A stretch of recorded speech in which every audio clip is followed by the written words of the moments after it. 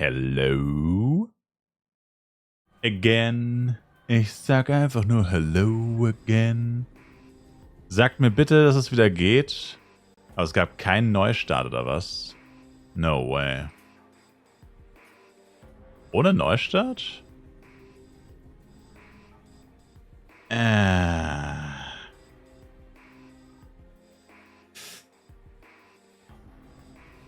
Okay, mein PC scheißt ab oder was? What the fuck?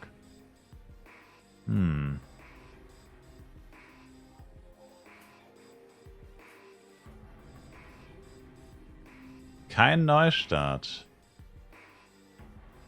Und ein Statement? Aber es geht wieder, oder was, Leute? Wie ist die Lage?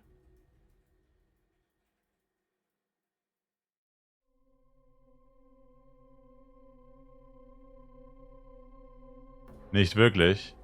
Geht nicht. Oh. Echt nicht? Scheiße. Ich war mir so sicher, dass es geht. Also, ich hab's drauf. Ja, das ist natürlich blöd. Oh, ich wollte gerade sagen, aber mein Ping ist doch so gut. Well, never mind. Hat sich erledigt. Wow, ernsthaft? Ich war fast eine Stunde weg. Naja, gut. 45 Minuten. Ping gut, Performance bad. Okay, das ist wieder der Fake-Ping. I see. Der Ping, der keine wirkliche Aussagekraft hat. Ab 81 und leckt wie Sau. Ich wollte gerade sagen, weil mein Ping war jetzt gerade voll lange bei 200. Aber verstehe, okay. Also ist die Vermutung gar nicht so falsch gewesen. Mit hier, Dingens, der Typ, der die Server neu startet, pennt gerade. Der Typ, der die Server neu starten muss, pennt gerade. War die Vermutung ja gar nicht mal so falsch, ja? Oh, man. Also, ich meine, dass nicht mal das Neustarten geht. Also, ich war mir so sicher, dass sie jetzt einfach neu gestartet hätten. Ich habe Party verloren. Okay, ist wie es ist. Aber nee.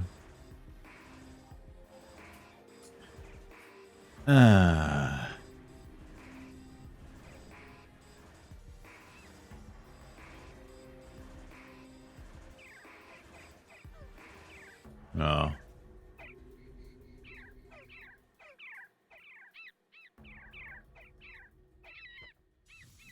Was soll ich sagen?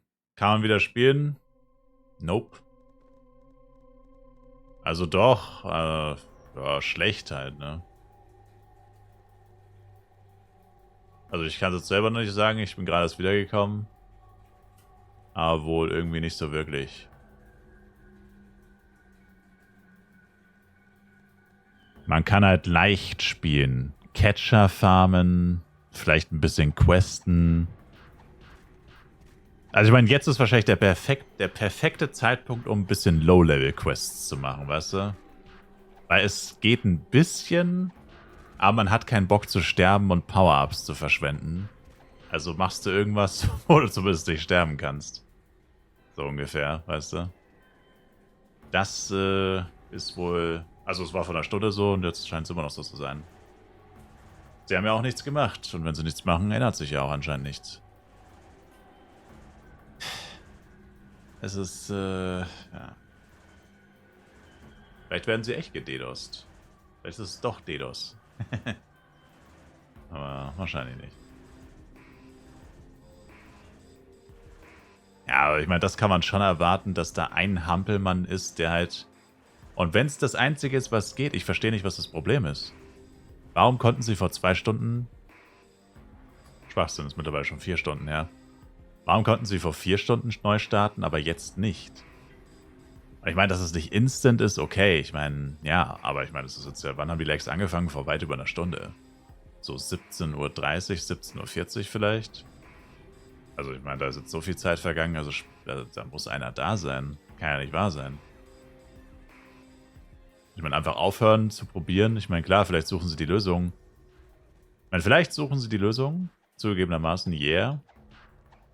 Aber letztendlich startet er trotzdem erstmal neu. Ihr müsst ja irgendwie Logs haben, wo alles drinsteht, was passiert ist. Man braucht ja trotzdem jetzt einfach eine Lösung, ne? Man braucht ja trotzdem jetzt, keine Ahnung.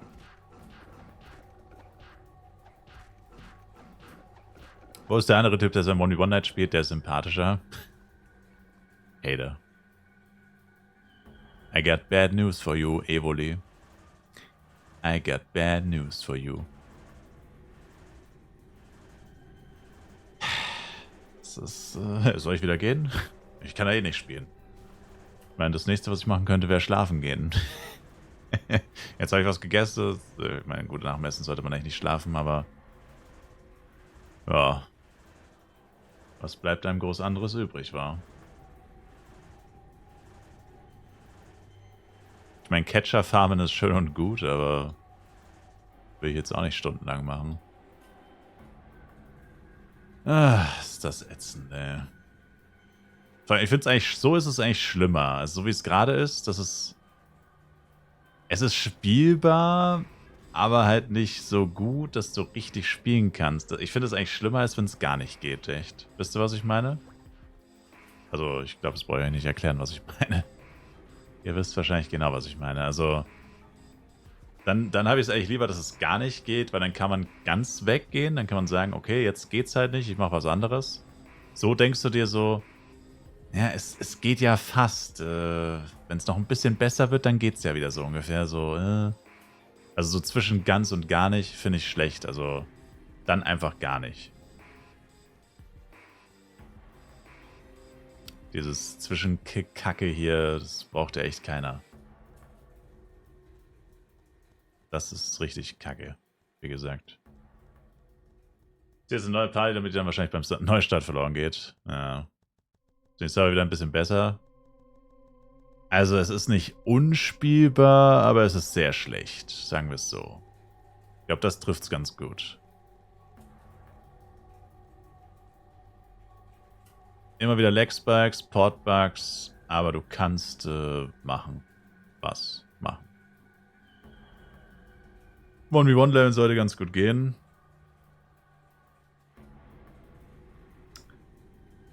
Meinst du, ich soll es probieren? Ja, aber ich meine... Ja. Wenn ich sterbe, bist du schuld, Bro. Bro. Ich meine, zugegebenermaßen, ich meine, ich kann ein paar Luyas töten. Ja, wobei die sind zu niedrig mittlerweile. Ja, ich vergesse die ganze Zeit, dass ich schon 96 bin irgendwie. Gefühlt bin ich immer noch so 95, 92. Sind eigentlich irgendwo alle Inventory-Quests zu finden? Nicht mehr 100% aktuell, müsste ich mal aktualisieren. Aber Ausrufezeichen Quests. Ich habe mal ein Video gehabt, wo ich die alle Start- und End-NPCs zeige, schnell, im Schnelldurchlauf. Und es gab mal so eine Liste, aber die wurde leider gelöscht tatsächlich. Also nicht von mir, die war von irgendeinem, keine Ahnung von wem, aber der hat die gelöscht.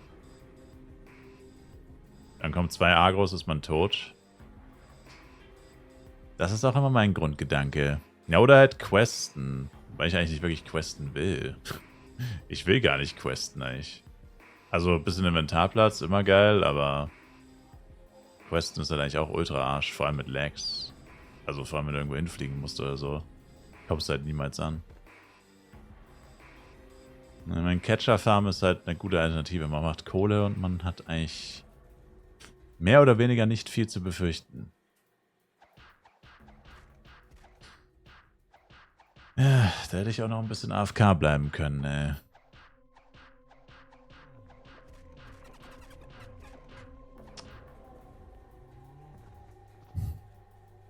Mann, wir wollen bei Klarfans geht eigentlich.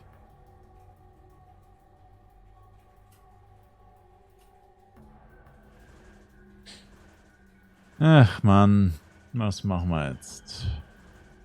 Ist das bescheuert? Du bist fleißig am Catcher farmen. Ja, ist ja gut. Wichtig und richtig.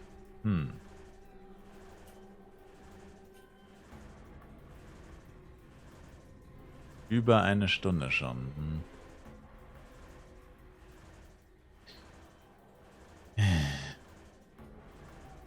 Jetzt ärgere ich mich total, dass ich die Burudenk-Dailies heute Nacht gemacht habe, wo es nicht geleckt hat. Das wäre jetzt auch gut. Die dauern eine Stunde ungefähr. Ist auch jetzt gerade spielbar zum Leveln? AOE kannst du vergessen. Denke ich. Also ein bisschen Face-Tanken vielleicht, aber ganz, ganz wenig. Face-Tank mit 5 Mobs, wenn du eigentlich 20 pulst, könnte gehen.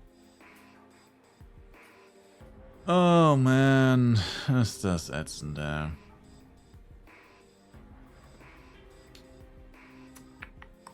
Also gar kein Statement gab's, ne? Gar nichts.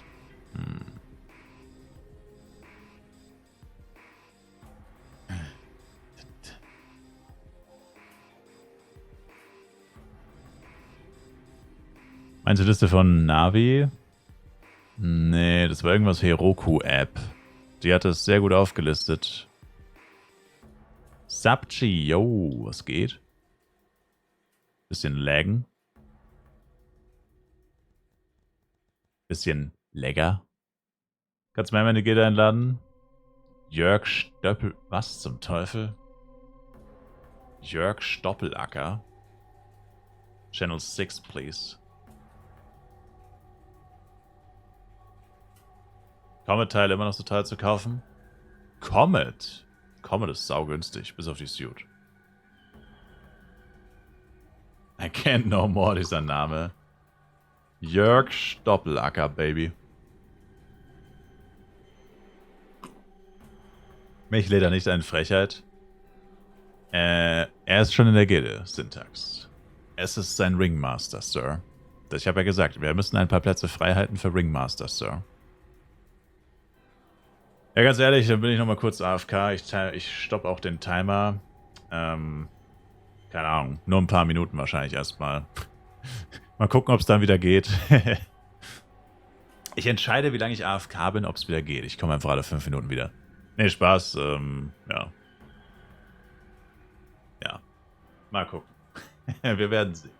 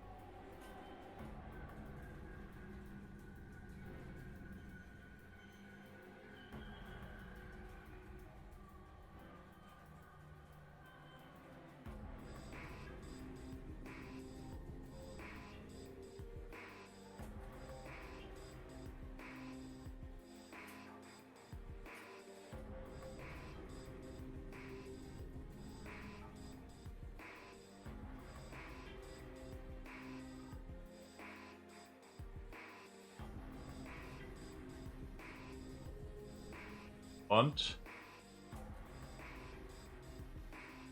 Ist er schon wieder essen? Er hat nie aufgehört. Dreckiger Hater. Der Ping sieht gut aus. Hat sich was geändert? Chat? Da macht jemand einen Giant. Wurde jetzt gerade besser. Ich wollte gerade sagen, Junge, die machen da gerade einen Giant. Die Amis können wohl zocken. Also mein Ping sieht geil aus, tatsächlich. Mein Ping? Oh, jetzt wieder Timer starten. Mein Ping? Sieht gut aus.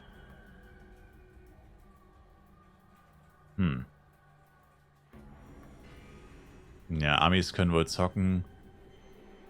Ja, also ich habe nach wie vor das größte Problem für mich ist definitiv die Tatsache, dass es nicht alle gleich betrifft. Okay, Ping ist direkt wieder gestiegen.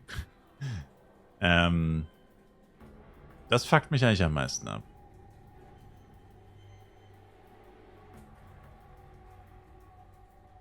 Dass es halt einfach Leute gibt, die es nicht juckt, quasi. Ich will lieber heute Nacht weiter und viele pennen. Ja, das ist halt auch mein Gedankengang gerade. Also eigentlich wäre es jetzt echt perfekt. Ich bin auch ziemlich müde eigentlich. Also ich habe gerade auch irgendwie nicht so viel Motivation, ehrlich gesagt. Ja, GG. Ja.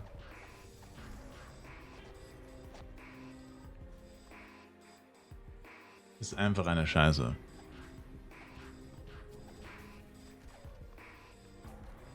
Checkst du ja nicht, jetzt sind es ja schon 1,5 Stunden oder so. Also, wo bleibt der Neustart? Ich meine, ganz ehrlich, im schlimmsten Fall, dann starten wir alle 2 Stunden neu. Aber ja, wenn sich... Ja. HNR geht gerade. Echt?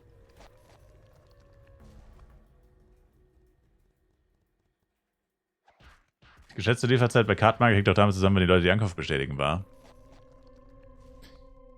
Ich glaube schon, ja.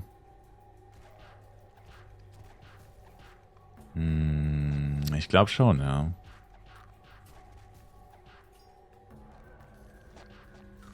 Voll kacke. Ist es. Mir ist es aber persönlich egal. Also mein Bruder hat da früher mal Leute angeschrieben.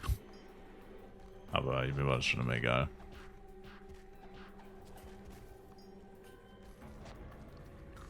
Es bezieht sich ja zumindest immer noch aus den letzten 100 Bestellungen. Also, irgendwann kriegst du es auch wieder los. Hab versucht zu schlafen, konnte aber nicht. Oh, schlecht. Der Hate liegt also in der Familie. Schätze. Schätze. Na gut, jetzt fängt sich an jetzt fängt sich anscheinend wirklich wieder. Die letzten 10 Mobs waren alle gut.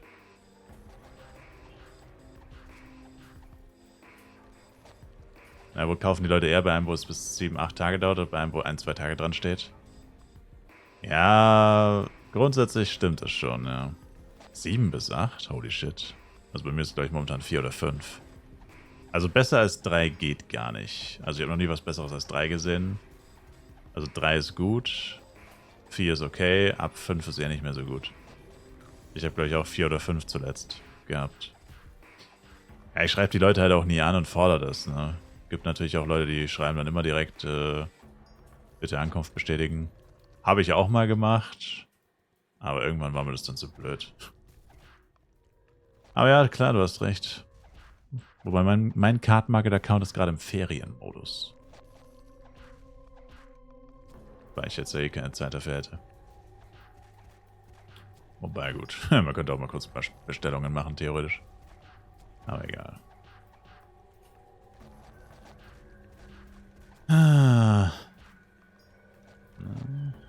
Der Mann mit Urlaub hat keine Zeit. Sir, Vielleicht haben Sie es nicht mitbekommen. Ich arbeite gerade. Sir. Ocean 4 gedroppt ist. I'm working, Sir.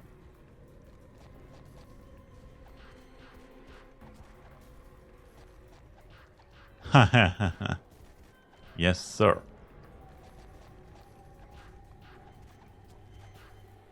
I'm working, Bub.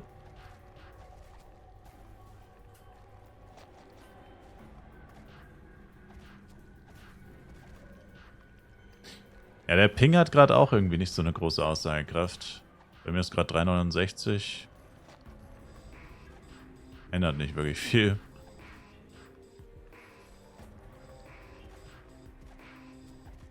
Also, I guess, irgendwann fängt sich der Server von alleine wieder. Vermutlich fängt sich der Server irgendwann von alleine wieder. Wenn man lange genug wartet. Aber, ich meine, das kann man alles nicht als Lösung bezeichnen. Zugegebenermaßen andauernd neu starten kann man auch nicht als Lösung bezeichnen. Hat aber auch nie jemand behauptet. Aber es ist halt besser wie nix. Neustart bisher hat ja immer dafür gesorgt, dass es danach eigentlich instant wieder ging. Vielleicht nicht für immer, manchmal vielleicht nur für ein paar Stunden, ja, aber wie schon gesagt, also mir ist ein Neustart alle paar Stunden doch lieber, als 1-2 Stunden so rumzudümpeln, ne? Und ich denke mal, da bin ich nicht der Einzige. Wenn es wirklich nicht anders geht, bis sie die Lösung gefunden haben, die endgültige, was hoffentlich irgendwann mal passiert, da muss ja dann einfach einer da muss einer am Server Neustart-Knopf halt übernachten von denen und Handy auf laut ans Ohr legen und immer wenn einer anruft, dann halt Neustart. Ist halt so. Aber, ja. Man könnte vielleicht auch sagen, es ist einfach keine besonders kluge Idee, einen Server an einem Donnerstag zu starten. Wäre vielleicht auch noch so ein Grundgedanke, dass man vielleicht mal den scheiß Patch-Tag auf Montag oder Dienstag macht und nicht auf Donnerstag. Das immer Donnerstag, vor allem, das hat auch schon mal jemand gesagt, ne?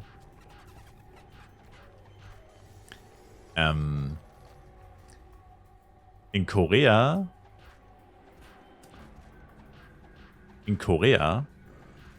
wenn der Server startet, also FEC, ist immer nachmittags oder abends. Also auch vom Prinzip her eine total dumme Zeit eigentlich, weil die da ja gar nicht arbeiten, eigentlich. Also normalerweise. Also gut, wissen wir, also kein Mensch kennt jetzt die genauen Arbeitszeiten von den Mitarbeitern von Gala oder von den Entwicklern. Aber es ist wohl stark zu vermuten, dass wenn die in Korea sind, in Korea wohnen, leben und arbeiten, dass sie höchstwahrscheinlich nachts schlafen und tagsüber arbeiten, so wie das halt einfach so ist. Ne? Ihr Job erfordert es ja nicht, dass sie 24/7 da sind und höchstwahrscheinlich relativ, also I guess, die haben Gleitzeit und so ein Scheiß wahrscheinlich. Aber vermutlich werden sie tagsüber wach sein, abends schlafen. Boom. Das heißt, sie starten den Server quasi vorm Feierabend, sozusagen. Und an einem Donnerstagabend. Dann ist Freitag, dann ist Wochenende. Also lauter so Sachen, das ergibt alles keinen Sinn, wenn du so drüber nachdenkst. So, eigentlich wäre es das Klügste, das an einem Montag zu machen, dass du dann die volle Arbeitswoche nutzen kannst, falls was schief geht, daran 24/7 zu arbeiten. Also die normale Arbeitszeit plus vielleicht ein paar Überstunden ranzuhängen. Weil natürlich wirkt es recht unglaubwürdig, selbst wenn sie jetzt sagen, sie arbeiten dran, sagt ja keiner, dass sie es nicht tun. Aber wie wahrscheinlich ist es, dass sie jetzt am Wochenende alle Entwickler reinholen und sagen, das muss jetzt laufen. Ihr geht erst nach Hause, wenn es läuft, so. Ich meine, wie wahrscheinlich ist das? Ich sage ja nicht, dass keiner was macht oder whatever, aber wie wahrscheinlich ist das, dass die jetzt da alle hocken und vor dem Server sitzen und sich überlegen, wie machen wir das jetzt so ungefähr? Also, es wirkt doch recht unglaubwürdig. Keine Ahnung. Also. Aber dass wir allein darüber immer noch reden, es ist Sonntag und wir reden immer noch über das Gleiche wie. Wann war das? Donnerstag um 14 Uhr. Es ist literally 72 Stunden später und wir reden über das Gleiche. Ich habe so die Schnauze voll von diesem Thema eigentlich.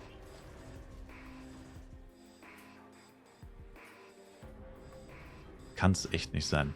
3 Tage später redet man über genau die gleiche Scheiße wie am Serverstart. Also über die genau gleichen Probleme wie bei einem Serverstart.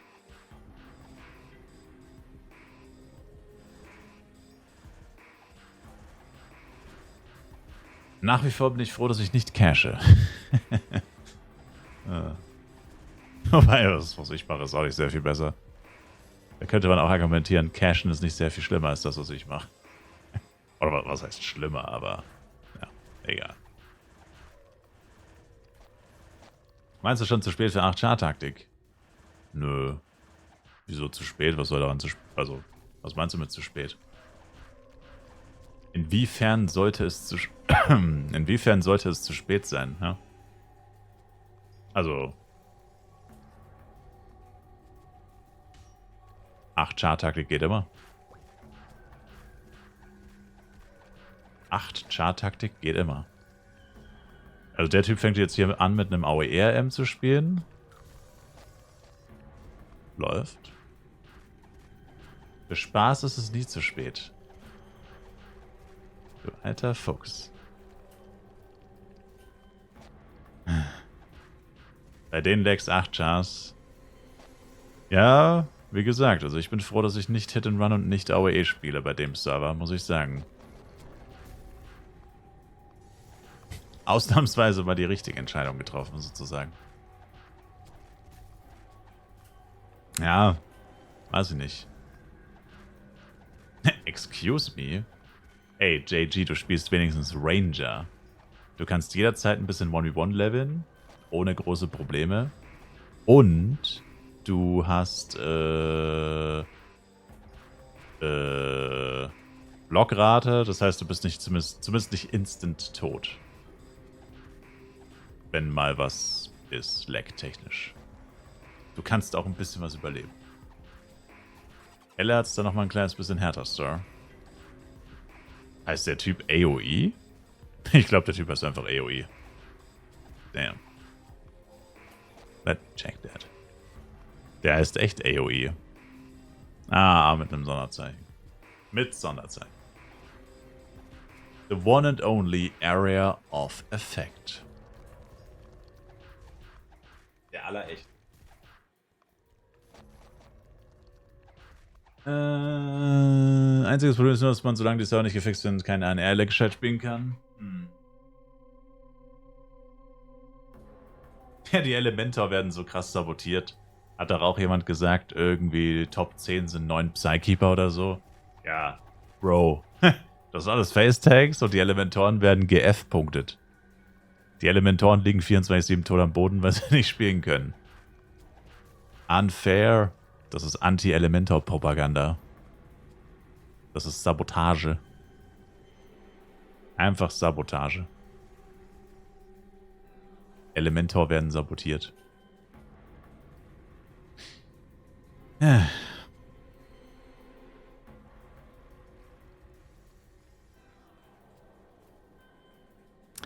Deswegen ja will mein Ranger nicht mehr spielen, beziehungsweise nicht spielbar bei den Lags.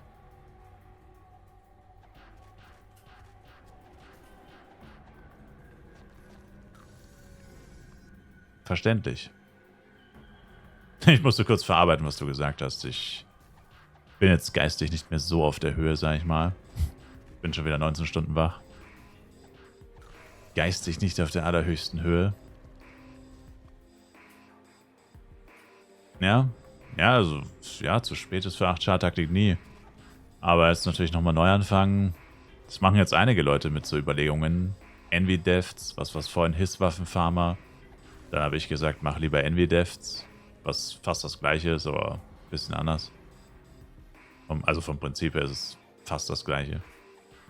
Und so, ja, die Überlegung haben momentan viele Leute, aber so schnell schon neue Charakter hochziehen, muss man auch Bock drauf haben. Hätte ich jetzt nicht, ehrlich gesagt. Aber wenn dich das nicht stört, wenn dich das nicht stört, der einzige Vorteil ist halt, du hast halt schon High-Level-Charakter, du hast ein bisschen Equipment, hast ein bisschen Geld. Also was heißt ein High-Level-Charakter? Du hast ein High-Level-RM. Das ist der springende Punkt. Ein High-Level-Charakter bringt ja eigentlich gar nichts, wenn du 9 Schaden fängst, aber ein High-Level-RM bringt. Der bringt sehr wohl was. Ein High-Level-Rim, der bringt gut was. Ah, meine Güte. Dieses Spiel, ne? Dieses Spiel bringt mich irgendwann noch ins Grab. Ein Highlander. I am the High Ringmaster. Uff.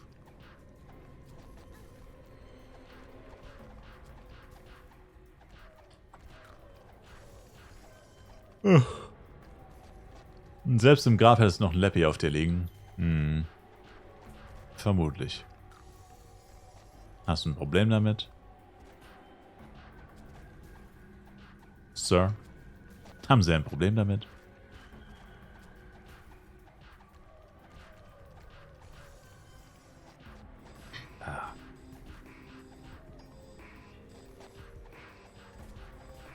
Ja, moin. Er gönnt sich Interly plus 20. Das mit dem AM ist halt so gut, dass ich das, glaube ich, mit meinem Ranger ist, mein Ranger ist auch erst 60, also noch nicht so viel Zeit reingesteckt. Ah. Komm wieder runter, ein bisschen Schlaf tut dir, glaube ich, gut. Dir auch, alter Mann.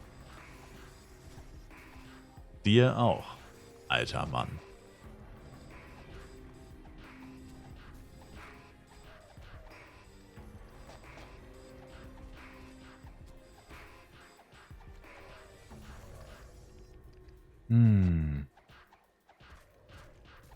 Ich bin einfach Couple Level 2, ohne eine einzige Quest zu machen.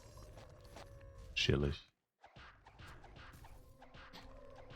Er hat nicht jemand gesagt, Cheer schaltet man frei ab Couple Level 2? Welches Level war Cheer nochmal? Wie viel habe ich gezockt seit Freitag? Wieso Freitag? Der Server ist doch Donnerstag an den Start gegangen.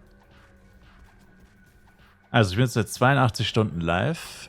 Habe gespielt minus 2, minus 14. Naja, minus 15. Also ich habe 14 Stunden geschlafen. Eine Stunde, sag ich mal, duschen. Also nach dem Schlafen noch so ein bisschen Pflege. 2 Stunden war ja der Start verzögert. Also I guess muss ich 17 Stunden abziehen. Also 65 Stunden circa. Wobei meine Online-Zeit tatsächlich was komplett anderes sagt. Meine Online-Zeit sagt was komplett anderes, lustigerweise. Die liegt bei 56 nur. Wobei dann auch noch über 4 Stunden Tower-Dailies von Boroding dazukommt. Ja. Aber meine Online-Zeit ist tatsächlich ziemlich niedrig. Also, ja. Also, was heißt 6? Also 56 ist natürlich nicht niedrig, aber ja. Wesentlich besser als meine Milchmädchenrechnung gerade es darstellen lässt. Also meine Milchmädchenrechnung, ja. Na gut, ich meine, jeden Tag noch einmal eine Stunde Borodeng. Wäre nochmal eine Stunde mehr Grind auf FEC. Weil ich die Dailies meistens gemacht habe, wenn es geleckt hat. Also wenn ich eh nicht viel erreicht hätte. Das einzige Mal, wo ich sie heute habe ich sie leider komplett gemacht, wo es einwandfrei funktioniert hätte. Ja, aber gut. Was soll's. Kann man ja nicht immer wissen. Naja, doch, jetzt weiß man es eigentlich schon. Jetzt weiß man es eigentlich schon. Höchstwahrscheinlich leckt es immer nachmittags. Das heißt, Tower Dailies möglichst erst nachmittags. Oder nicht vor nachmittags. Du hast deine M, Mr. Schmachti. Warum? Was hat er denn getan?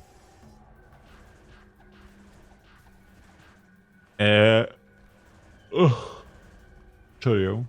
Platz für 2 Voxdot? Leider nicht, Sir. Gerade leider nicht, Sir.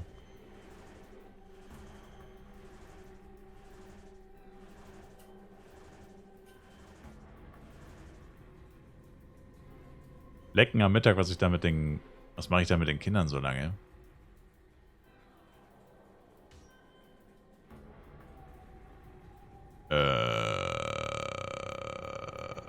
Warte, was?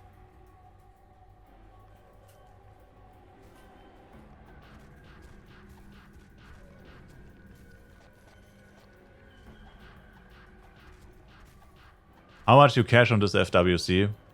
0. I'm free to play.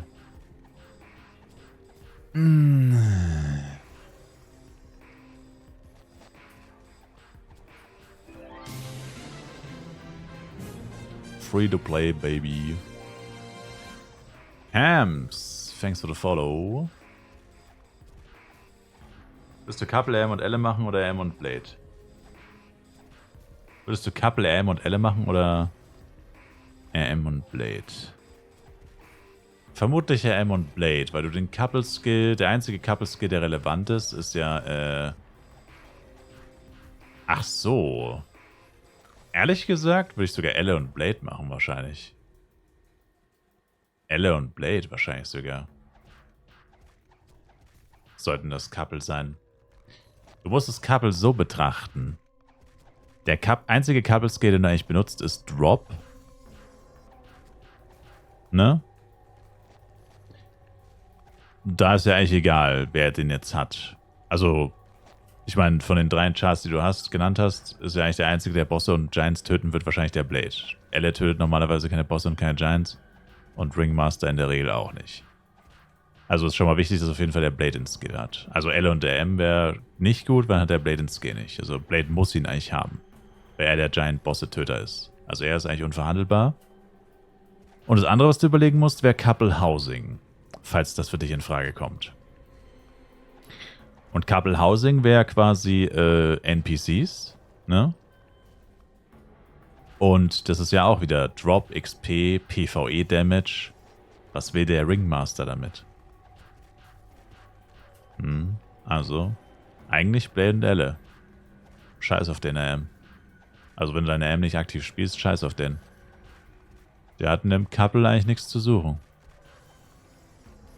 Das ist vielleicht wegen Teleport. True? Der Teleport, ja. True, true. Ja. Für einen Teleport wäre es. Das wäre das einzige Argument für eine AM, das stimmt. Da hast du recht. Du musst halt selber wissen, was überwiegt für dich. Wobei man sagen muss, der Teleport, ich habe es vorhin schon mal gesagt, der ist also ich finde, der Teleport wird maßlos überschätzt. Aus meiner persönlichen Ansicht. Ich habe es jetzt heute 2-mal benutzt. Ich bin Couple seit 6, 7 Stunden. Und du siehst, Teleport ist ausgegraut. Ich kann erst irgendwann morgen wieder teleportieren. Das hat einen Ein-Tages-Cooldown, basically. 24 Stunden. Das ist voll Arsch. Das ist richtig Arsch. Also, das ist nicht so, dass du dich jetzt die ganze Zeit in der Gegend rum teleportieren kannst, wie du lustiger bist, ne? Geht nicht. Also, es ist extrem limitiert, dieses Teleportieren, ne? Also, ich weiß nicht, warum die Leute das so schön reden mit dem Teleport. Ich meine, ja, die Funktion an sich ist geil, aber warum kann man das nur 2-mal am Tag? Was ist das für eine Scheiße? Es ist halt 2-mal geil, dann kannst du es nicht mehr machen und dann hast du es halt genauso nutzlos wieder vor. Also ich wünschte, es wäre so geil, aber keine Ahnung, warum das so gelobt wird. Ich finde, diese Limitierung macht es halt dann wieder kaputt. For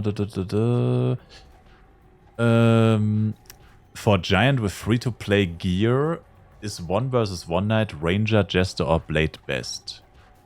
I would probably say Jester or Ranger, between those two. Jester has the skill Counter Attack, which makes him invulnerable, so he can't get. He doesn't get. He basically blocks the damage from a strong incoming attack, and yeah, so you can like dodge, block, whatever.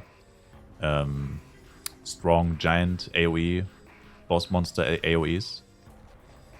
And Ranger in general, high block rate, high evasion rate. So also pretty good, basically, in the basics. 1 versus 1 Knight really doesn't have anything special for Giants, I would say. And Blade, I mean, has very good damage, of course. Also very good building.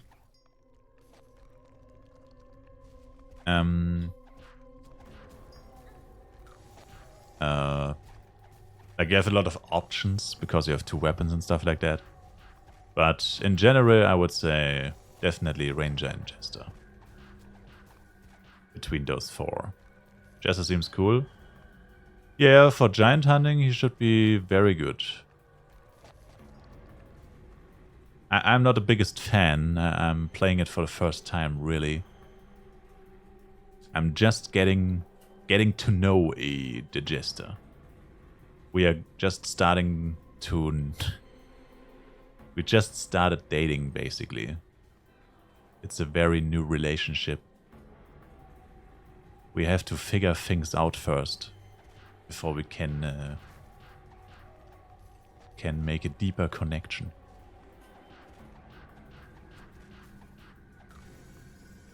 Ooh la la.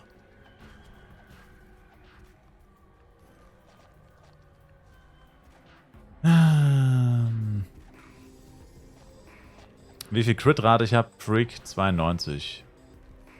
92.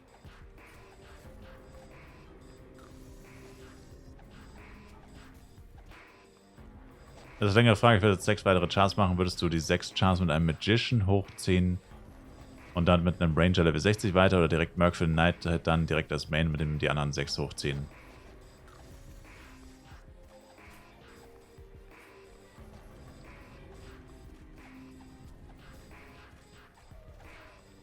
Boah, da fragst du mich was. Alter Schwede. Vor allem in meinem Zustand, Sir. Wie gesagt, bin gerade geistig nicht mehr auf der Höhe. Sowas Komplexes.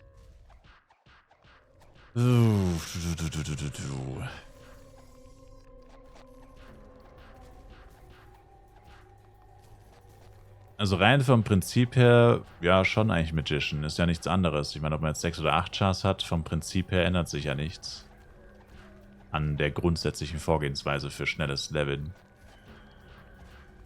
Eher im Gegenteil, der Mage Hot... Achso, ja gut. Grundsätzlich ändert sich nichts. Das Problem sind eher die Server-Lags. Ich weiß nicht, wie gut Hot Air Magician hier spielbar ist. Eher nicht so gut wahrscheinlich. Das wäre tatsächlich was dagegen sprechen würde. Hast du selber noch 4 Stunden Schlaf, Intus? Damn. Wir sind einfach alle lost. Also wie wenn Betrunkene miteinander... So wie wenn 2 Sturzbetrunkene miteinander reden. Beide verstehen eigentlich nur Bahnhof. Und trotzdem probiert man eine Unterhaltung zu führen. Keiner weiß eigentlich, worum es geht. Ja, nee, also ich würde eigentlich sagen, normalerweise halt Magician, ja. Ich meine, die Lags fucken halt ab, aber gut, ein Magician kann man ja auch ohne... Also kannst du ja auch auf Non-HR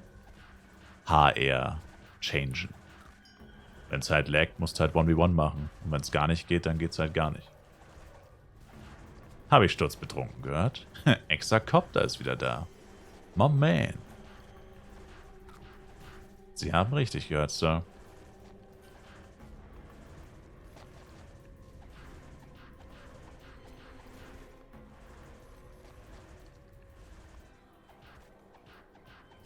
You heard that right.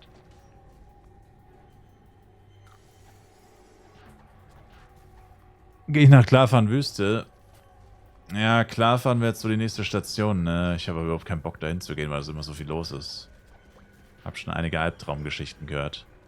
Was auch immer abfuckt, ist die Hitbox von denen. Diese scheiß kleinen Mistviecher.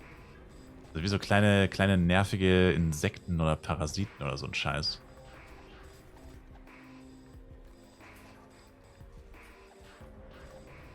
Hast du das, die anzuklicken? Jeder hasst das eigentlich. Vor allem die Small Klarfahren, die sind richtig schlimm. Und Small Klarfahren wäre jetzt wahrscheinlich meine erste Station, weil die normalen Klarfahren sind immer übelst belegt und die Captains sind dann wieder ein bisschen zu hoch. Habe ich für die 30 Day Fupa Scroll gecached, Freak? Nein. Ich habe meine Eintages-Scroll gekauft, die läuft gerade, und habe noch eine Eintages auf Vorrat für morgen. weil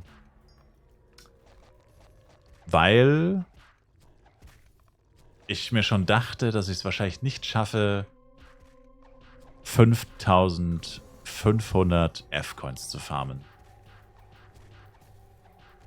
Und surprised, ich habe es nicht geschafft.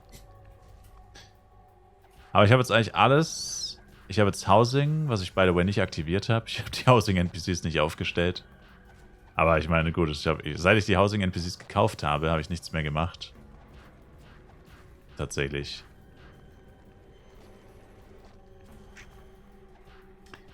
Ich habe die gekauft, dann habe ich Kaigas gespielt, dann hat es gelaggt, dann habe ich gegessen, dann war ich nochmal kurz weg, dann habe ich gegessen, es hat immer noch gelaggt, ein paar Catcher gefarmt, nochmal kurz AFK, es hat eigentlich immer noch gelaggt, jetzt geht's langsam wieder, ja, genau.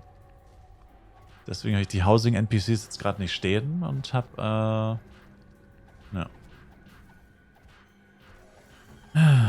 Ist aber auch blöd, dass man das nicht remote machen kann. Also das ist auch etwas beim Haus, was mich so nervt. Das ist nur in Flares. Das ist schon mal heftige Beschränkung.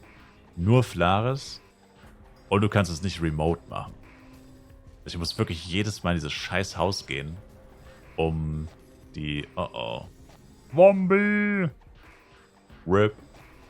Sir! Shit.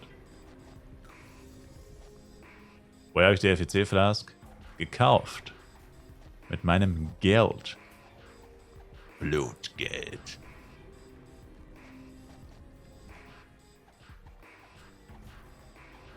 Stats beim Eurochester. Also ich habe 50 Dex, Rest STR. Ist eine ziemlich solide Combo fürs bis ins Endgame, finde ich. Also im Endgame braucht man es dann irgendwann nicht mehr. Aber bis dahin ist es ziemlich gut. Finde ich. Mit Penya von einem anderen Spieler. Yes.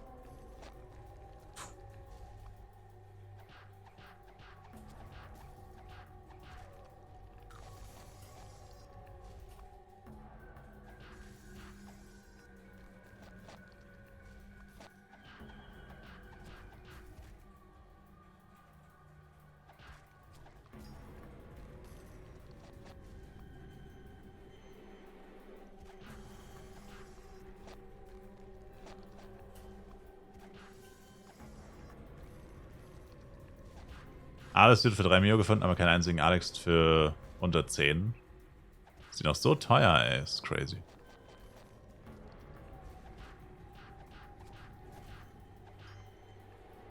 Was für eine Unterstellung, Freaky. Was wollen Sie von mir, Sir?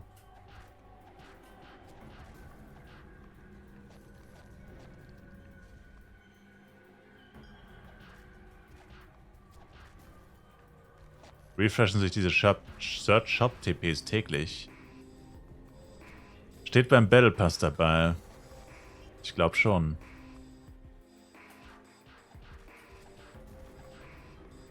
Ja, daily.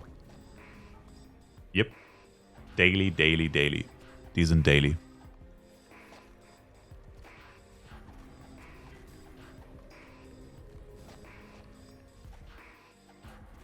Wenn in einem Zimmer 5 Leute sind und davon verlassen 7 das Zimmer, dann müssen 2 wieder reingehen, damit keiner drin ist.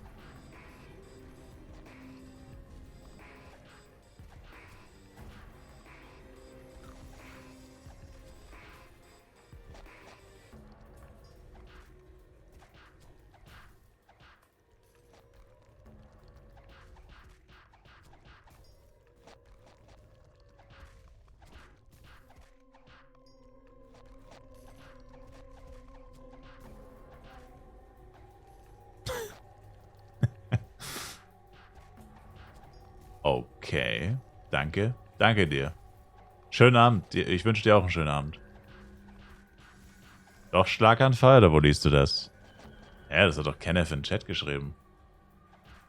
Kenneth SLM2 hat das vor ein paar Minuten in den Chat geschrieben. Was ist der Code für heute, bevor ich es noch vergesse? Der Code, der heute abläuft, sollte der sein. Der läuft wohl heute ab, heute Nacht. Das war dieser Entschädigungscode. von dem es hoffentlich bald mehr gibt. Wir brauchen mehr Entschädigungen.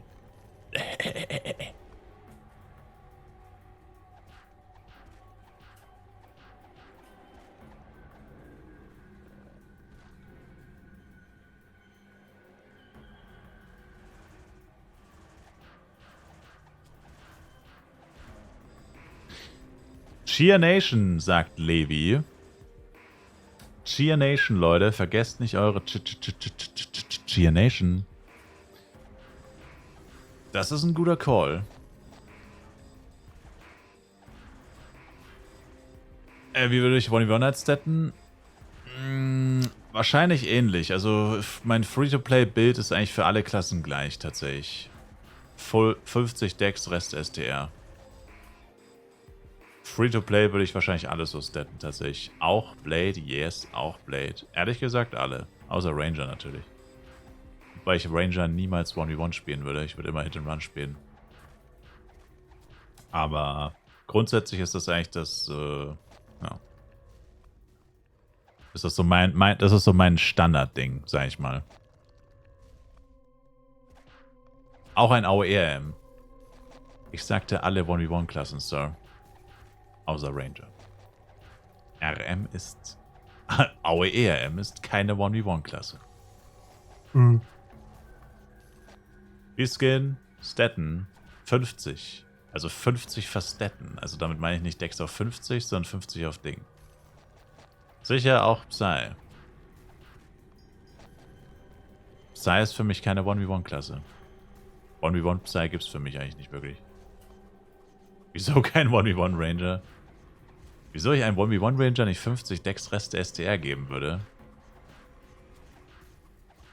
Ich lasse die Frage jetzt einfach mal so im Raum gestellt. Ich denke, die beantwortet sich von selbst. Lassen wir die Frage einfach mal ein bisschen durch den Raum ziehen. Bisschen Brainstorming.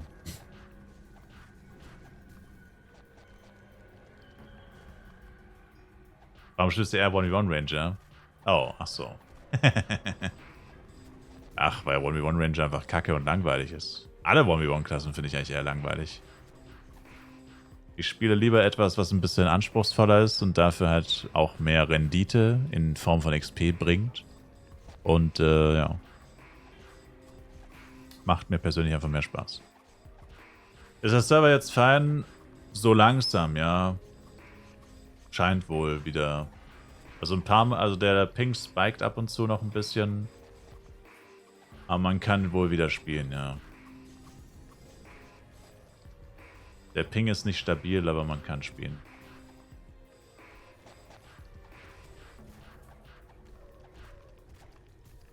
Ja, es ist halt auch nur noch 6 Stunden XP-Event. Das ist noch so ein Ding, ne? 50 Dex Rest SDR für mein FS. Wenn der 1v1 ist? Ist der FS denn 1v1?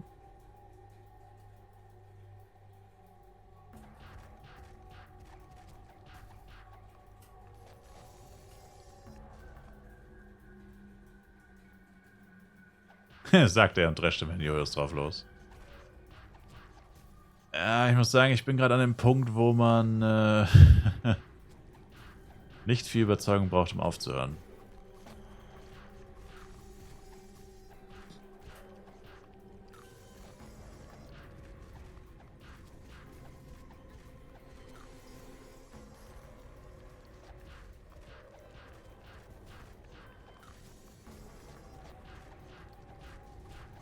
Aber eigentlich ist es dämlich, weil es ist echt noch XP, wenn 6 Stunden. Und zu der Frage, ob das verlängert wird, das XP-Event. Also ich sag mal so, sowas machen die eigentlich nicht. Aber ich meine, die müssten ja mitbekommen haben, dass die Spieler ziemlich angefressen sind. Hallo, wir sind die Spieler, wir sind ziemlich angefressen.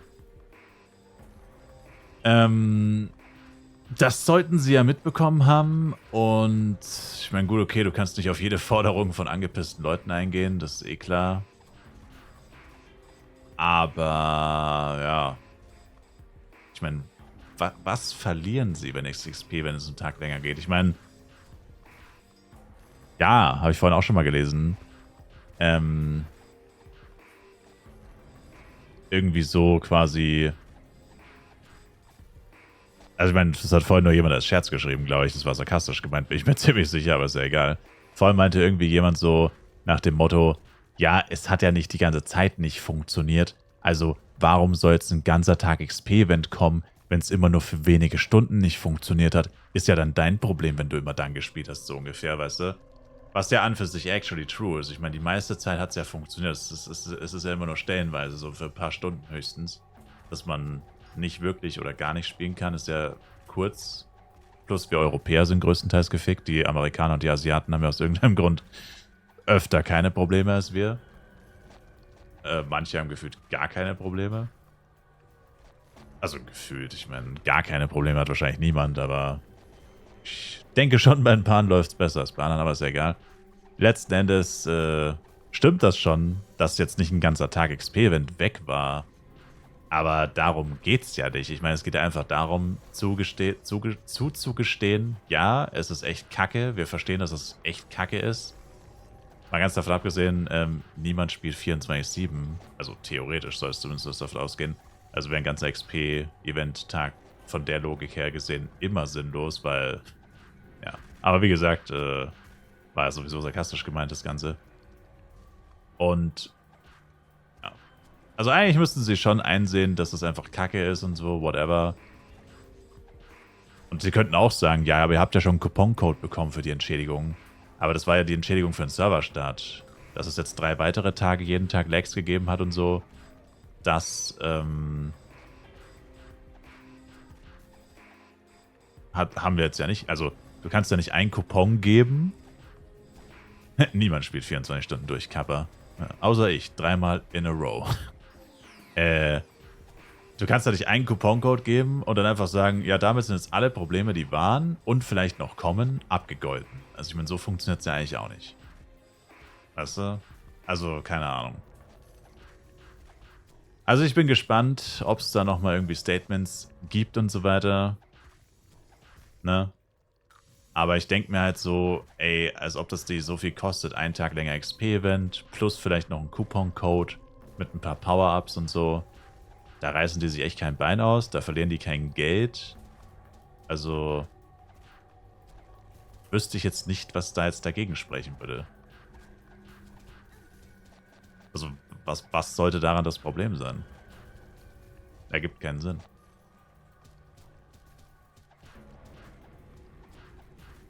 Kannst sowieso froh sein, dass wir alle noch hier sind letztendlich, ne? Also haben ja schon einige Leute gedroht mit hier Chargeback und Aufhören und so weiter. Oh, das ist ja jetzt ja wirklich jeden Tag passiert. Also kann man schon wirklich sagen, sie können eh froh sein, dass die Leute so Bock haben auf diesen Server und auf dieses Game. Weil viele würden sich das nicht reinziehen, 3 Tage am Stück. Also technisch gesehen ist schon der 4. Tag.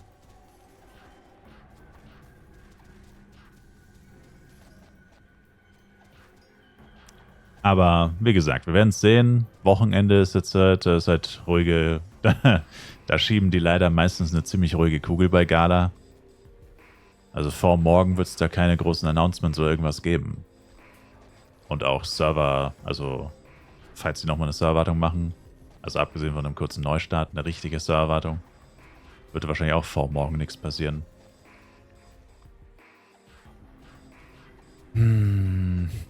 So ist das halt.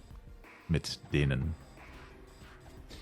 Gio selbst für 10 Mio gekauft, eben ausgetauscht gegen Hissen, jetzt das Hiss-Jojo für 15 verkauft. Cool. Läuft.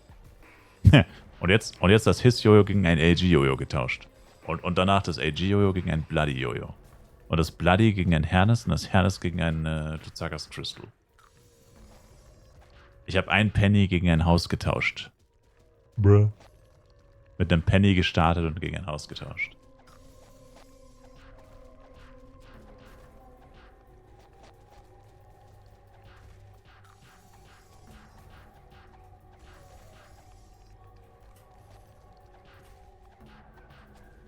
Lohnt sich höhere Mobs nicht.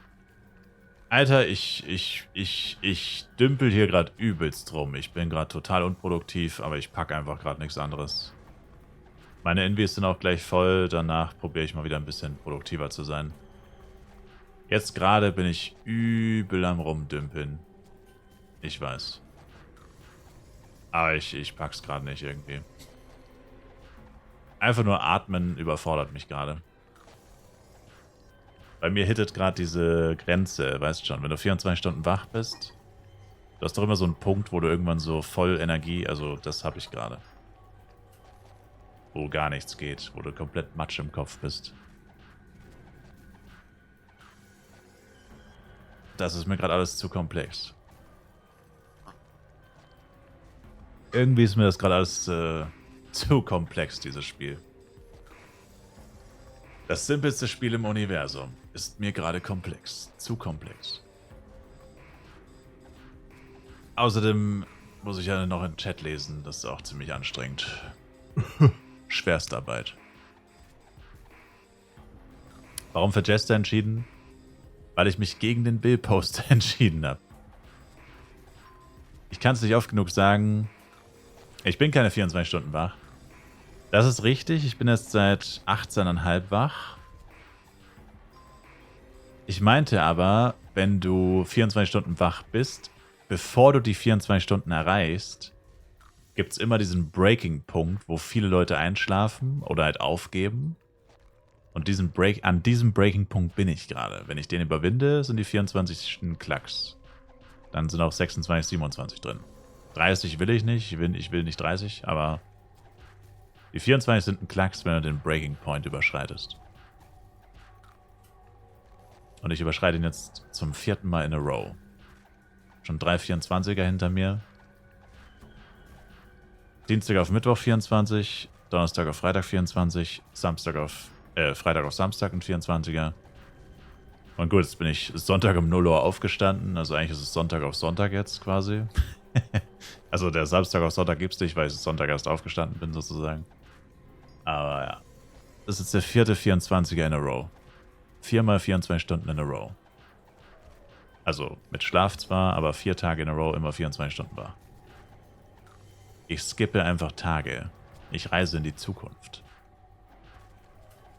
Oder skippe ich Nächte? Ich weiß gar nicht. Was skippe ich überhaupt? Keine Ahnung. Irgendwas skippe ich auf jeden Fall. Hauptsächlich Schlaf, glaube ich.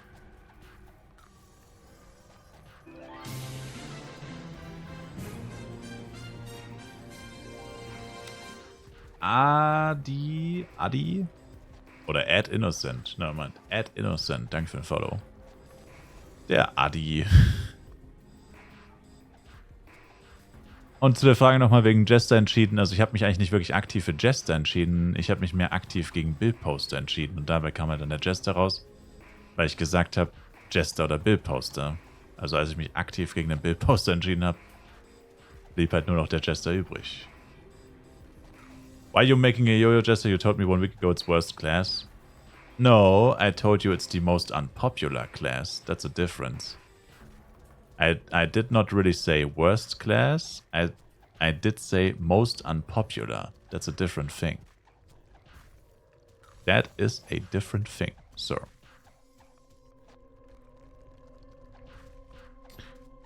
(8 und 10% CS-Set gezogen. Nice. GZ. Ist Mushroom Cap was wert? Nicht wirklich. Ich weiß, ich habe lange drauf gewartet, aber ich habe endlich eine Patient plus 7 gedroppt. Ey, Mob Boy. Wie lange spiele ich schon Hotomo? Naja, eigentlich hatte ich ja vorhin erst eine Pause. Aber in dieser Pause habe ich leider was gegessen. Ich glaube, das trägt gerade auch zu meiner Trägheit bei. Das ist das erste Mal, dass ich 2 Mahlzeiten in einem Tag zu mir genommen habe, seitdem ich angefangen habe. Ich glaube, das war ein strategischer Fehler tatsächlich. Ich habe vorhin Salat gegessen. Salat mit Putenbruststreifen. Das war wohl ein Fehler. Der zieht mich gerade richtig runter, dieser Salat. So viel zum Thema Vitamine sind wichtig für ein hohes Energielevel. Größte Scheiße, die ich jemals gehört habe. Gebt mir fertig Lasagne. Gebt mir fertig Lasagne und Energy Drink. Kappa. Diese verfluchten Vitamine, sie töten meinen Körper.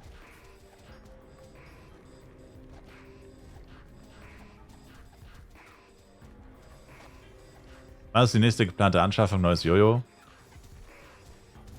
Eigentlich ein Speedset wollte ich noch. Wenn ich Speedset habe, habe ich eigentlich alle Essentials.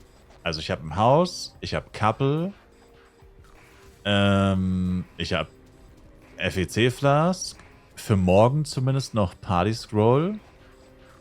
Theoretisch fehlt mir noch ein CS-Set, habe ich noch keins, also ein Speed-Set. Fehlt mir noch. Ich meine, mehr Couple Scrolls und mehr Party Scrolls und mehr FEC-Flask natürlich. Die sollte jetzt ja eigentlich immer laufen, möglichst. Ja, also 30 Tage FEC-Flask, 30 Tage Party Scrolls, sag ich mal, wären so größere, langfristige Ziele. Dass man das mal einmal vom Tisch hat, dann hat man mal 30 Tage seine Ruhe. Genau, und halt wie gesagt CS-Set. Also CS-Set wäre die nächste logische Anschaffung, weil es nicht so viel Geld kosten sollte. Also ich will natürlich gern 10%. Und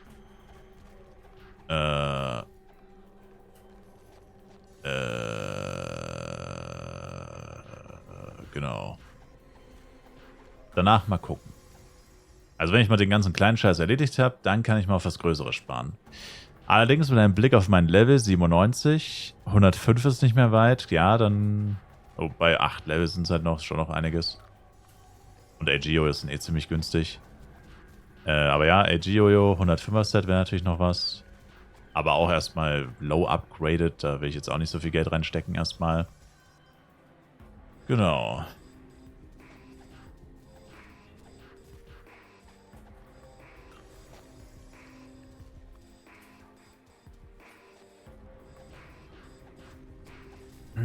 Was war deine Frage, Hams? Mal eben auf Rishian aufgestockt. Hoffe, ich bekomme es nicht mehr so auf die Schnauze.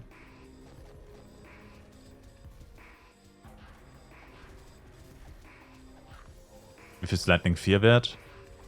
Also 6 bis 7 Mio, glaube ich, ist mein letzter Stand. Die ist ziemlich trash. Lightning 4 ist ziemlich trash. Die ist ziemlich underrated. Preislich. Immer noch. Wenn du den ganzen Tag durchgezockt hast und morgens die Vögel hörst. Ja, und diese scheiß Vögel, Alter. Wir haben so einen riesigen Tannenbaum neben unserem Haus stehen, ne? Ich schwöre dir, da sind 600 Vögel drin, ey. Ich hasse dieses Scheißding so sehr. Am besten soll es abgeholzt werden. Und verbrannt.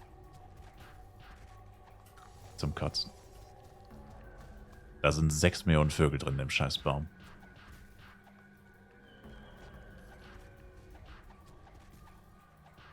Beruhigen Sie sich, Sir. Sorry. Das ist die Müdigkeit, die aus mir spricht. Ich stelle mir gerade vor, wie ich im Bett liege und nicht einschlafen kann, weil dieses scheiß Vogelzwitschern so laut ist. Und ich werde wahnsinnig vor Wut. Kappe. Noch 30 Minuten. Sieht so aus, ja. Also einmal noch 10 Minuten wurde hinzugefügt. Muss ich noch erden gleich, aber ja.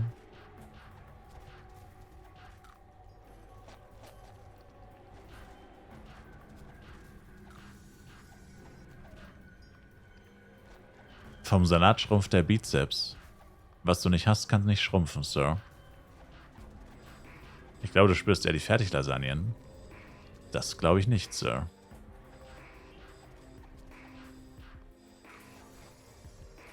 Das glaube ich nicht. Wenn du Spenden annimmst, gebe ich dir gerne 4% Set. Nehme ich nicht, Sir, aber danke. Also ich denke, ich würde mir ein 8% vielleicht sogar holen. Was kostet 8%, Chat? Also mal gucken, was es kostet. Mal gucken, was es kostet. Was ist denn so 8%? Also 10% habe ich gehört, 5.000 bis 10.000. Was auch eine crazy Range ist. 5.000 bis 10.000 ist eine wilde Range, weil das halt einfach literally der doppelte, also ja, ergibt irgendwie keinen Sinn. 5.000 bis 10.000, das ist eine viel zu große Spanne. Das kann ja gar nicht eine Preisspanne sein von irgendwas. Also entweder ist es 5.000 oder 10.000, das kann nicht 5 bis 10 sein.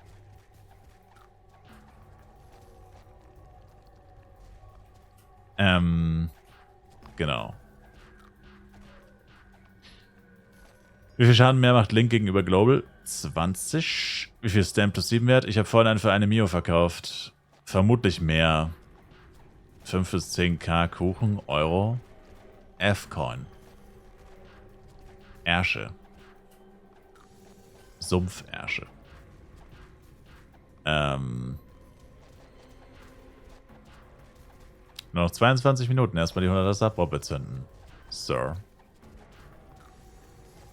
Also weiß keiner, was ein 8% Speedset-Wert ist, oder was? Gibt's ja nicht. Hallo? Hello? Wo sind meine Suchtis? Wo sind denn hier die Preishaie? Wo sind denn hier die Price Sharks? Wo sind die Blauwale? Any Blauwale in the Chat? Also Stamp plus 7 Mike Storino habe ich vorhin für eine Mio verkauft. Das war vielleicht ein bisschen zu wenig, aber ich hatte ihn auch schon mal für 5 drin, da wurde er nicht gekauft. Also ich kann dir auf jeden Fall sagen, er ist weniger als 5 und vielleicht mehr als 1 wert. Also irgendwas zwischen 1,5 und 4,5 vielleicht. Ich weiß auf jeden Fall, Stamps sind nicht sehr beliebt, weil die meisten wollen keine Stamps. Magier wollen alle Int, Damage-Dealer, STR oder Dex. Stam ist irgendwie so, den will irgendwie keiner haben, leider. Was ist das denn für eine Spanne? 1 bis 5 Mio. Sir? Hast recht. Das ist Schwachsinn.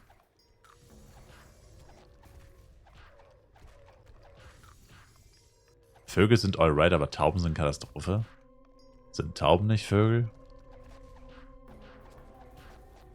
Vögel denken bestimmt dasselbe. Nee, weil ich die Schnauze halte, Sir. Der Unterschied ist, wenn Vögel schlafen, stehe ich nicht vor ihrem Fenster und mach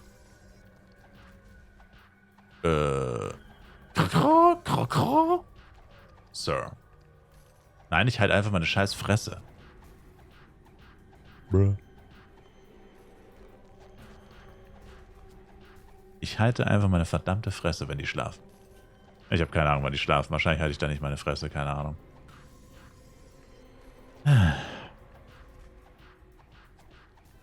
Oh, ich beschäftige mich nicht mit minderwertigen Sets. Wow. Hört ihn euch an. Einfach Bill Gates ist zurück im Chat. Ich weiß es, traue mich aber nicht, es zu sagen.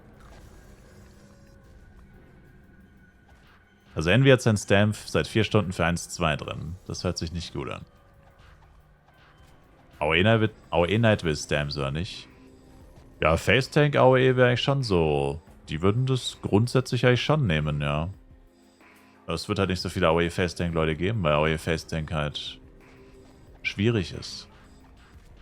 Und auch da kann man auch Decks nehmen, theoretisch. Also ich würde auch STA nehmen wahrscheinlich, aber weiß nicht. Auch die haben im Chat ein Comet Set von Butters. Tauben sind Säugetiere. Und wieso haben sie dann Flügel und Federn und die ganze Scheiße? Das ergibt doch keinen Sinn. Du willst mir also sagen, eine Taube hat mehr mit mir gemeinsam als mit einer Amsel. That shit doesn't make sense. That shit doesn't make sense. The fuck? Habe ich einen Schnabel? Nein. Habe ich Federn? Nein. Habe ich Flügel? Nein. The fuck? Alter Taubenhater. Ja. Also, jetzt geht's aber los. Einfach Tauben.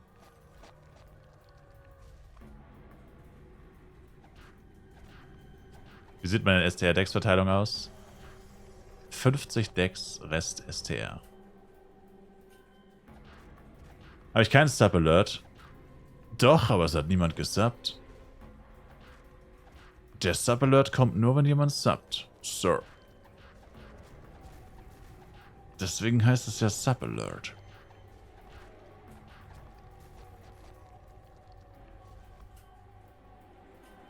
Du hast doch gerade gesubbt? Echt? Dann hast du deinen Sub nicht geshared. Dann hast du deinen Sub nicht geshared.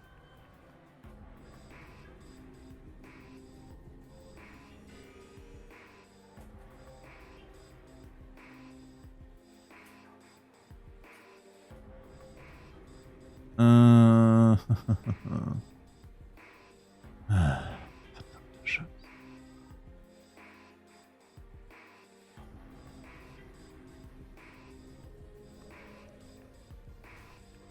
Also es ist nie passiert. Also bei mir steht nichts tatsächlich. Ich habe den Chat gerade nicht offen. Ich benutze einen anderen Chat. Ich benutze nicht Twitch-Chat. Ja, scheiß drauf. So. Wo muss man das denn einstellen? Ich denke, die Frage erübrigt sich, wo man das einstellen muss. Du hast es wohl soeben herausgefunden. Du hast es soeben herausgefunden. Glückwunsch. Ich kenne mich da selber nicht so gut aus, ehrlich gesagt. Hätte ich dir jetzt nicht sagen können. Ich weiß nur, dass man es irgendwie sharen muss. Sonst kommt kein Alert. Ja. Das ist auch so ziemlich das Dümmste, was ich jemals gehört habe, aber das ist halt Twitch. No front, Twitch, no front. Danke für den Sub. Also wir haben 36 Minuten, die ich adden muss. Das heißt, wir sind wieder bei 52.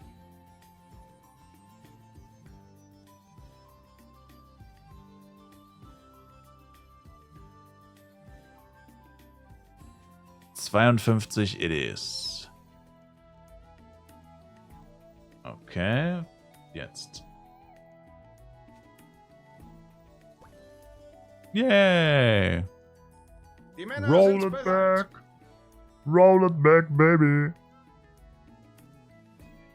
Ey! Alter, der Timer hat sich automatisch aktualisiert. Bitte, das ist unter meiner Würde. Tja, von 52 auf 1,4. Und da ist wieder eine Stunde, Baby. Habt ihr es gesehen? Der Timer funktioniert immer wenn ich den Timer selbst manuell neu einstelle, funktioniert er genau einmal automatisch und dann ist er wieder kaputt. Also den Sub hat er jetzt automatisch geaddet und der nächste wird wieder nicht geaddet. Es ist ein Trauerspiel, dieses scheiß Ding. Er funktioniert immer genau einmal. Bruh. Das ist crazy. Hier steht einfach Fartboy. Alter, was ist das? LOL, zieh euch das rein.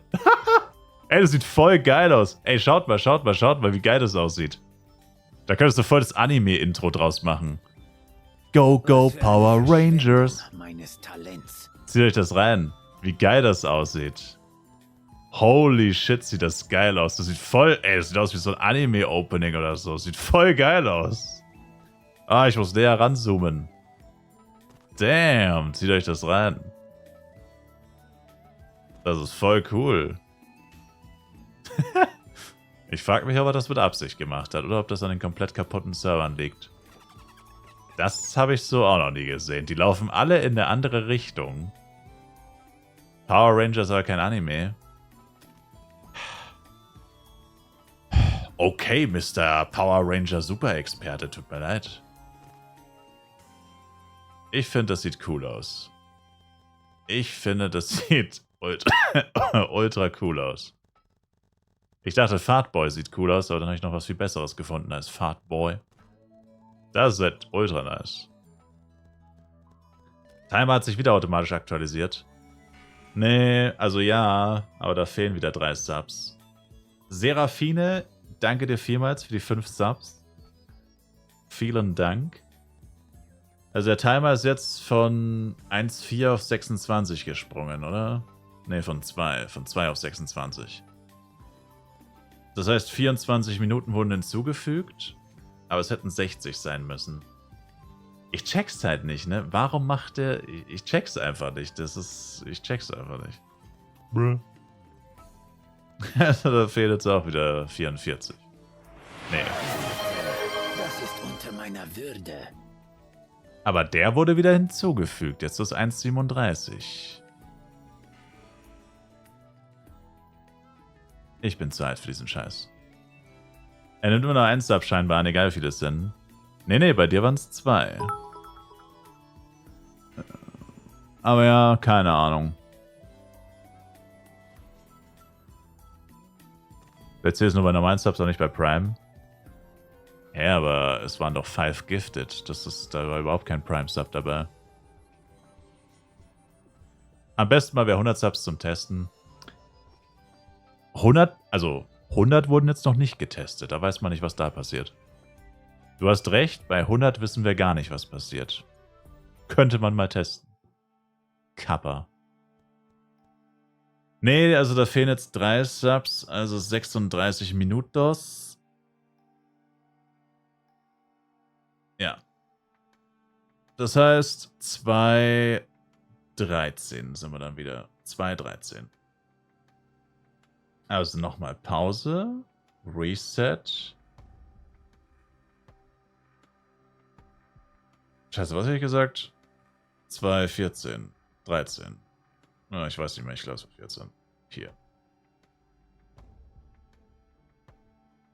Es war 13. Aber egal. Die Minute schenke ich euch.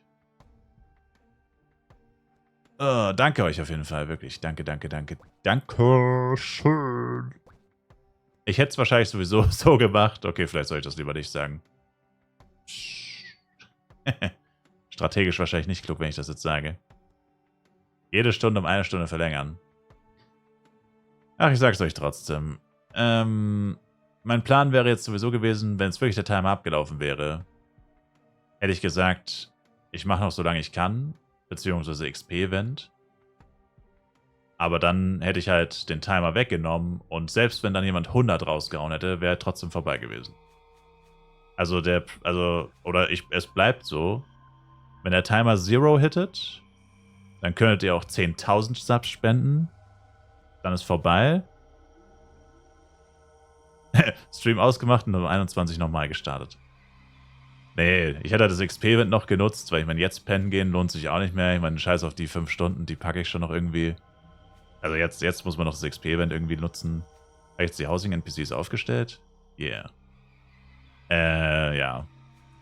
Gut, dann war ich doch mit meinen 10.000 Subs.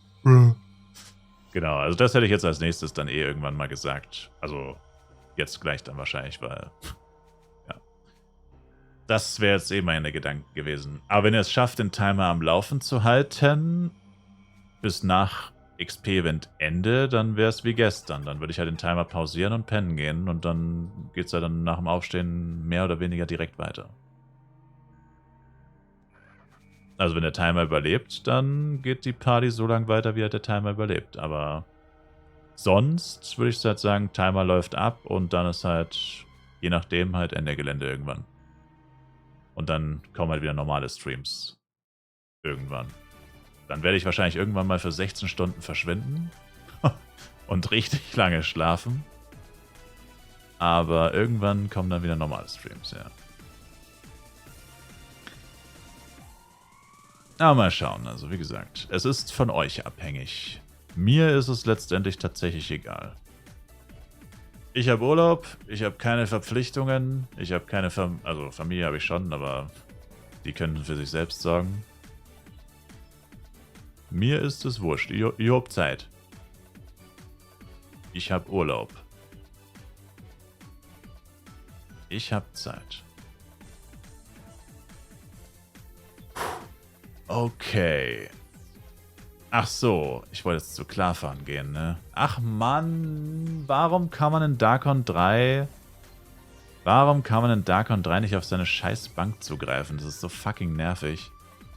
Du musst jedes Mal irgendwo anders hin. Das ist... Arrgh.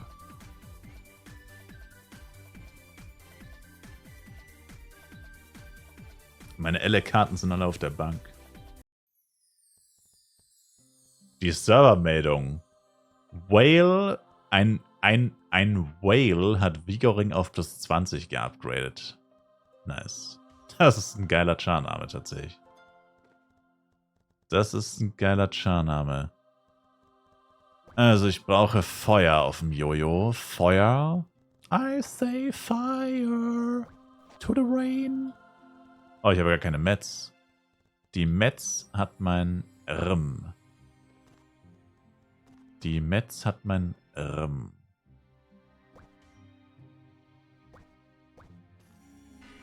So.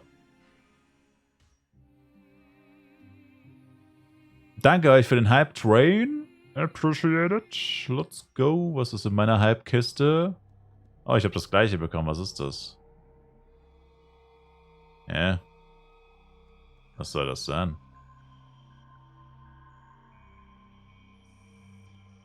Ach so, ein Luftballon-Tier, lol. Weird. Das sieht weird aus. Aber danke euch. Was braucht man für Feuer?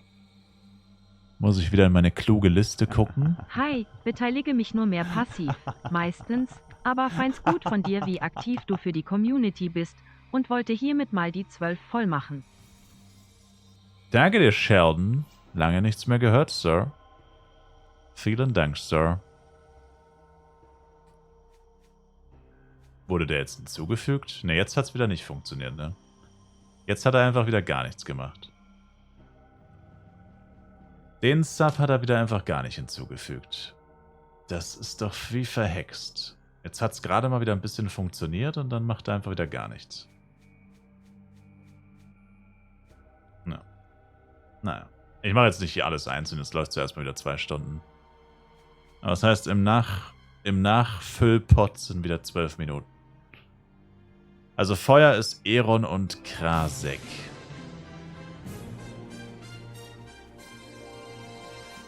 Danke dir, Deku Kingta. Danke für den Follow. Kann ich Erde nachschauen? Erde ist Mineral und Guru. Erde ist Mineral und Guru. Und Feuer ist Eron und Guru, das brauche ich. Das sind 24, 44, 71 braucht man für +4. 71 Eron und Guru. 71 each brauche ich da. Spiele 5 Zeit. Spiele 5 Zeit, da hast du verdammt nochmal recht. Nochmal 12 Minuten im Nachfüllpot. Danke dir für den Resub, Juselmann. 10% Speedset Chat. 10% Speedset für 200 Mio, Leute. Ist das gut oder schlecht? Ich habe absolut keinen blassen Schimmer, aber ich glaube, das ist schlecht, oder? Das sind ja nicht mal 3 KF-Coin. Also, wie gesagt, es wurde vorhin irgendwann mal gesagt, irgendwie, vorhin wurde irgendwann mal gesagt, 5.000 bis 10.000 F-Coin, und zumindest habe ich das im Kopf. Es ist wahrscheinlich nicht 5.000 bis 10.000. Für mindestens 5 gehen sie weg. Ja, eben. 5.000 F-Coin wären Minimum 350 Mio. Eher mehr. Also der will ich übelst scammen. Also hätte ich jetzt auch gesagt, dass das viel zu wenig ist. Von dem, was ich bisher gehört habe. Ob das, was ich gehört habe, wirklich richtig ist, das kann ich nicht beurteilen. Aber wenn das, was ich gehört habe, auch nur ansatzweise stimmt, ist das viel zu wenig. Ich würde auch mal sagen, so um die 5K würde ich auf jeden Fall anpeilen. Und wenn du jetzt von 75 Mio pro 1000 ausgehst, wären das quasi 375. Und das ist halt literally die Hälfte, die er dir zahlen will. Fast. Also 350 bis 400 wären wir dann wahrscheinlich etwas realistischer mit einem Preis. Po Party, Sir. Meine Party ist leider voll. Ich weiß nicht, wer in meiner Party ist. Ich kenne diese Leute nicht, ehrlich gesagt. Also ich glaube, einer ist Shenya. Ich habe keine Ahnung, wer der Rest ist, aber sorry, ich weiß nicht, wer das ist. Ich werde niemanden kicken. Ich finde es asozial, Leute zu kicken, ehrlich gesagt. Ich wurde selber ein paar Mal aus der Party gekickt. Und ich weiß nicht, wer das ist. Es könnten auch Leute aus dem Stream sein, keine Ahnung. Ich war ja legit eine Stunde AFK, also ich weiß nicht, was in meiner Party... Ich weiß nicht, was in meiner eigenen Party abgeht. Ich weiß nicht, wer diese Leute sind. Ich kenne sie nicht. Aber sie waren irgendwie jetzt schon die ganze Zeit hier. Immerhin sind sie mir treu geblieben. Sie sind nicht rausgegangen. Sie sind mir immerhin treu geblieben. Mir und meiner Party.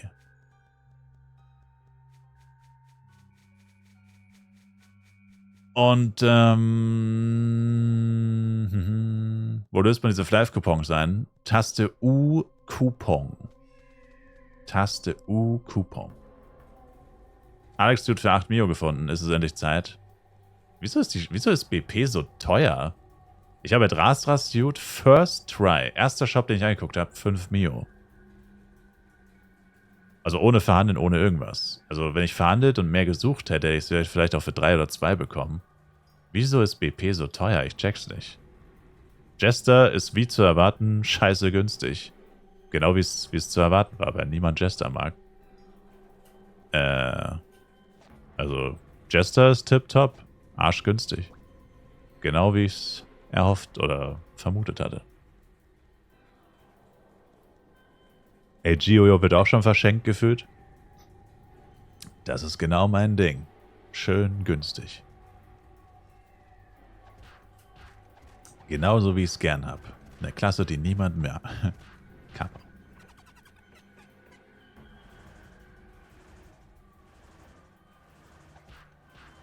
Also Coupons, Taste U, Coupon. Nochmal.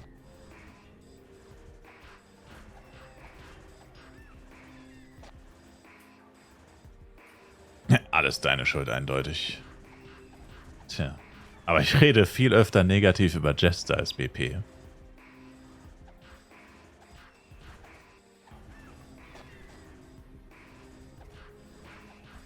Heute Stream bis 105. Ich meine, es ist noch über 6 Stunden XP-Event. Da kann man tatsächlich noch einiges schaffen. Wenn ich die 6 Stunden XP-Event noch durchziehe, kann man noch einiges schaffen, theoretisch, ja. Vergesst nicht euer Cheer Nation. Cheer me up before you go.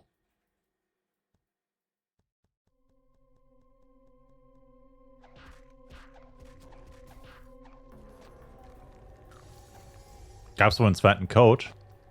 Ja, aber der ist schon ein paar Tage alt.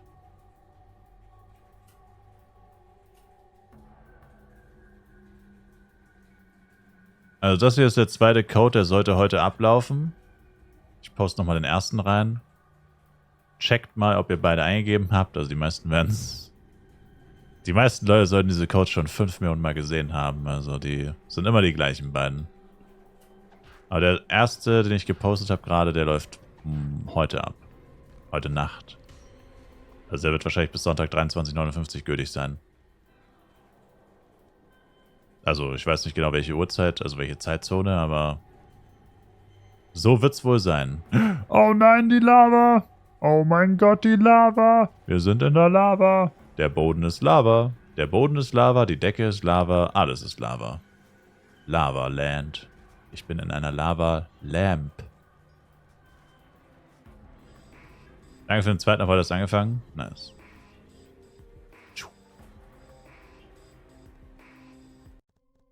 Oh, noch ein Catcher zum Mitnehmen. Noch ein Catcher to go zum Mitnehmen. Mr. Lava. Ich glaube, der sagt ein anderes Wort, aber von mir aus.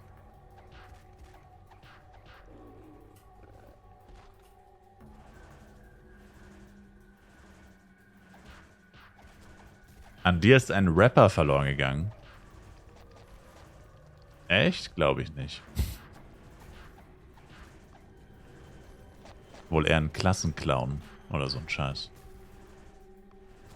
Wow. Stunt mich diese Drecksau einfach.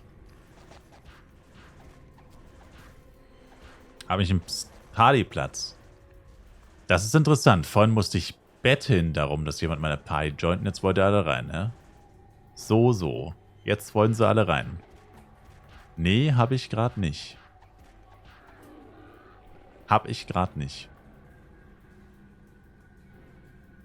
Jetzt, wo ihr mich braucht, hä? Da seht ihr mal. So schnell kann sich das Blatt wenden. Kann man einfach ein neues Element auf einer Waffe überschreiben? Leider nicht. Du musst es für 1 Million Penya entfernen. Habe ich gerade auch gemacht. Tut jedes Mal wieder weh, eine Mio wegzuschmeißen. Ich hasse es. Tut jedes Mal aufs Neue weh, wie beim ersten Mal. Oh, wieder ein 290er Ping. Wir lieben's.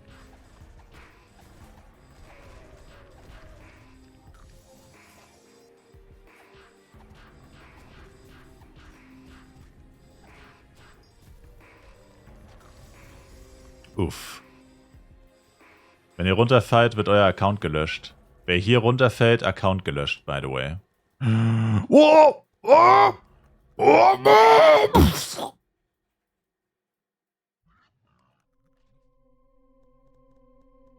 Kappa. Hihi.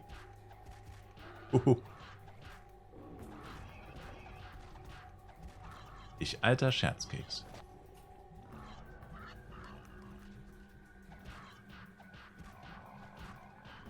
Was ist jetzt eigentlich mit dem 8% Speedset? Weiß jetzt wirklich keiner, was das wert ist. Hätte es dir gegönnt. Das glaube ich dir gerne.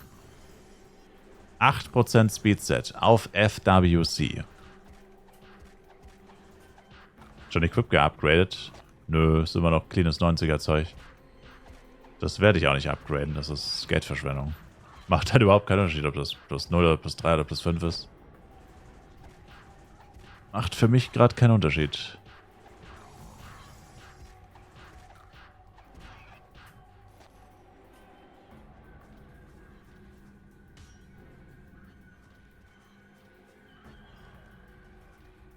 War das eine Wette?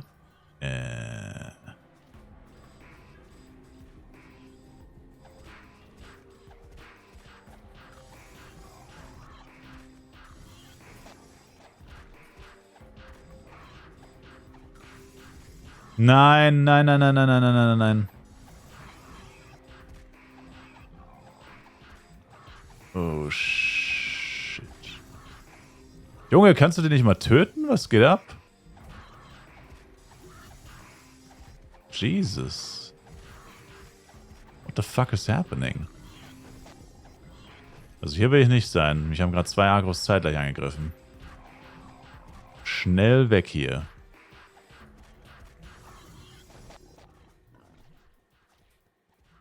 Agro Nation.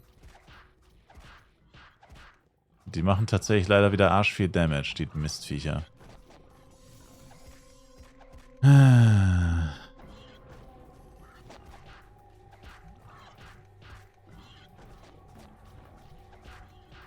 Sind 10% Speedsets echt so das Beste in Universe? Yeah. Das klingt nicht nur wack, das ist übelst wack. Aber wenn es das Beste ist, holt man sich's halt, ne?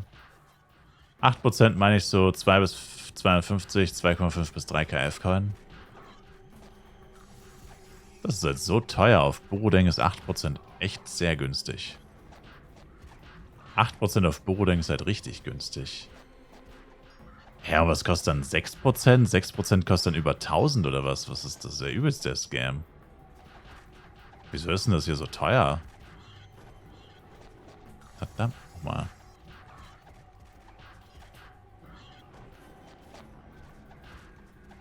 Was ist nur aus den guten alten günstigen Speedsets geworden?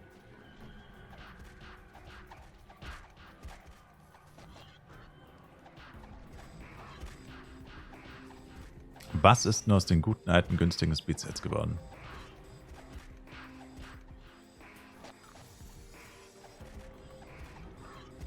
Preise waren gestern echt komisch für 6% plus Sets. Weiß nicht, wie es heute aussieht. Welcher, also jetzt mal ohne Spaß, ne? Wer entwickelt eigentlich sowas?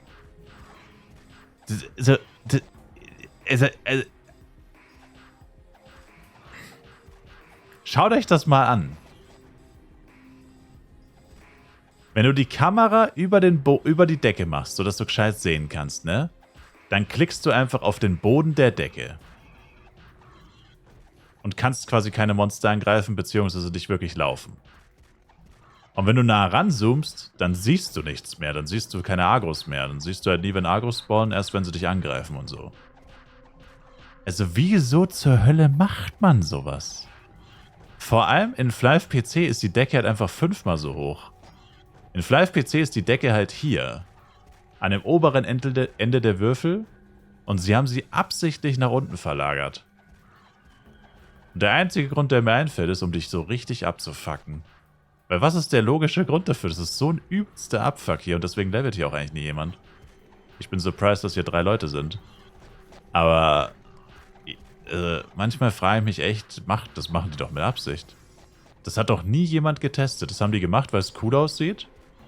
Und nicht einer hat hier jemals getestet, ob das nicht irgendwie kompletter Schwachsinn ist. Ich habe einen besseren Klartransport ohne Decke. Ich weiß. Ich weiß. Ich war hier schon mal, Sir. Ich wollte nur darauf hinaus, dass das einfach Arsch ist und es keinen Sinn ergibt. Ich wollte es nur noch mal allen demonstrieren, dass das halt heftig Arsch ist. Diese Decke hier. Weil die einfach viel zu niedrig ist. Die besten Spots sind da draußen. Aber da ist so viel los. Da ist einfach zu viel los. Da hat so ein kleiner Jojo-Jester wie ich nichts verloren. Mit den großen Jungs kann ich nicht mitspielen. Ich kann nicht mit den Siebtklässlern mithalten. Ich gehe doch erst in die 4., Mann. Die Siebtklässler prügeln mich windelweich, wenn ich da rausgehe. Ich muss hier bei den anderen Viertklässlern bleiben. Sir.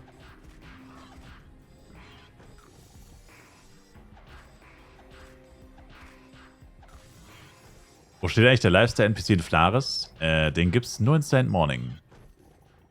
Den gibt es nur in St. Morning. Den Levi, wie auch immer er heißt, ist mir egal.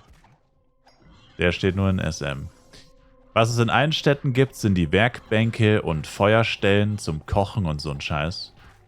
Also das steht in jeder Stadt. Die Production Tables und whatever, wie auch immer das heißt. Hatte jemand Ampli gesagt? Ampli. Amplification. Amplification. Ich habe leider nur noch einen Low Upcut Stone. Ich habe keine Upcut Stones mehr. Was soll's? Crafting Table, oder? Ja, aber es gibt ja mehrere Sachen. Es gibt ein Crafting Table, Woodworking. Also es gibt ja für 4 Sachen. Es gibt ja 4 Kategorien zum Arbeiten und 4 Kategorien zum Verfeinern.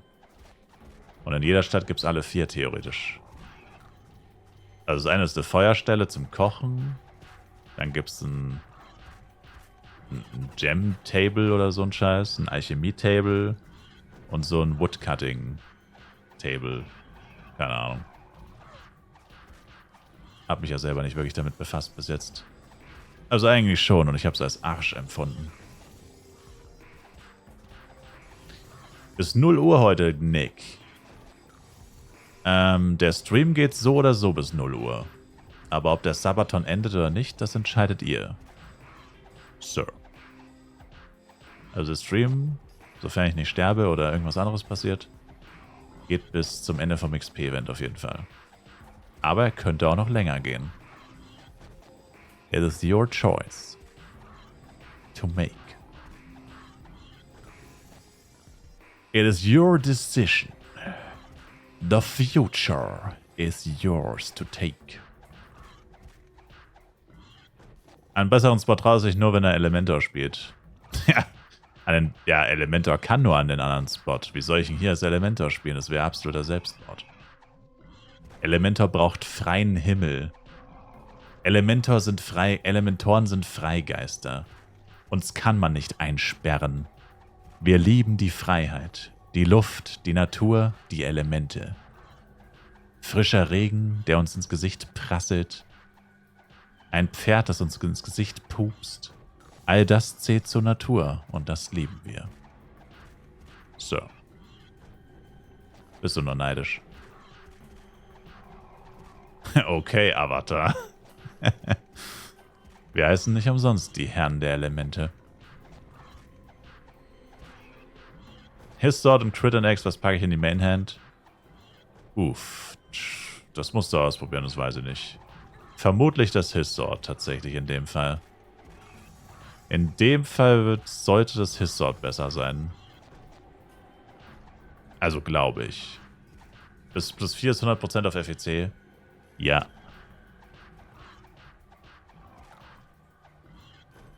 Also grundsätzlich ist immer die Axt, aber wenn das Sword so viel besser ist, müsste es eigentlich tatsächlich das Sword sein. Aber wie gesagt, test it out.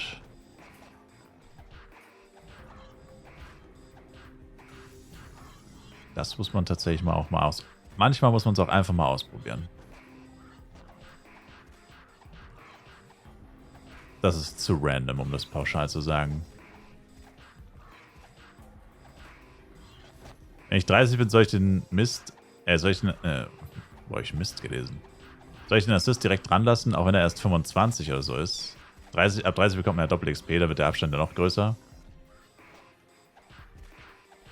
Du levelst einfach immer zu zweit. Ich sehe das Problem nicht. Du levelst immer zu zweit.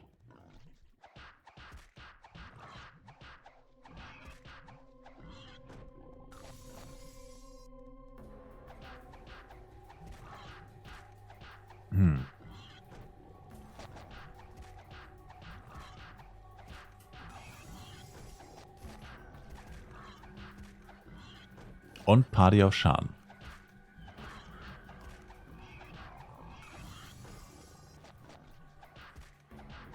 Was gab? Prototype. Oh, Giant Klarfahren wäre da.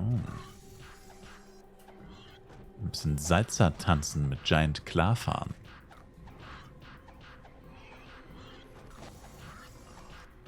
Eine Sache, die mir vielleicht nicht gefällt, Namensidee. Ich sehe so viele Spieler, die sich wie folgt nennen: XYZ, XYZN oder ähnliches. Kreativität fehlt. Da stimme ich dir absolut zu. Ich bin zwar selber so jemand, weil ich habe ja meine Grüner-Chars, Topaz-Chars und so weiter und so fort. Ne? Hau ihn weg. Ja, hau ihn weg. Klatsch den. Der klatscht mich. Alter, ich habe halt gefoodet, gell? Jetzt bräuchte man halt den Couple-Teleport. Geil. Ich habe halt einfach gefoodet, habe auf den Jester gewechselt und dann food ich einfach einen fucking, wow. Ein Refresher. Vitaldrink. Oh, das dauert, bis ich wieder da bin. Das dauert. Ich check halt nicht, warum meine M jetzt plötzlich über 2k Damage bekommt von einem fucking Auto-Attack. Meine M war jetzt echt gut dabei, so die letzten 15 Level.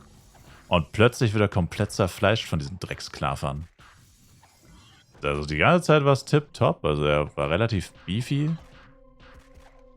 Jetzt komme ich zu Klarfahren und die rasten komplett aus.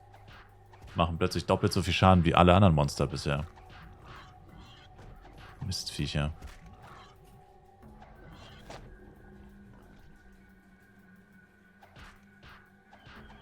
Wie weit kann man noch HNR gehen, bevor es unerträglich wird? Keine Ahnung.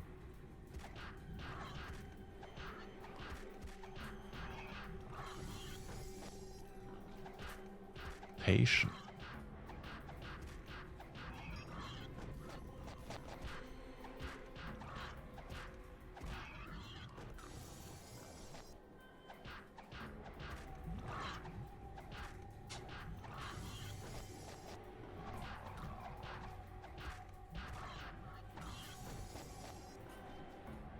Ist Darkon 3 besser als Tower?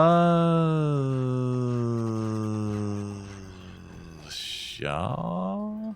Sollte. Ich weiß mal, auf 16 Mal 65 zu erreichen.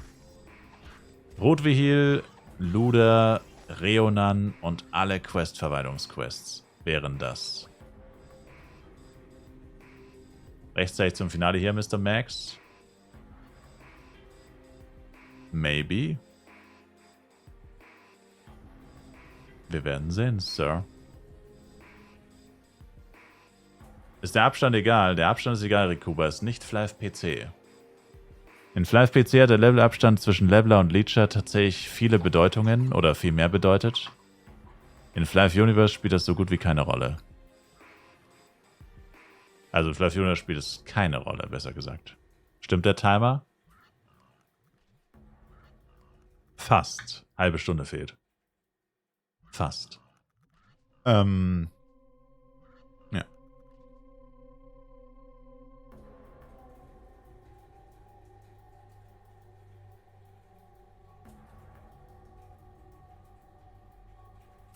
So, der Ringmaster ist wieder da.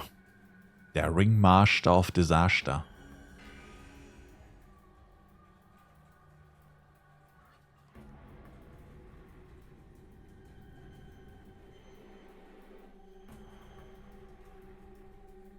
Verzeihung.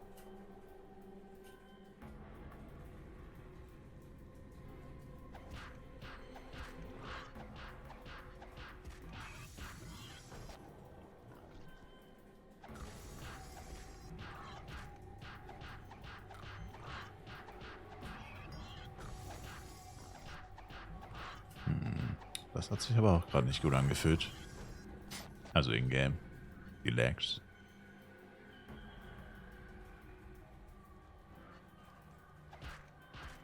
Muss man was machen, außer Collector kaufen, um die Catcher zu catchen? Nö. Also ja, du musst sie ja töten. Aber töten und einsaugen. Solange du den Collector hast, hast du alles, was du brauchst. Töten und saugen. Die Spuren verwischen. Damit man dich nicht des Mordes überführen kann. Sozusagen.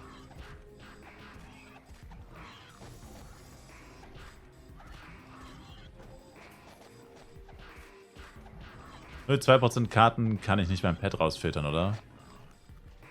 Nope. Einen richtigen Pet-Filter mit Whitelist und Blacklist gibt's nicht. Also einen sehr ausführlichen. Gibt nur die Voreinstellungen, die viel zu allgemein sind. In einigen Kategorien. Wäre halt echt kein Act, einfach Karten und dann bei Waffen und Rüstung kannst du ja auch außergewöhnlich, gewöhnlich und so weiter filtern. Und bei den Karten müsst ihr halt einfach filtern 2-3% und so. Das wäre jetzt eigentlich nicht so ein krasser Act. Keine Ahnung, warum sie das nicht einfach adden. Wäre bestimmt Aufwand von 10 Minuten oder so. Wäre wahrscheinlich kein sehr großer Aufwand, das schnell mal zu adden. Könnte man wahrscheinlich einfach mal so nebenbei machen. Aber das ist halt wie viele Dinge, das ist halt keine Priorität, deswegen dauert es halt Jahre. Weil man das halt erst macht, wenn man mal Zeit dafür hat, was nie der Fall ist und deswegen passiert es. Cheer Nation, everybody! Vergesst nicht euer Cheer. Vergesst nicht euer Couple Cheer, falls ihr es habt. Ich Loser bin zwar schon Level 2, aber ich habe immer noch kein Couple Cheer. Gala glaubt uns einfach nicht, dass wir wirklich verliebt sind. E-Sportler und ich sind Seelenverwandte, aber Gala sagt, nee, das glauben wir euch nicht. Ihr seid doch gar kein echtes Ehepaar. Obwohl E-Sportler und ich Kisse Homie sind, glauben sie uns das einfach nicht. GZ zu den 71 A-Pros, JG. Saftig. Wenn man vielleicht wieder anfängt, kommt man als Free-to-Play gut voran. Yes. Man kann alles erreichen als Free-to-Play, wenn man will. Oh nein, nicht schon wieder. Ey. Also das ist noch ein Agro. Meine Fresse. Ich will nicht wieder vom Friedhof anfangen. Ich will nicht wieder vom Friedhof anfangen. Hier ist es halt echt ärgerlich, weil bei Luia und Shuhama und so ist nicht so schlimm. Aber Klarfahren ist jetzt schon ziemlich weit weg vom Dorf von Khan. Sehr viel weiter weg kann man nicht sein vom Dorf von Khan. In Darkon 3. Naja gut, Hopper ist auch sehr weit weg. Aber nicht so cool, wenn man hier stirbt, weil der Weg zurück ist sehr lang.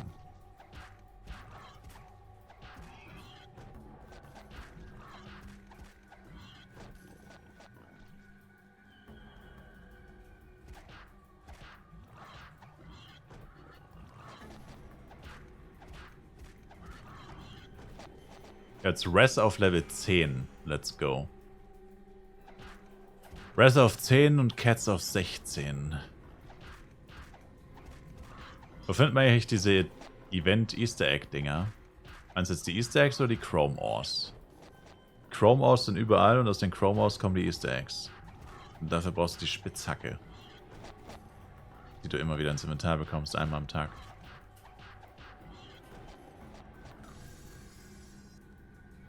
Was bringt Res auf 10? Die Frage ist doch, was bringt Riz auf 10? Weniger XP, wenn man dich damit rest. Wenn du gerest wirst, mit einem höheren Res, verlierst du weniger XP.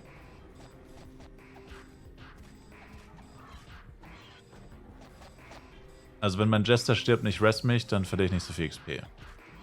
Meistens stirbt leider mein Ringmaster. Mein Jester stirbt eigentlich ziemlich selten. Also seit ich das 90er Setup ist er gleich noch gar nicht gestorben, tatsächlich. Aber mein Ringmaster schon 5-mal oder so. Mein Ringmaster. Also ich bin eine ganze Zeit lang gar nicht gestorben. Aber jetzt dann heute ein paar Mal leider. Aber immer der Ringmaster, nie der Jester. Live-Spieler lesen sich auch die Skills nicht durch. Ja, das ist richtig. Lesen ist für Loser. Das hat man doch schon in der Schule gelernt. Die coolen Kinder melden sich nie freiwillig zum Lesen. Ne? Und wenn sie dann zwangsaufgerufen werden, dann ein kleiner Spatz. Peter, wir sind auf Seite 7. Ein Tennisball fliegt durch ein Fenster. Kannst du bitte aufhören, die Werbung vorzulesen? Buch Seite 7, bitte. Bruh. Was ist ein Buch? Aber das kennt ihr echt, oder? Also es war jetzt ein bisschen blödes Gelaber. Aber ihr wisst, was ich meine. Immer einer auf richtig cool. Die coolen Kids melden sich nicht. Liest du bitte? Und dann kriegt er keinen Satz auf die Reihe. Denkst du dir, der hat 47 Legasthenie-Probleme? Was wahrscheinlich davon kommt, dass er nie was liest und es auch nicht trainiert. That's probably the main problem. Gar nicht erst probieren. Dann kann man es natürlich auch nicht. Ah. Die guten alten Schulzeiten. Timer wurde erhöht. Yes, sir.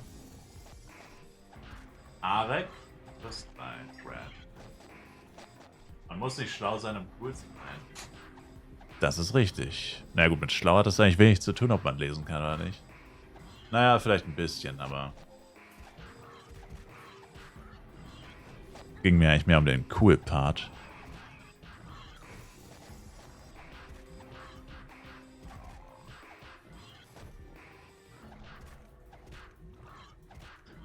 Sollte man den Assist hier eigentlich leveln oder reicht er auf 3? Der reicht auf 3. Denn hier wird er stärker dadurch, dass du Full Int bist. Skaliert er mit Int. Also selbst ein Heal auf 3 wird er immer stärker. Also ich kriege hier 1200 Schaden und mein Assist hier 1100 mit Heal auf 3. Passt also perfekt. Ist genau das, was man braucht eigentlich in der Regel. Also zumindest für 1v1, auf jeden Fall. Tippitoppi. Nein! Nein! Alter, verpiss dich! Was ist das für eine Scheiße? Ey, als ob da 2 Agros genau im gleichen Moment hinter mir spawnen. Fickt euch! What the fuck, ey? 2 Agros an der gleichen Stelle. Was ist das für eine Scheiße? Das war Absicht. Halt's Maul, ey. Das ist doch ein abgekartetes Spiel. Das passiert so gut wie nie. Fucking hell, man. Kann ressen, Level 4. Ich bin schon tot. Bin schon auf dem Weg zurück. Hat man nicht irgendwie Acceleration Fuel bekommen? Ach, die Quest haben wir noch nicht gemacht. Scheiße. Das Acceleration Fuel wäre jetzt hilfreich, aber ich habe die Quest noch nicht gemacht. Verdammt. Erstmal Road to Level Down. Matrix ist After You. Ich dachte, er ist Neo.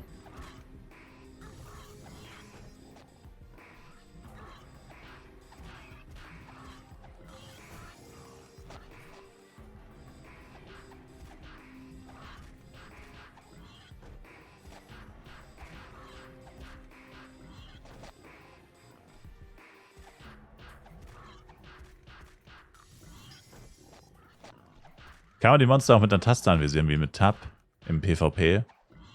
No. Ein Wunder, dass der Giant so lange lebt. Das liegt wahrscheinlich daran, dass AG-Waffen schon wieder wertlos sind. Sind sie nicht, aber keine Ahnung. Die Leute wollen wahrscheinlich die letzten Stunden des XP-Events ausnutzen. Keine Ahnung.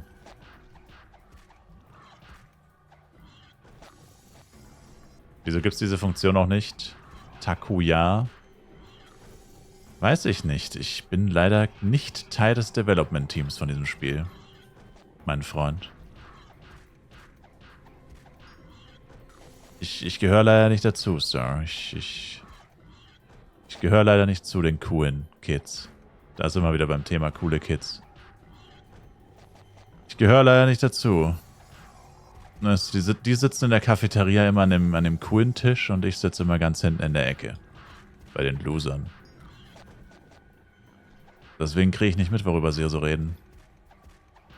Ich bin nicht in the building. Ich bin nicht in the building.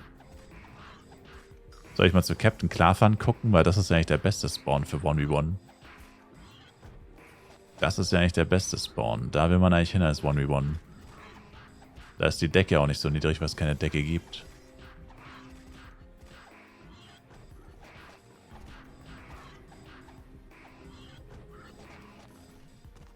So, mein Ringmaster ist mal wieder hier. Let's freaking go. Earthquake 4.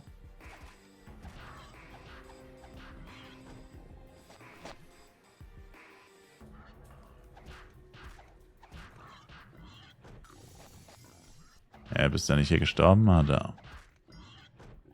XP-Kiste wieder aufsammeln.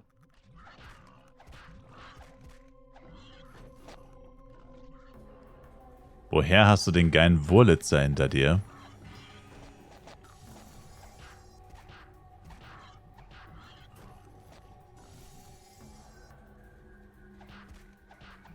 Who?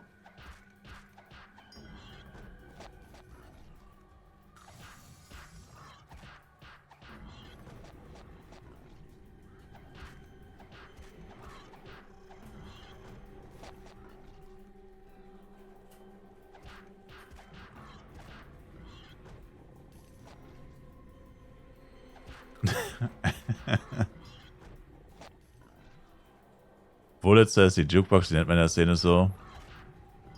In was für einer Szene? Wovon zum Teufel redest du? Dann sag doch einfach Jukebox, wenn du Jukebox meinst.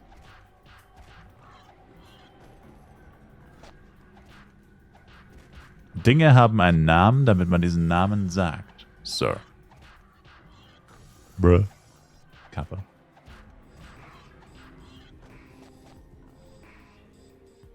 »80er Disco-Plattenspieler, Bro.« Ja, da war ich nicht geboren. Woher soll ich denn das wissen? Ich bin 97 geboren. Woher soll ich denn das wissen? Da war mein Vater noch nicht mal geplant, Bro. In den 80ern. Da war nicht mal mein Vater geplant. Woher soll ich denn das wissen, was da abging? Immer diese Rentner mit ihren Rentnerwörtern, die nur Rentner verstehen. Aha.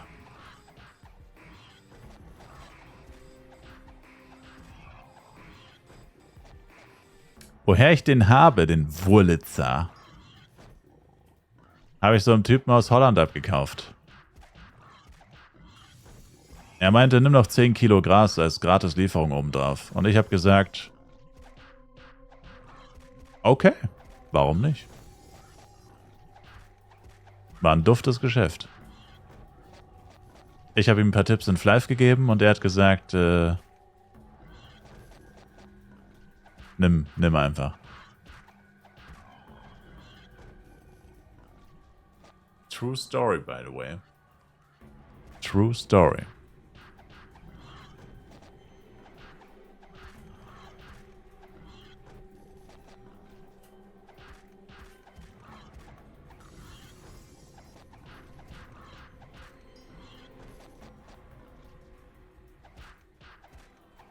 Ich bin dein Freund, dann bist du cool. Willkommen im Fake Blender Lifestyle. Du verwechselst da etwas, Nelly. Du denkst nur, du sitzt am Tisch der Quinn mit deinem Fake Blender Lifestyle. Aber eigentlich sitzt du am Tisch der Fake Blender. Und außer euch weiß das auch jeder, dass ihr Fake Blender seid. Aber wir ignorieren das einfach, dass ihr und lassen euch einfach in dem Glauben, dass ihr denkt, dass ihr cool seid. Sir. Aber jeder weiß, dass du eine gefakte Rolex auf Instagram trägst, Bro. Wir alle wissen, dass die Rolex gefaked ist. Sir. Das Kaufland-Logo hängt noch dran an der Uhr, Sir. Da hängt noch das Kaufland-Logo dran.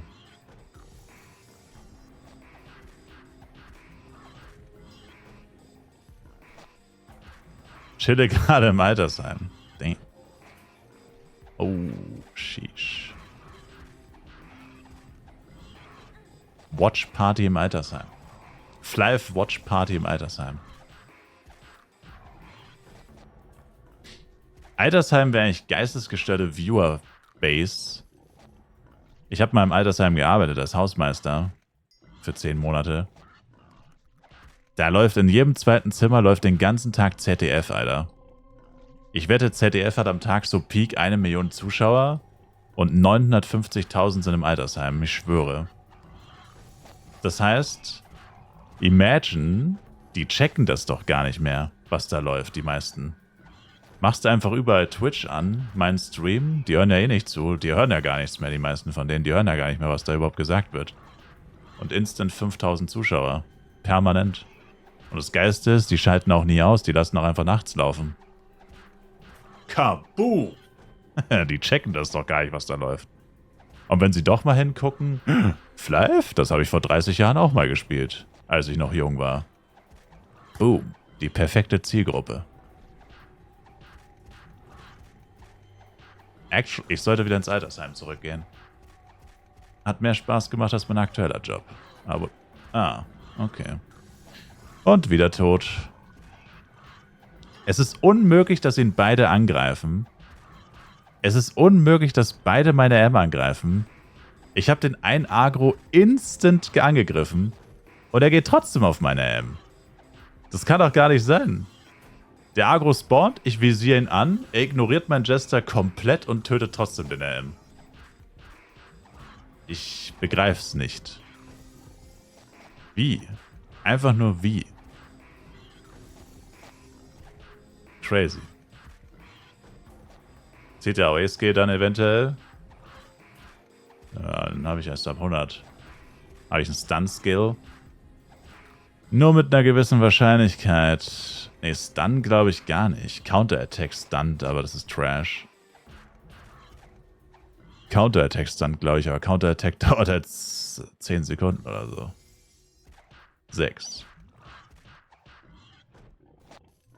Nee, so direkt Stun. Doch, hier. 20% Wahrscheinlichkeit, warte kurz. Hold up.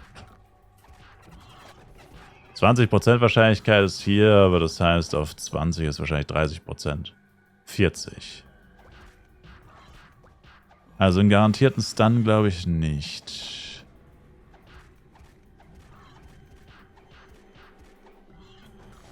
Was kann den Status was? Bluten. Bluten. Pulling könnte man vielleicht probieren. Pulling? Kann Pulling Agro changen? Komm, hol das Lasso raus. Wir spielen Cowboy und Indianer. Oh, das darf man nicht mehr sagen, ne? Oh, das Lied ist gleich rassistisch. Oh, na, Mensch. RIP. Gebannt. Verdammt. Ich glaube, das Lied ist jetzt rassistisch. Das darf man gleich nicht mehr sagen. Man darf gar nichts mehr sagen. Die armen Cowboys. Die haben doch keinem was getan.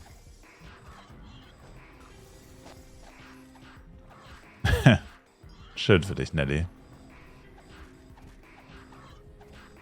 Wir spielen wir spielen Cowboy und Native American. Bruh. Wir spielen Cowboy und Ureinwohner Amerikas. Oh shit. Rassist oder Assist? Wo ist der Unterschied? Wow! Sheesh. Wo ist der Unterschied?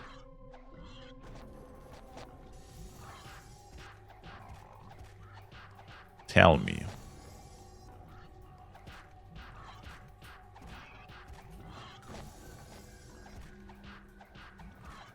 Deine Witze werden immer besser, Sir. Danke, die Hälfte ist aus dem Chat geklaut. Das seid alles ihr, Chat. Ihr seid so unlustig.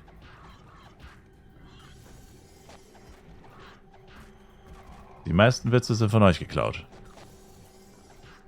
Zum Glück endet der Sabaton. Dreckiger Hater. Oh. Vielleicht wird in meiner Party was frei. Verdammt. Vielleicht wird in meiner Party was frei. 2 offline.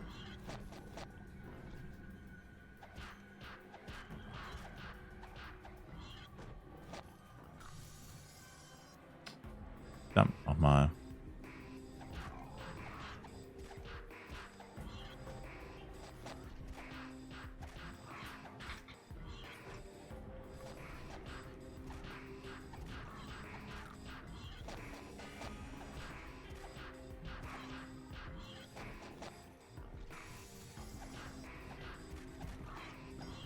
Als Free-to-Play Fupa Scroll.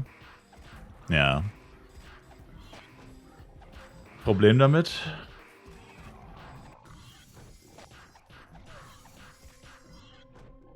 Problem. You got a problem with that, sir? Ich habe auch Haus. Zieh da mal das rein, Wizard. Guck mal, was ich hier auf Taste H pulle. Guck mal Taste H an, Baby. Look at it. Look at it. Look at it now. Guck mal. Taste H rockt bei mir. Safe gecached. Safe nicht. Gegrindet.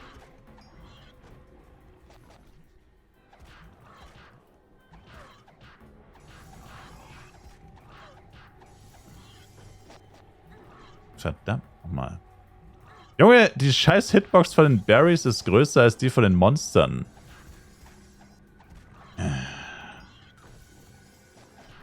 Oh, Giant Klarfan wurde anscheinend getötet. Dachte, man kann sich Haus nur für Elfern kaufen. Na, das normale Haus kannst du auch so kaufen.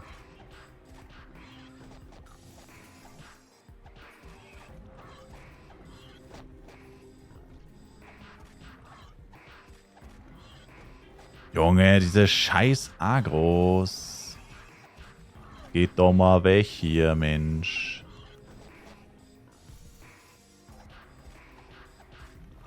Langsam reicht's.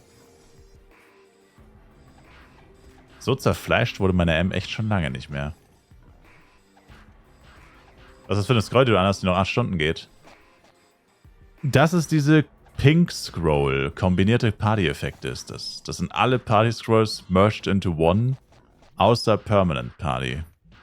Alle Party-Scrolls außer Permanent Party in einer Scroll. Und,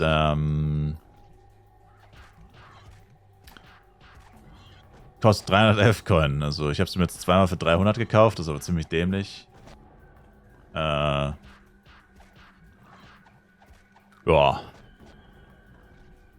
Also ich habe mir jetzt eigentlich alles geholt aus dem Speedset, aber wie ich erfahren durfte durch den Chat oder auch nicht erfahren durfte, danke nochmal für die schlechte Preisauskunft, Chat.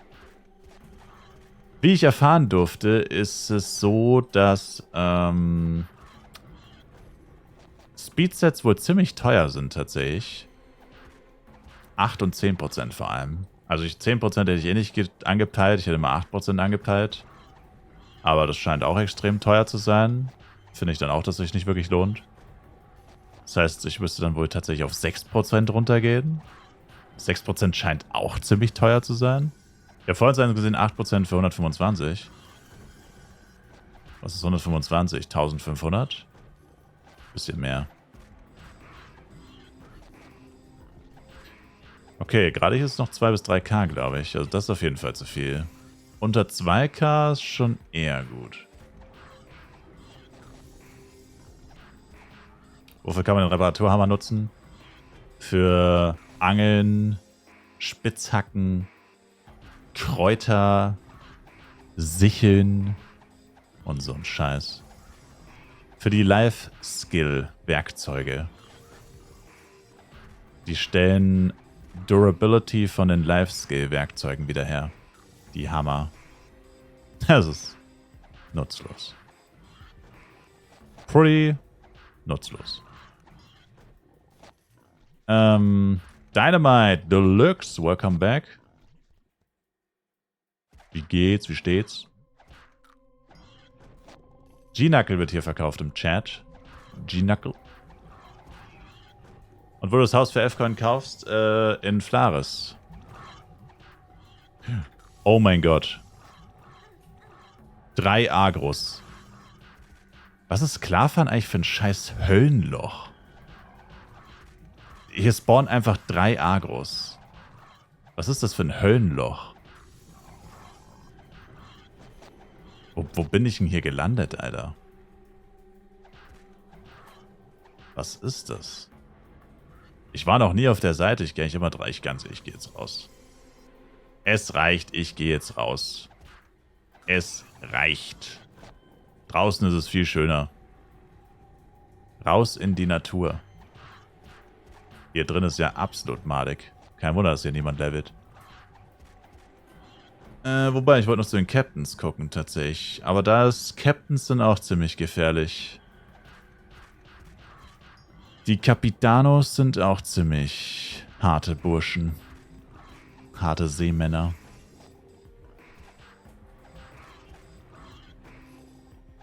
Würde mal 10% für 2 bis 2,50 schätzen und 8% 80. Das ist zu wenig. Das ist zu wenig. Das ist safe zu wenig. Aber danke für die Schätzung. Ja, mal schauen. 6% reicht eigentlich.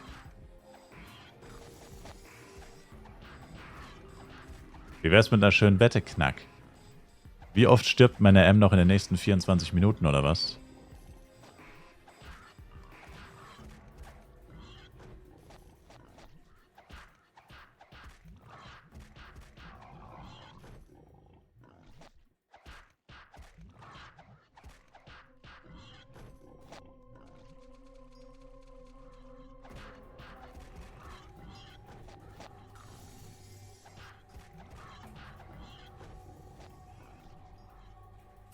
Top, die Wette geht.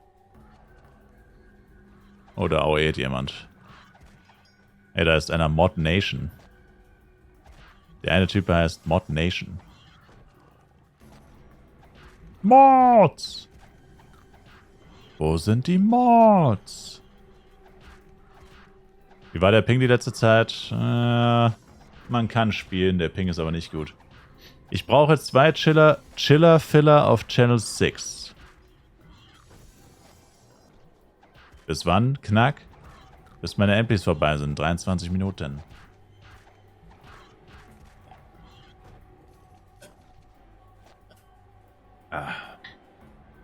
Bis die MPs aus sind.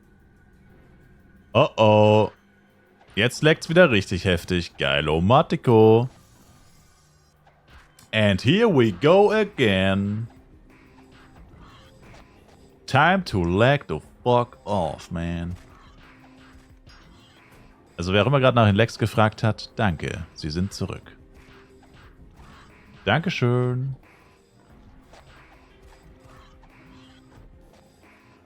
Danke dafür. Kappa.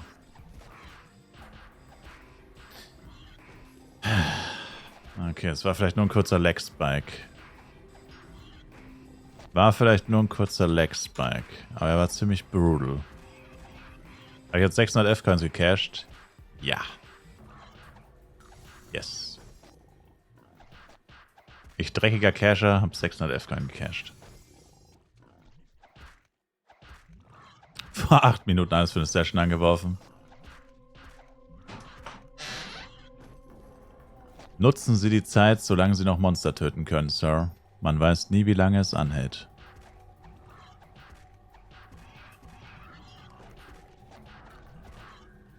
Alte Cash-Sau, danke.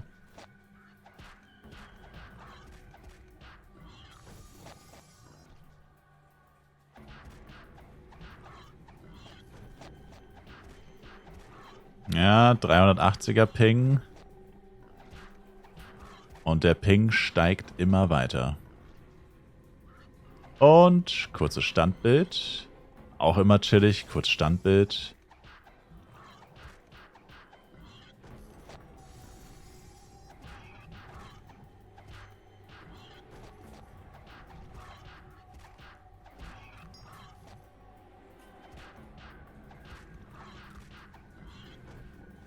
Habe ich ein bisschen verkackt und glaubt, der FS erreicht bei einer halben Stunde Level 60. Damn.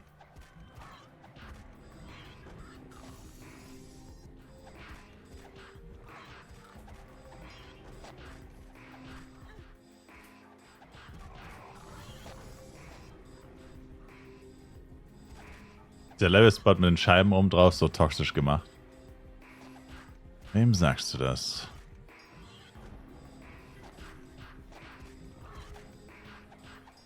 Das Event geht bis 2, oder? 0 Uhr Serverzeit, dachte ich. Yes. Genau so ist es. Ach, wie war eigentlich Kaigas Assault? Hallo? Hat irgendjemand Kaigas Assault auf Ding gespielt?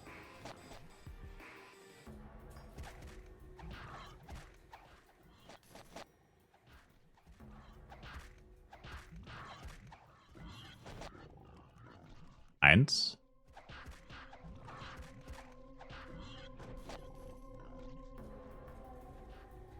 Warst du doch selbst da? Ja, aber das war ja Buro-Ding. Ich rede ja von FEC, Sir. Sir. Ich rede ja von FW.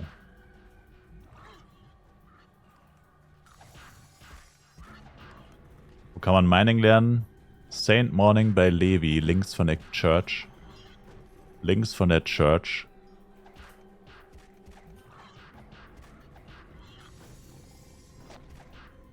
Was habe ich studiert? Wenn ich das wüsste.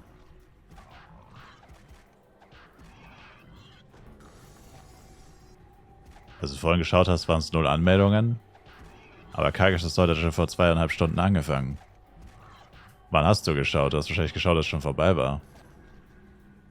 Das war ja schon vor 2,5 Stunden. Roter Ping. Das erste Mal seit einer Stunde roter Ping. Ach, ist das schön.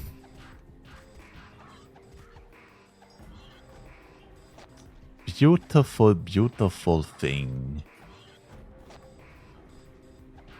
Ach, ist das schön. Love it. Wo kannst du ein Haus kaufen? Bei Charlie. In Flaris.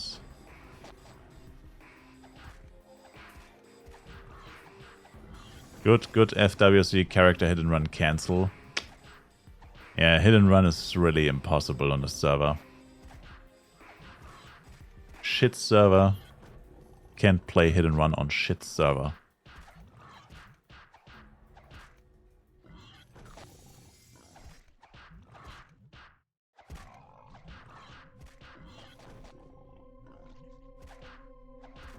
Langsam das Gefühl, dass der Ping meine Schuld ist, wann auch immer ich mich einlogge, Red Ping. Und ich spiele HNR Elementor. Crazy. Naja, es ist nicht deine Schuld, aber ja. Yeah.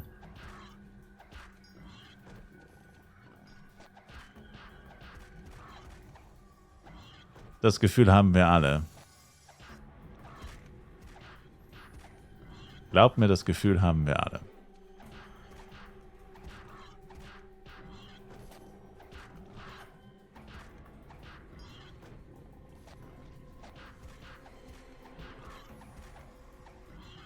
Habe ich mir ein Limit gesetzt, wie viel ich reincache bei FEC? Nee, ich habe kein Limit. Ganz ehrlich, ich finde so Limits fürs Reincachen, das ist ganz schön... Also ich will jetzt nicht frech sein, aber sowas ist echt was für Geringverdiener. Ich setze mir doch kein Limit, wie viel Spaß ich habe. Das ist ja wie, als wenn ich sagen würde, ich setze mir jetzt ein Tageslimit, wie viel Spaß ich haben darf.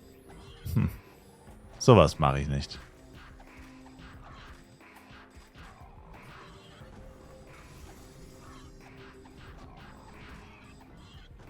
Ich limitiere doch nicht den Spaß. Und nichts anderes würde so ein Limit bedeuten. dass ich mir selbst den Spaß limitieren würde.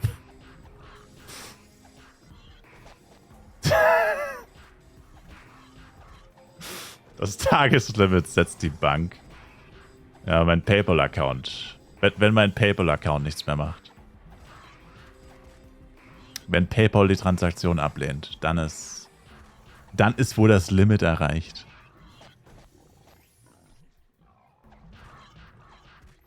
Oh shit, ich bin tot. Schon wieder. Oh, ich hab's überlebt, nice.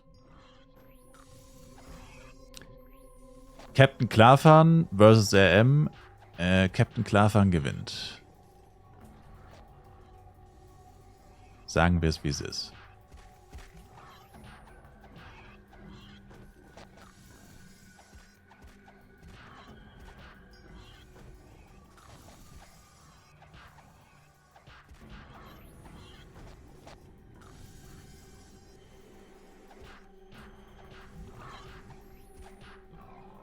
Alles komplett ohne Cashlands. Yes, sir. Ich habe literally jede Minute, die ich gespielt habe, gestreamt. Alle Transaktionen sind dokumentiert. Und es ist Feierabend. Ich bin tot. Kann nicht mehr fooden. Oh, jetzt. 2700er Ping. We are back in Shit City. We is finally back.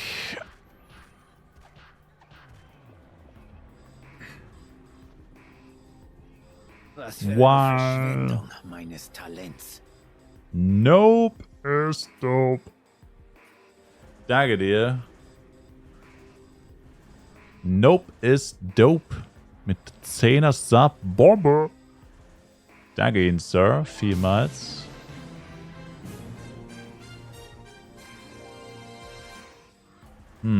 Da wurden sogar ein paar Subs angerechnet. Der Timer, hat sich sogar erhöht. Von 1,10 auf 1,30. Das heißt 2 Subs wahrscheinlich. Passt halt wieder mal gar nicht.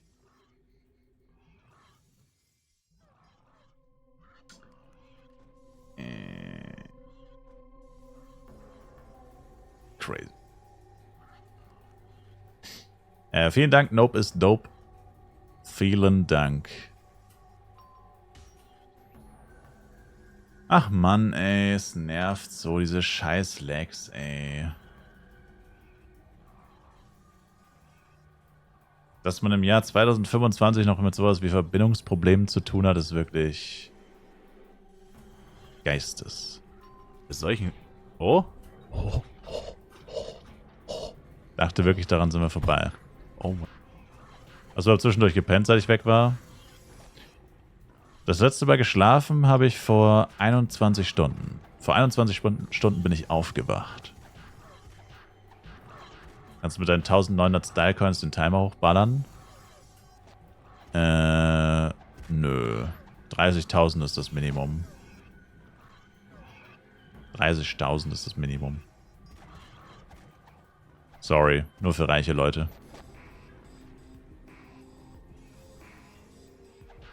Nur für reiche Leute, leider. Auch das ist nichts für Geringverdiener. Kappa. Wo bekommt man das CS-Pad für Penya? Im Cash-Shop. Muss im Cash-Shop einfach nur Giggle eingeben. G-I-G-G-L und dann kommt sie schon, die Giggle-Box. Perfekter Zeitpunkt, um Catcher zu farmen. Wenn es danach geht, dann kannst du auf dem Server nichts anderes als Catcher farmen. Sir. Dann ist schon seit Stunden der perfekte Zeitpunkt, um Catcher zu farmen.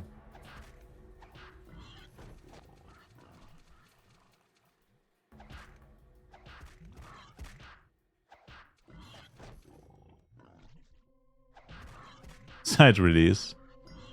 Und was machst du so auf dem FEC? Ich habe gerade meinen 80.000. Catcher getötet.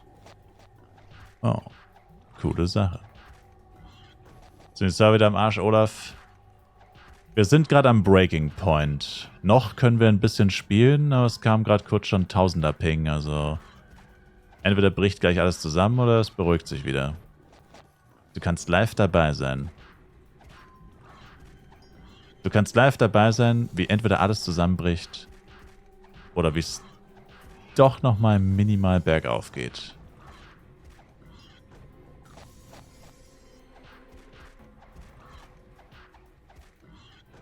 Tolle Sache.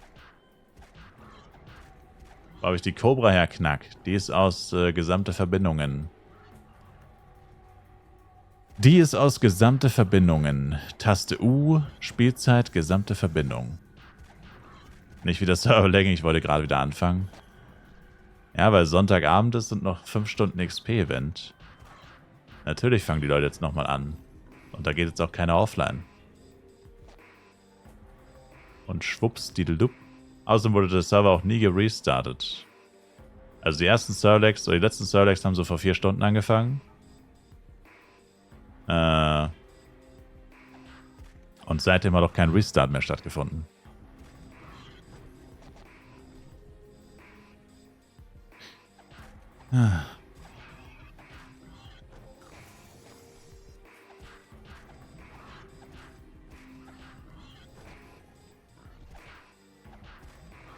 Und wahrscheinlich ist das der Grund, warum es wieder losgeht.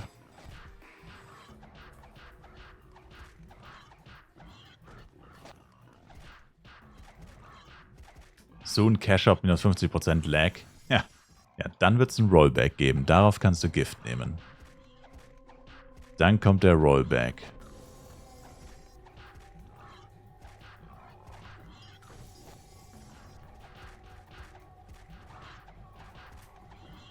Interessiert an einem brandneuen gedroppten AG-Jojo? Bin mal gespannt, welchen Preis du mir anbietest. Das letzte Mal, als mir jemand ein AG-Jojo angeboten hat, waren es 50 Mio. Soll mittlerweile nicht mal mehr 20 wert sein. Nee, ich schaff's nicht mehr auf 105, bevor ich pennen gehe wahrscheinlich. Und vorm Schlafen gehen Equipment kaufen ist ziemlich dämlich. Weil Equipment wird meistens günstiger. Meistens. Kommt drauf an was. Aber Jojos werden meistens günstiger.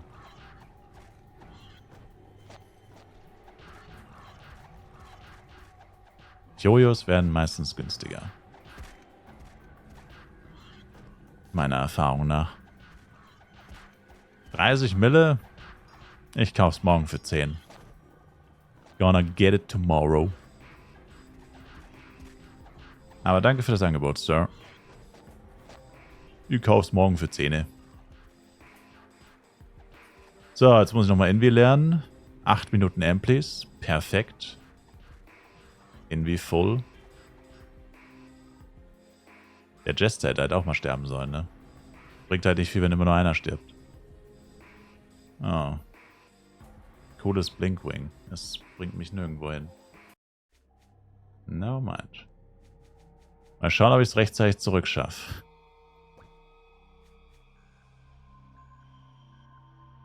Hoffentlich morgen für 10k F-Coin. Ja, weil ich es für 10k F-Coin ja dann auch noch kaufen würde.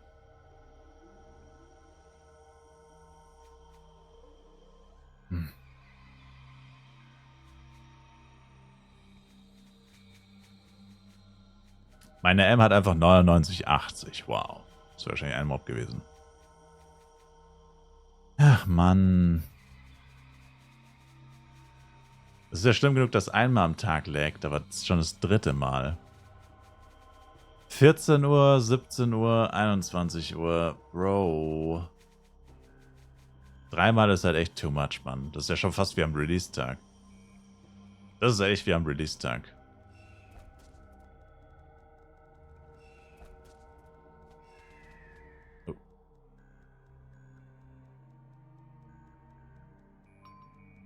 Oh, shit.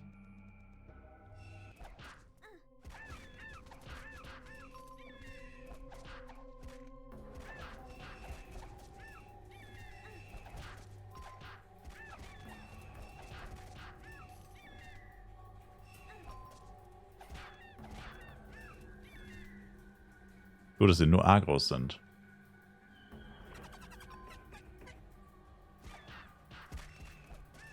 Zwei Leute sind jetzt auf. Ich hoffe, es leckt weniger. Danke, aber ich fürchte, das bringt nicht viel. Ich fürchte, das bringt nicht viel.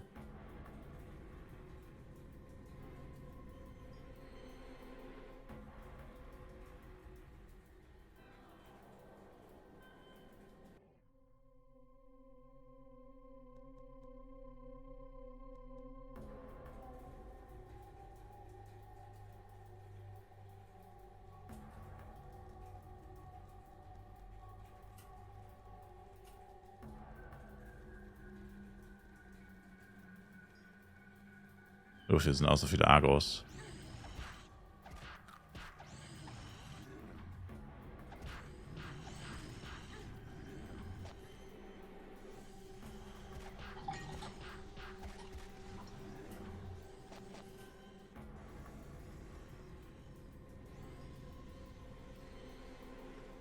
Was? Wieso kann man da nicht durchlaufen? Alter, Mo, Mann. Dann mach doch nicht diese Scheißgräben, wenn man da nicht durchlaufen kann, Mann. Meine Fresse.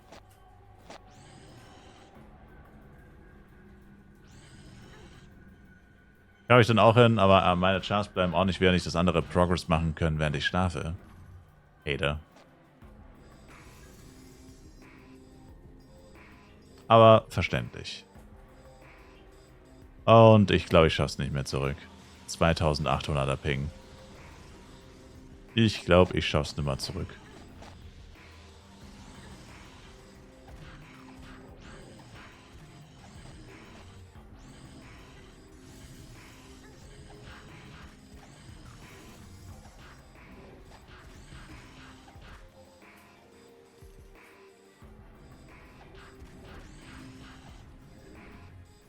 Minuten left und der FS ist 60. Na, jetzt geht's glaube ich einfach noch durch für Main XP. Ich glaube, es ist ziemlich egal, was du jetzt noch machst. Also, allzu produktiv kann man da ja gar nicht sein.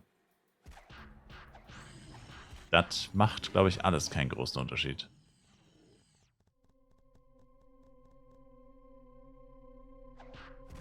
Das ist aber nicht Leveln. Ich glaube, wir müssen die Wette abbrechen, Knack. Ja, aufgrund unvorhergesehener technischer Schwierigkeiten, für die niemand konkret verantwortlich, egaler, dafür gemacht werden kann, denke ich mal, ja.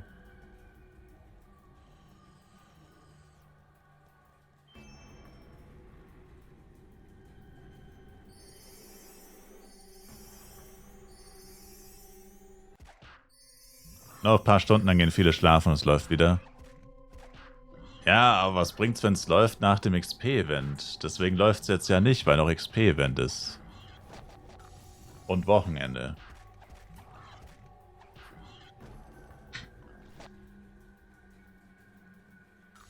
XP-Event und Wochenende. Deswegen läuft's nicht. Das ist meine persönliche Theorie.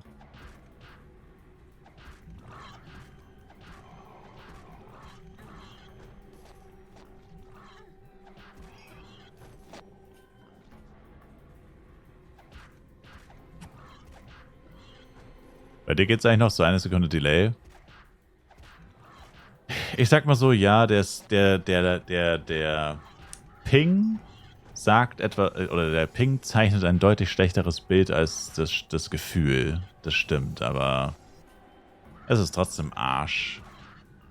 Es kann jederzeit komplett tot sein. Wenn es in dieser Phase ist. Es ist einfach ultra freaking nervig.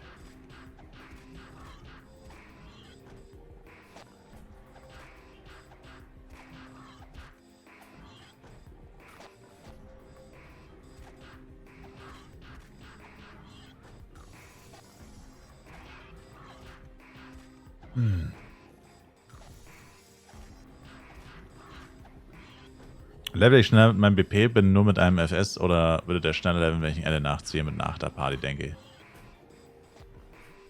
Danke.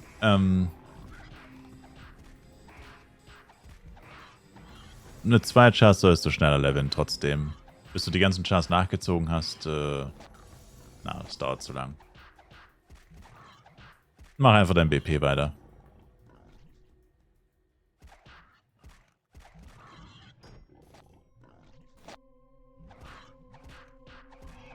Alex, welcome back.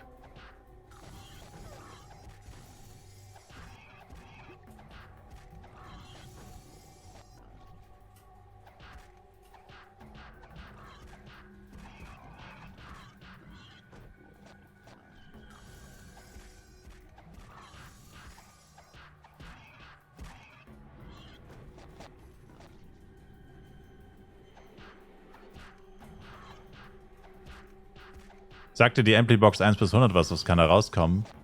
Klick einfach auf Vorschau. Zu 60% kriegst du einfach eine Ampli. Plus minus 0. Kannst du aber auch 100 kriegen, ist aber extrem unwahrscheinlich. Aber es ist einfach besser als Amplis. Also wenn du vorhast, Amplis für F-Coins zu kaufen, dann ist diese Box keine schlechte Investition in deine Zukunft. Diese Box wurde mir leider auch erst heute bekannt gemacht. Ich wusste nicht, dass diese Box existiert. Vor heute.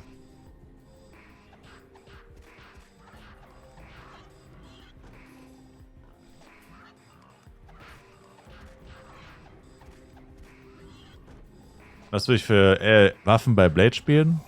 Double AGX. Wenn ich es mir leisten könnte. Was unwahrscheinlich ist, mit meinem Broke-Ass, dass ich das meinen Broke-Ass leisten könnte. Hast du Ingame F-Coins gekauft oder woher auf einmal der Trank? Du meinst der Trank, der seit 19 Stunden läuft? Das ist gar nicht so auf einmal, das ist schon fast ein Tag her, Sir.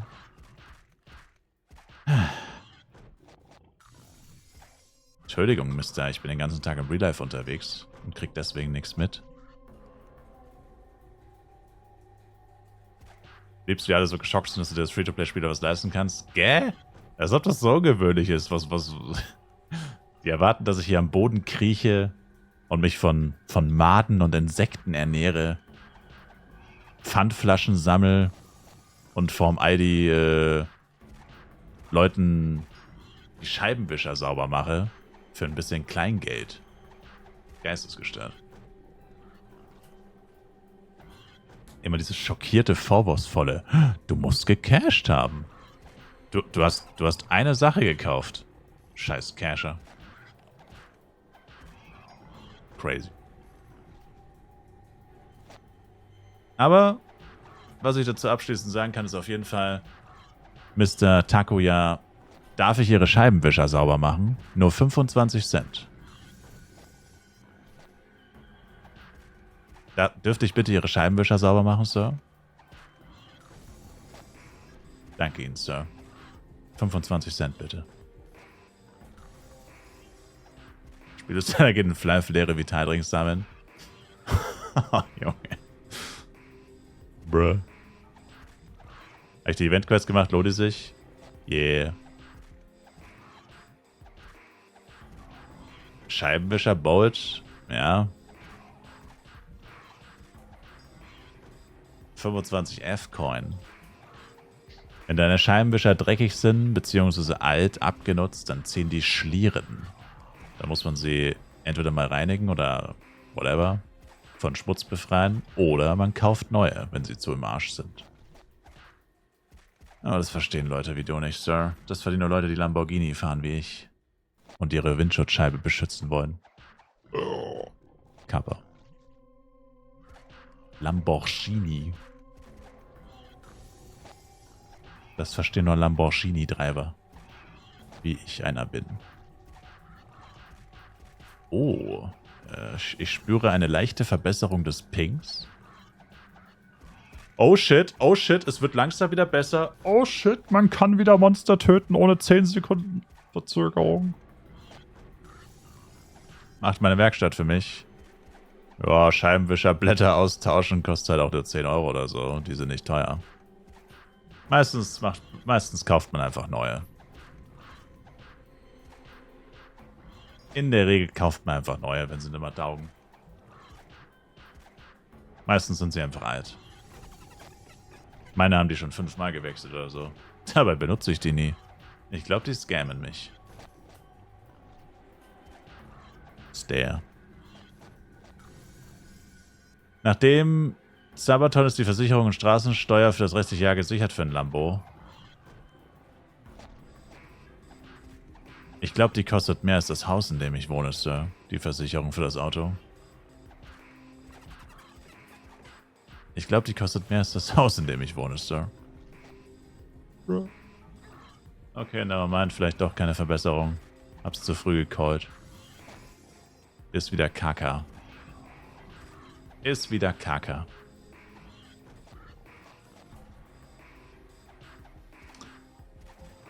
Ach, Mann, ey.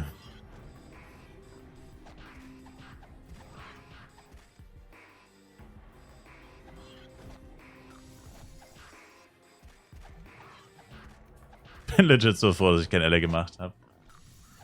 Ehrlich gesagt, wenn ich Elle spielen würde, wäre ich, glaube ich, richtig sauer, ey.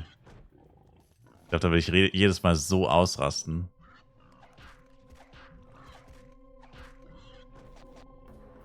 Ich glaube, ich würde jedes Mal so ausrasten.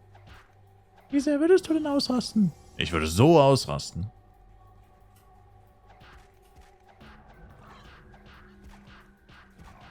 Aber ich meine, ganz ehrlich, das hätte man halt auch einfach nicht kommen sehen können, ne? Wer oder wie hätte man das wissen sollen? Also, kein Mensch hätte jemals jemandem empfohlen, Hit and Run, Elle oder was auch immer zu spielen. Oder überhaupt hier zu spielen. Also, so schlimm war es ja wirklich noch nie. Das hätte man einfach nicht wissen können. Wer zum Teufel hätte das wissen können?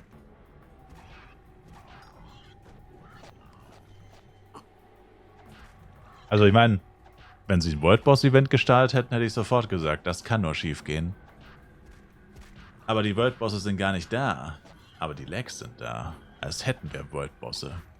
Jetzt fühlt es sich an, als wäre gerade World Boss gespawnt. Aber es gibt überhaupt keine World Bosse gerade.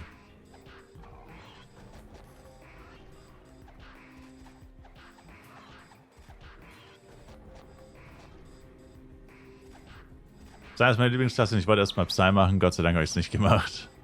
Tja. Irgendwie verkackt irgendwas verkackt Gala halt jedes Mal. Irgendwie schon, ja. Die kriegen es einfach immer wieder hin. Der World Boss kommt noch. True. Anniversary Event, Baby. Vergesst euren Cheer nicht, ja. Cheert euch alle mal. Vielleicht bringt's ja Glück. Jovato, danke für den Follow. Morgen früh aufstehen, dann klappt HNR schon. Ja, ohne Scheiß, eigentlich ist es wirklich klug. Man schläft immer so. Also falls jemand richtig Hardcore FEC ist, schlafen immer von Misa zum Beispiel jetzt richtig gemacht. Misa ist vorhin, als die Decks zum zweiten Mal angefangen haben, pennen gegangen. Der steht irgendwann um 2 Uhr nachts auf oder so. Und dann hat er einfach 12 Stunden keine Lags. Dann kann er 12 Stunden durchziehen ohne Lags. Immer schlafen von 14 bis so 22 oder 0 Uhr. In dieser Zeitspanne musst du schlafen. Denn nachts ist es crispy clean. Nachts sind die Server, da fühlt es sich fast an wie Burudeng. Nachts sind die Server crispy clean. Da habe ich noch kein einziges Mal 3000 Ping. Das ist immer nur tagsüber, meistens nachmittags, jetzt auch abends. Probably weil Sonntag ist, probably weil gleich XP-Event vorbei ist und alle nochmal reingehen. Aber nachts ist es wirklich crispy. Nachts ist die Verbindung wie der erste Bissen in ein Crispy Chicken. Herzhaft, saftig und mit einer leichten Mayonnaise-Note. Crispy Chicken. Entschuldigung, jetzt hat die Hälfte von euch Hunger. Sorry. Ich habe gegessen, ich habe keinen Hunger. Kacke. Problem ist nicht nur aufstehen um 2, sondern dass es kein XP-Event gibt. Das stimmt, ja. Das ist richtig. Hot Take, KFC schmeckt scheiße. Ja, aber Crispy Chicken gibt es ja auch bei Burger King. Das ist ein Burger King Burger.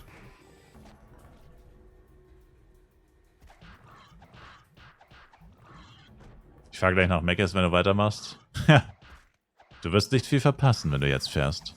Vielleicht kommst du rechtzeitig zu keinen Lags zurück.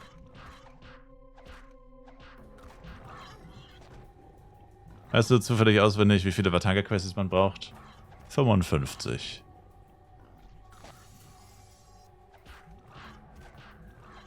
Nerd. Nerd.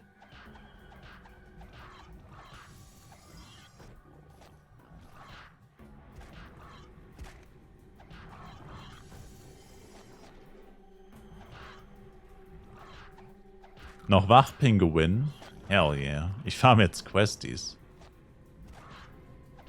Er ist verzweifelt.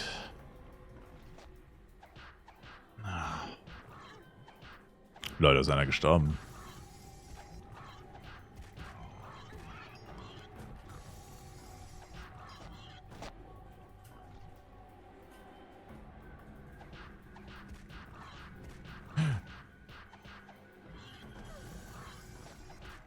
Bitte nicht, bitte nicht, bitte nicht. Ich will nicht wieder vom Friedhof anfangen. Nein!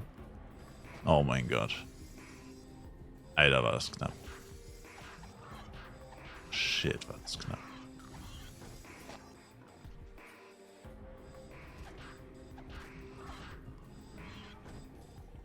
Vielleicht ist auch nur der KFC in England kacke. Abgehoben.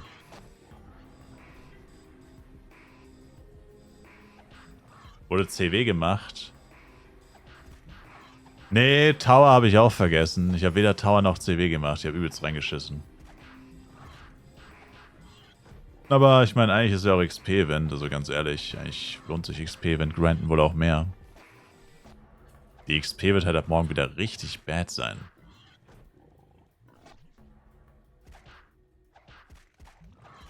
Aber ich viel zu wenig gelevelt.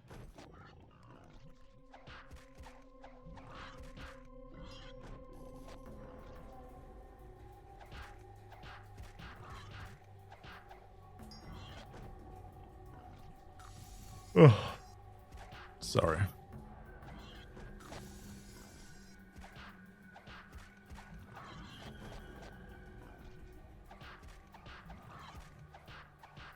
Sind die 30% XP weg oder auch die 100%? Nur die 30. Nee, also es ist nicht so dramatisch, weil es nur in Anführungszeichen 30 sind. Aber es ist immer so, man gewöhnt sich an XP-Event und je mehr du levelst, desto schlimmer ist dann das nach dem XP-Event. Also du bist jetzt 3 Tage Leveln mit XP-Event gewöhnt. Und das, auch wenn es nur 30% sind, das merkst du so krass, wenn es vorbei ist. Das merkst du richtig krass. Also der Tag nach dem XP-Event ist immer wie so eine Faust ins Gesicht, wenn du auf deine XP achtest. Selbst bei nur 30% ist das so. Das ist immer das böse Erwachen. Und dann immer direkt die Reue.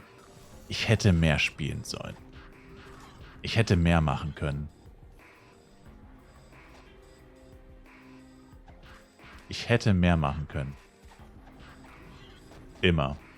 Selbst wenn man eigentlich gar nicht leveln wollte, selbst wenn man überhaupt keine Zeit hatte, selbst dann macht man sich Vorwürfe.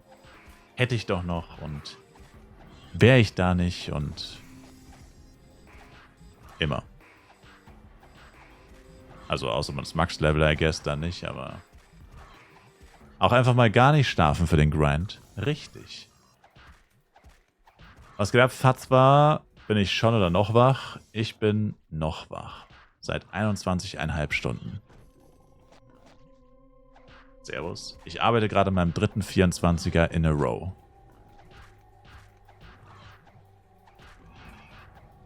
Also ab Dienstag.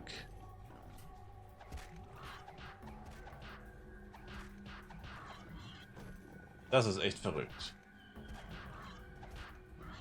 Listen, Chat. Listen. Jede einzelne Wachphase ab Dienstag, die ich hatte diese Woche, hielt mindestens 24 Stunden. Ich bin diese Woche nur 3-mal schlafen gegangen. Obwohl sie 7 Tage hat. Ich bin in 7 Tagen nur 3-mal schlafen gegangen.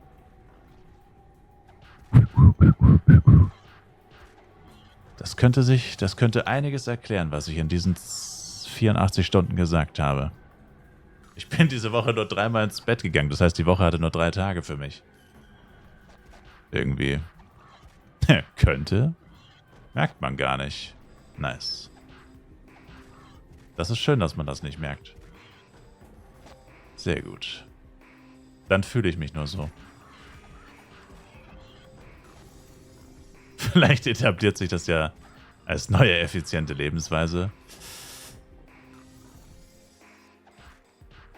I doubt it. Wie war nochmal deine IBAN? Das ist die Nuller. Oh, Triple Agro, Triple Agro, Triple Agro, Triple Agro, Triple Agro, Triple Agro, Triple Agro, Triple Agro, Triple Agro, Triple Agro. Triple Agro in my face, Triple Agro in my face, Triple Agro in my face. Und wieder Triple Agro in my face. Jetzt wäre es echt ungünstig, wenn gar nichts mehr geht. Waren sogar kurzzeitig 4 Agros, oder? Nee, 3.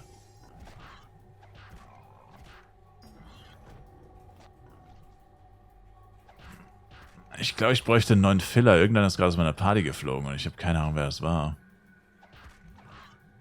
Wie schaut's mit Serverping aus? Okay. Ja, einsame Spitze. Jetzt gerade läuft wie geschmiert.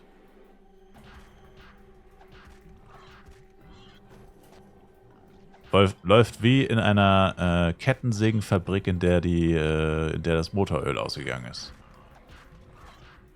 Oder so ein Scheiß.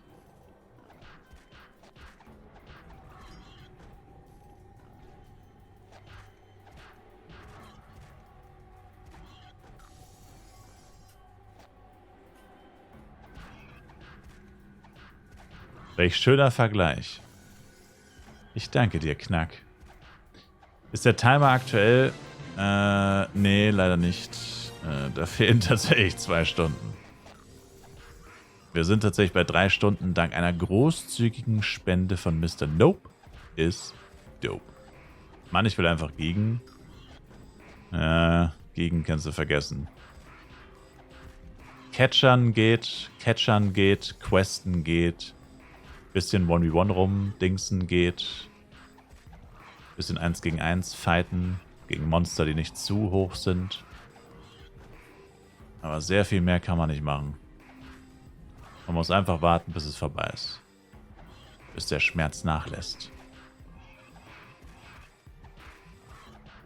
Ist der F-Guns mit Penya getradet? Yeah. Oder brauche ich noch? Ich weiß nicht. Ich habe jetzt da noch Geld, das ich ausgeben muss.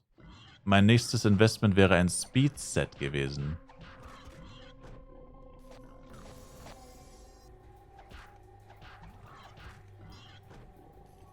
Lags wirken sich negativ auf Preise aus. Keiner traut sich gegen Dungeon. Das stimmt nicht so ganz. Vorhin hat einer also ich hatte 500er Ping. Wird dir wieder so richtig schön unter die Nase gerieben, dass manche Leute wohl echt keine Probleme haben. Ich hatte 500er Ping. Und dann kommt so ein Typ, macht einfach Giant Kern. Also ich kann mich kaum fortbewegen und er geht einfach zu Giant Kern und boxt ihn um. Und ich denke mir so, ach so, na dann. Cool, dass du ohne Probleme spielen kannst. Schön für dich. Läuft bei dir. Ist ja echt klasse, dass wir alle gleich miteinander leiden. Er gönnt sich die Giants und ja. Der hatte bestimmt eine FEC Flask. Aber die habe ich doch auch mittlerweile. Das ist nicht fair. Der wohnt bestimmt in Korea und hat 3 MS-Ping. Echt so. Die machen alles, damit die Koreaner die 110.000 Dollar gewinnen. True. Erstmal sabotieren sie die ganze Welt. Kauf dir doch Speedset Lucky Boxen. Das wäre unfassbar dämlich. 2 Boxen kosten schon 1400 F-Coin. Wenn da zweimal 2% drin ist, dann würde ich straight up 80, 90 Mio verlieren.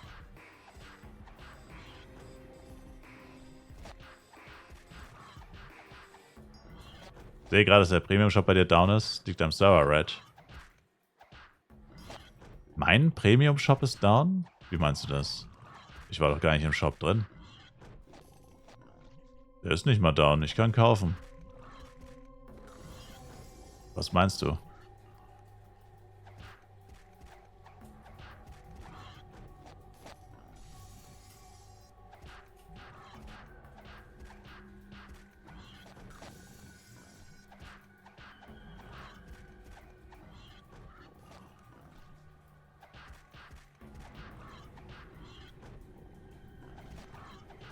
Noch ein Arek-Ring gedroppt.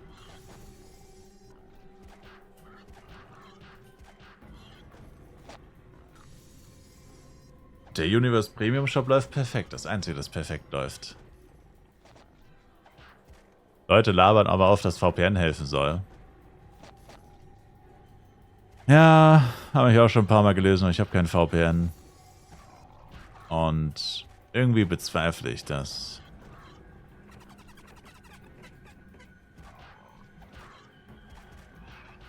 Aber jetzt geht's wieder. Na, Moment, ging zweimal gerade nicht, der hatte 0 Items. Oh. Ja.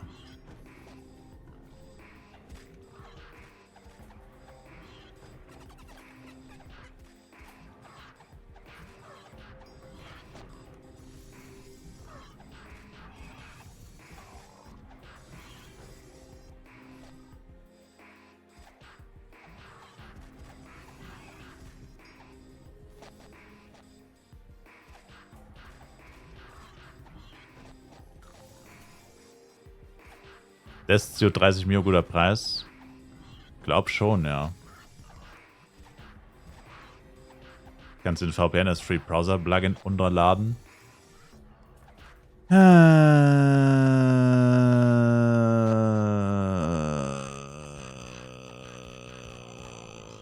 das soll gut sein? Ein Free Browser Plugin VPN? Das hört sich an, als würde man sich da eher ein Virus einfangen. Vor allem kenne ich das von VPNs so, vor allem wenn sie free sind, connectest du dann immer auf irgendwelche ranzigen Gammel-Server, wo du dann immer einen 100er-Ping hast. Da hast du zwar eine ausländische IP, aber dann ist dein Basis-Ping richtig scheiße. Wenn du nicht dafür blechst. Oder sowas wie nur 1 Stunde Verbindungszeit oder so pro Tag. Free VPNs sind geistesgestört malig. 100er Ping wäre besser als jetzt.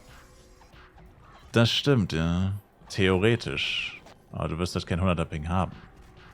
Also dein Basis-Ping wird 100 sein, aber in-game wird es dann halt genauso sein wie jetzt wahrscheinlich.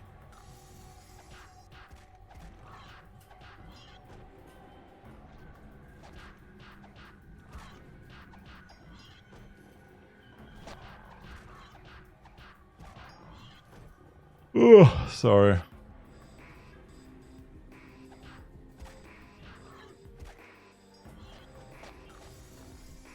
$1600er Ping, oh.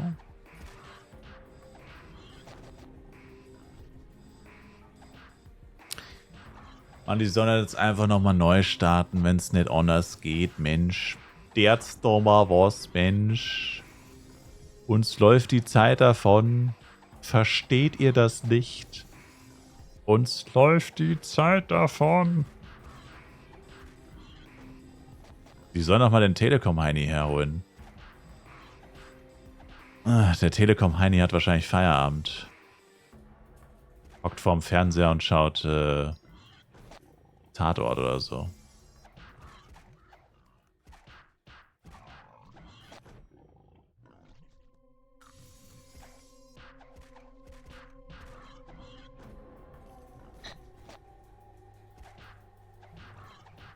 Kann man sagen, wie hoch der Speedboost bei den Easter-Sets ist? Finde keine Info dazu.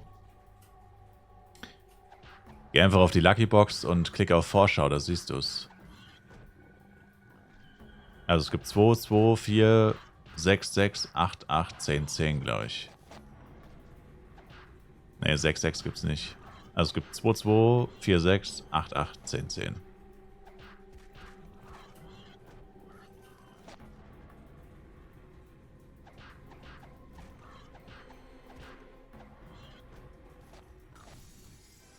Einer will F-Coin für 65 kaufen, der andere für 100 verkaufen. Der Typ mit F-Coins 100 Mio, der soll mal damit aufhören. Das ist erstens nicht lustig und zweitens will er der will die Preise drücken. Also der will die Preise treiben, nicht drücken. Der will die Preise nach oben drücken. Die beiden gehören safe zusammen. Passt auf. Einer verkauft für 85. Und du fällst gerade drauf rein, ready. Und du bist in die Falle getappt. Genauso funktioniert es. Die beiden ist wahrscheinlich ein Typ mit 2 Accounts. Er schaut 100 und dann unterbietet er sich mit dem anderen Account um sau viel. Und dann denkst du jetzt, oh, schau dir diesen Scammer für 100 an, da verkauft einer für 85. Bist glücklich wie ein Honigkuchenpferd und F-Coins kosten aber nur 75. Es sind beide Scammer und höchstwahrscheinlich sogar der gleiche. Beide sind Scammer und höchstwahrscheinlich auch noch der gleiche. Das ist bei jedem FEC sind es die gleichen räudigen Taktiken. Jedes Jahr die gleichen räudigen. Mittlerweile schon 80, 85, aber ja. Same thing. So oder so sind es jedes Jahr die gleichen räudigen Taktiken. Nach 3 Jahren FEC weiß man sowas. Beziehungsweise man ist immer misstrauisch. Nichts ist so, wie es scheint.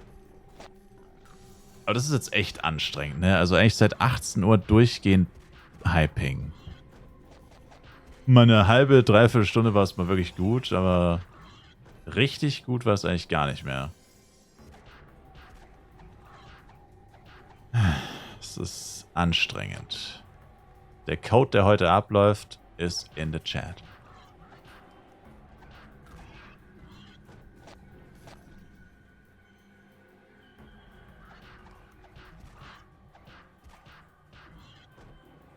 Was ein Rip, da ist das Freeset von letztens besser. Ja, ist es auch.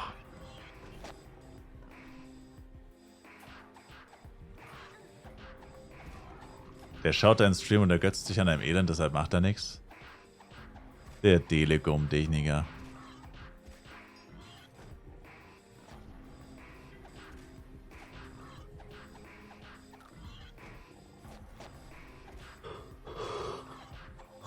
Oh. Ich meine, theoretisch könnte man mal bei... Wie lange willst du noch machen heute? Ich wollte das XP-Event noch schön ausnutzen, aber... Weiß nicht. Irgendwas funkt dazwischen. So. Irgendwie funkt hier was dazwischen. Ich komme nur nicht drauf. Ah, ich wollte noch das XP-Event machen.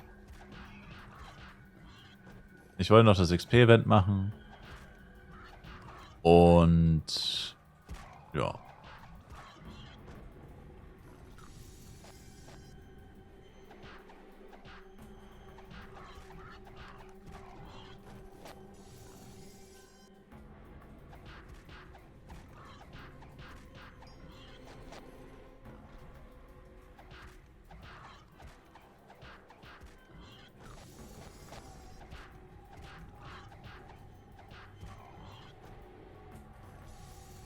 Ein 105er Set?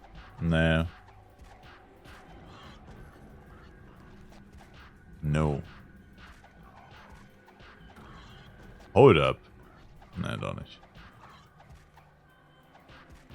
Oh, mein Nacken ist... Ach. Mein Nacken ist irgendwie voll im Arsch. Ich brauche ein Stirnackenkommando.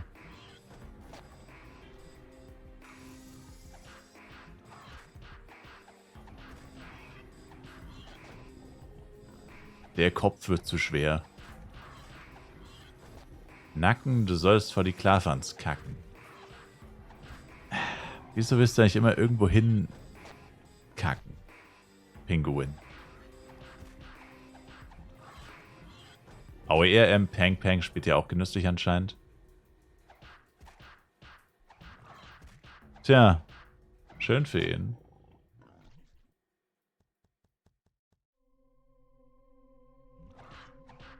Das ist wirklich schön für ihn.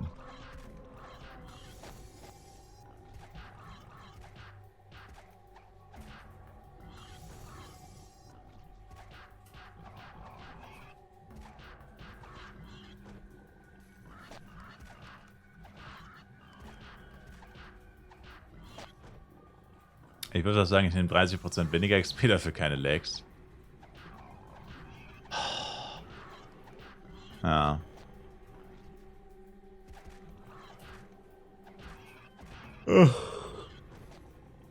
Irgendwann, ne?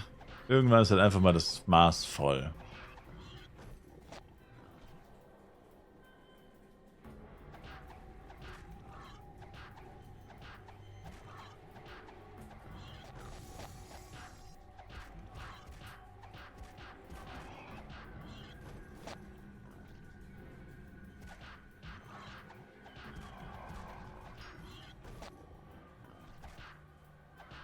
Viel Erfolg dabei, Waxot. Geil, wie die AOEler alle auf ihren Boards sind, alles für mich. Der eine upgradet gemütlich. Eine Runde.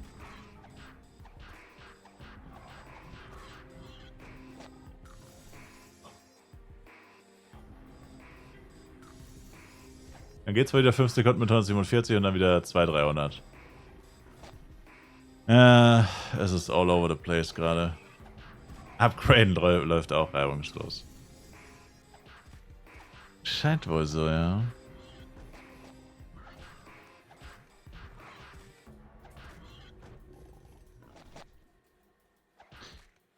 Ja, jetzt Ranger 73 zurzeit Roripol plus 5. Den Hisbo skippen. Du kannst machen, was du willst. Ja. Ich meine, Hisbo ist wesentlich besser wahrscheinlich, aber ja, klar. Bringt dir nichts zu wissen, dass Hisbo besser ist, wenn du ihn dir nicht leisten kannst. Absolut korrekt.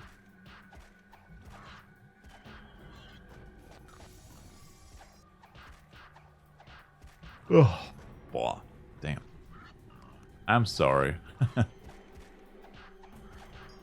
Das Aufregen macht müde.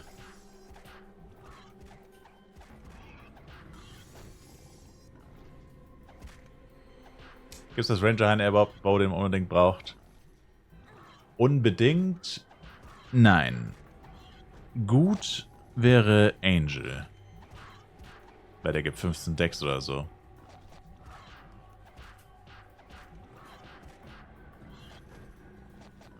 Also yeah.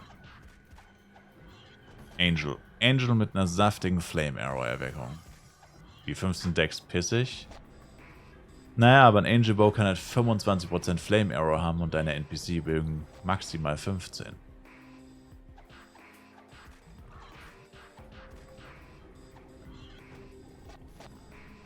Und dann hast du auch noch 15 Decks und eine höhere Base ATK.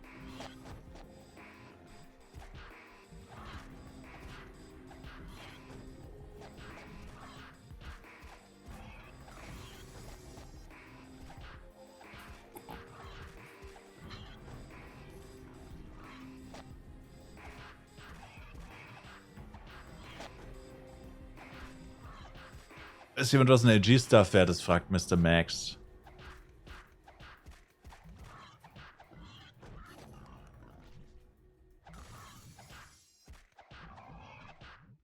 Das ist bei jedem Kenji.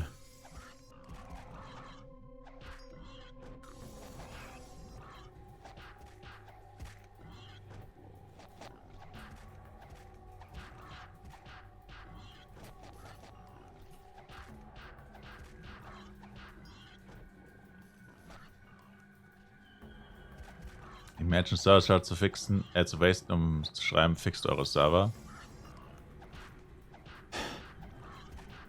Spiegelt nur den Frust wieder, Sir. Bei mir nicht, auf Victorsy läuft super. Da bist du doch gar nicht online. Du Lügner.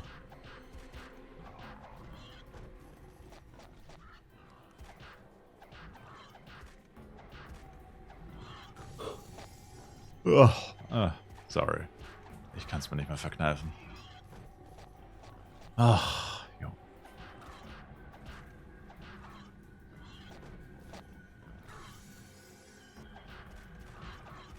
Kann ich mal einen Penny ausgeben vorm Schlafen, weil man in der Stadt RIP ist? True.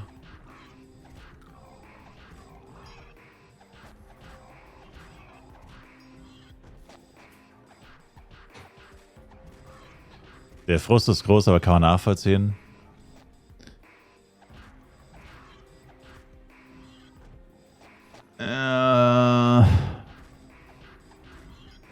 Was halt auf jeden Fall fehlt, ist wie immer die Kommunikation.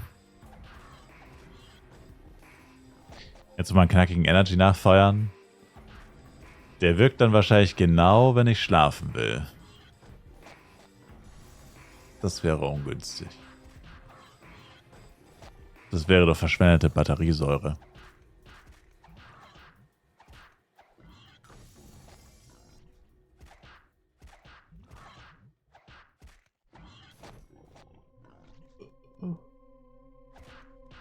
Meine Güte, ey. Jetzt kickt's aber gerade. Ich lieg doch schon am Boden. Und ich werde die ganze Zeit nachgetreten. Erlene's Suit wird gedroppt. Was könnte die wert sein? Keine Ahnung. Ich weiß nicht. Keine Ahnung. Sorry.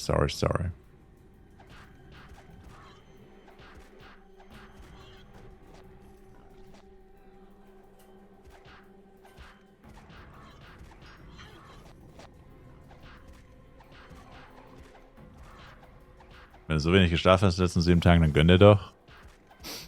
Ja, die 3,5 Stunden kann man auch noch durchhauen.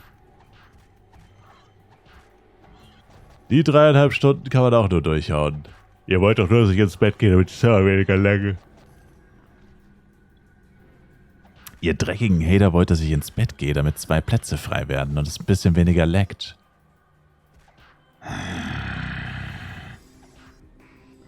Ich hab dich durchschaut. Ich bleib noch mindestens 10 Stunden hier. Nur damit es bei dir noch weiter laggt. Wieso 3,5? Weil das XP-Event in 3,5 Stunden endet. Wir schauen gerne deine alten LPs. Nein, tut ihr nicht. Kappa.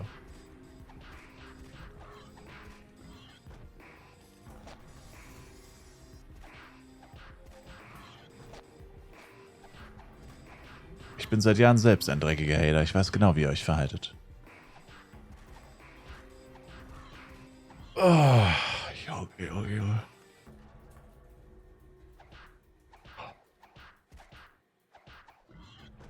Das die alten LP ist voll sympathisch. Danke. Ich bin nur hier, um die LPs zu schauen, wenn er schläft.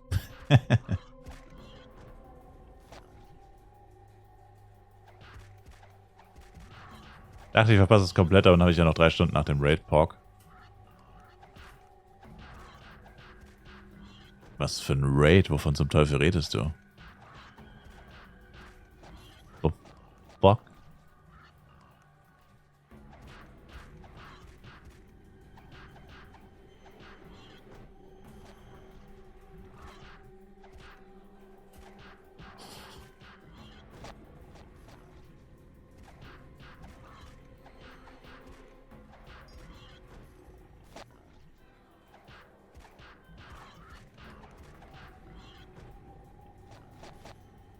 Bin gezwungenermaßen in WoW eingeloggt für 4 Stunden.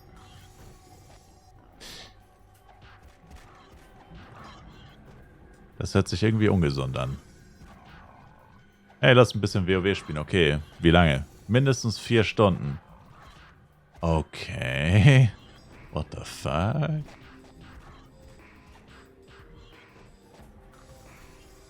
Es scheint, dass dir etwas Schlaf fehlt. Ich habe einen schwerwiegenden Fehler begangen.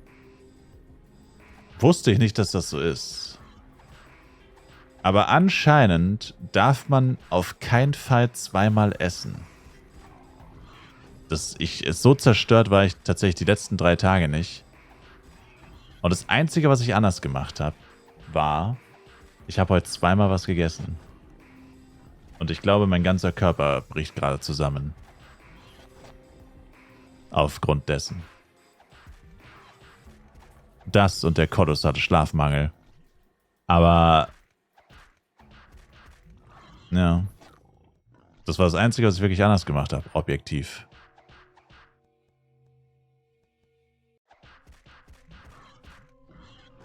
Also ich glaube...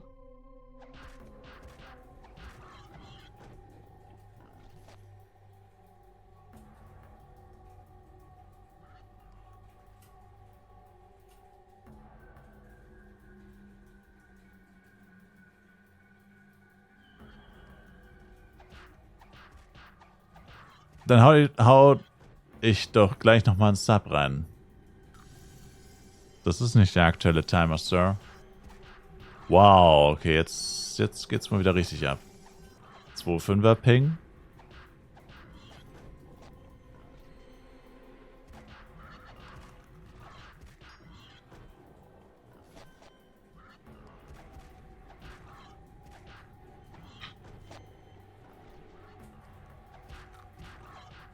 ...37-Stunden-Stream. Da muss ich dich leider enttäuschen, Kuschbär. Warte, wir knacken gleich die 85 Stunden. In 5, 4, 3, 2, 1. 85 Stunden live.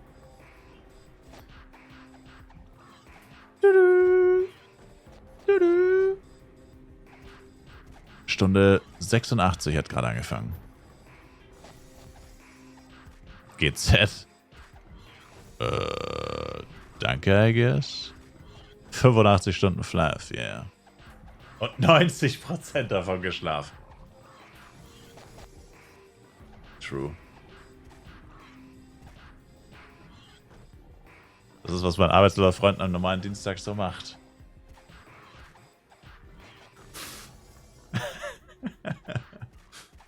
Oh, true. Da ist ja meine Oma länger live. Live oder live? Und 40% mit 3000er Ping? Naja, 40% war es nicht. Aber ja, schon ein beträchtlicher Teil. Also mittlerweile schon so 5-6 Stunden mit 5-6 Stunden mit sehr viel High Ping und locker 10 Stunden mit moderatem Ping. Und der Rest war gut. Und dafür sehen wir nur einen Couponcode bis jetzt. Nur einen Couponcode, sonst nichts. Also da können Sie gerne noch ein bisschen tiefer in die Tasche greifen.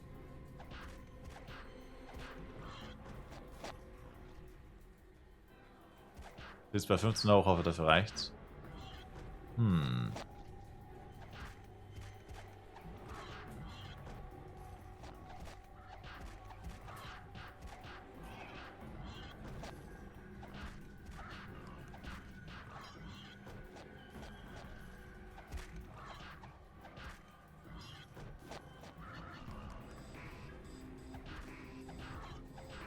Dave kommt dann auch aus der Entschuldigung. Hoffen wir es, ja.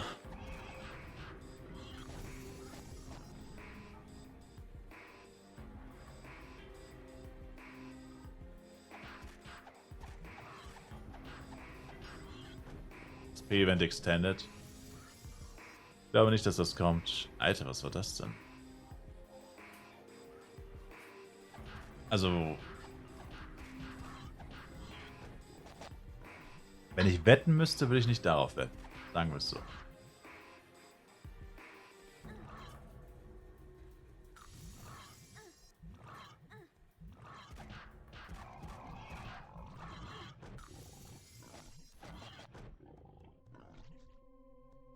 Du hast ein Ticket geschrieben, okay. Mit der Forderung.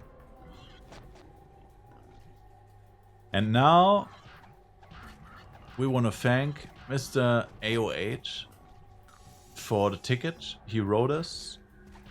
And thanks to him and him only and his incredible no-limit credit card which he used to top out F-Coin and FLAV, there will be more XP event coming. Danke, AO8. Danke fürs Sponsoren. Ein Strauß Blumen. Das Lustige ist, das könnten sie tatsächlich machen. Couple-Punkte sind Blumensträuße. Die Couple Anniversary Rewards sind Blumensträuße. Könnten sie actually durchziehen. Ich habe mich zwar erst vor 20 Minuten hingesetzt oder so. Ich muss aufstehen, ich peng gleich ein. Ich peng gleich ein. Ich sag's wie es ist, ich peng gleich ein. Oh shit, ich muss mich bewegen. Muss ein bisschen die Durchblutung anregen. Ich peng gleich ein. Ich peng gleich ein. Ich peng gleich ein. Scheiß die Wand an, ich peng gleich weg.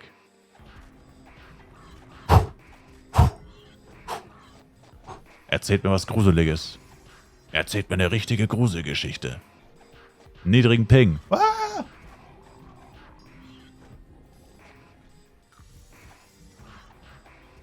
Hinter dir? Oh, sheesh. Was ist das? Trash. Das ist eine Gruselgeschichte, dieses Setup, was ich gerade gedroppt habe. Ah, noch eine halbe Stunde dich anschauen ist gruselig. Du dreckiger Hater, Nelly.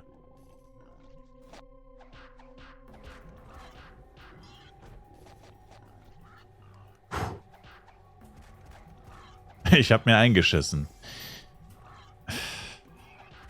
Okay.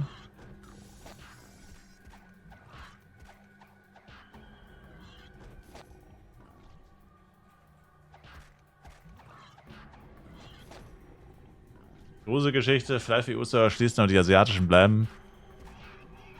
Man kann Flive spielen, aber mit 400 MS.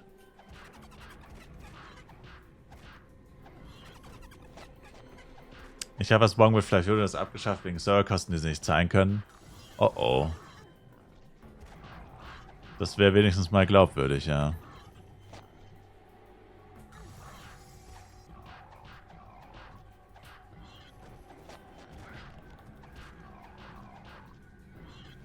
Was stell dir vor, du ziehst einfach... Stell dir vor, einfach vor, du ziehst ein 4% Set, wenn du vor 0 Uhr ins Bett gehst. Aber dafür müsste ich ja die Gacha-Box kaufen. Ich habe gesagt, das mache ich nicht. Das ist ein zu krasser Gamble.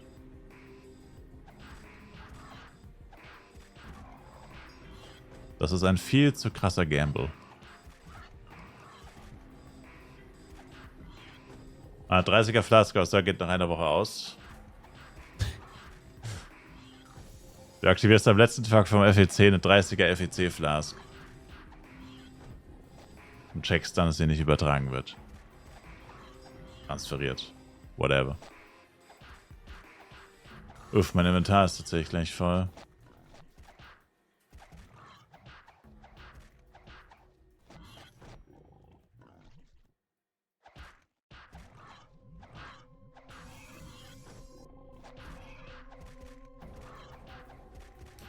Muss FS 80, 86 sein für Tower? Ja.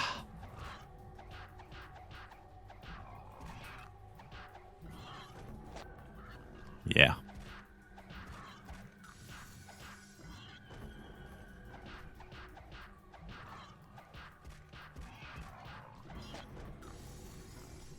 Oh, fuck, man.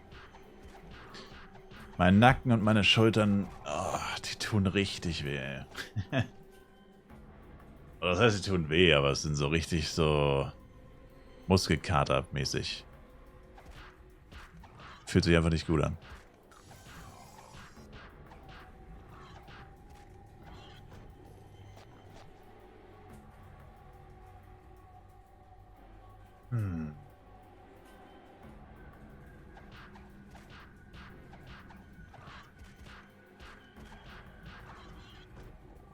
So, Inventar voll.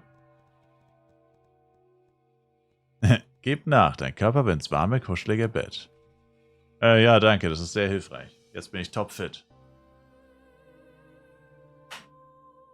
Meine Fresse. Ich hätte einfach Nein sagen sollen zu dem Abendessen.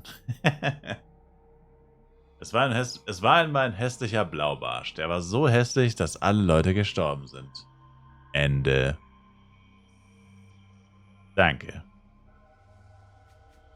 Sehr ermutigend.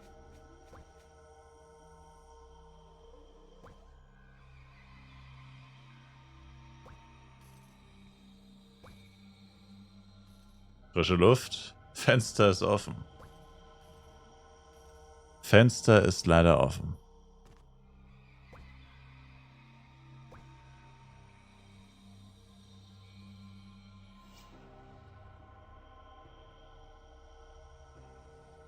Ins Bad knallt immer eine richtige Ladung kaltes Wasser ins Gesicht.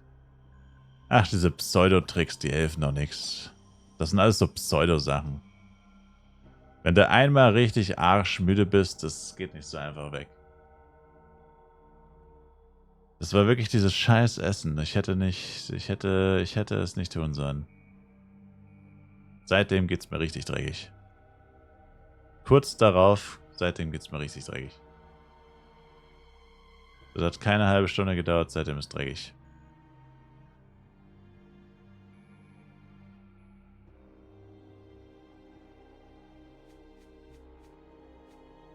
Was habe ich gegessen? Ein Salat. Also eigentlich was Gesundes, aber...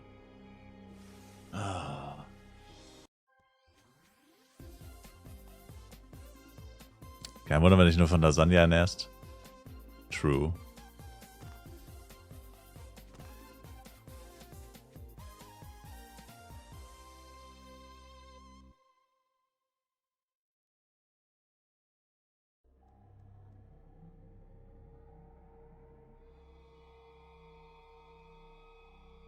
Was freischalten ist kein Salat in dem Sinne.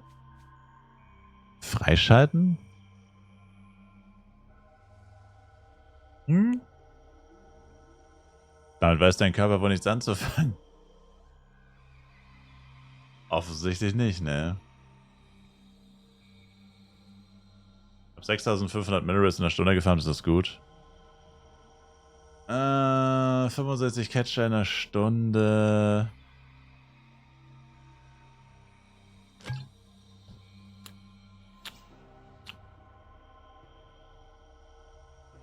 Keine Ahnung. Ja, mein Fleischsalat.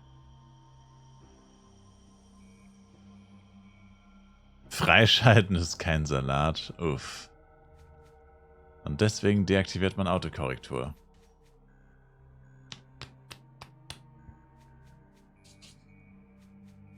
Auch ein Elektroschocker. Tschuh.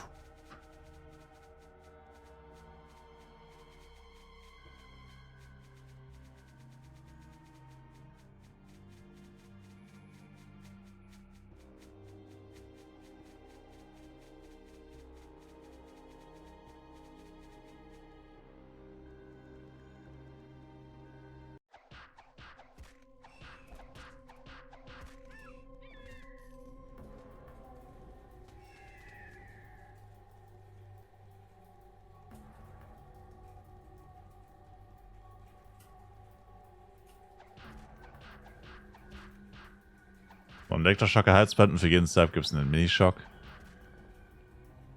Sir? Was zum Teufel stimmt mit Ihnen nicht? Ich aktualisiere mal den Timer. Es fehlen 132 Minuten. 2 Stunden 12. Also 35.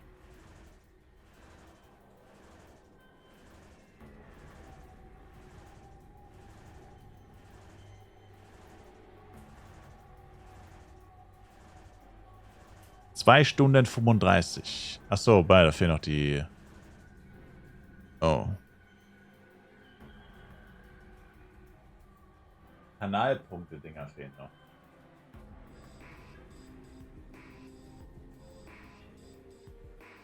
Kanalpunkte waren nochmal 8 Minuten.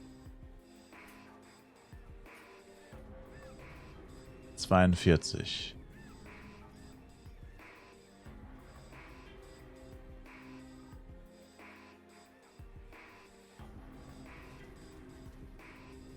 So.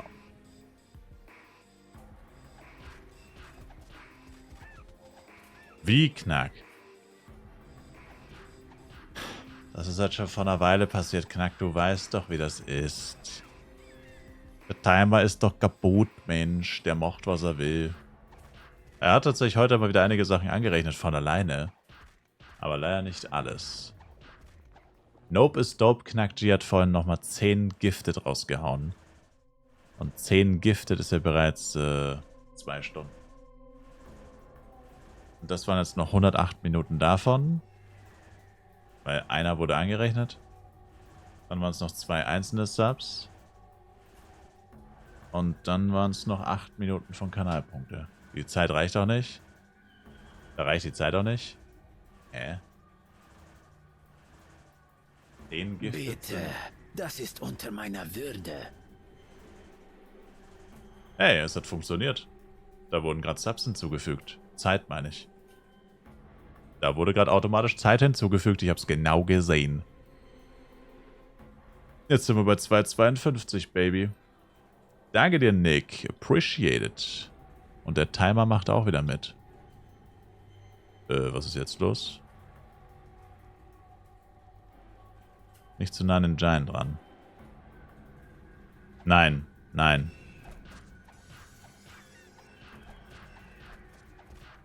Neue Wette wird wahrscheinlich schwierig mit den Lags.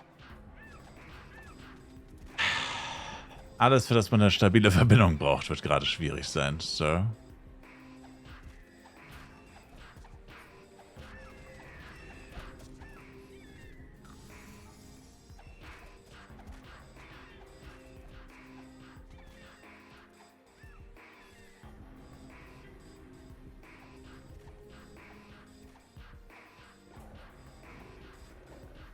Oh, Giant Hammer, Violet. Whatever.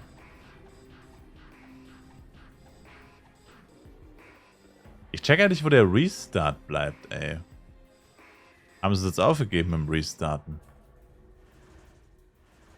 Das Einzige, was halbwegs was gebracht hat, und das geben sie jetzt einfach auf. Es schwankt zwischen es geht und es nervt.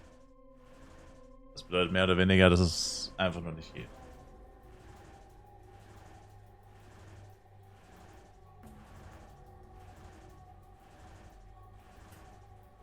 Es geht nicht so, wie man will. Also geht's nicht. Bereitschaft ist vorbei. Das ist wild.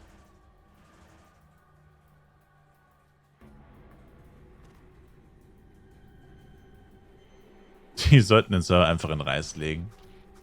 Habe ich ein Video gemacht, wo ich genau auf das Housing-System eingehe. What the fuck am I doing, man? Eigentlich schon, ja.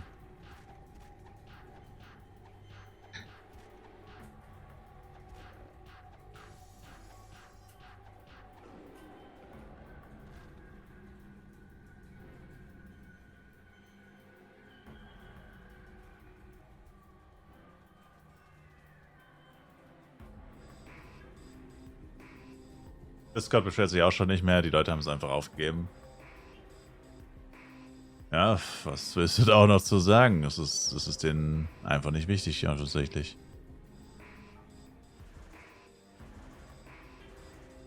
Keine weiteren Nachrichten, keine Mitteilungen, keine Kommunikation, keine Entschädigungen, keine Neustarts. Offensichtlich haben einfach alle das Handtuch geworfen. Anscheinend kann es keiner lösen, das Problem, und man hat einfach aufgegeben.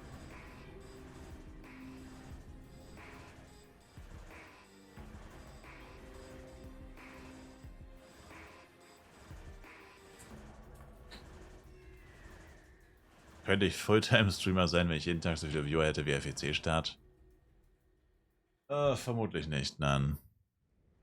Du musst bedenken, du musst es so sehen. Wenn man streamt, Twitch nimmt sich die Hälfte und dann das Finanzamt nochmal die andere Hälfte. Heißt, ich verdiene eigentlich gar nichts. Kappa.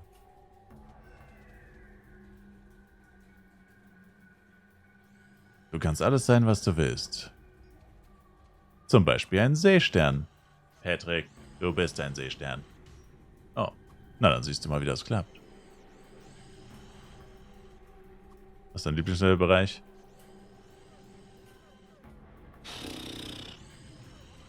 Ich glaube, auf die Antwort kann ich gerade nicht ehrlich antworten. Ich habe keine Ahnung.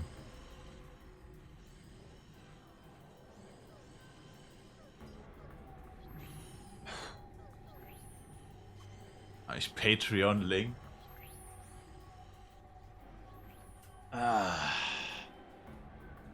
Ich habe kein Patreon, nein.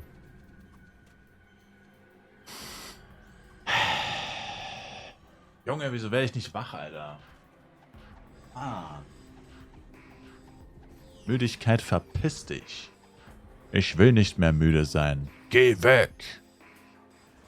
Verdammt nochmal. Der Gottkönig, der... Geh halt schlafen. Geh du doch schlafen. Geh du doch schlafen. Mach 20 Hampelmänner. Ich hampel dir die ganze Zeit schon rum. Ich stehe. Ich laufe. Ich strecke die Beine. Mach kurze Dance-Moves. Bisschen Schattenboxen. Und so ein Scheißdreck. Bringt alles nichts.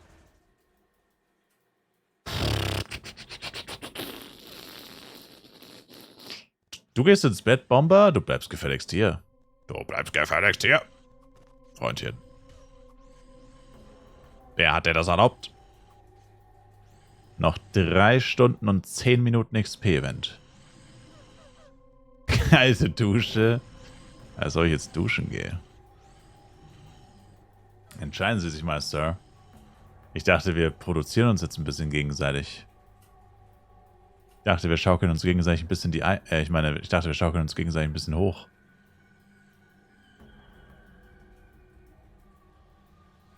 Haben Sie mal schlafen versucht? Ein Kumpel meinte, das würde ganz gut helfen gegen Müdigkeit. Und für was hält er sich? Für einen scheiß Arzt oder was? Dieser Kumpel. Der denkt auch, er ist ein Doktor, oder? Ich liege auch schon in meinem großen... Hör auf, hör auf, hör auf. Hör auf.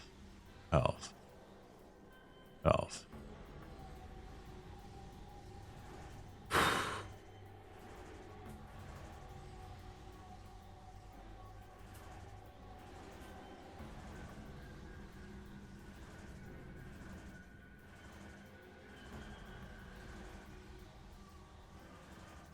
Oh, das hat ein bisschen geholfen. Bin gerade zum Fenster und hat mir so ein bisschen Luft in die Fresse geballert. So ein bisschen zugefächert. Hat der Timer gerade funktioniert? Jetzt hat er wieder nicht funktioniert, ne? Dieser verdammte Sack.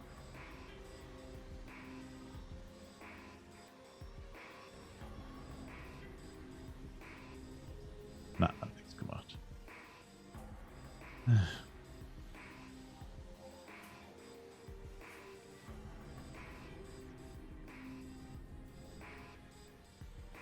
Nochmal ein Sub bitte, checken, ob der Timer geht. Ich check's nicht. Manchmal edit er die Zeit und manchmal nicht. Das ist so fucking random. Aber es funktioniert auch nicht gar nicht. Manchmal macht er was. Das ist... Mist mal so, mal so. Also keine Angst vor den Tauben an deinem Fenster?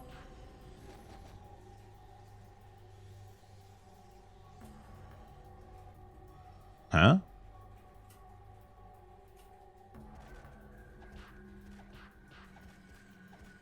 Was denn für Tauben, Mann? Wovon zum Teufel redest du?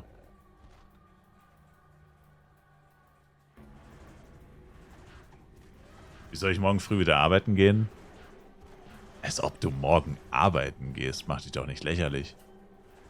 Da sind keine Tauben mehr. Was glaubst du, warum es so oft Lasagne gibt?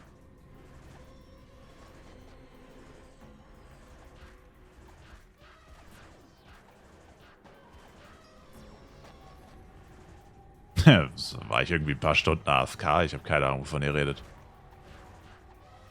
Hab beide gerade Lasagne im Ofen.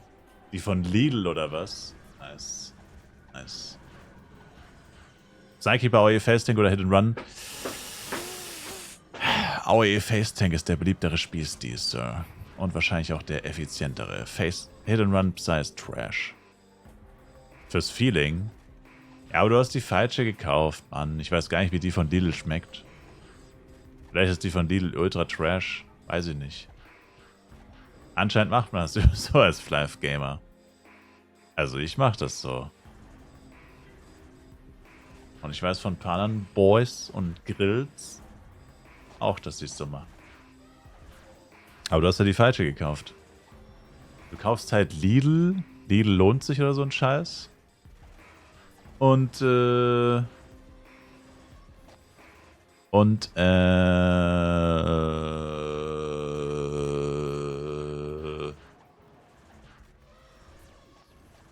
hättest Rewe kaufen müssen. Du hättest Rewe ja kaufen müssen. Schlafentzug geht doch als Folter und Twitch sagt man, dass die selber schaden. Das ist aber kein Schlafentzug, Sir. Nicht über eine unnatürliche Menge. Ich bin ja erst seit 22 Stunden und 30 Minuten wach, Sir. Ich habe nur etwas Falsches gegessen, Sir. Ich habe nur etwas Falsches gegessen.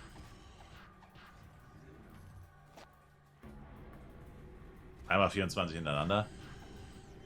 Aber ich habe zwischendurch geschlafen. Das hat mit Folter nichts zu tun, Sir. Ich bin einfach nur ein Waschlappen.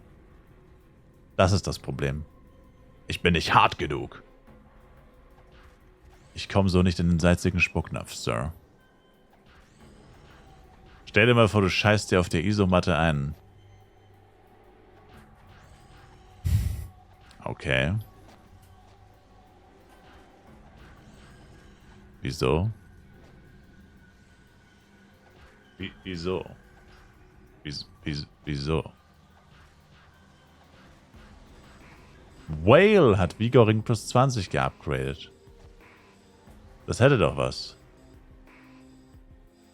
Das hätte was von Scheiße auf der Isomatte, ja. Das ist ein guter Song. Scheiße auf der Isomatte. Mein Lieblingslied. Von Harry Müller.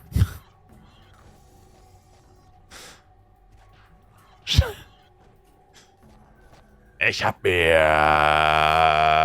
mal wieder auf der Isomatte in die Hose geschissen. Ist ein alter Klassiker. True. Ist ein Klassiker. Fast so gut wie meine Oma fährt im Hühnerstall Motorrad. Das ist auch ein Klassiker. Kennst du das Lied Durchfall im Zillertal? Nein? Das würde dich jetzt schockieren, aber nein, das kenne ich nicht.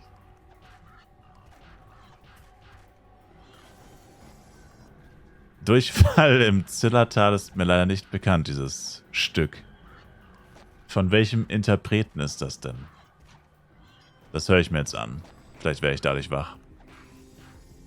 Das höre ich mir jetzt an. Ich hoffe, das gibt's wirklich, nur verarscht mich nicht. Durchfall im Zillertal. Kommt direkt, wenn man Durchfall eingibt bei YouTube. Durchfall im Zillertal feat. Gretel Hinterwieser.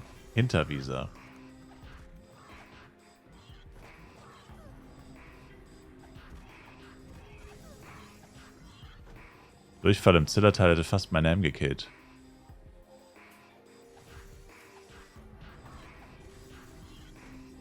Das ist ein KI-Lied. Ah. Auf laut. Nee. Schwierig wegen Copyright, Sir. Aber welches? Es gibt zwei.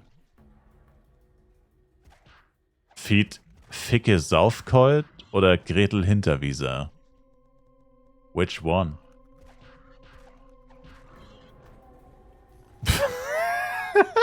Okay.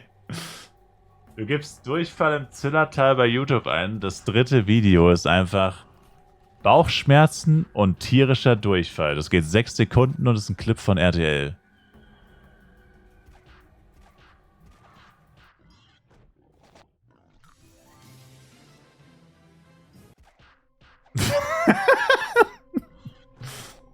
Ach du Scheiße.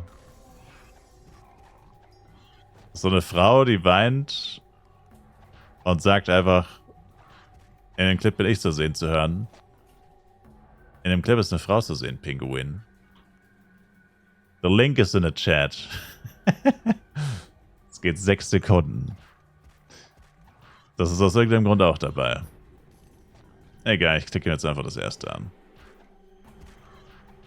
Mal schauen. Aber es hat tatsächlich geholfen. Ich bin wieder ein bisschen fit. Es hat geholfen, Sirs. Sheer und Stat-Punkte nicht vergessen. Oh, dankeschön, Sir. Dankeschön, Sir. Als ob du die nicht kennst. Ja, wieso die? Ich dachte, das bist du, Pinguin. Du hast doch gerade gesagt, das bist du in dem Clip.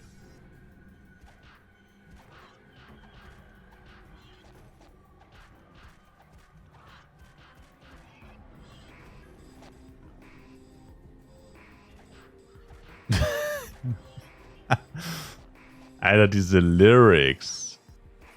Diese Lyrics. Oh Jesus, oh nein. Was ist denn das? Unterwegs wird's an meinem Popo nass. Durchfall im Zillertal. Damn. Ohne Scheiß. Ohne Scheiß. Das ist auch eine gute Formulierung. Ey. Damit müsstest du zum Eurovision Song Contest. Kein Schwein würde verstehen, was die singen. Und Imagine, die werden dann einfach Erster. Mit einem Lied, das Durchfall im Zillertal heißt. Imagine. Das Land der Dichter und Denker. Aber ist das Zillertal nicht in Österreich? Das ist doch in Österreich, oder? Ich habe keine Ahnung, aber es ist doch safe Österreich. Hört sich nach Österreich an. Das gehört nicht zu uns. Was ein geiler Tag. Außer den Lags. Das ist tatsächlich die längste Lag-Session seit dem Serverstart. So schlimm war es wirklich nur im Serverstart. Ich meine, gut, die Lags sind nicht so krass, dass man gar nicht spielen kann. Aber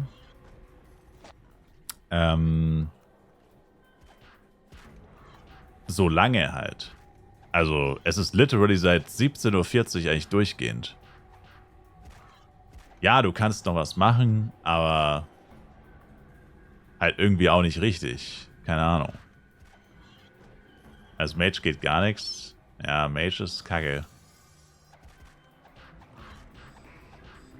Gestern wieder geschlafen, hast du auch die ganze Zeit zum Kotzen? Echt? Crazy.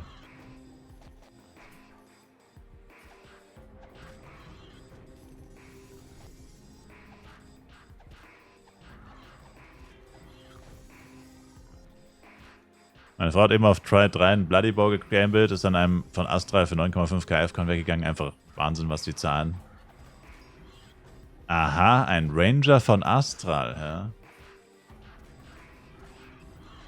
Ein Ranger von Astral, so. Haben sie diesmal einen Ranger im Team? Ach ne, wobei, die hatten auch einen Ranger. Nevermind, die hatten ja alles 4. Nevermind. My bad. Ne, Astral war Psykeeper, Ranger, Bildposter und die hatten alle 4. Die Pinoys hatten alle 2 Ranger. Und die Deutschen hatten den Doppel-Assist und übelst aufs Maul bekommen. Ja, aber es gab kein deutsches Team. Haben ja unter einer anderen Flagge gespielt. Ob der Ranger dann beim Turnier spielt? Naja, nur weil er in der Gilde ist, heißt es noch lange nicht, dass er auch mitspielt. Die Gilde wird aus deutlich mehr als nur 4 Leuten bestehen, wahrscheinlich.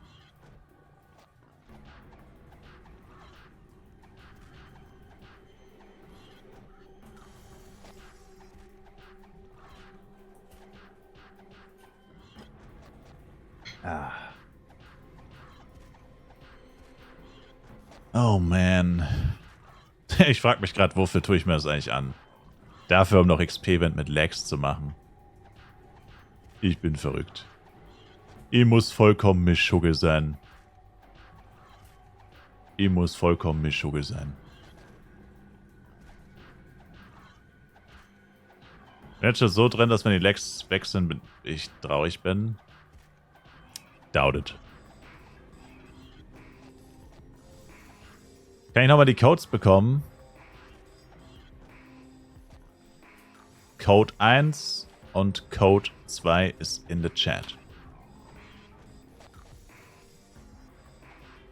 Sagt euch Kodiak was? Der war das jedenfalls. Ich weiß nicht. Das Nervige bei dem Astral-Team ist, also no front, aber das Nervige bei denen ist, dass die andauernd ihre Namen ändern. Also die haben literally sich mit anderen Namen, hat mich eh gewundert, dass das erlaubt war. Also die haben sich quasi beim Event angemeldet und haben sich dann einfach umbenannt. Also die haben einfach vor dem Turnier Name-Changes benutzt. War auch saukomisch. Das war das einzige Team, wo einfach komplett andere Namen dann plötzlich hatte. Und deswegen habe ich auch nie gecheckt, wer ist und so, weil die Ingame hießen die anders als beim PvP-Turnier. Das war voll weird.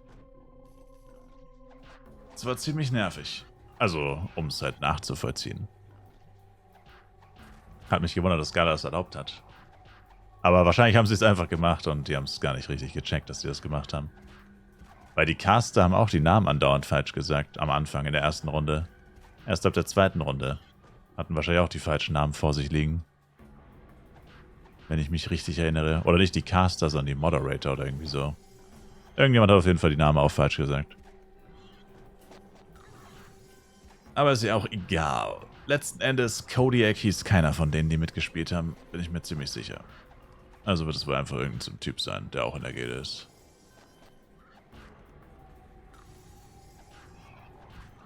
Bis 1 Uhr oder so wird es laggen. Dann lieber mit Lags. Cool, Jax. Du machst einem richtig Hoffnung. Du solltest Motivationscoach oder so werden. Drückt mir die Daumen, dass ich die Heimfahrt überlebe, Fro. Heimfahrt? Wo fährst du denn hin? Oder von wo? Bin ich schon. Deswegen hast du gestern Nachtschicht als Motivationscoach. Oh, du bist Radiomoderator. I see. Nach Mainz natürlich. Damn, wird mir stinken, wenn ich du wäre. Imagine um 23:05 Uhr aufbrechen, um nach Mainz zu fahren. Dann doch lieber FEC mit Lags spielen, oder? Dann doch lieber FEC mit Lags. Also um 23:05 Uhr nach Mainz zu fahren. Gib auf, es lohnt sich nicht.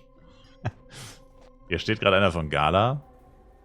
Aber ist safe noch ein Moderator, oder? Aber gut, wenn der da steht, bringt das nicht viel. Der muss den Server offline nehmen. Der muss den Server neu starten. Das kann er nicht in-game machen. Das muss er... Xylos. Kenne ich nicht. Muss ein Moderator sein. Das ist kein Game Master, bin ich mir ziemlich sicher. Sagt mir nichts. Kann kein Game Master sein.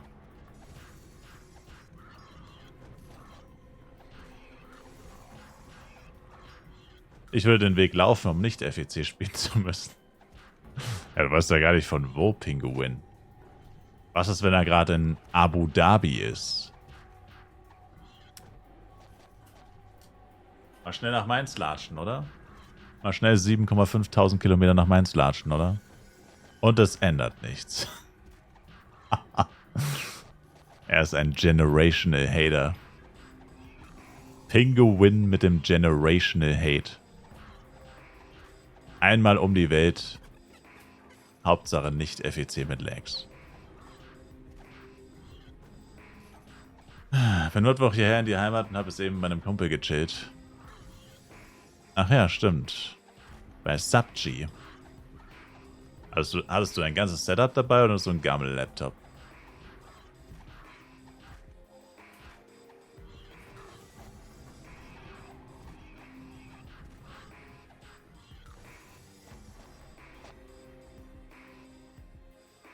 Dir geht's nicht um die Lex, Pinguin. Warum dann? Ganzes Setup. Ja. Nicht schlecht. Plus Stuhl mit nur einer Armlehne von ihm.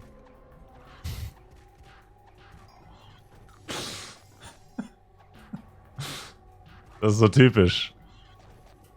Kumpel kommt so ein paar Tage zu Besuch und du gibst ihm nicht mal einen Stuhl mit 2 Armlehnen. Und du gibst ihm nicht mal einen Stuhl mit 2 Armlehnen. Belastend. Hier, du kriegst meinen besten Stuhl.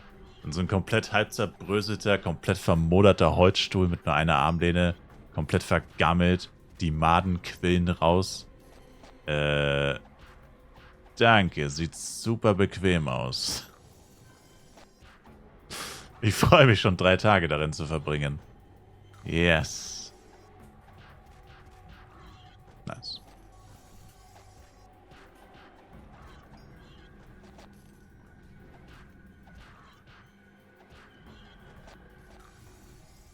Zweitbester Stuhl nach dem WC. Da gibt es auch so eine Spongebob-Folge. Das ist der beste Platz hier im Haus. Und dann irgendwie, nein, der zweitbeste. Ich weiß nicht mehr, was der beste war. Fürs deutsche Games, Piccolo ist deutsch. Eine German. Alemannia.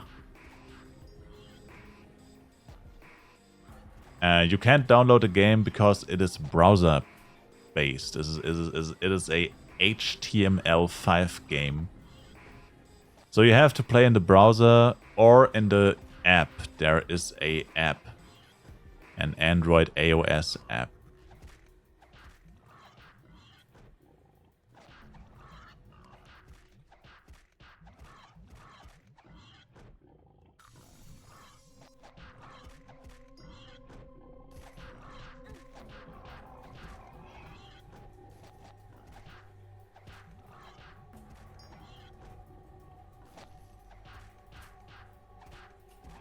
Das sagt man, was war das schon beim Live-PC? Ja. Wie bekomme ich Int auf meine Suit? Entweder mit Stat-Scrolls oder du droppst sie direkt gestattet. Was du offensichtlich nicht hast.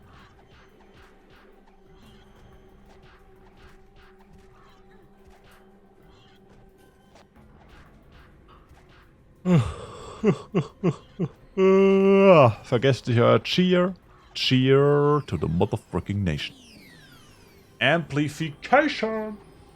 It is time for some amplification. Amplificaciones. Du du du du. Du du du. Amplificaciones. Du du du. Du du du. So ein alter, durchgesessener Bürostuhl mit so einem Netzrückenteil. Alter, schon, Alter. Weißt du, was man da macht? Schau mal, Fro. Ey, ich gebe euch jetzt mal einen hammergeilen Tipp. Das ist das größte Arschlochverhalten, was es auf der Erde gibt, aber ich gebe jetzt mal einen hammergeilen Tipp.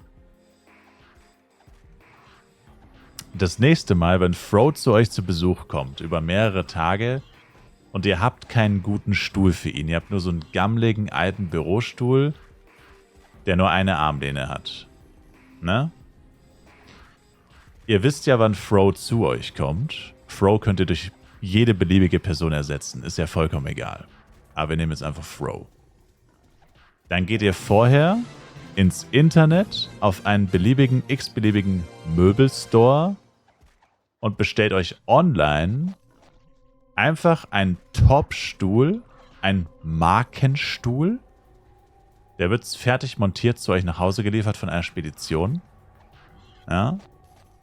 Dann kommt Fro zu euch, setzt sich auf diesen Premium-Stuhl für 46.000 Euro, den ihr euch gar nicht leisten könnt. Aber ist ja egal, weil ihr kriegt da die Kohle eh zurück. Weil, sobald Fro sich wieder verpisst hat, nach Mainz oder wo auch immer zum Kuckuck er nochmal hin will, nichts gegen dich, Fro, dann schickt ihr den Stuhl einfach zurück, kriegt euer Geld zurück, habt nicht einen Cent bezahlt und Fros Hintern saß 3 Tage auf dem geilsten Stuhl, den es gibt. Gern geschehen, Fro. Dein Gesäß wird es mir danken. Dein Gesäß wird es mir danken, Sir. Tatsächlich habe ich das schon mal gemacht. Also nicht das. Also es ist schon hardcore asozial, wenn man gar nicht vorhat, einen Stuhl zu kaufen. Oder wenn man gar nicht vorhat, was zu kaufen. Man bestellt sich nur, um es ein paar Tage zu benutzen und dann zurückzuschicken. Ich habe nicht eine Sekunde zugehört, Sir. Also ich habe mir tatsächlich 2 Stühle bestellt. Nicht in der Absicht, sie zu betrügen oder sonst was. Sondern ich habe mir einen bestellt, war mir dann echt unsicher und habe mir dann noch den zweiten bestellt. War er herum. Der Showroom war in Nürnberg, ziemlich weit weg. Und sie haben auf der Webseite gesagt, man kann das so machen. Also man kann bestellen und zurückschicken, ist kein Problem. Sollte man halt natürlich vorher abklären, nicht, dass der Shop dann übelstes Drama macht. Also eigentlich können sie nichts machen. Fernabsatzvertrag, 14 Tage Rückgaberecht. Sie können gar nichts dagegen machen. Gesetzlich gesehen. Aber ja. Am besten vorher fragen, ob das in Ordnung ist, wenn man nur testet und wenn es nicht passt, dann schickt man zurück. Und dann geht es schon klar. Aber wie gesagt, wäre natürlich echt asozial gegenüber dem Händler, wenn man nie vorhatte, es wirklich zu behalten. I guess. Aber just saying, das wäre jetzt tatsächlich in so einem Fall theoretisch die beste Lösung. Ich mit dieser Fro, von dem der nette Mann gesprochen hat, kann sagen, dass der Plan niemals aufgeht. Oh doch, Sir.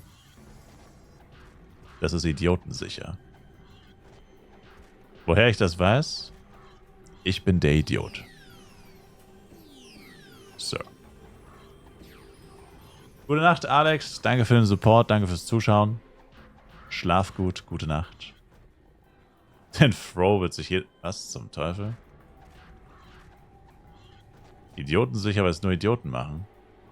Das habe ich schon gesagt, Sir. Du musst nicht alles wiederholen, was ich schon gesagt habe.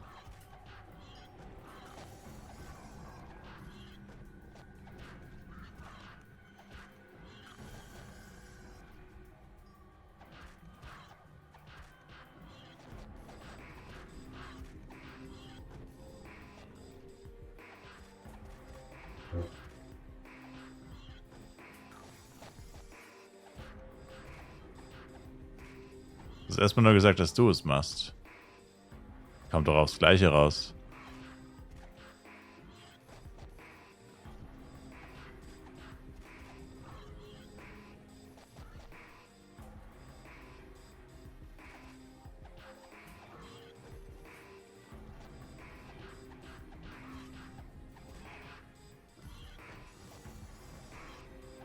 Ehrlich war Top 10 von 10, immer wieder gerne.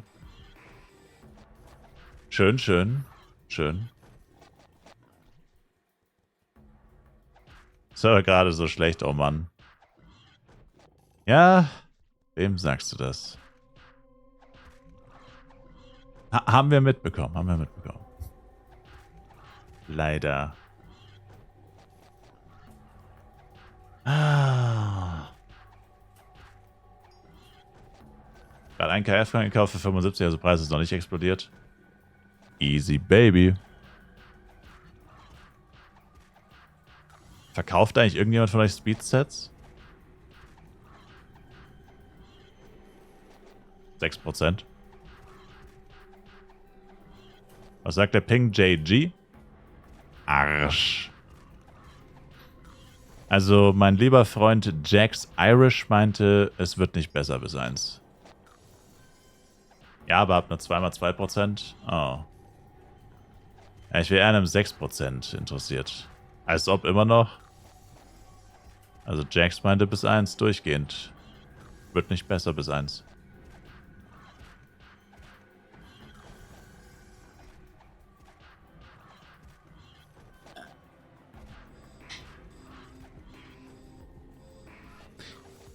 War der Skill Splash?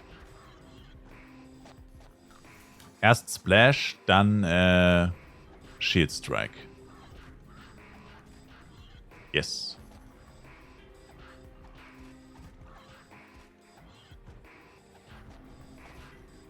Also wenn das ein G-Wand kostet.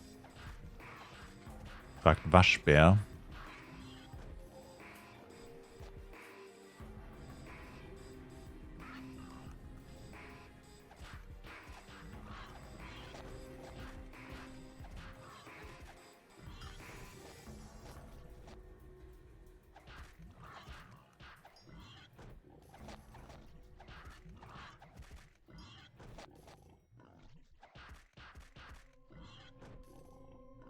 Warum ausgerechnet bis 1, JG? Ich schätze mal, es ruht auf vergangenen Erfahrungen und wahrscheinlich auch der Tatsache, dass das XP-Event noch läuft. Ja. Ich denke mal deswegen.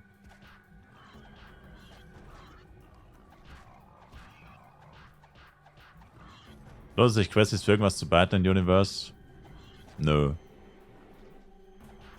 Nicht wirklich. Am Ende vom FEC werden eh alle Quests gelöscht, also da auf jeden Fall auch nicht.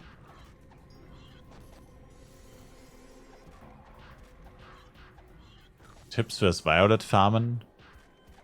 Die gleichen Tipps wie für Giants.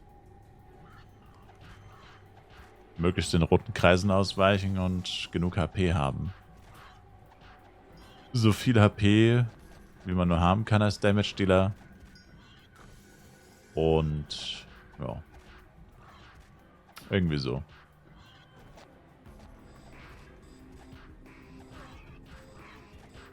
Quests werden gelöscht.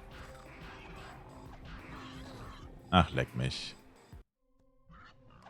Wie viele fucking Argos da wieder zeitgleich spawnen. Wirklich, Mann. Fuck off, ey.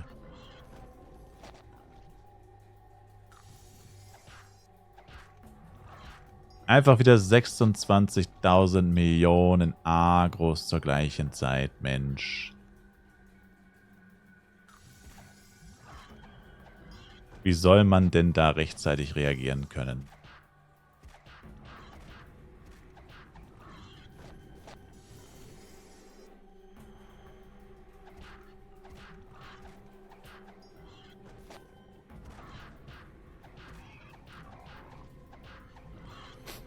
Wie lange geht das aber eigentlich? Bis 1. Oktober.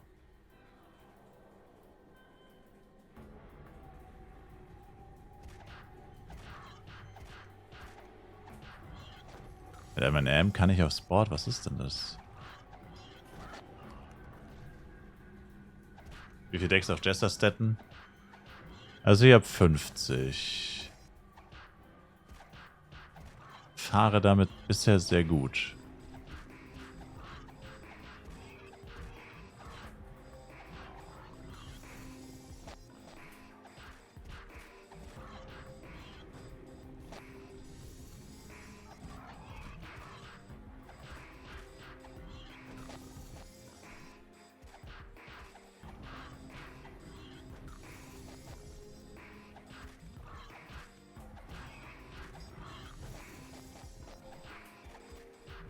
Egal, die legst bis zum 1. Oktober in den Griff. Können eine Wette abschließen.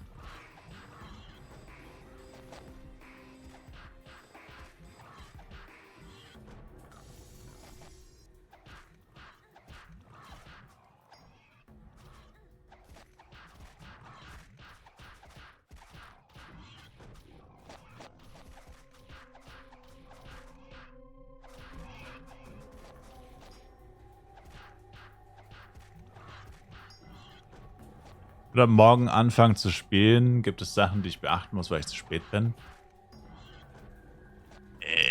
Am besten 6 Tage ohne Schlafen durchsuchten.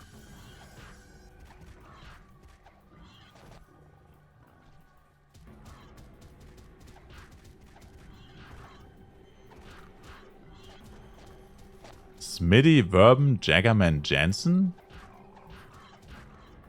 Hallo?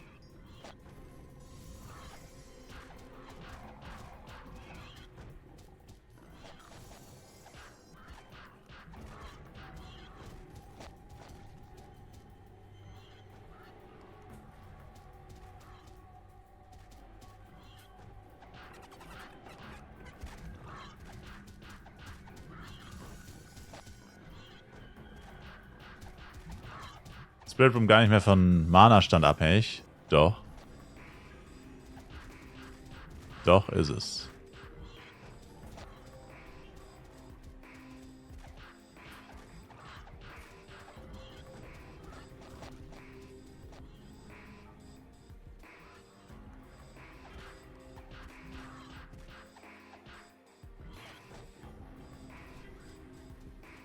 Macht durchgängig gleich viel Damage. Dann benutzt du den falschen Skill. Es gibt Spirit Bomb und Psychic Bomb.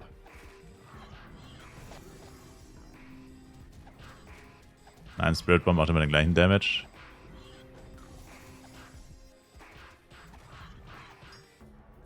What? Seit wann das denn?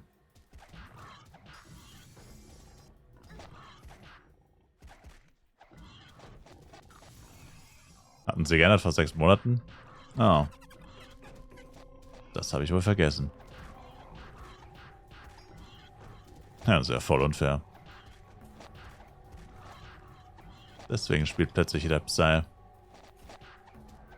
Diese dreckigen Psykeeper.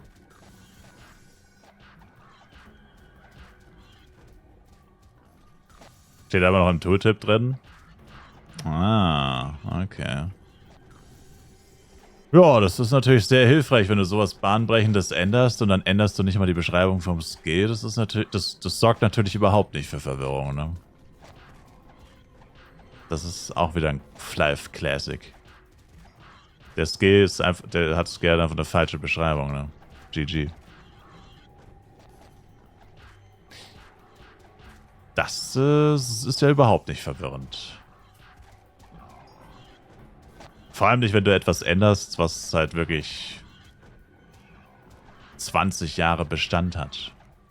Und dann auch noch jahrelang in Life Universe. Und dann änderst du es. Also, das ist ja mal wieder hier ganz toll. Ganz großes Kino. Ganz großes Kino. Aber nee, also ich habe es wahrscheinlich gelesen, aber nee, wusste ich jetzt tatsächlich auch nicht. Sorry, my bad.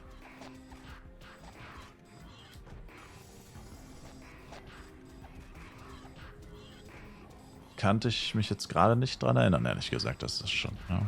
Mal. Kann man nicht alles merken, leider. Vor allem nicht von Klassen, die ich hasse. I don't give a damn about Psykeeper. I don't give a damn. Hätten lieber die Skalierung ein bisschen hochschrauben sollen. Ja, das ist halt echt so. Also ich meine, klar, es ist schon blöd, bis du einen Refresher holt brauchst, sag ich mal, aber also, braucht man eigentlich gar nicht. Also, ist natürlich chilliger, wenn du einen hast, aber naja. Egal. Wann muss ich morgen raus? Gar nicht. Ich habe Urlaub bis 21. Mai. Na, da staunst du. Lance. Erster Urlaubstag war FEC Serverstart.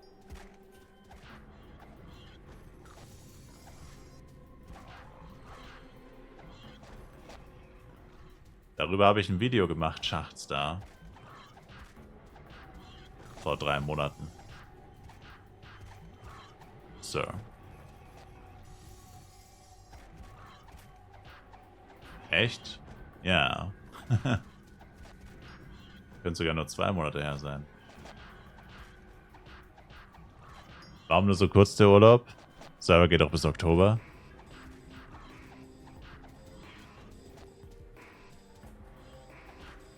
Okay, dann frage ich meinen Chef, der gar nicht da ist, ob ich auch noch 5 Monate machen kann.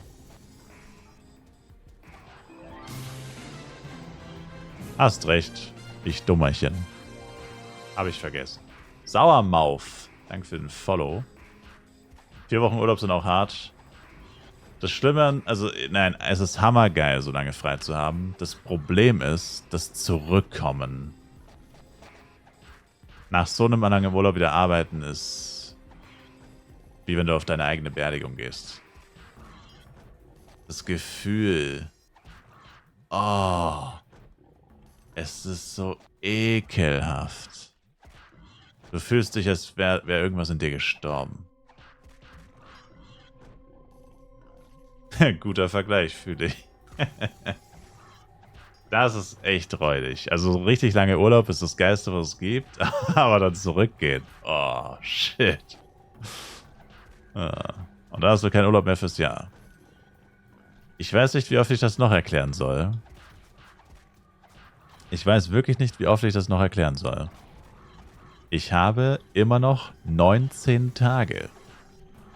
Ich fang Ende, es ist eigentlich nicht Mitte Mai, es ist Ende Mai, fange ich wieder an zu arbeiten. Und dann habe ich noch 19 Tage. Wo ist das mein gesamter Urlaub, Sir? Für Weihnachten brauchst du effektiv so 8 vielleicht, höchstens. Also... Ihr seid delusional, man. Ihr seid einfach delusional. Warum nicht gleich 7 Wochen genommen?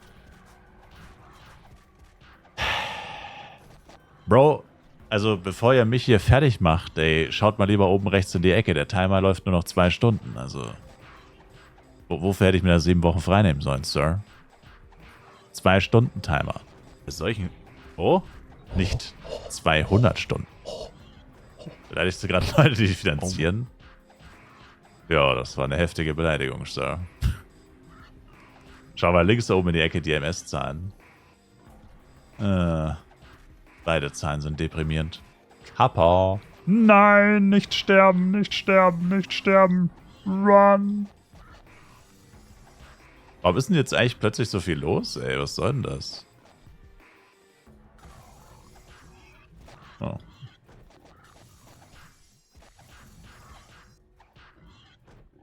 $150 Mio für ein 8% Set zu viel? Ja, definitiv. Also vorhin meinte jemand, er hat eins für 80... Nee, oder? Was war es nochmal? Ach so, 8%, warte. Oder? Oh, ich weiß es nicht mehr. Irgendjemand hat vorhin den Preis reingeschrieben, günstigen. Was er gesehen hat. Die Asiaten stehen gerade auf. Ich glaube, die sind nie ins Bett gegangen, wenn ich ehrlich sein soll. Ich glaube, wenn ich jetzt mal ganz frech eine Vermutung anstellen darf, die sind nie ins Bett gegangen, Sir. Er hat geschrieben 100. Ah ja, 100. 8 für 125 gesehen, wären das vorhin für 100. Ah ja. Das heißt, 150 ist viel zu teuer. 100 sollte es sein. Dankeschön, Chat. Danke für Ihr Wissen, Chat. Dankeschön. Die Chat-Experten haben gesprochen. Die Flive-Experten im Chat haben abschließend beraten und entschieden, das sind die Preise. Aber wann droppt man 90er-Set?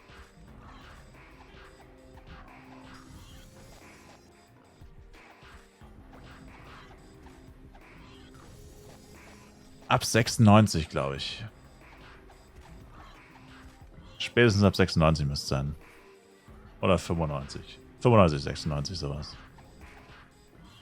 Und lustigerweise droppt man 105. Droppt man dann ab 101. Ergibt eigentlich überhaupt keinen Sinn. Aber ist so. Also Captain Kern droppen dann schon 105. Ich habe, by the way, Tight Gowns gedroppt, ne? Tighte Gowns. Das sind verdammt enge Handschuhe. Spielt hier jemand 1v1 Ranger? Weiblich? Oder sind die einfach wertlos? Wie immer. Sir? Was?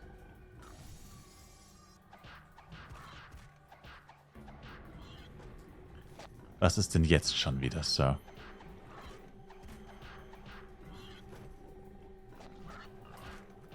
Würde dir eine Mio geben.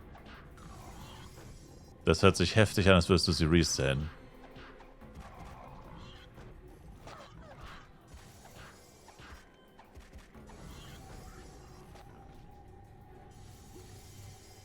Oh mein Gott.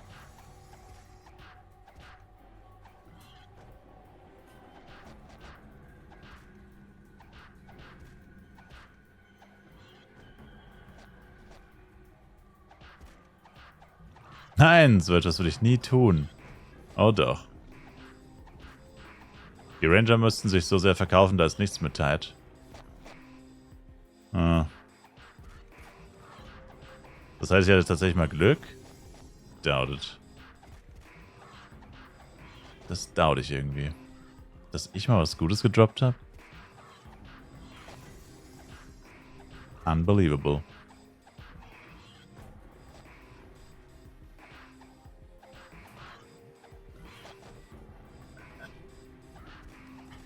Ach, was rede ich da? Ich habe einen Jackpot nach dem anderen.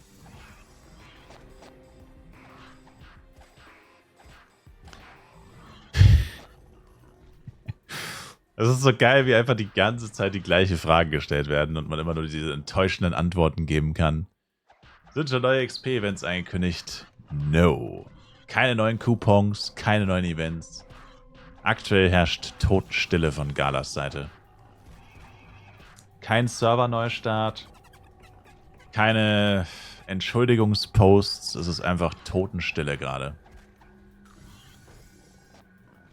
Schon vor Stunden habe ich die Vermutung angestellt, dass da vor morgen gar nichts mehr kommt. Und ich fürchte, dass ich wohl recht behalten werde. Also wir haben jetzt seit 6 Stunden eigentlich durchgehend Lags. Es gab einen Post. Sir. Schläft Gala nicht eh gerade? Gala ist eine Firma. Es gab keinen Post. Wo gab es einen Post? Gestern.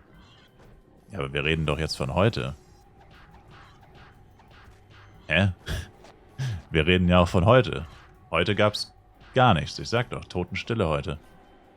Es gab heute einen Server-Neustart, aber wir haben jetzt seit 6 Stunden durchgehend Lags. Und wenn man seit 6 Stunden durchgehend Lags hat, dann erwartet man schon vielleicht irgendwann mal ein Lebenszeichen. Aber no. Ja, weil keiner da ist? Ja, aber wie kann das sein, dass keiner da ist? Wie kann das sein? Das war der Kommentar gestern. Nochmal, wie kann das sein? Weil Wochenende ist. Nochmal, wie kann das sein? Arbeitet keiner. Wie kann das sein? Wer startet an einem Donnerstagnachmittag einen Server und verabschiedet sich dann einfach ins Wochenende? Und ob das dann läuft oder nicht, das Extrem des Jahresergebnisses, finanzieller Erfolg der Firma, alles hängt daran. Alles hängt daran. Alles. Und man geht einfach ins Wochenende und scheißt sich nichts. Man scheißt sich einfach nichts. Außerdem stimmt es ja gar nicht mit dem Keiner ist da. Wer hat dann vorhin den Server neu gestartet? Sir. Also, das mit dem Keiner da, also dieser Post, keine Ahnung, ich habe den ehrlich gesagt gar nicht gelesen. Wer hat dann den Server neu gestartet? Die Putzfrau? Also ich meine, irgendjemand muss ja schon da sein. Ich meine, der Server startet sich ja nicht von alleine neu. Dann, weiß ich, war es der heilige Galageist. Teamviewer. Teamviewer auf dem Server. Sie können immer einmal neu starten, da muss jemand reingehen und nochmal Teamviewer das starten. Oh man.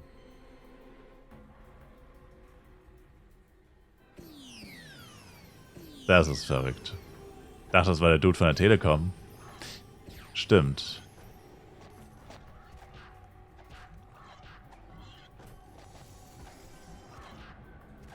Der Hausmeister. Naja, stimmt schon, die Putzfrau ist aus Versehen draufgekommen. Der Serverknopf, der war total staubig und dann gutmütig einfach, das kann man nicht so lassen, der ist total eingestaubt. Und dann voll drauf getatscht, fett neu gestartet. Und dann ging es wieder kurz. Aus Versehen, das war alles nur aus Versehen. Da war gar keiner im Büro, das war aus Versehen. Die Putzeinheit aus Versehen drauf gedrückt. Hat uns damit einen riesen Gefallen getan und hat es gar nicht realisiert. Wusste gar nicht, wo sie aus Versehen drauf gedrückt hat.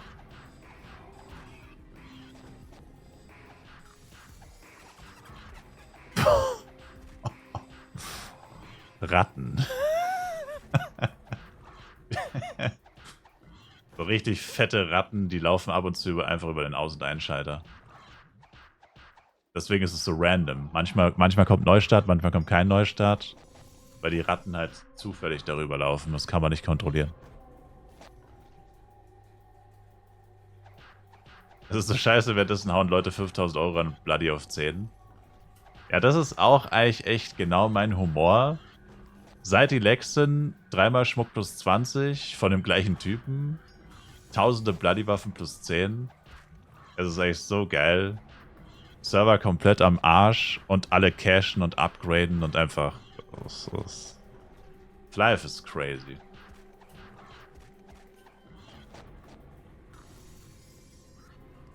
Es ist crazy.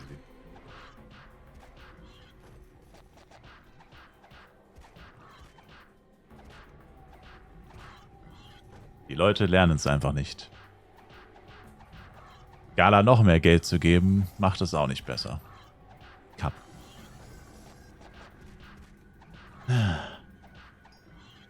Ich bin Free-to-Play, yeah.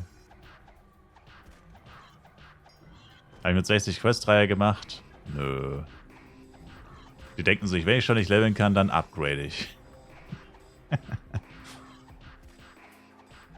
Ach so, ich kann jetzt nicht leveln? Ach, egal. Dann kaufe ich mir jetzt 1000 S-Product. Okay.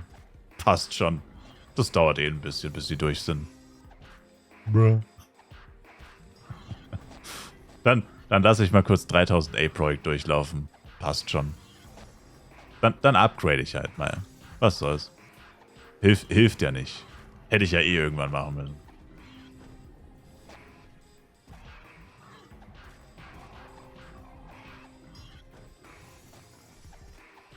Warum hast du 200er Ping im FEC?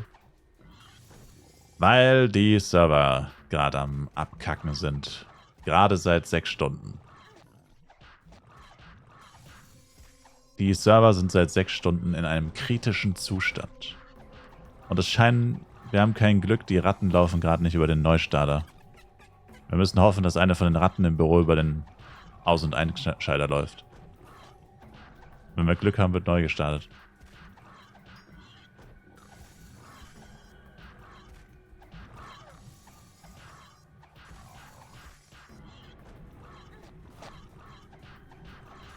Uff.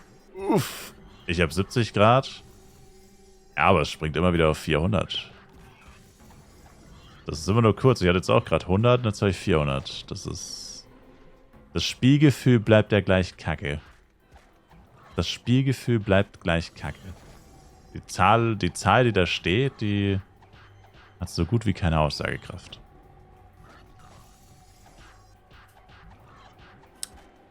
Wenig.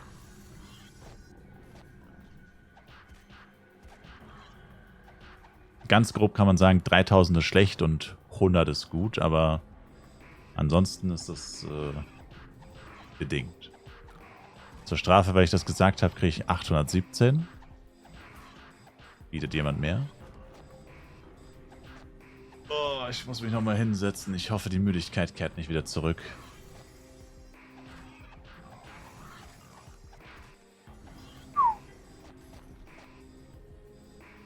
Das hat's... Nein, don't do it, Sir. Das bringt Schlechtes. Oh. Problem ist, meine Beine bringen mich auch um. Mein Körper hat einfach keine Energie mehr. Der will einfach nur noch Schlafi. Oh. Konstant 178 letzten Minuten. Sauber. Schönes Ding. Sieh die Thrombosestrümpfe an. Bruh.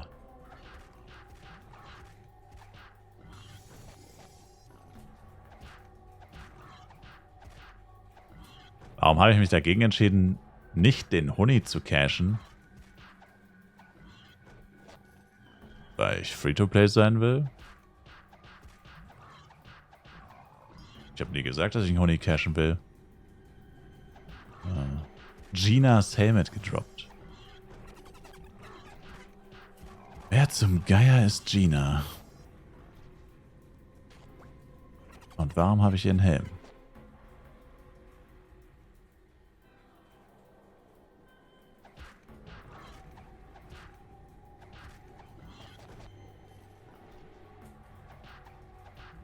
Die Schwester von Tiffany.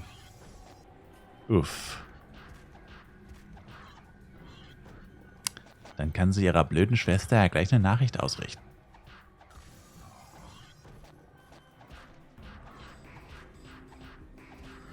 Habe ich doch gesagt, Mr. Max, nicht während dem FEC-Stream. Also nicht während der Anfangszeit.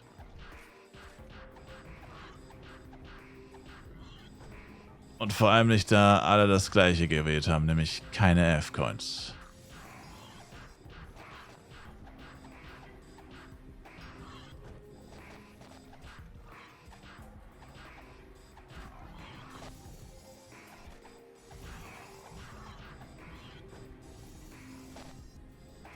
In den letzten 3 Tagen einen 4-Stunden-Nap eingeführt. Game Changer. Uff. Zu sowas lese ich andauernd, interessanterweise, unterschiedlichste Meinungen.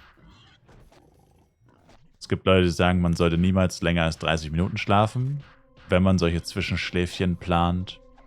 Manche sagen, 1 Stunde ist auch vollkommen okay. Manche sagen 2 Stunden, manche sagen 3 Stunden. Also da scheiden sich anscheinend extrem die Geister. Viele sagen halt, solange man nicht richtig tief schläft, ist es egal, ob es jetzt, wie lange es genau ist. Man darf einfach noch nicht in die Tiefschlafphase kommen und so ein Scheiß. Keine Ahnung. Mir ist das wurscht. Bei 30 Minuten bin ich nicht mehr eingeschlafen. Das denke ich mir auch so, bei so 30 Minuten Powernap denke ich mir so, ja, ich lege mich hin, ich penne ja nicht instant weg, außer ich bin halt wirklich, also, wenn ich komplett im Arsch wäre, aber dann würden mir 30 Minuten auch gar nichts bringen wahrscheinlich. Und ansonsten legst du dich hin, sagen wir mal, du brauchst 5 Minuten zum Einschlafen. Dann ist ja auch schon die halbe Stunde auch schon wieder angebrochen, also keine Ahnung. Aber wie gesagt, da gibt es wohl sehr unterschiedliche Meinungen. Weil ich mache das jetzt ja mittlerweile auch so. Also, was heißt auch so? Ich sage, ich habe unterschiedlichste Dinge schon ausprobiert. Intiret plus 3, damn. Deswegen bleibst du da und wo gehst du danach hin? Ja, eigentlich wollte ich zu Captain klar fahren, aber irgendwie bin ich jetzt hier gefangen. Aber das passt mir eigentlich gerade ganz gut. Die Agros kann ich hier halbwegs kontrolliert sehen. Ja, das passt schon so. 13.500 Materials gefarmt. You rich.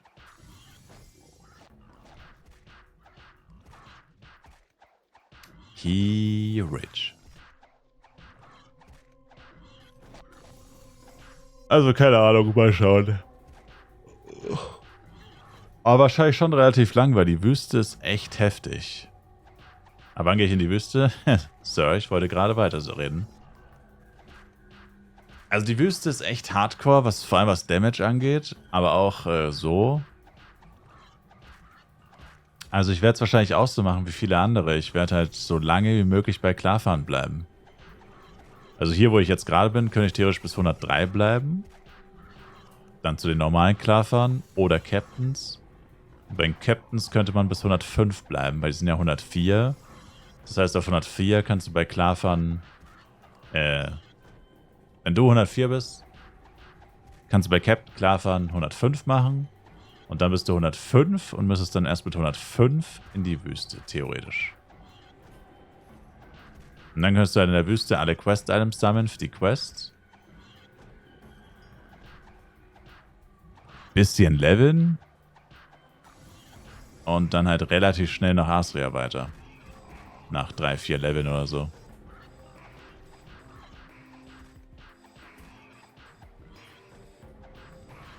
Kannst auch 105 bei Klarfahren machen. Das habe ich gerade gesagt. So.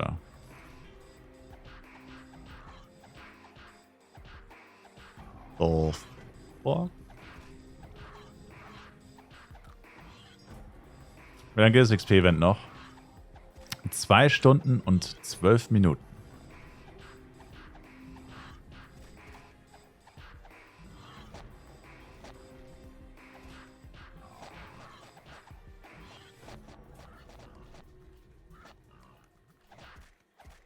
Maybe vor der Wüste noch die Minenquest. Na, wieso? Die kannst du auch in der Wüste machen, oder nicht? Habe ich meine Equipment schon etwas gehabt? Nope. Also tatsächlich wäre das ein guter Zeitpunkt zu questen, wenn du bei Klarfahren endgültig tipptopp fertig bist. Ugh. Oh, sorry. Dann könntest du alle Questies sammeln in der Wüste. Oder auch erst questen, ist ja egal. Ja genau, und dann alle Quests machen. Also alle. Wodurch du ja im besten Fall auch nochmal 1 bis 4 Level bekommst. Und dann könntest du die Wüste dann durch Quests mehr oder weniger skippen. Würde aber trotzdem recht lange dauern, weil wenn du alle Quests machst, also Reonan von 0 und so weiter und so fort, bist du natürlich eine Weile beschäftigt. Das schaffst du jetzt aber nicht mal schnell so an einem Nachmittag. Da hockst du eine Weile. Aber ja, wäre ein, I guess, halbwegs guter Zeitpunkt, wo man über Quests nachholen denken könnte. Andererseits wäre der Zeitaufwand dafür sehr wahrscheinlich deutlich höher als beim Leveln. Also als beim stumpfen Durchgrinden. Dafür hat man halt auch die Quests dann schon erledigt. Mach ich Reonan-Quest auf FEC? Aktuell noch nicht. Fuck off. Ich habe eine fucking Blaine-Suit gedroppt. Fuck off, mate. Meine erste 105er-Suit ist eine fucking Blaine-Suit. Mann. Und das ist eine... Ey, wenn das eine Rimif-Suit gewesen wäre. Necklace. 1000, 2000 F-Coin? Nö. Scheiß Blade.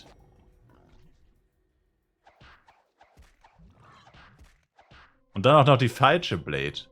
Die andere Blade Suit wäre auch an 100 Mio wert. Und dann einfach die falsche Blade Suit, ey. Kack mir doch nicht in die Nase. Ach man. Das wäre echt cool gewesen. Wo steige ich die Quest, wo man von 50 auf 60, 60 auf 50 kommt? 60 auf 65. Das ist nicht eine Quest Extracopter. Das ist Reonan plus Luda plus Rotwihil plus alle Quest-Items Quests von 60 bis 65. A.k.a. Grrr, Dump, Ampere, Bolt, Gardai und Garbage Ton. Gut, Garbage Ton ist erst auf 65, aber die gehört auch dazu. So. Welche von denen startet erst ab 60? Rotwihil ist die einzige.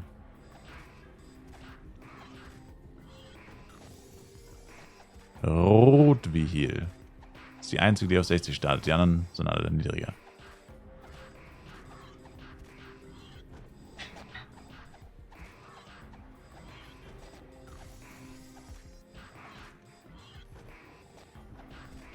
Kündige einfach und zieh durch. Wäre crazy, wenn ich meinem Chef sagen würde, ich habe gekündigt, weil ich noch 1 Stunde 45 Subtimer hatte. Bro. Haben Sie Platz für einen Pi-suchenden Hater? Gerade nicht, ne?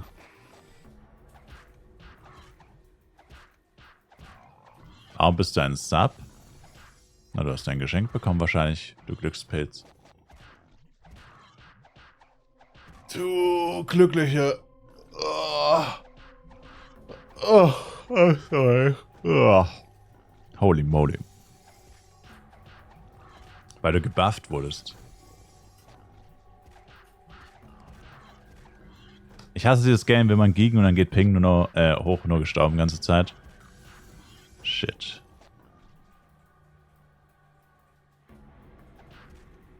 The Grind never stops. Hans! Man, Hans!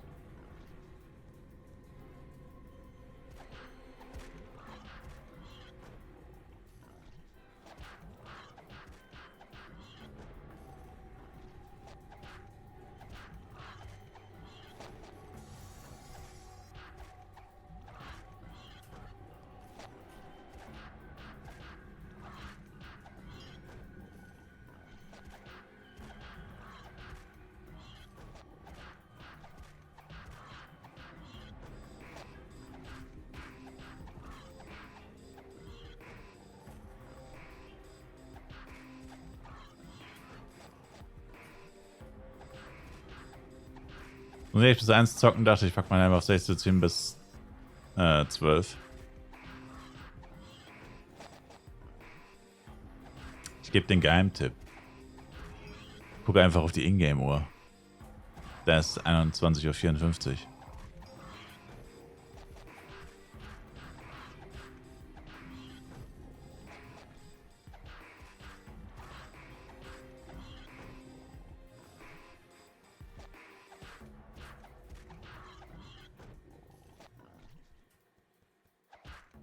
Jetzt 2 Wochen im Urlaub, danach starte ich mir hoffentlich mit guten Zahlen und günstigeren Preisen weiter durch. Hoffentlich.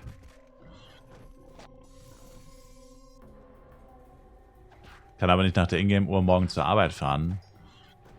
Dein Chef wird es verstehen.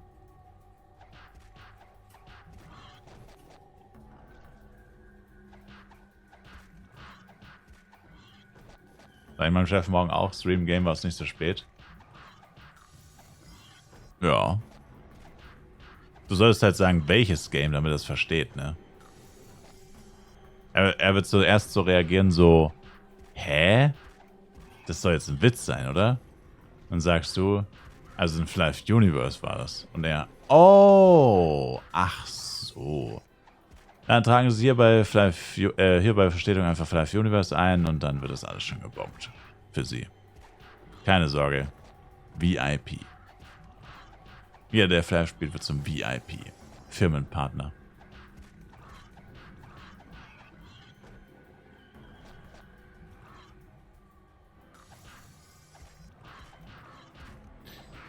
Na, wie weit bin ich, Se Romero? Ich bin so weit, dass ich jetzt gleich Sekundenschlaf-Attacken bekomme.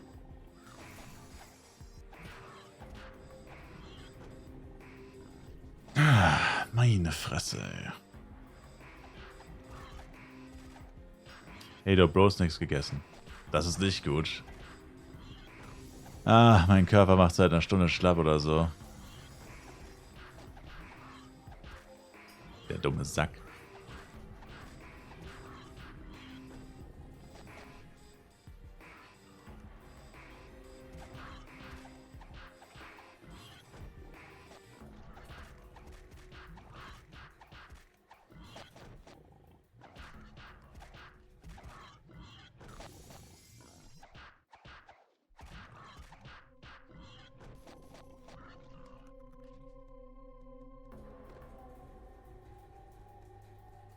Ich müsste eigentlich aufstehen, aber meine Beine tun weh.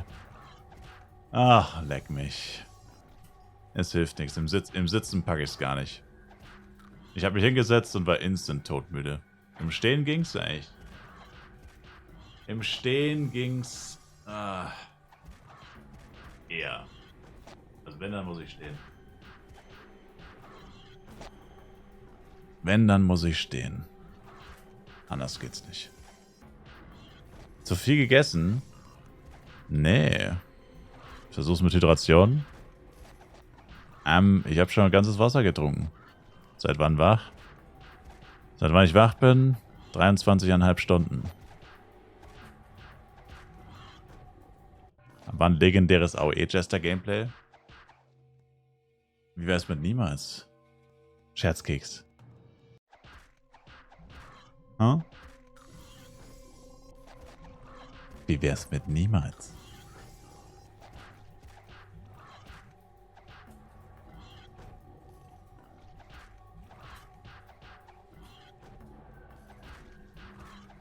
Hat er morgen gesagt?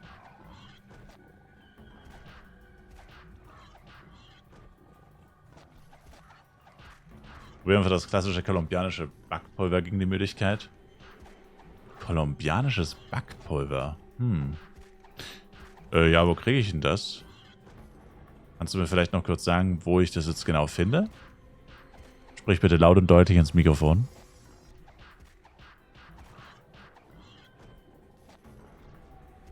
Und am besten, bevor du sprichst, nennst du noch deinen Namen, Adresse, Geburtsdatum und Wohnort. Bitte direkt ins Mikrofon.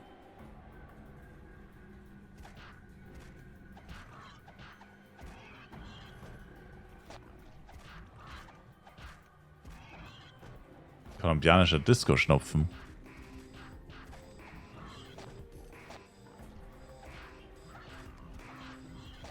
Dafür sind wir zu arm. Für Backpulver? Das ergibt keinen Sinn.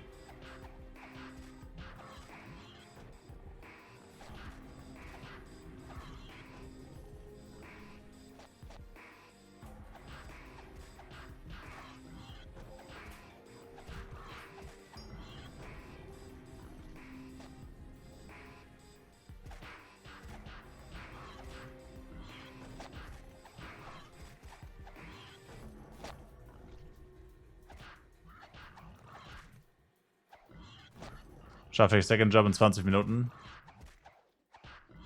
Eigentlich schon. Eigentlich schon.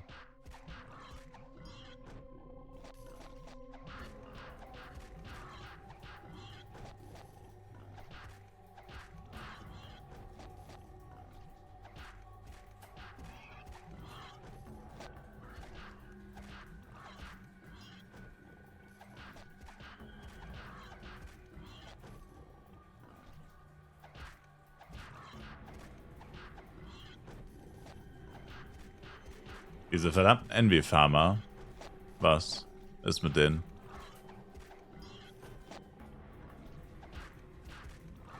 Bei mir ist gerade einer mit dem Namen Boliviano vorbeigeflogen.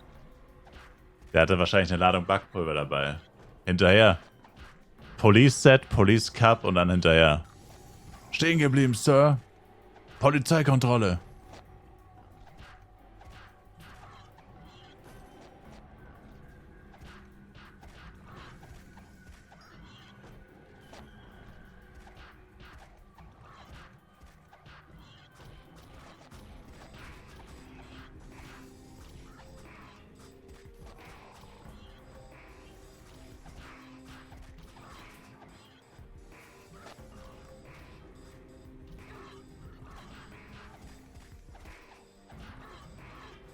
Soll ich Nummers plus 7 kaufen, auf dass ich sie droppe?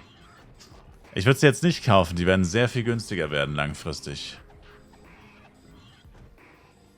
Vor allem wegen Mightier plus 1. Die werden auch sehr günstig. Lohnt sich Battle Pass zu cashen? Sehr. Extrem.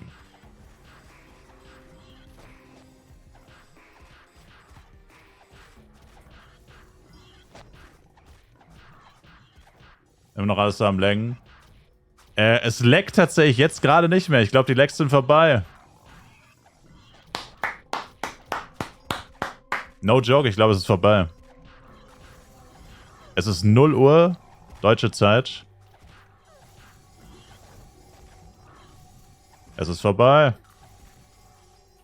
Und meine M ist tot. GG. Kapi.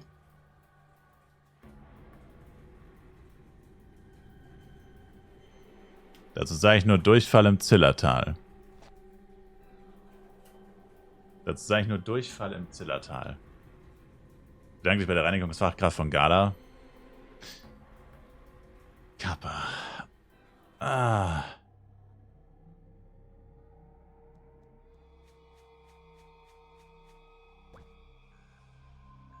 Acht Minuten noch.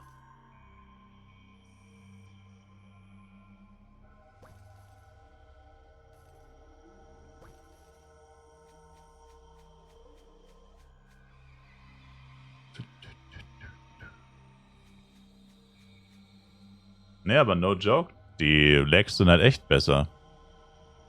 Ich weiß gar nicht, was ihr habt.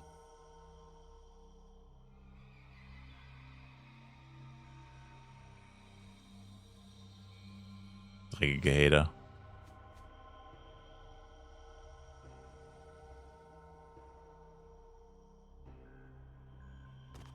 $400er Ping. Ach so. Na gut. Jetzt, wo ich mir ins Bett gelegt habe. Also, ich sag nicht, dass es komplett weg ist. Habe ich nicht gesagt. Ich habe nur gesagt, also, komplett habe ich nicht gesagt. Ich habe nur gesagt, jetzt gerade halt. Also, gerade scheint es sich ein bisschen zu fangen. Und das war jetzt lustigerweise so ziemlich genau 0 Uhr deutsche Zeit. Interessanterweise.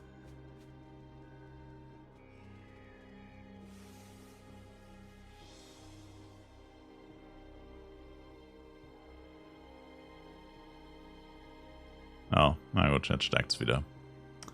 Well, waren nur 4 Minuten. Sagt er und leckt durch die Gegend. Naja, es waren 4 Minuten. Es waren wunderschöne 4 Minuten, Navos. Diese 4 Minuten werde ich nie wieder vergessen, Sir. Die Arbeitergesellschaft von Europa geht pennen. Naja, also ich meine, jetzt spielt euch nicht so auf, ne? Ich meine, ey, komm. Ihr habt euch Donnerstag und Freitag alle krank gemeldet, also haltet mal den Ball flach hier. Und wir wissen alle, wenn ihr keinen Attest bräuchtet, würdet ihr weiter krank machen. Also jetzt spielt euch mal nicht so auf. Jetzt spielt euch mal nicht so auf. Okay? Ihr seid genauso faule Säcke wie wir. Ihr müsst, ihr wollt nämlich gar nicht. Ihr müsst. Fußbrechen, das ist es.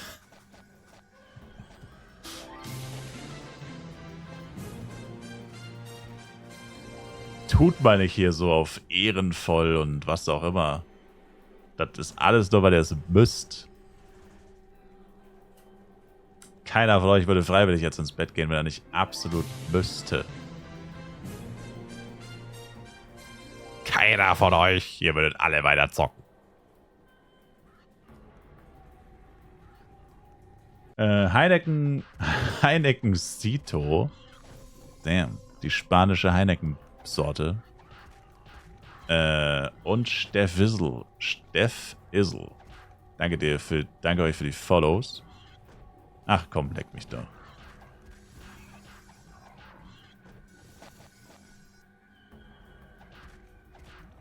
Meine M ist so ein Agromagnet. Wie kann man die Kamera feststellen, dass ihr einen folgt? Einfach Modus einschalten. Tastatur einfacher Modus müsste das sein. In Einstellungen.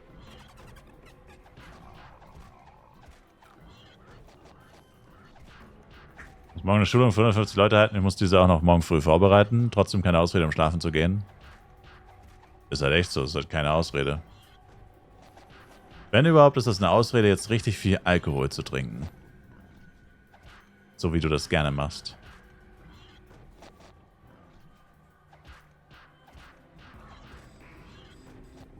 So wie du das gerne machst, Extracopter.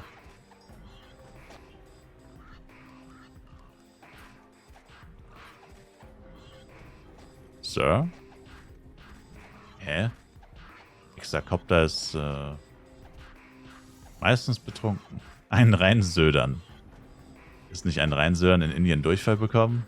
Oder habe ich da irgendwas verpasst? Ich dachte, sich ein Reinsödern heißt in Indien Durchfall haben.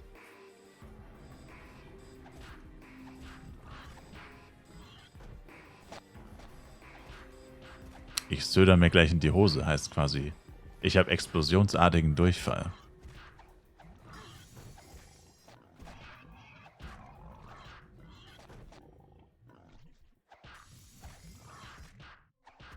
Mach mal die Augen auf, du pennst ja gleich ein.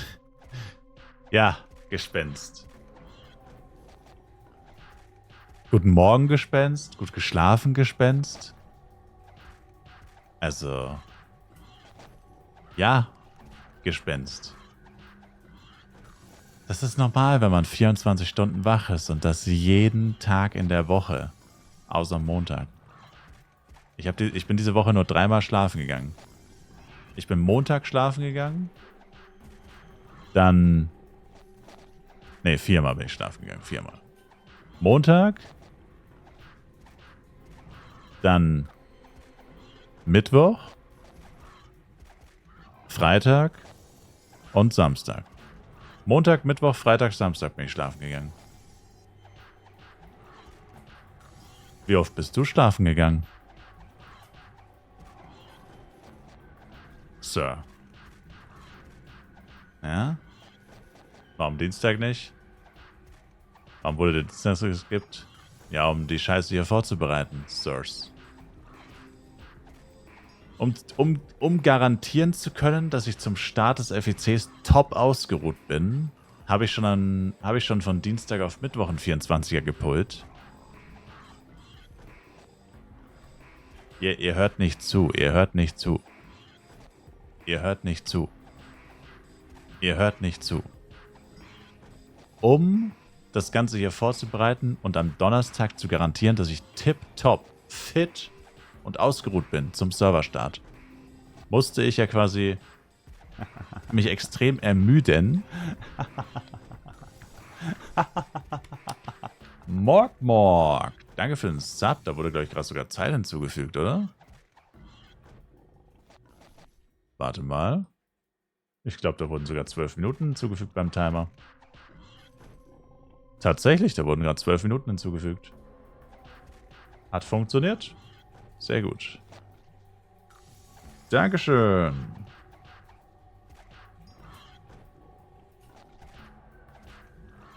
Vielen Dank für den Sub. Appreciated. Auf jeden Fall aber wie gesagt, mein Plan war, Mittwochabend, früh am Abend schlafen zu gehen. Geplant war ich 18 Uhr. Effektiv bin ich um 20 Uhr ins Bett. Oder 19.30 Uhr oder so. Aber ein bisschen später, als ich eigentlich vorhatte. Und dann habe ich so knapp 10 Stunden gepennt. Von 19.30 bis 6.30 Uhr. Ja. Pi mal Daumen. Ich meine, mit Aufwachen, Einschlafen und Aufwachen fällt ja auch nochmal ein kleines bisschen Zeit weg. Also sag mal, effektive Schlafenszeit, so roundabout 10 Stunden. Und ich wollte dann auch weiter schlafen um 6.30 Uhr. Hat nicht funktioniert. Also ich wollte dann eigentlich noch ein bisschen weiter pennen. Hat leider nicht funktioniert. Aber das heißt normalerweise, dass man ausgeschlafen ist, dass man ausgeruht ist, dass man tippity-top fit ist. Und genau das war der Plan. Und dafür habe ich halt schon da durchgemacht. Ich habe quasi durchgemacht und dann gearbeitet. Also ich habe quasi Dienstag gearbeitet, durchgemacht auf Mittwoch auch gearbeitet. Und ja. Was übrigens keine gute Idee ist, kann ich euch sagen. Das ist keine gute Idee, wenn man das macht. Und der Sub von Yokai hat nicht funktioniert. Das ist so crazy. Yokai, auch danke für deinen Resub. Füge ich ihn manuell hinzu. Wir haben noch 36 Minuten im Speicher. Ich kann noch 36 Minuten wieder hinzufügen, die nicht automatisch hinzugefügt wurden. Danke euch. Level 100, Baby, let's go. Level 100, Baby, let's go. Level 100 erreicht und Instant Lag. Lag Fiesta. Level 100, Baby, let's go. Wo der Level Reach ab? Was für eine Verschwendung. Level Reach ist weg, du Pfosten. Wow, nope. Es wurde schon wieder Zeit hinzugefügt, aber schon wieder zu wenig. Oh Gott. Ich sterbe. Du dreckiger Hater. FEC Level Reach Level 100 ist safe, so bad. Ja, war klar. Alle Stats plus 5 oder was? Dreckiger Hater.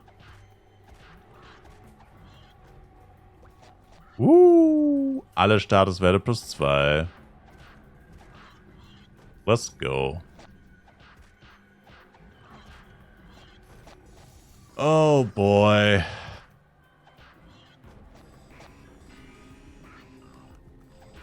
Oh boy. Ich kann jetzt endlich Cats Reflex maxen. Cats Reflex maxen und Rest auf 12. Aber Nope is Dope schon wieder. Nope is Dope, man. Übertreiben Sie es nicht, Sir. Danke für die Subs.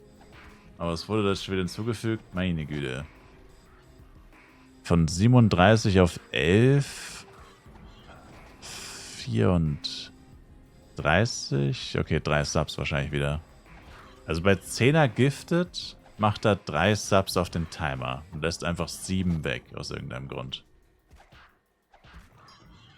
Ich check's nicht. Oh, Lightning Card 4, nice. Und ein Dazed Helmet.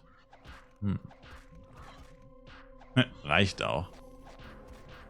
Nicht wirklich, Sir. Das nennt man auch Betrug. Lügen und Betrügen.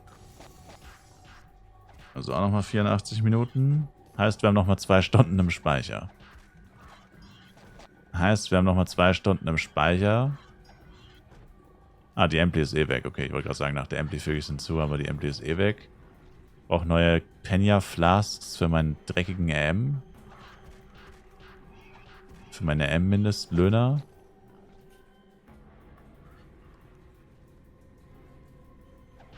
Den Days kann ich gebrauchen. Was willst du dafür haben? Nicht viel. Eher wenig.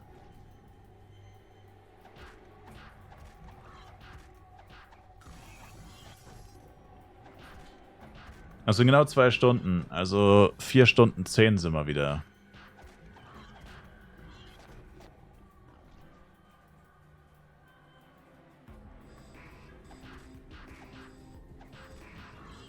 Wir sind wieder bei 4 Stunden 10, Leute. Ah, was für ein Segen. Das heißt, XP-Event vorbei und dann gehe ich pennen. Das heißt, der Sabaton lebt noch für einen weiteren Tag. Voraussichtlich.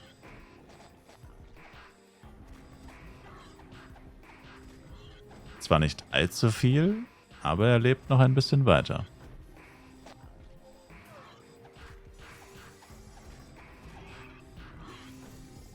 Kannst du mir so ruhig pennen gehen und das Gameplay laufen lassen? Ja, Alter, ich habe mich doch jetzt nicht durchgequält, um jetzt pennen zu gehen. 1 Stunde 45 XP-Event noch. Außerdem, wie gesagt, die Verbindung ist wieder besser. Also es ist wieder ein bisschen besser, sage ich. Es spiked immer noch, wir haben immer noch Lags, aber... Also gefühlt wird es wieder ein bisschen besser. Es stimmt echt mit dem Europa 0 Uhr. Das stimmt schon. Es ist echt, seit 0 Uhr geht es langsam wieder bergauf. Vielleicht nicht allzu viel, aber zumindest ein kleines bisschen. Junge, was zum Typen... Oh, fuck. Der Typ macht 2K-Crits. Level 89. Was zum Geier? Du bist ein bisschen früh hier, Sportsfreund. Level 89 zu Klarfahren. Level 89. Die Verbindung mit deinen Augen bricht aber immer wieder ab. Das mag sein, Sir. Das mag sein. Der ist Items geiern. Ich weiß nicht, der sah mir ziemlich nach einem Cacher aus. Der hatte Clockwork Knuckle Skin. Vampire Set Skin. Na, ich glaube, der wollte einfach nochmal einen Damage-Test machen. Ich glaube, der wollte einfach nochmal einen Damage-Test machen. Sir.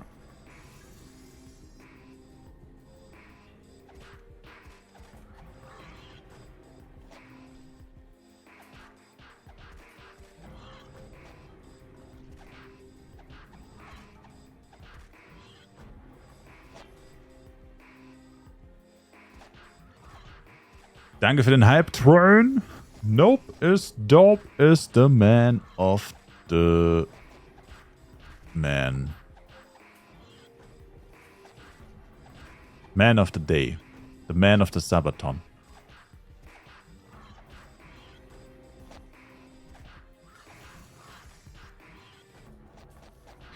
Gute Nacht, Serafine. Auch dir nochmal danke. Und gute Nacht. Alles erspielt. Clockwork Skin sich holen ist crazy. Aber nee, Clockwork Skin geht doch gar nicht, oder? Nee, ist nicht sehengebunden, ne? Ja, ist nicht sehengebunden. Okay, kann man sich jetzt hier spielen. Eine bessere Alternative ist das His Sword. Bin Level 81.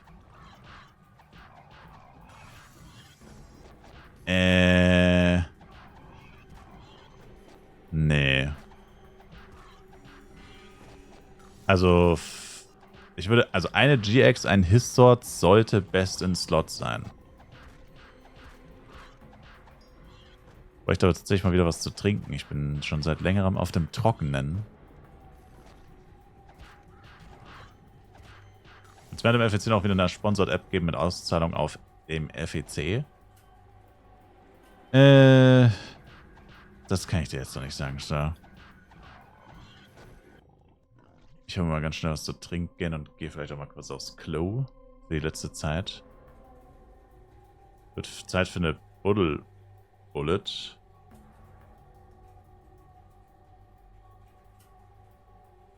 Was zum Teufel soll das sein?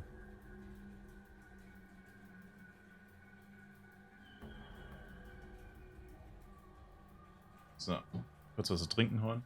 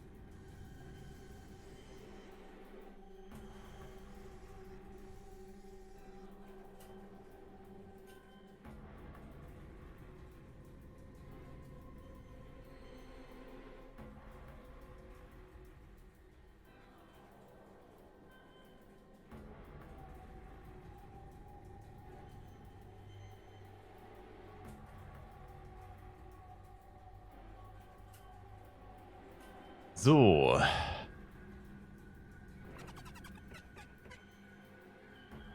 Er checkt's wieder nicht. Ja. Was? Was ist eine Buddel-Bullet?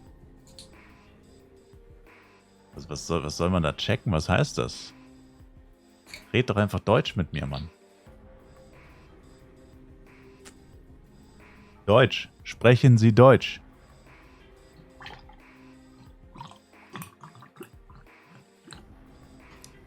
Buddel. Ach, Bullet. Oh. Eine Buddel. Sag doch einfach Batteriesäure, damit weiß jeder, was du meinst. Einfach das Wort Batteriesäure, Sir. Du musst mir zumindest ein kleines Würstchen hinhalten. Darauf wollte ich hinaus. Weißt du, du musst so ein kleines Würstchen an einem Stock aufspießen. Oder an so einer Schnur. Die Schnur an einem Stock. Und da musst du es so vor mir herwedeln. Dann. Aber wenn du mir gar nichts gibst, dann geht es nicht. Du kannst mir hier gar nichts geben. Wenn du mir gar nichts gibst, dann wird es schwierig. Okay? So.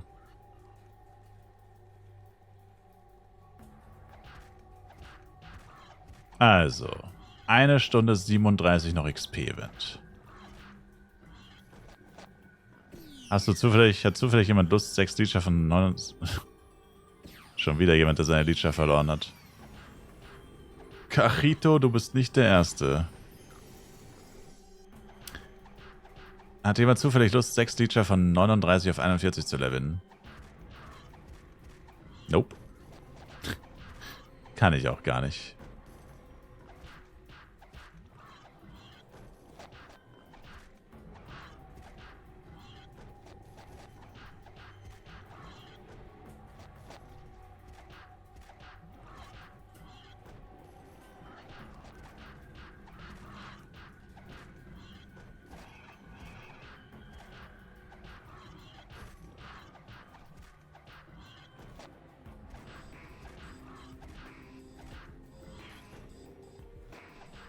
Was zu fokussiert auf Level 60. Uff. Also wenn einmal kurz durch deine Timer steht auf 4 Stunden, ja. Dank an Nope ist dope. Und einige andere Subs, die hier noch ein bisschen reingesubbt haben. Reicht aber auch für heute. Also der Timer ist schon tatsächlich deutlich zu lang eigentlich sogar. Oder das heißt zu lang, aber... Es reicht schon so, dass der Stream morgen weitergeht. Achso, und wann wurde, glaube ich, noch gefragt, ne? Wann wurde noch gefragt, wann es weitergeht? Keine Ahnung. Also, ich habe jetzt zweimal 7 Stunden gepennt. Also ich glaube, heute penne ich mal 8 oder so. 8, 8,5 vielleicht. Aber es passt ja. Also wenn ich jetzt dann später pennen gehe, 8, 8,5, dann wäre 10 Uhr oder so. Also das wäre dann sogar eine normale Uhrzeit, sag ich mal, wo man aufsteht und... ja. Eigentlich ist es schlecht. Wenn man jetzt so an den Server und die Lags denkt, ist es eigentlich schlecht. Jetzt sollte man eigentlich aufstehen, damit man die lagfreie Phase genießen kann. Eigentlich sollte man jetzt aufstehen. Blöderweise. Ohne Wecker? Ohne Wecker bist du wahnsinnig. Musst du nicht arbeiten? Ich bin arbeitslos. Ich bin Abschaum. So. Wie schaffst du es bei dem Schlaf überhaupt aufzustehen, wenn du 14 Stunden durchschlafen? Na, ich habe meinen Wecker gestellt, so. Kann ja nicht zu spät zur Arbeit kommen. Kann ja nicht zu spät zur Arbeit kommen. Nach 24 Stunden Schlaf können ohne Wecker ein Gefängnis werden. Eben. Wenn ich mir keinen Wecker stelle, dann kann ich für nichts garantieren. Imagine einfach so, okay Leute, ich gehe jetzt schlafen. So 3 Tage später. Yo, ich bin wieder da. Fly-Folge 800. Ja, ich bin wieder da. War ein etwas längerer Schlaf. Ein Rekord war 14 Stunden, ohne einmal wach werden. Tatsächlich bei mir glaube ich auch. Ich glaube bei mir tatsächlich auch, ehrlich gesagt. Ich bin mir sogar ziemlich sicher. Also 14, knapp 15 Stunden. Und wann war das? Rate mal, wann das war. Nach einem 24-Stunden-Livestream, wo ich aber effektiv 29 wach war. Danach auch ohne Wecker 14, 15 Stunden. Einfach tot. Literally tot. Einfach ins Bett gelegt und tot. Einfach tot.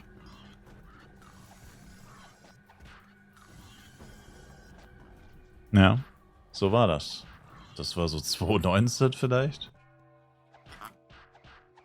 Ich glaube, das war mein dritter und letzter 24-Stunden-Stream. Danach habe ich nie wieder einen gemacht.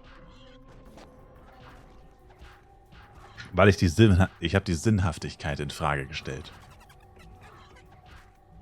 Und damals gab es das Konzept Sabaton noch nicht so richtig. Da war das erst so eine Idee vielleicht. Keine Ahnung. Aber ich glaube, da war das echt noch nicht so verbreitet. Hat jemand Filler für mich?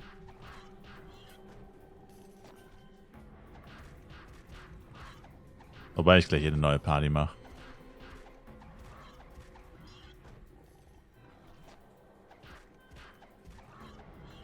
Ja, actually, ich mache eine neue Party.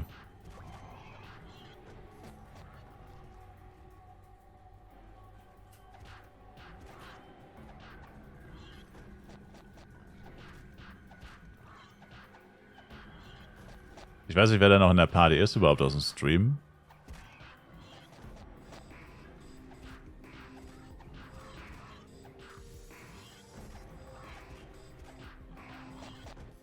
Du, Envy. Du würdest wieder mitkommen, oder?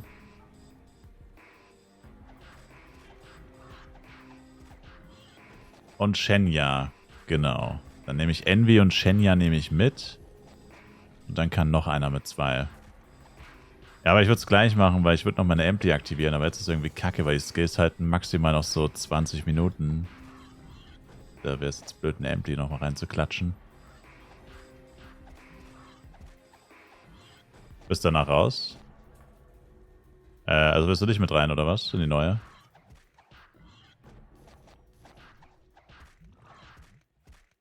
Wenn wir jetzt noch anfangen, dann hat man nämlich noch gut easy Party auf 40 und kann auch locker eine Stunde richtig nochmal Gas geben. Die letzte Stunde XP-Event kann man doch nochmal richtig reinbuttern. Mit allem, was man hat. Also du wirst nicht mehr mit Shenya, yes or no? In die neue. Weil dann gebe ich dir Lied. Zumindest. Also ob das dir was bringt.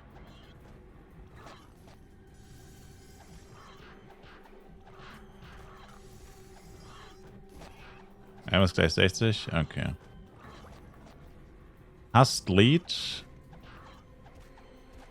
Oh.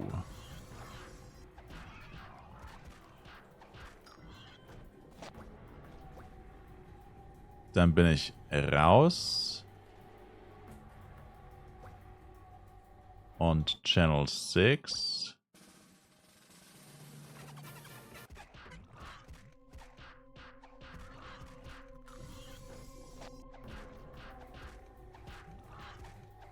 Oh, Mist. Boka ist ganz noch was wert. Ich fürchte fast nicht. Ich habe deinen Namen nicht mehr, leider.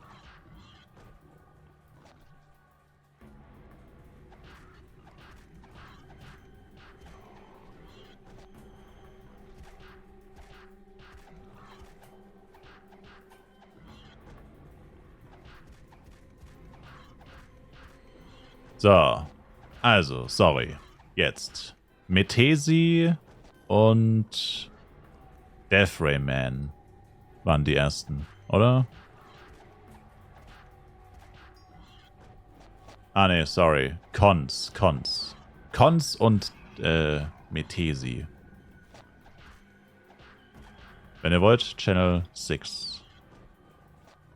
6% CS in Dark und für 35. Ist es gut? Ist es gut?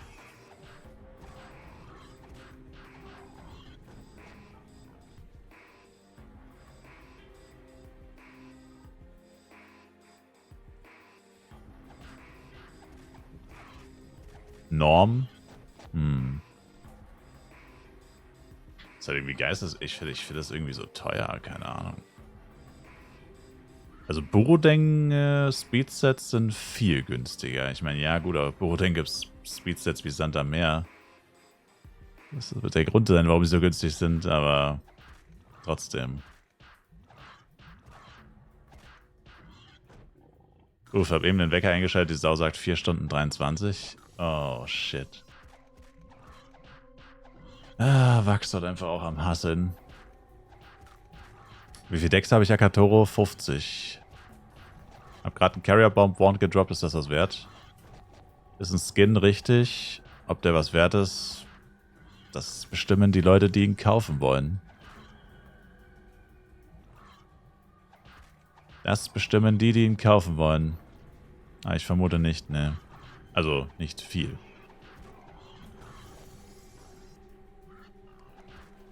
Leider nicht so viel.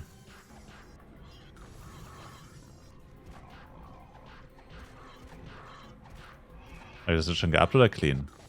Das ist basically komplett clean. Braucht man aber auch nicht. Ach, fuck. Das ist meine alte Angewohnheit, irgendwelche random-ass Party-Namen. Aber gut, wir sind ja voll, also wir brauchen eigentlich auch gar keinen Push-Name.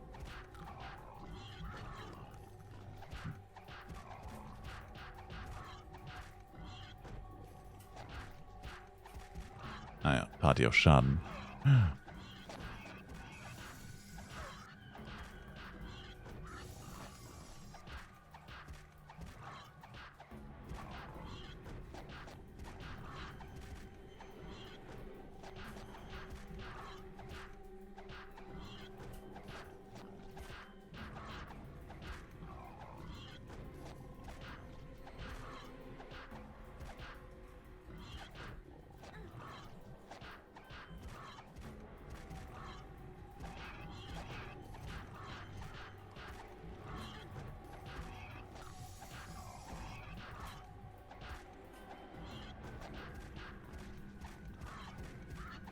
Ich bin 78, ich habe immer noch Kriton X. Du meinst Crit In.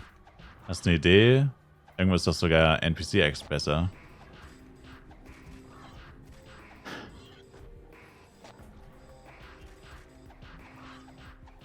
Hast du gar kein Geld verdient mit NPC-Items für irgendwas anderes? Gar nix? Ja, AB Industries, das tue ich. Hau rein, Waxhot. Melde mich hiermit ab und noch viel Spaß bis zum Ende vom XP-Event. Yeah. Danke dir fürs Zuschauen, Waxhot.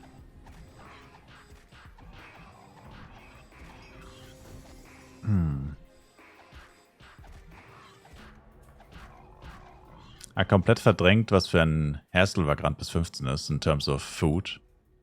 Ja, das stimmt.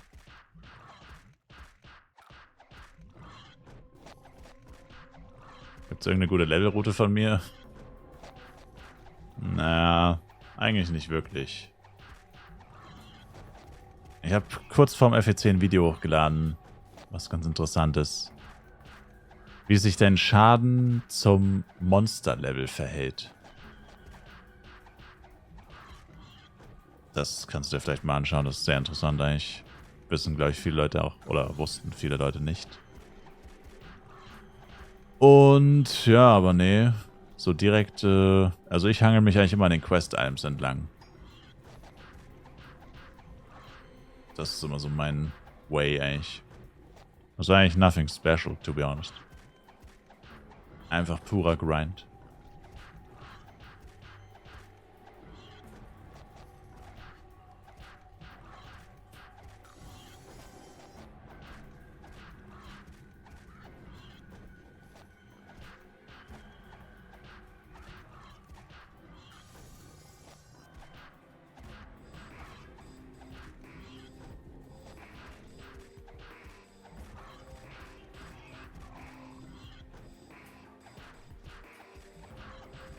Ja, eigentlich als Blade, wenn ich kein Geld für GX habe, NPC-X auf GX sparen oder Tidra nutzen oder doch G-Sword.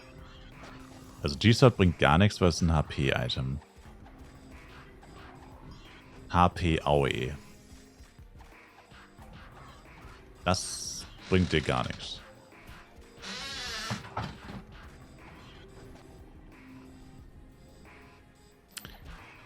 Du hast die Wahl, Dredra, Tidra, GX oder Crit in X und Sparkling Sword. Das sind die Waffen, die du zur Auswahl hast. Dredra, Tidra, GX, Crit in X, Sparkling Sword.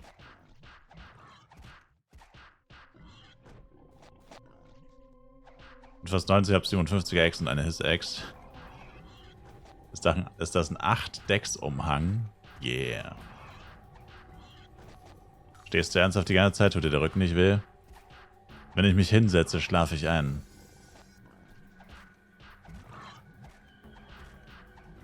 Ich würde mich jetzt sehr gerne hinsetzen. Ich schlafe aber ein dann. Woher bekommt man den Umhang? Den gibt's im Cash-Shop. Für 200 F-Coins. 200.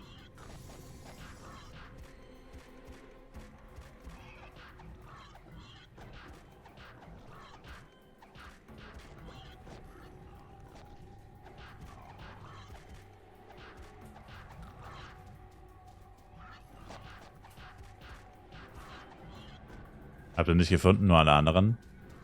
Das sagen irgendwie alle, dass sie den nicht finden, aber gib einfach einen Cloak of P. Cloak of Precision heißt der. Über die Suche findet man ihn immer. Hast du nicht früher mal auf YouTube auch gestreamt, da lohnt nicht mehr. Ich bin seit 87 Stunden live auf YouTube. Auch auf YouTube. Ist nur ein bisschen seltsam. Ja, YouTube ist halt irgendwie so, YouTube-Streams gehen ja maximal 12 Stunden irgendwie. Ab 12 wird, glaube ich, alles gecuttet, was über 2 ist. Im VOD zumindest. Das ist mega weird. Auf jeden Fall, ach, als ob da jetzt einer das Leveln anfängt. Geh doch weg. No. Bitte wechseln Sie den Channel. Bitte wechseln Sie den Channel. Bitte. Und nicht AOE, oder? Nee. Okay. Auf jeden Fall, sau weird, weil die Aufrufe von dem Stream ändern sich einfach die ganze Zeit. Also ich glaube, YouTube rafft das irgendwie nicht, dass der Livestream schon 3 Tage geht. Fast 4. Das checkt YouTube irgendwie nicht, ne. Wieso benutze ich den Kanal mit den meisten Abos? Weil die Streams den Kanal runtergezogen haben. Viel zu wenig Aufrufe. Hat den Kanal nicht geholfen.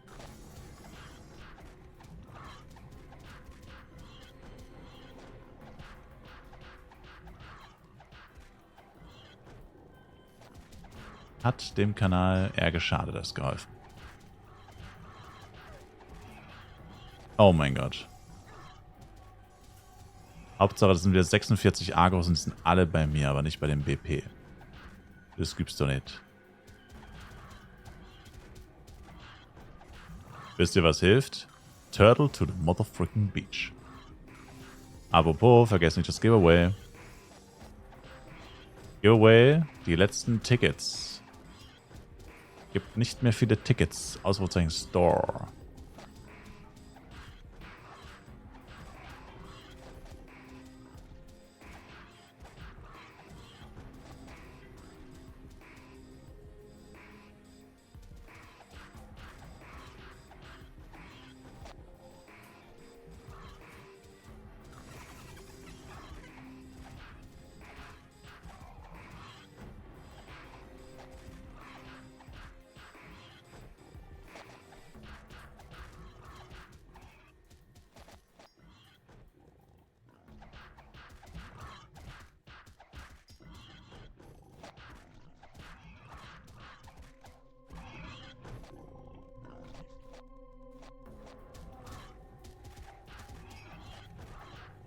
Levelunterschied schlimm? Wie meinst du das?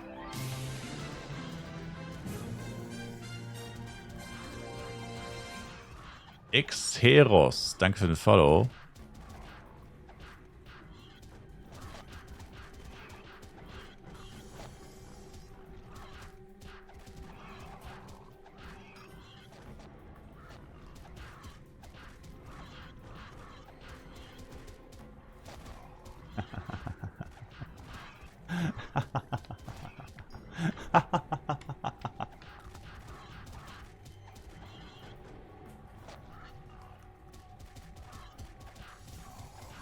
Regi, danke für den Resub. Appreciated. Regi.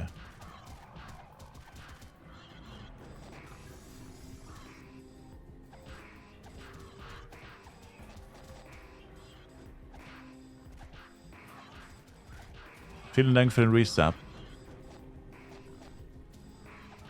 I appreciate it.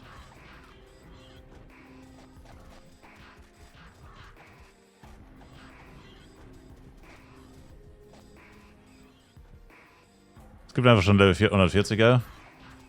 Schon seit einer ganzen Weile.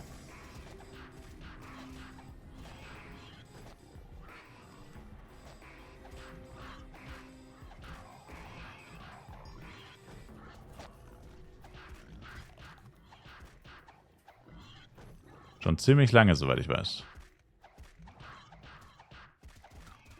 Verrückt nach 3 Tagen. Ja. Der hat wahrscheinlich noch mehr gespielt als ich.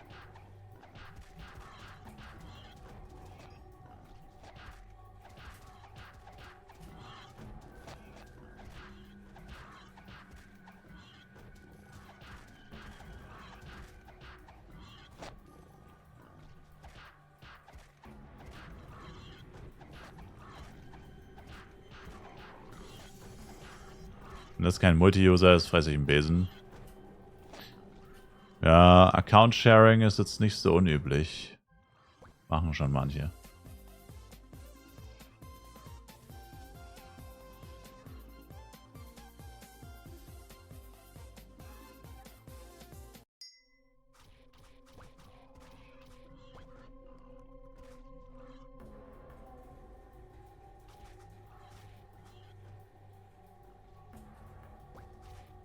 Dass du nicht mich meinst, war mir schon klar, by the way. Dass du nicht mich meinst, war mir klar.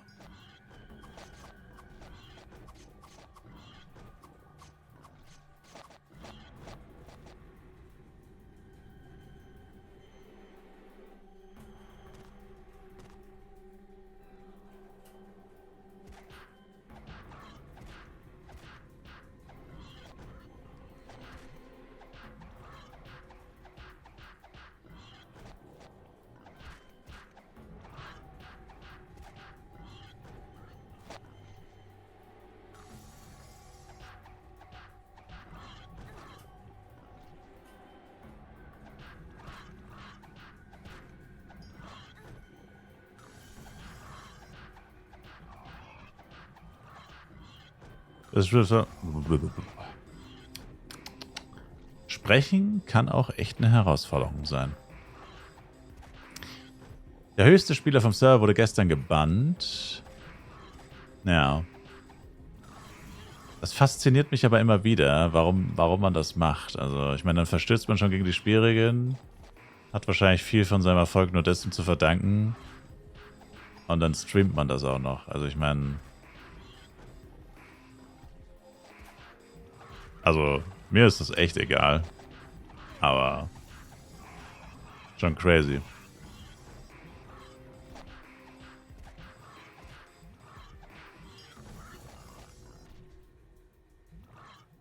Was soll das heißen, Third Party? Third-Party-Programme sind gegen die Spielregeln. Also wenn du die benutzt, sollst du es auf jeden Fall nicht groß... Also es ist verboten, man darf es nicht. Und ich meine, wenn man es dann schon macht, sich dabei auch noch zu streamen, ist schon crazy. Also wenn man sowas schon macht, sollte man lieber unterm Radar bleiben und sich nicht noch selbst dabei anschwärzen.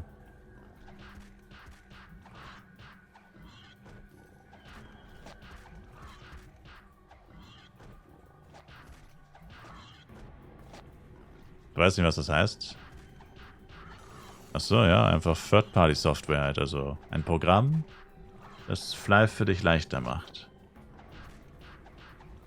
Bots zum Beispiel sind auch Third-Party-Programme.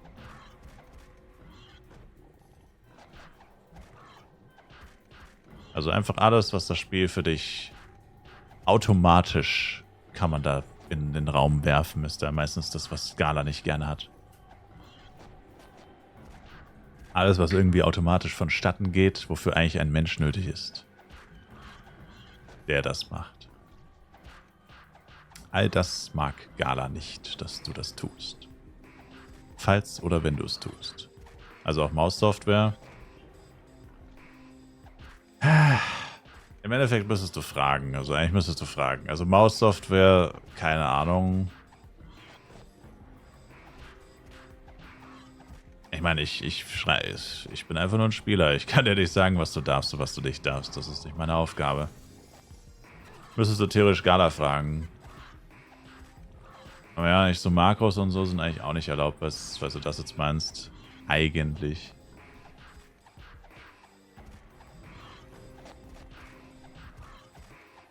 Ich meine, sie können es dir unmöglich nachweisen. Vor allem so Kleinigkeiten, I guess. Was heutzutage mit Tastaturen und Mäusen alles möglich ist. Man muss halt nur wissen, dass es da ein gewisses Risiko gibt.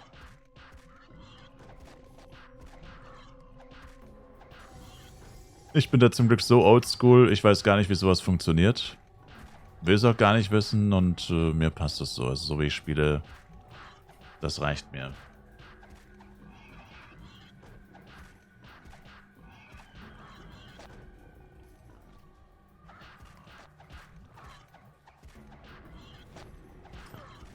Shinzo und Di Figiano.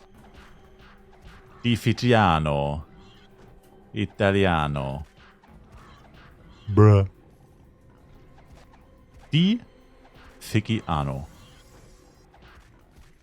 Ein sehr verbreiteter Name im Internet.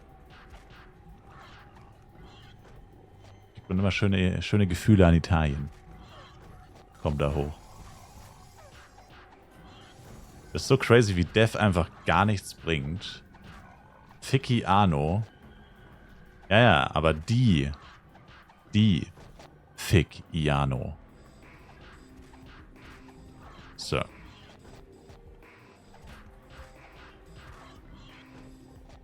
Quasi das die ist bayerisch für dich. Oder in Bayern sagt man es ja auch.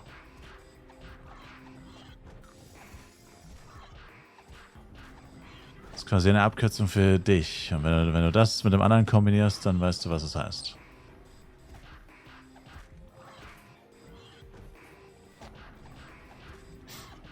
Oh, ich würde mich so gern hinsetzen, aber ich weiß, dass ich dann wieder todmüde werde, ey. Fuck, Mann. Fuck. Mann. Mann. Ey, irgendwie habe ich es geschafft, dass mein Inventory schon wieder voll ist, by the way. Ich wollte es euch empty zünden. Also schon wieder Invi voll. Das heißt, ich würde es noch schnell Invi voll machen. Und dann nochmal kurz Invi lernen und dann nochmal empty starten, knallen, bla bla bla. Meine Güte.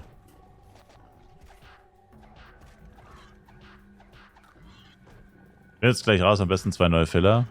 Aber was, so schnell schon, Sir? Hat er nicht lange gehalten. Mach mal einen Giant, das weckt einen auf.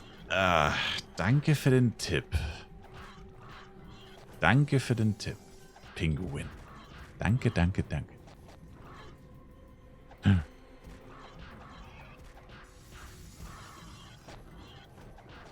So müde. Oh.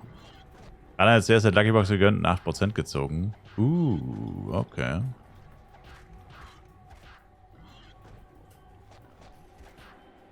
Zucker weckt auf. Habe ich auch schon drüber nachgedacht. Wir haben so Goldhasen, Lind-Goldhasen noch von Ostern. Aber ich will jetzt eigentlich so richtig wach will ich ja gar nicht werden. Will ich ja gar nicht.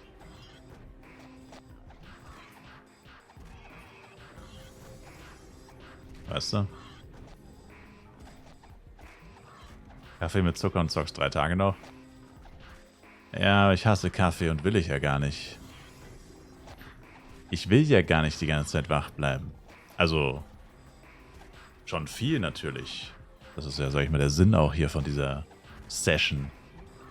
Aber jetzt auch nicht 3 Tage am Stück, das ist ja gar nicht mein Ziel. Ich werde nicht sterben. So. Ich will es auch nicht komplett übertreiben. Also ich übertreibe es ja eigentlich schon komplett, aber gar nicht schlafen, das will ich ja gar nicht. Das ist keine gute Idee. Und wenn du dich so aufputscht, dann kannst du halt auch gar nicht mehr kontrollieren, wann du schläfst. Jetzt kann ich es halt relativ gut kontrollieren.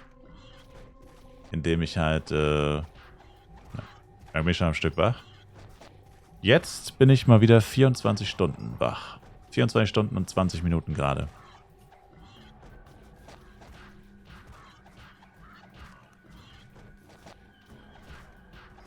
Gestern waren es 24 Stunden und 20 Minuten. Vorgestern waren es 26 und vorvorgestern waren es 27. Da spielen Leute, die haben 4 Tage durchgemacht. Naja, sie sagen, dass sie 4 Tage durchgemacht haben, aber ich würde nicht alles glauben, was irgendjemand erzählt.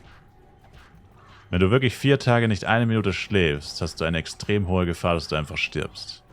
Vor allem, wenn du dich zeitlich noch mit Energy Drinks vollballerst und so. Also, no joke, das ist lebensgefährlich. Also das kann jeder sagen, ich habe 4 Tage durchgemacht, das heißt doch lange nicht, dass es stimmt. Also das ist literally lebensgefährlich. 2 Tage sind schon lebensgefährlich. Also klar, wenn du kerngesund bist und so, wird dir nichts passieren. In der Regel. Da wird dir nichts, also normalerweise passiert wahrscheinlich nichts, aber es gibt einen Grund, warum man schläft jeden Tag. Gibt schon Gründe dafür, warum man das nicht macht. Und wie gesagt, wenn du dir dann noch Energy Drinks und Koffein des Todes reinputscht, dann ja.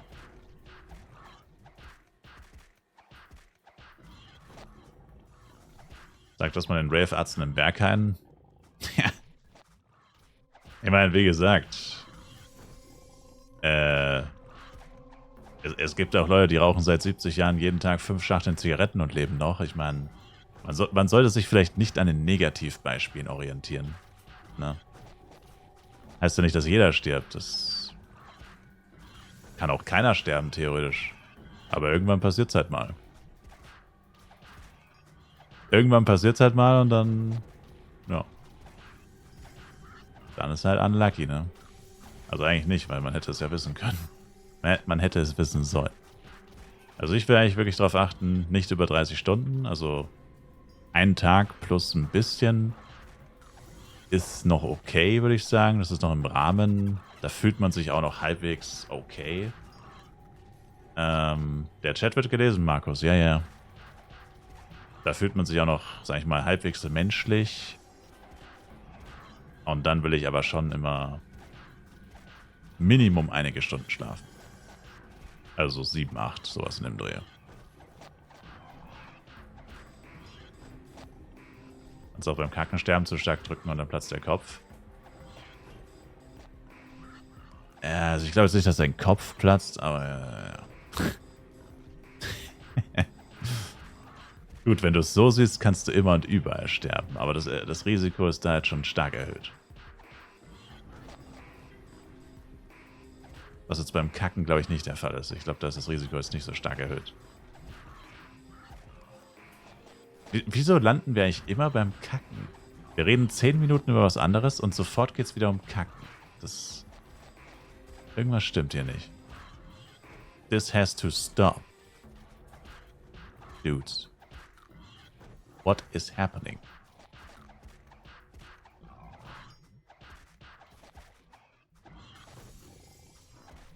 Aber sonst ist er gut, den kann man auch essen.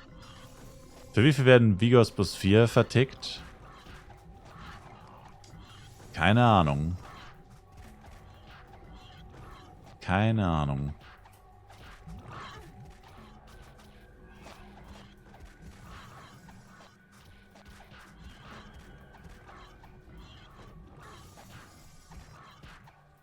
Ist dir aber auch schon aufgefallen, Bomber? Na, dir doch nicht. Du genießt das doch.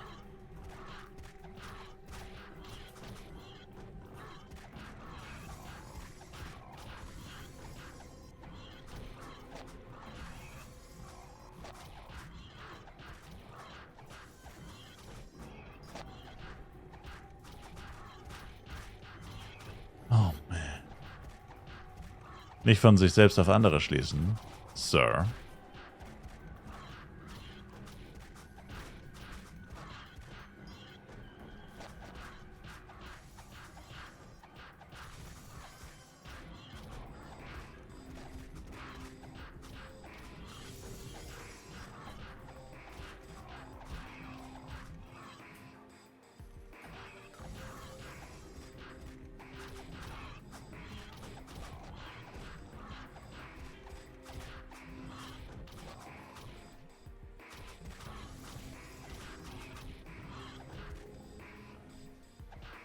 Was machen meine Beine? Tun sie mir nicht weh?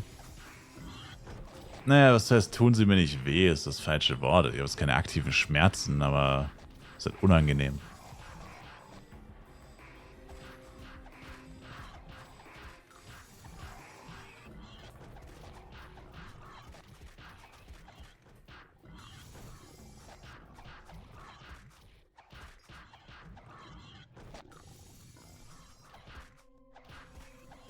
Der ergonomische Style hat vorgesorgt mit seinem Schreibtisch.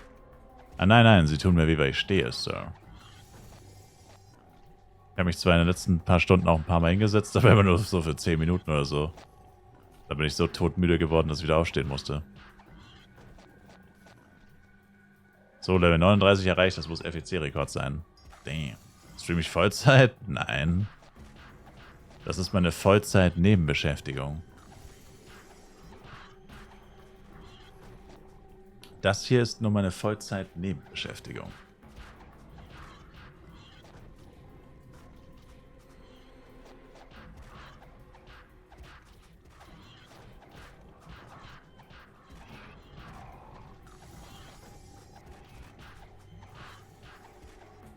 Er schläft Vollzeit.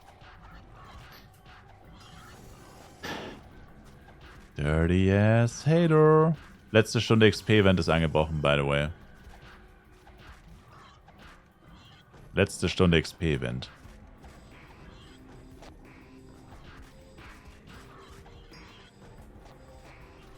Letzte Stunde XP-Event.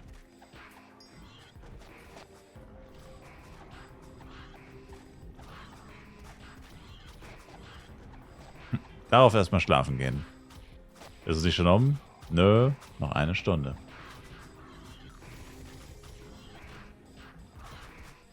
Ich dachte um 12. 12 Uhr Serverzeit. 12 Uhr Serverzeit. Will jemand noch Party filmen? Party Fillers?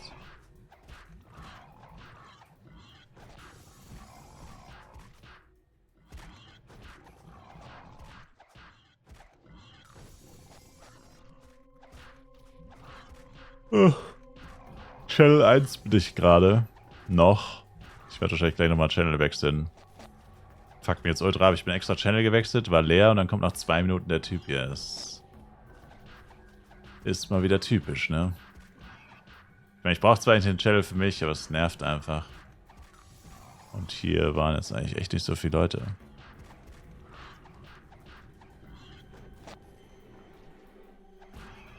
Wie heißt die? RTZ. RTZ. Aber ist schon ein Filler-Paar, oder? Wobei es eigentlich nicht so wichtig ist. Aber eigentlich immer Filler-Paar. Okay, jetzt. Oh, ja, toll. Jetzt droppe ich wieder 3 Items beim letzten Mob. Das gibt's doch nicht.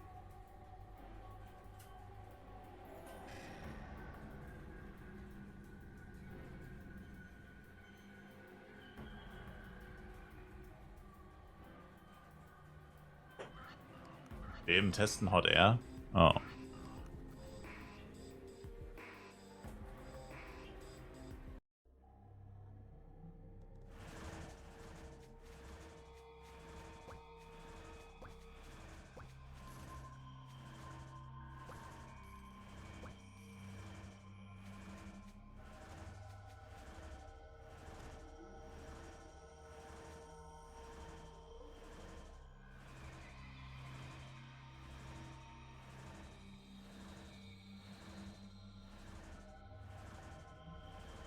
So, jetzt aber beeilen. Jetzt bin ich ja eh schon drüber wieder. Über der Zeit vom XP-Event. Aber gut, ich habe echt nur noch 3 Amplis. Also wenigstens habe ich fast alle meine Amplis während dem XP-Event benutzt.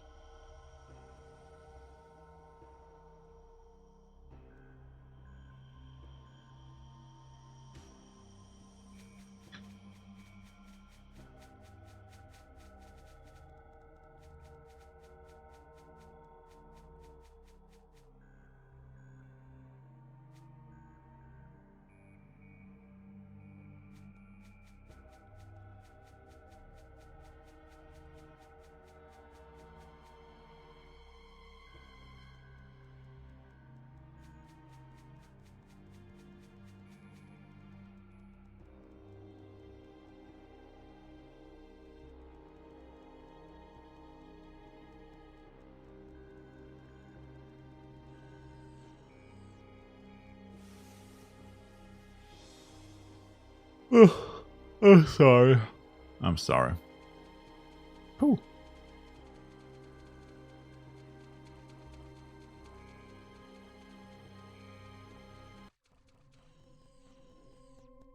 Ja, mittlerweile, die reden beim Bürgermeisterpriester. Ringmasterpriester. Ja, aber der Ringmasterpriester ist eine Safe Zone.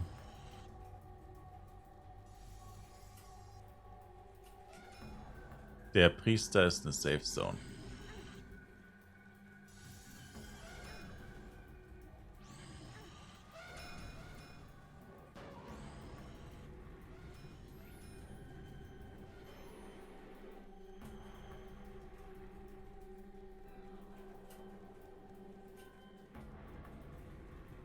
Von easy auf normal, normal auf schwer hat CW nur einen Tag CD, oder? Von easy auf normal ja, von normal auf hart nicht, ne. Normal auf hart ist immer 2.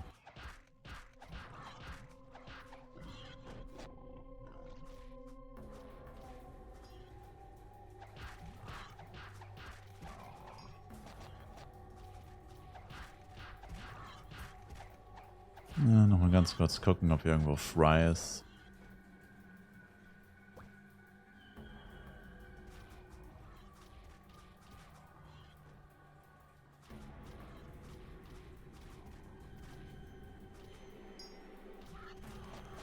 Wow.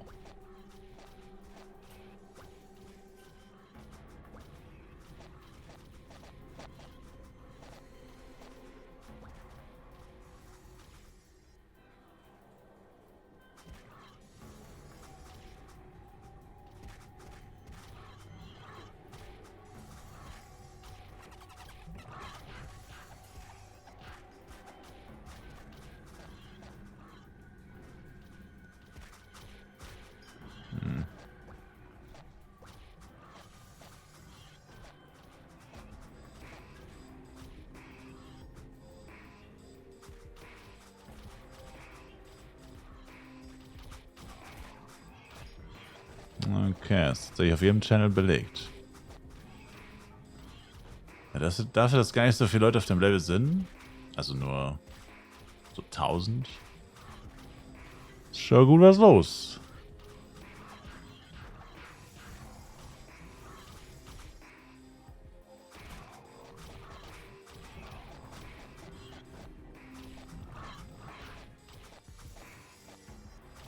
Captains noch schlimmer. Ja, Captains wollte ich eigentlich gehen, aber sinnlos. Captains sind eigentlich besser für XP und so, aber bringt halt nichts. Wenn voll ist, ist voll.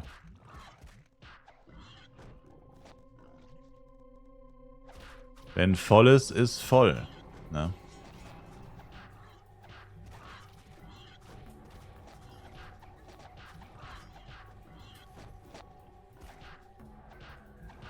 ...16 Minuten kannst du Channel 7 haben?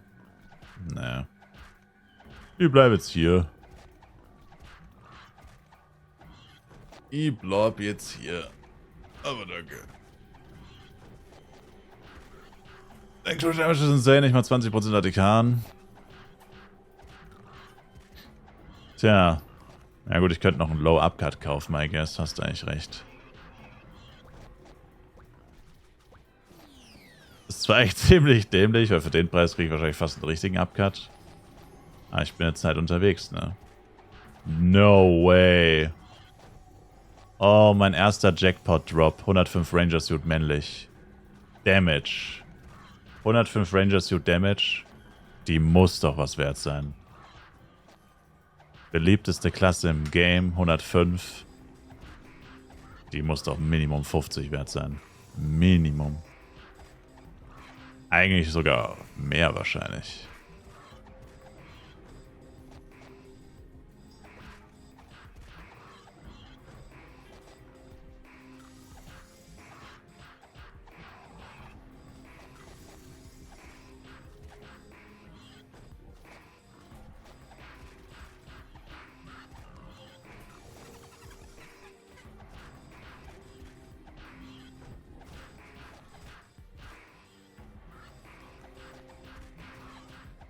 Ja, wenn Leute sich dann auf Dazed umsteigen beim Blade, oder gibt es ein besseres Set?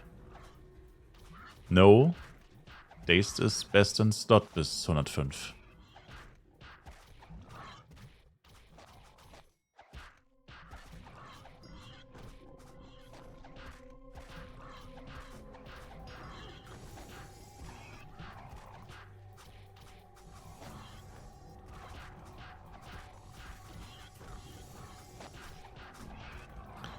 Dachte kaum mit bis 105. Ab 90 ist Dazed besser. Theoretisch.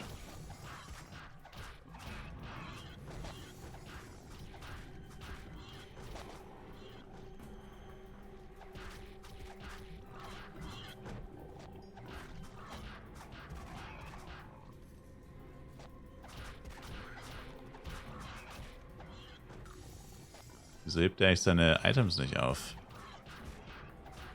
Der hat eine AGX mit Level 95. Uff. Eine AGX und eine Tetra-X. Ey, wenn du das im Flive-Spieler vor ein paar Jahren gezeigt hättest, dass einer mit AG und Tetra levelt, der hätte dich ausgelacht. Oder du hättest ihm gesagt, in ein paar Jahren werden Leute mit AGX und Tetra-X leveln. Hätte dir den Vogel gezeigt. Der Mensch hätte dir den Vogel gezeigt. Ja, das ist auch das, was mich so angekotzt hat am Cruiser-Set. Dieses permanente aufs Maul bekommen. Ich will mir gar nicht vorstellen, wie es wäre, wenn ich jetzt hier wäre mit Cruiser bei den Klarfans. Ich würde so aufs Maul bekommen. Das wäre jenseits von Gut und Böse. Ah, wieder mal ein Clean Intelli gedroppt.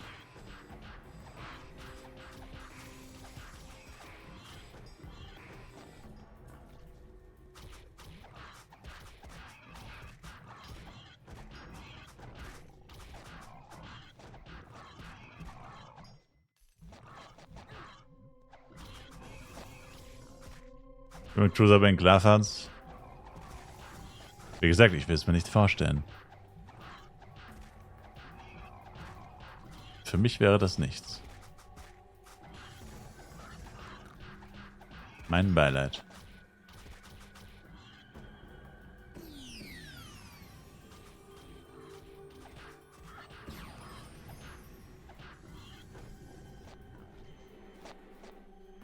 Cruiser geht noch mega fit.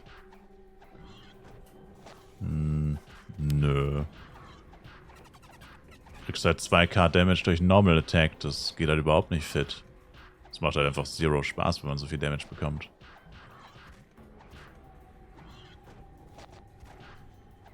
Macht keinen Spaß.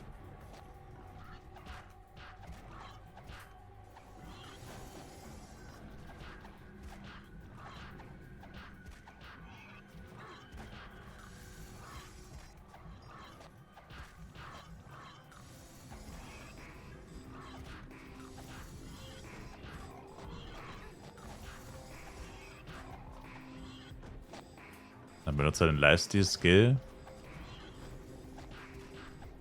Ja, der heilt mich aber nicht um 2000 pro Hit. Er heilt ja nicht mal mit jedem Hit. Hat er nur 30% Chance. Deswegen kriege ich immer noch 2000 Damage. Das bringt mir gar nichts.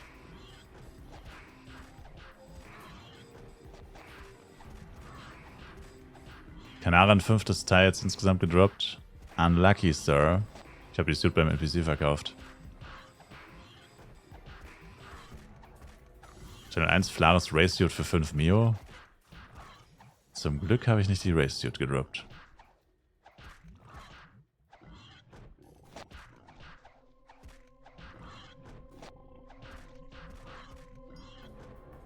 Nächster FEC dann BP.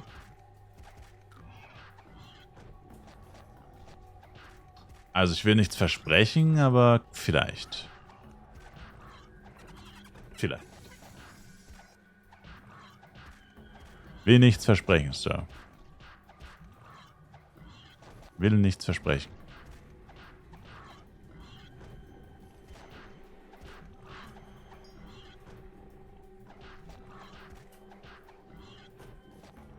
Wahrscheinlich je nachdem, wie die neuen Jobs hast.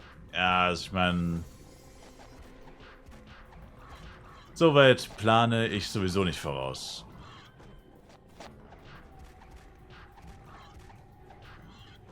Außer 1000 Subs. Kappa. Nee, soweit plane ich die nicht voraus. Also, legit nicht. Vielleicht gibt es ja auch kein FEC nächstes Jahr. Kappa. Ja, ich denke, dass ein FEC nächstes Jahr wieder kommt, ist wohl 100%. Probably. Diesem System werden sie nicht abschwören. Diesem System werden sie ganz sicher nicht abschwören. Damit machen die viel zu viel Kohle. Wenn ich Job Change 60 mache, werden die Skillpunkte auch so... Nee. Nur Taste H. Haben vielleicht noch zum Season Game gemacht. Ja, und wir haben es gar nicht richtig bemerkt, bis es zu spät war.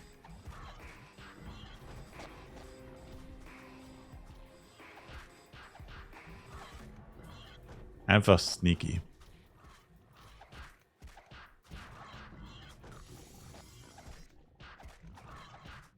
Dauerstadt macht halt auch am meisten Spaß, war schon immer so.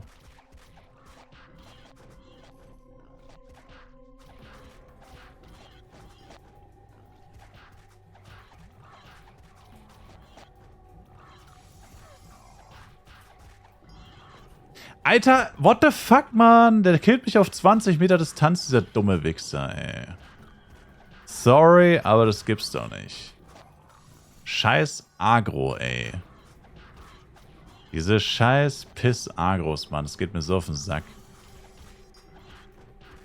Oh, immer zu zweit und du läufst weg und du stirbst einfach trotzdem. Mann. Stupid Wanker, man. Ich will nicht mehr. Vor allem, ich check's halt nicht, ne? Also das ist das, was mich an Flyf auch so triggert manchmal. Meine M hatte literally bis vor einer Stunde hatte er einen Level 20er Helm. Einen 20er Helm. Ich wiederhole nochmal. Level 20. Habe ihm jetzt einen Schubborn-Helm gegeben, den ich gedroppt habe, der 5-mal so viel Def hat. Er kriegt einfach den gleichen Schaden. Es bringt gar nichts. Sein Def hat einfach um 300 Punkte erhöht. Ja, er stirbt immer noch mit 2 Schlägen. What the fuck? Warum? Ich habe seinen Def-Wert extrem gepusht. Juckt nicht. Ist immer noch ein Haufen Scheiße. Klar, Level-Differenz und so, aber... Es ist so nervig, ey. Es ist nervig. So nervig.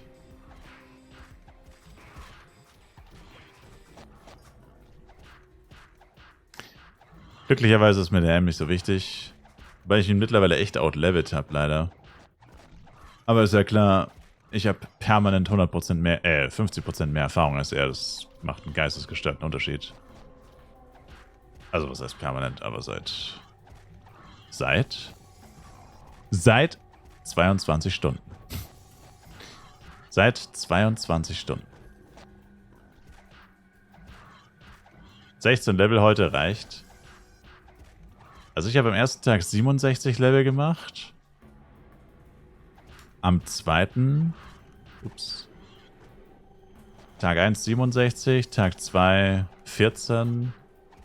Am Tag 3 werden es jetzt wohl 20. Einfach an Tag 3 mehr als an Tag 2. Das ist auch interessant.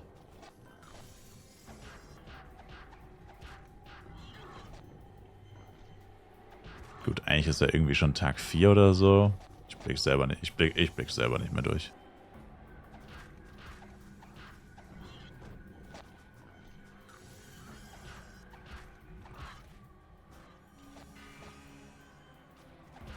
Warum nicht jeden Tag 67 Level? Das ist eine sehr gute Frage. Ich glaube, das geht tatsächlich gar nicht. Nee, das hat nicht mal der Erste geschafft. Das hat nicht mal der Erste geschafft und nicht mal die Leute, die in Anführungszeichen gegen die Regeln verstoßen haben. Also gut, erster Tag schaffst du halt mehr als 67, aber ja, 2 x 67 ist tatsächlich nicht drin. Geht nicht. Also das 90er Set lohnt das Psy, Facing, AOE? Denk schon, oder?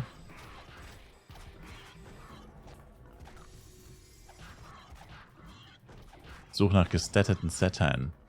Int SDA oder SDA-Decks.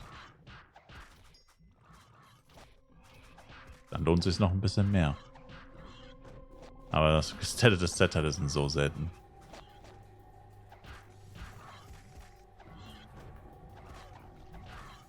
Wer hat unfair gezockt? Keine Ahnung, irgendwelche High-Level-Spieler.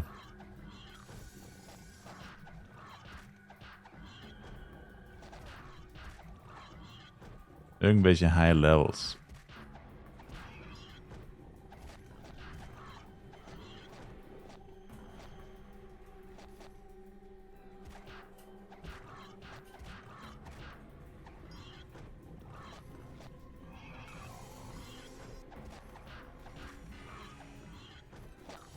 Also ist es jetzt nächstes Soll mit dem Reichtum? Ja, das ist jetzt tatsächlich auch echt blöd. Ich habe jetzt zu lang gegrindet, stumpf. Ich meine, ich habe vorhin gar nichts mehr auf die Reihe bekommen. Da wäre ich für sowas Komplexes eh nicht in der Lage gewesen. Oder zu so etwas Komplexem. Ja, ich muss jetzt eigentlich dieses Suit verkaufen, I guess. Weil die wird ja wahrscheinlich weniger wert sein. Und ich habe leider auch einen Arsch voll Power Dice. Weil ich jetzt ein paar Stunden lang nur noch stumpf Monster getötet habe, habe ich jetzt ziemlich viele Power Dice. Das ist auch nicht so gut tatsächlich.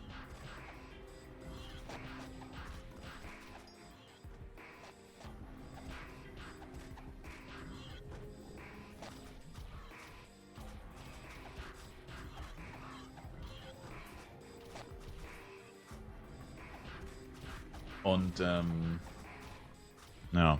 Müsste ich eigentlich noch loswerden. Und dann noch anlegen. Ja, und was? Speedset wollte ich. Speedset? 6%, I guess. Soll wohl 35 Mio kosten. Vielleicht finde ich eins für 30. Navil Boots. Wow. Erstes Ding, Set-Teil. Kommen gerade ganz schön viele Set-Teile irgendwie. Ja, irgendwie so. Demol? Ah, Trash. Und, weiß nicht, also danach, also eigentlich, also, das habe ich jetzt wahrscheinlich nicht, also diese Ranger Suit ist extrem viel wert, aber so viel wird die nicht wert sein. Die 4. Stufe von Fupa, na klar, warum sagt denn keiner was, amigos? Sagen Sie doch was.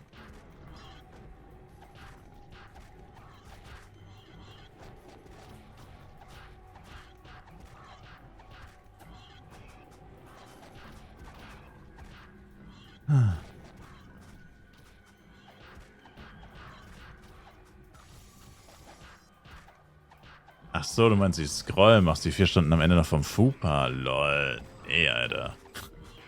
Ich habe die Scroll legit vor 20 Stunden aktiviert und 20 Stunden gespielt. Naja, nicht ganz. Pegasus Assault auf Boden gespielt und dann war ich nochmal was essen. Dann hat's gelaggt. Aber ich würde sagen, ich habe die ziemlich effektiv ausgenutzt. Ich habe noch einmal Party Scrolls einen Tag. Aber ich hätte tatsächlich gern 30 Tage. Die Frage ist halt nur, also eigentlich hatte ich vor, die Red Scroll zu kaufen, die nur 3000 F-Coin kostet für 30 Tage. Das ist halt halb so viel wie die 5500. Aber die Red Scroll ist halt schwierig, weil, wie gesagt, nur halb so viele Partypunkte, halb so viel Party-XP und so. Das heißt, wenn du da wirklich dann auf andere Filler angewiesen sein willst oder musst, zum Party-Leveln, Punkte hochhalten und Global Attack spamst, gehen die Partys halt sehr schnell leer.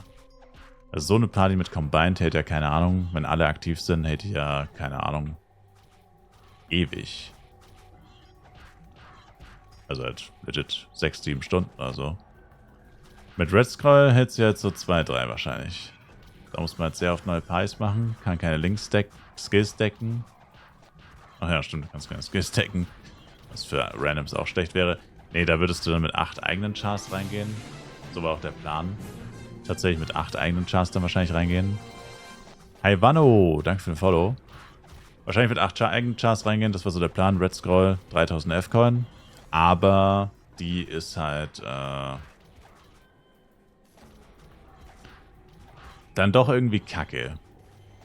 Und jetzt sage ich mal, ist in Anführungszeichen Cash noch recht günstig. Also könnte man sich jetzt eigentlich holen. Die 30 Tage Combined. Und das gleiche dann eigentlich für die FEC Flask, wenn man sich die auch mal holt, die 30 Tage, auch wenn es eigentlich kein so gutes Investment ist, weil reicht ja, wenn du es erstmal für ein paar Tage hast, also noch jeweils, also FEC Flask nochmal 3 Tage kaufen. Preisgold könnte man einmal 15 Tage kaufen und so, also man könnte sich so langsam hocharbeiten, dass man nicht zu viel Geld in eine Sache investiert, die man dann viel zu lange nutzt sozusagen. Das macht dann dieses kurzfristige Investment-Upgrade auch schlecht, weil ich habe ja schon Pais Größ und ich kaufte doch mehr Pais Größ. Obwohl ich es ja schon habe. Whatever, also keine Ahnung, schwer zu erklären, was ich meine, aber ja. Aber seit einem Jahr nicht mehr on, wieso, wie viel Neues gibt es in Flav? Seit einem Jahr? Fast nichts leider.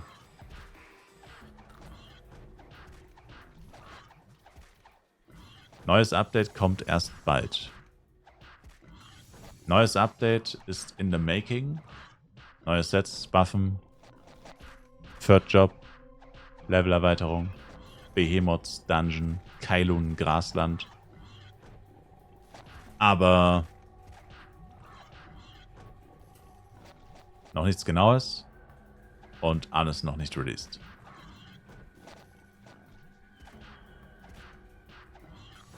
Alles noch nicht released.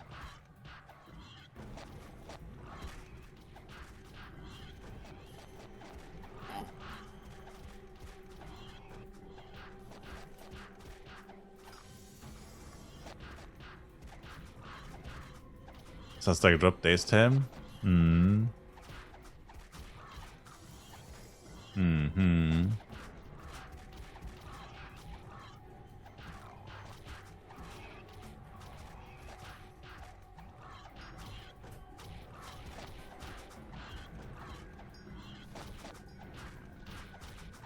Auch schon was wert?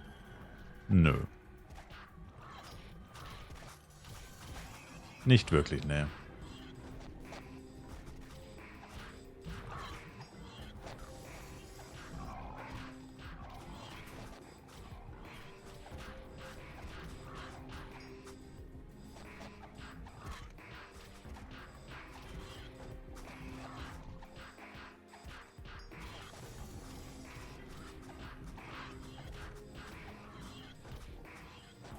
Boah, die Müdigkeit kehrt zurück.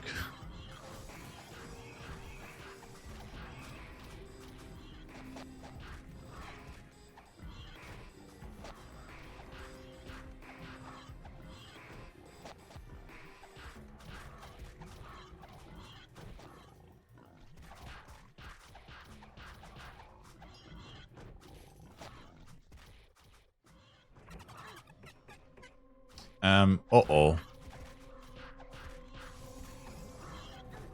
Aquasummer, habe überlegt, mir den Fleisch zu steigen, verpasse ich viel, wenn ich Solo-AM spiele. Ohne Lichter und den ganzen Kram weiß nicht mehr viel über das Game.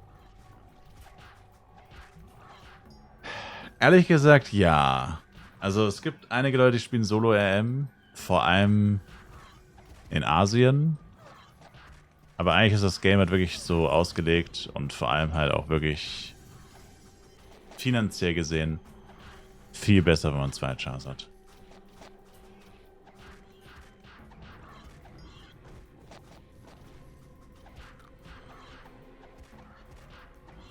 Welches soll ich zu GX bei Level 16 nutzen sollte? Redra.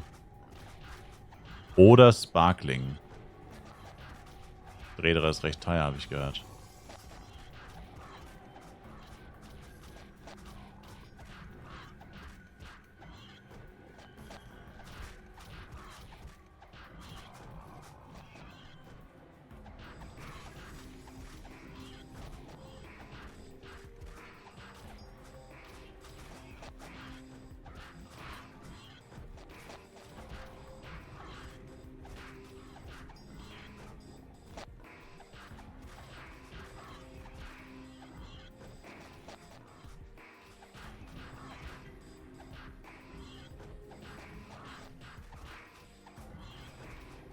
Crit-In-X geht auch.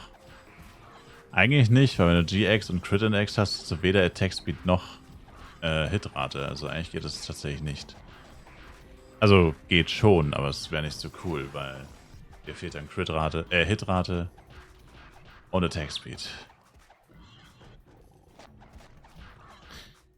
Kaufe ich Solo für weniger XP oder weshalb Chars? Nur hab nur Lust auf ein RM. Du kriegst tatsächlich weniger XP. Findest schlechter Partys. Und kannst nur sehr schlecht Giant und Bosse töten. Eigentlich so gut wie gar nicht. Deswegen.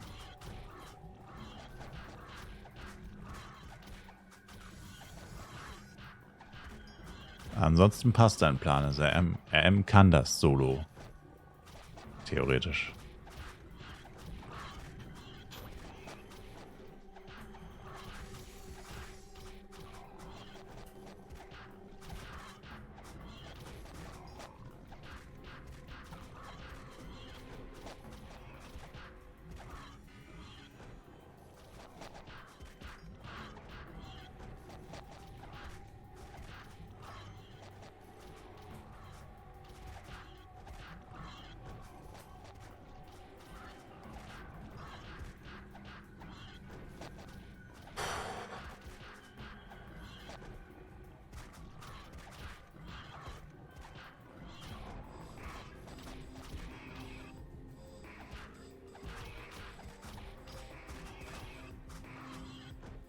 Wann war ich bei Klarfahren?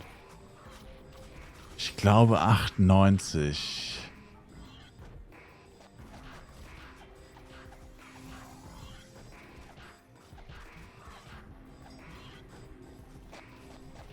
Was machen wir, wenn man sich verskaliert beim RM und keine 1000 F-Kann ausgeben will?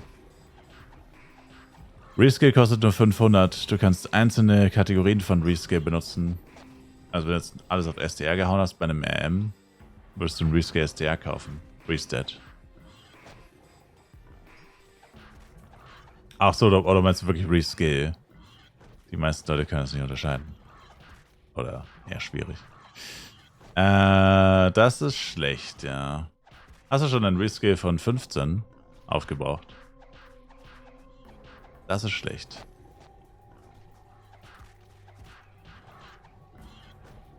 Im Beginner-Pass ist auch noch eins.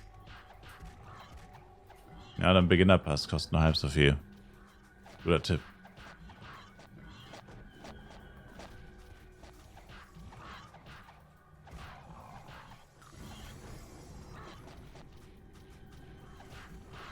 Einfach weiter dann, wenn man sich festgeht. Kommt drauf an, wie sehr. Bei 2 Punkten, yeah. Bei 4 wahrscheinlich auch. Oh oh. Uff.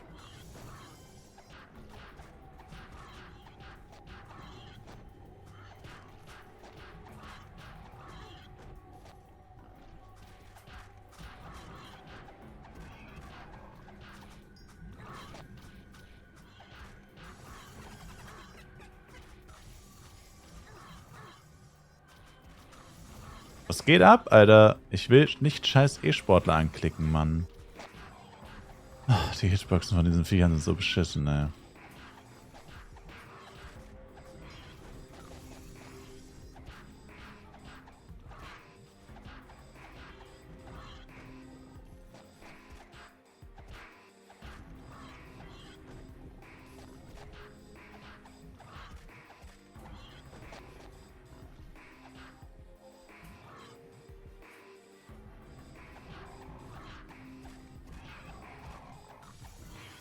Spielst du eine Rolle, was für ein Char ich hinter mir habe, welches Level der ist? Wenn dein Main Ringmaster ist, eigentlich nicht, ne.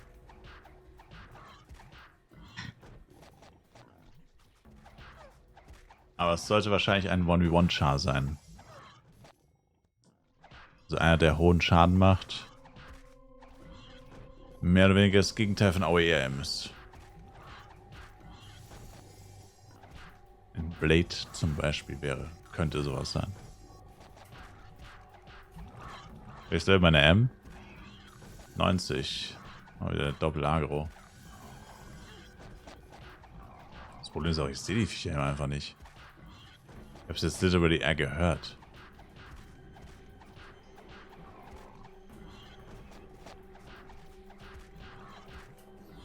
Heftig über eine Solo-Amsam gegen. Die haben es halt am leichtesten. Mann, warum wäre ich denn jetzt schon wieder müde? Es nervt so, Alter. Halbe Stunde noch jetzt, Chido mal. Die halbe, den machen wir noch. Chill.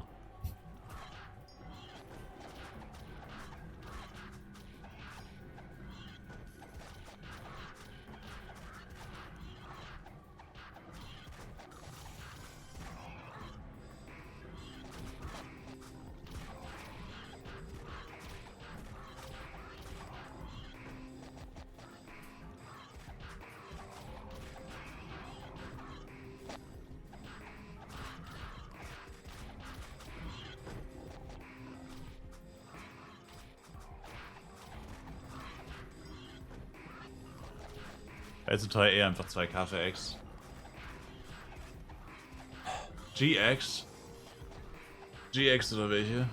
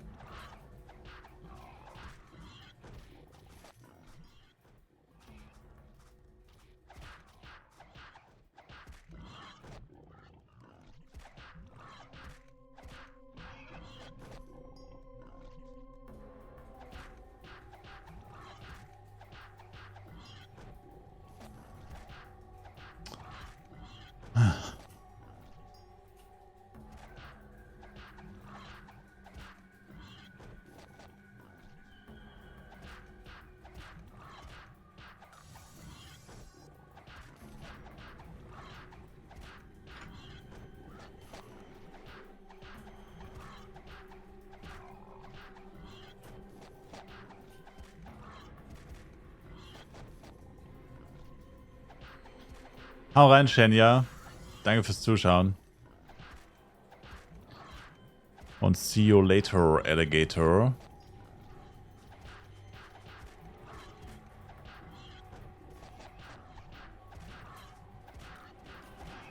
Boah. Meine Güte.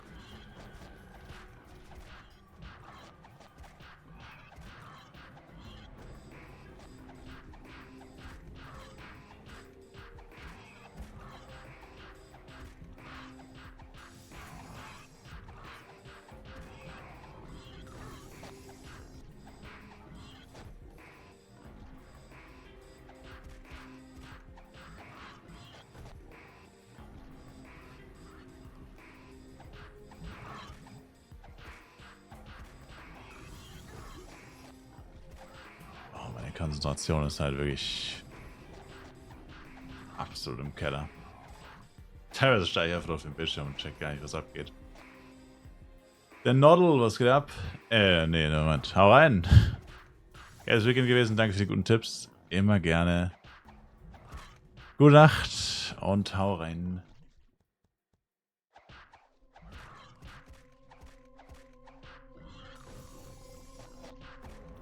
Durch im Kopf, Styler.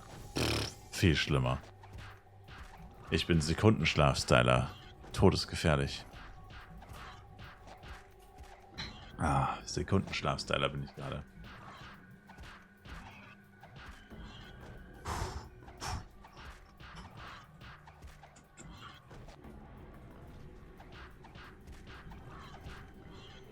Bringt halt auch alles nichts, ne? Ich hampel hier rum. Es bringt halt nichts. Es ist leider ein bisschen mehr als nur die Durchblutung hier ist.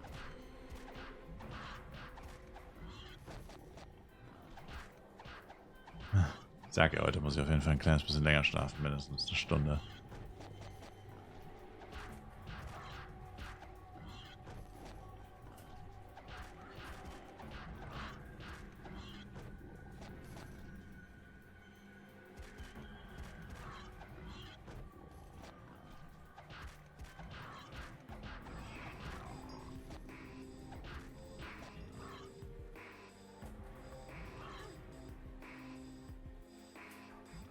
So wie jetzt zum Beispiel.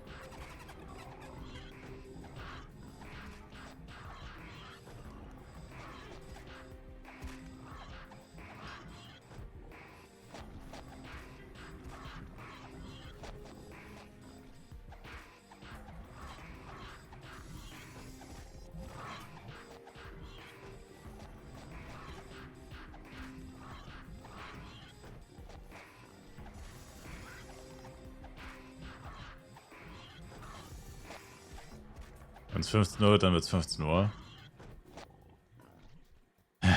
Ja, aber dann leckt's ja, da kannst du eh nicht wieder spielen. Das wäre echt eine schlechte Uhrzeit, 15 Uhr. Das wäre eine sehr schlechte Uhrzeit, Sir. Aber man muss ja auch ein bisschen an den Server denken, Sir. Wird blöd, wenn du das alles machst, dann zockst du 3 Stunden wieder nur mit Lags und so. Aber ja, es wird schon passen. Ich habe auf jeden Fall meine Lektion gelernt. Also es ist safe das Essen gewesen. Das hat mich richtig gekillt. Hast recht, an 7. Nein, ich schwöre, dieses Abendessen, Alter. Na gut, was hätte ich sonst machen sollen in der Zeit? Konnte aber eh nicht zocken, ja. Nicht so richtig. Aber ich bin mir ziemlich sicher, dass das ein Fehler war.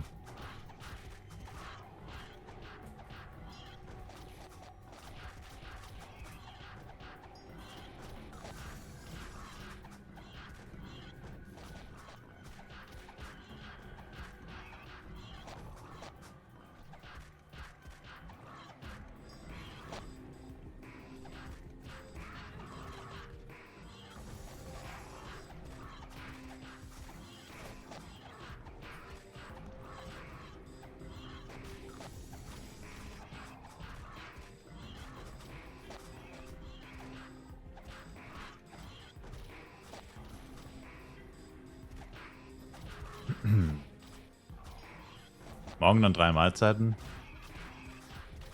No. Langsam echt gefährlich ist, so rumzuhampeln, ich schwöre. Brech mir noch was, wenn ich so weitermache.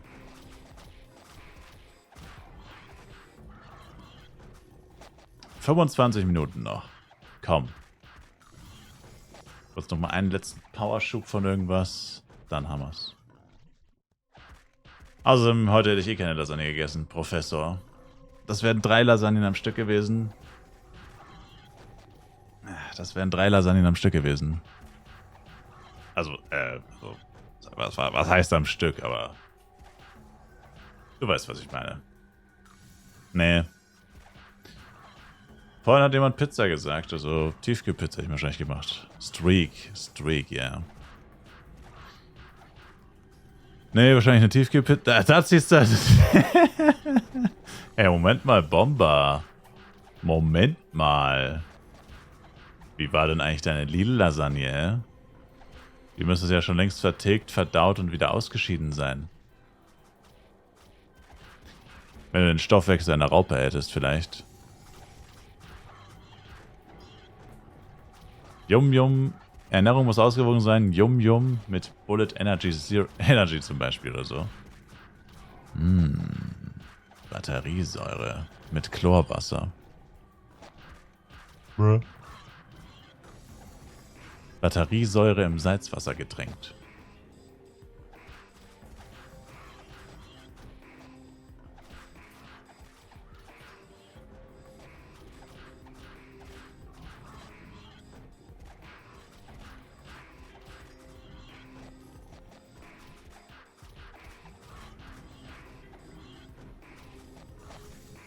Du wirst beim Schlafen gehen nur sagen, dass du eine Maschine bist und cooler Stream zum Schauen. Dankeschön, Mr. Schmachti. Dankeschön. Hast du ein Elektrofeuerzeug?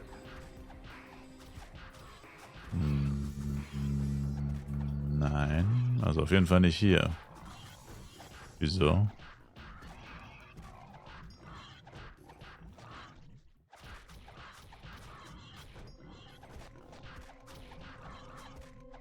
Nicht so ekelhaft, wie du gedacht hättest. Trotzdem ist eine selbstgemachte 10-mal besser und Lasagne ist einfach zu viel. Aber ich habe nie gesagt, dass eine selbstgemachte nicht besser sein kann oder ist. Darum ging es ja eigentlich nicht. Du hast sie ja nur versaubeutelt. Dein kleiner Schlag gemacht, wach. Nee, das habe ich schon mal probiert. Das soll ich vielleicht gar nicht erzählen, aber... Naja, sagen wir einfach, ich hatte mal eine Situation, wo ich auch sehr müde war und das, keine Ahnung, ich glaube, es funktioniert mit Filmen. Entweder in Filmen oder wenn es jemand anders bei dir macht. Ich glaube, wenn du dir selber eine reinhaust, dann bringt das irgendwie nichts. Also du hast jetzt volle Kanne eine und brichst jetzt sämtliche Zähne raus und so. Aber you know what I'm saying. You know what I'm saying.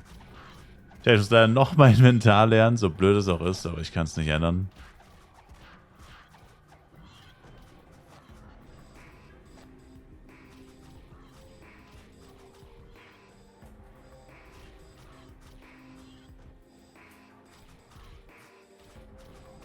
Can't do anything about it. Kann Partnerring ersetzen oder muss man erst kaputt machen und neu reintun? Ich glaube, du musst neu reintun. Ich glaube, der ist dann einfach weg. Ich glaube, der ist dann weg.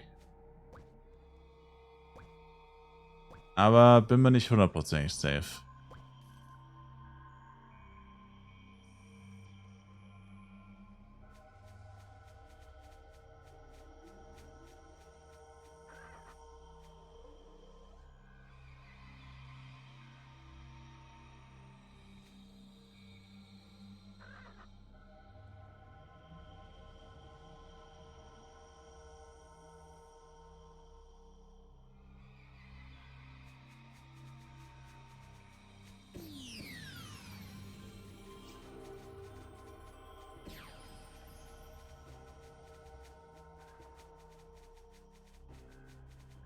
Was macht ihr eigentlich mit den restlichen Quest-Items, wenn ihr mehr habt, als man für die Quest-Fighter-Quest braucht? Ein paar spende ich immer der Gilde und ein paar verkaufe ich beim NPC. Der echte. Oh, ich habe keinen Quickstep gebufft.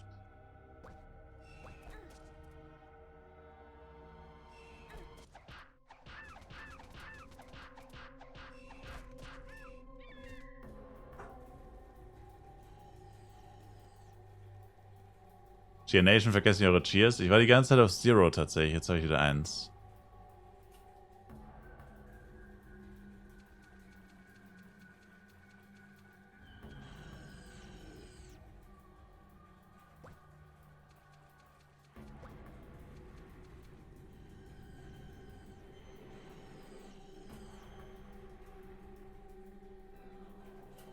Aber GZ Jax, Pact Suit. Pact Suit is the nice. Das ist eine nice Drop. Sehr gut.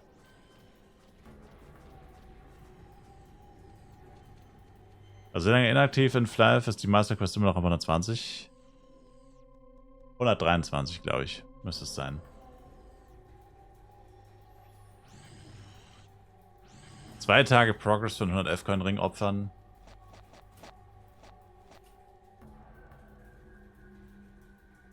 Also wenn du so fragst, definitiv nicht. Nein. Wenn du so fragst, definitiv nicht. Also Couple Progress, ach so.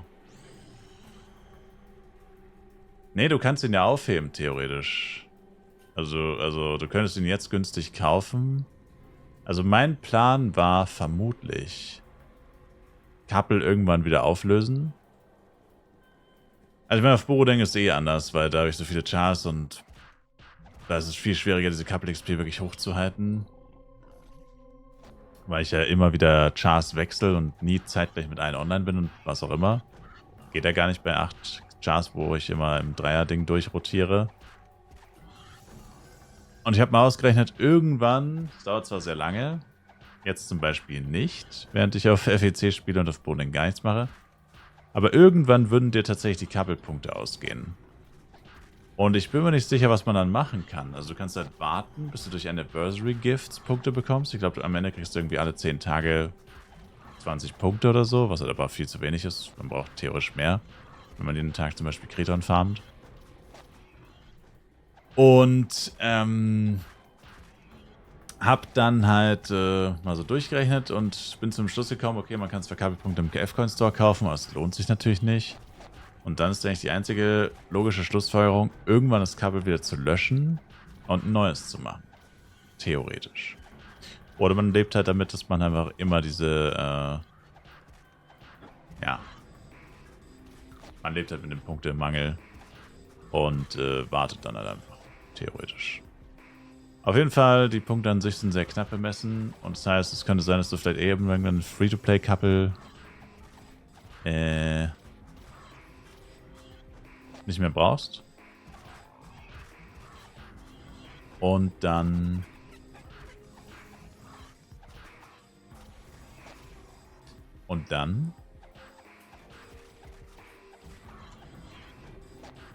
kannst du einen anderen Ring benutzen, den du jetzt schon günstig gekauft hast. Aber keine Ahnung, musst du wissen. Das ist halt so blöd. Aber wir haben schon viel über die Teleports geredet. Alter, drei Agros. Alter, what the fuck? 2 Agros auf dem M und einen auf dem Jester. Läuft bei mir.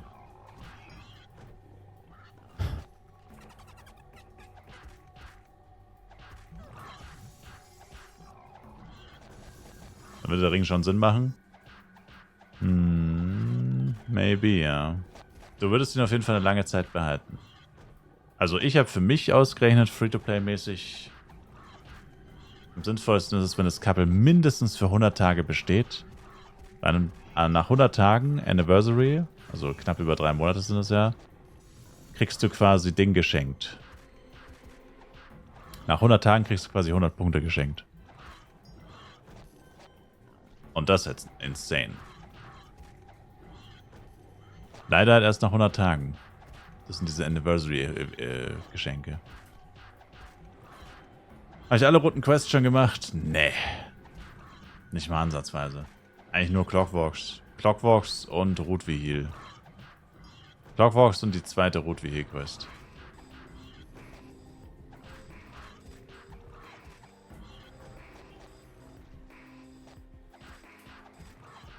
Sie sehen müde aus. Ist nach dem Schluss? Ja, ja. Alter, ich bin todmüde, Mann. Müde ist kein Ausdruck. Müde ist ein Zustand, in dem ich mich befinde.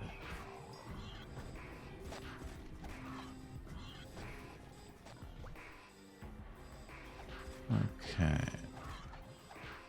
Er ist Rotwihil, der Typ, der vor dieser fetten Villa in Ostflares steht. Der hat 2 Quests. Eine für Level 26 und eine für Level 60. Oder 62. Das eine ist die Remantis Quest, gibt Inventarplätze und ein bisschen XP und Penya. Und die andere ist für 26, wie gesagt, gibt auch einen Inventarplatz. Einen, glaube ich, nur, aber trotzdem gibt einen Inventarplatz, mindestens einen. Und die ist so eine Art Kombi mit der Red Bank Truppe. Die kann man quasi zeitgleich mit den Red Bank Quests von Luda machen, weil da muss man auch Red Banks töten. Die kann man dann quasi in einem Aufwasch mit Ludas Quests erledigen, wenn man das weiß. Haben wir uns entschieden, genau die zu machen, weil sie jemand erwähnt hat im Chat und ich nach St. Morning gegangen bin.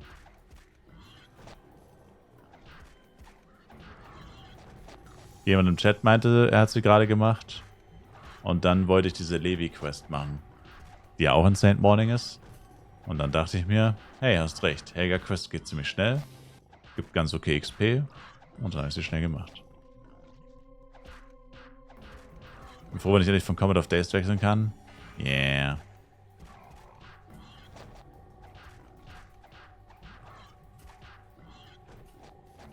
Ich war auch froh, als ich gewechselt habe.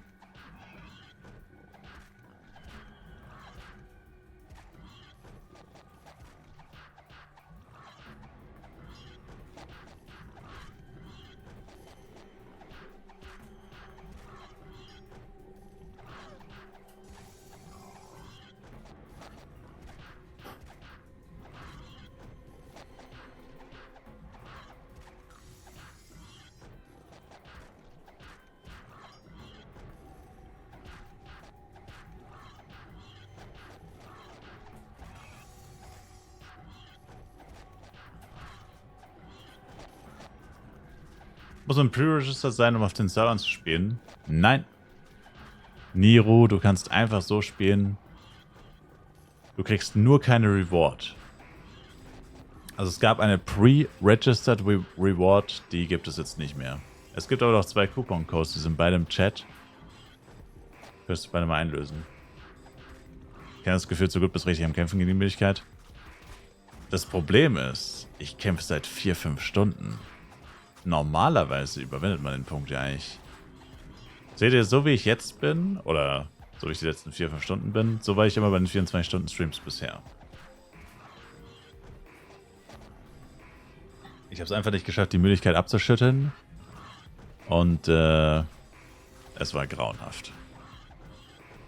Crazy, dass das jetzt erst nach 4 Tagen passiert ist. Zweiter Code hält noch 4 Minuten. Du müsstest dich beeilen, Niro, den Code schnell einlösen. Der eine läuft gleich ab tatsächlich, ist aber ziemlich gut. Also auf beiden neuen Accounts eigentlich einlösen wahrscheinlich. Weil für neue Accounts geht er vielleicht nicht, der Code. Hast heute gesucht, ich habe nichts gefunden, wie du auf den Server kommst. Du musst auf universe.flav.com einfach die offizielle Homepage, Accounts erstellen, Play, und dann bei der Serverauswahl Event und dann FWC, aber da ist eh nur eins drin. Einfach Event-Server auswählen.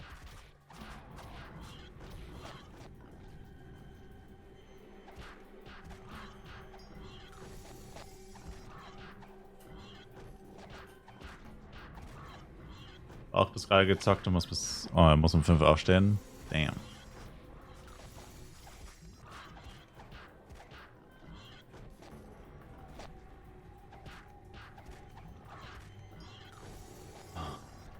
Zehn Minuten. 10 minutes, baby. Können wir eigentlich beim Transfer die Chartplätze nicht ausreichen hat im FEC? Ja. Ja. Es kann sein, dass es nicht reicht. Und dann werden überflüssige Charts nicht transferiert.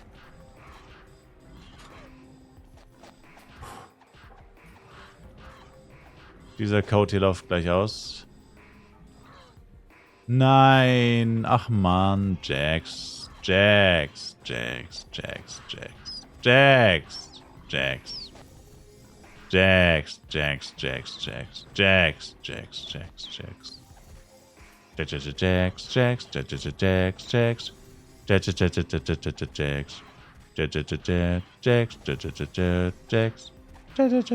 Jax, Jax. Nur der eine, der andere läuft noch bis 1. Mai. Bis 31. April. Also für immer, hat kein Enddatum. Ne, Spaß.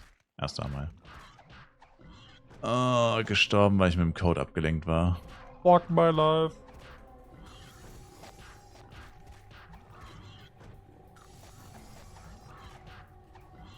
So, der andere Code.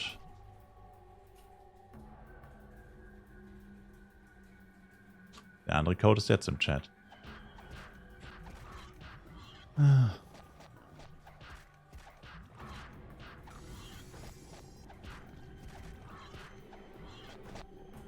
hast du was falsch verstanden, Ark.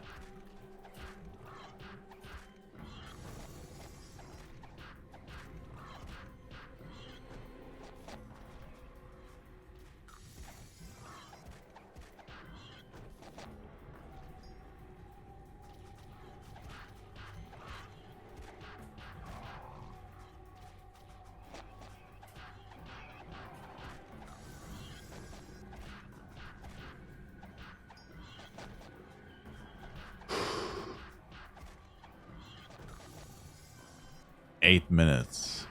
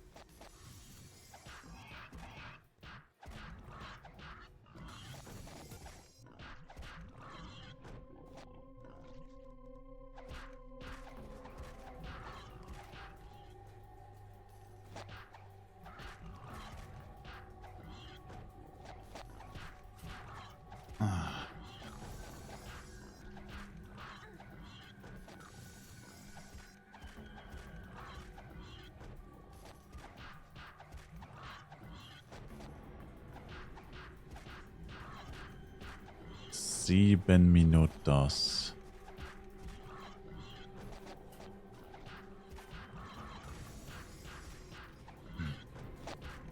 Das ist wirklich mit vollem Körpereinsatz spielen. Das sind so crazy. Es fliegen halt wirklich alle 2-3 Minuten Leute für die Jobquest hier durch. Und das ist nur einer von 8 Channeln. What class am I? I'm a Yo-Yo Jester. This is a Yo-Yo Jester.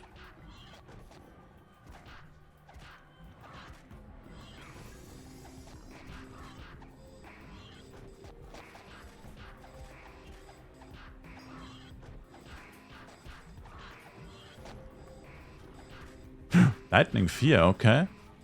Lightning 4 Card Drop.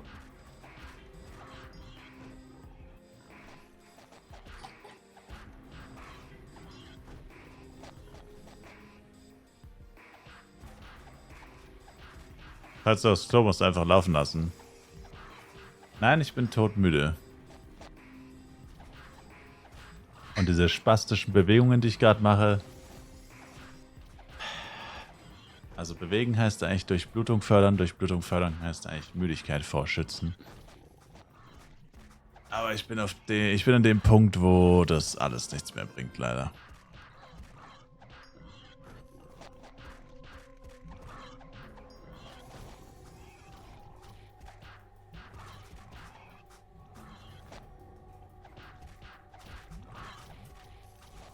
Dann trotzdem laufen lassen hilft. Ich werde jetzt nicht auf diesen Teppich hier urinieren. Aber danke für den Tipp. Ich behalte es mal im Hinterkopf. Für den Fall der Fälle. Ich wüsste zwar nicht, wie der aussieht, aber für den Fall der Fälle. Coupon eingelöst und nichts bekommen, lel. Schau in deine Post. Die Items von Coupons kommen immer per Post, leider. Die kommen nicht per Inventory. Oder nicht ins Inventory.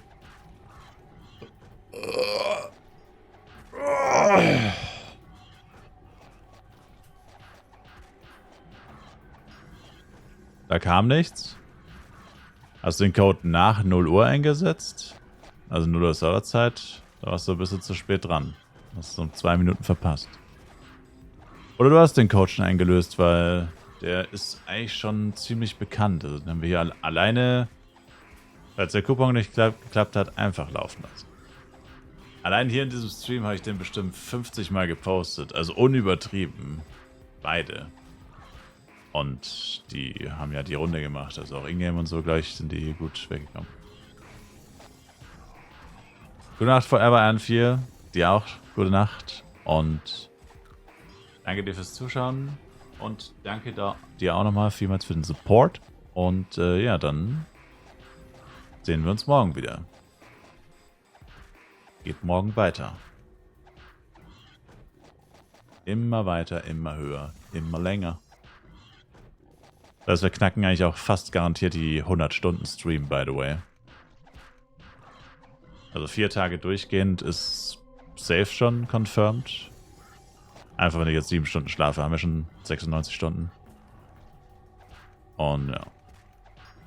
Kein Secret Room Gewinner. For you, what is stronger, Elementor or Psykeeper? For me, personally, I think Elementor. But honestly, it's basically they're pretty on par with each other. Like when you really compare endgame, kits, skills, damage, they really are very close to each other. Very, very close.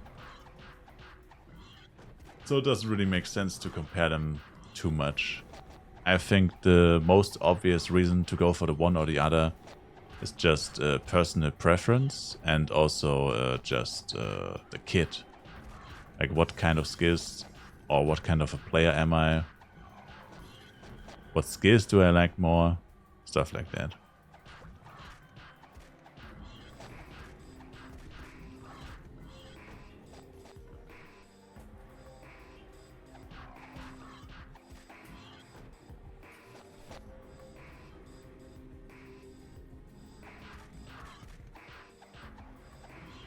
2 Minuten noch. Ja, das war jetzt nicht die produktivste Stunde. Muss ich zugeben.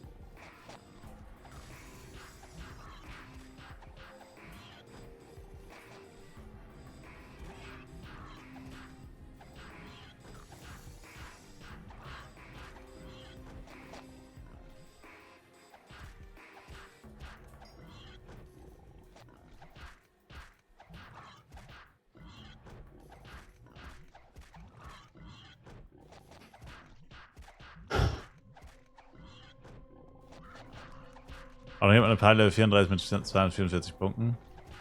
No.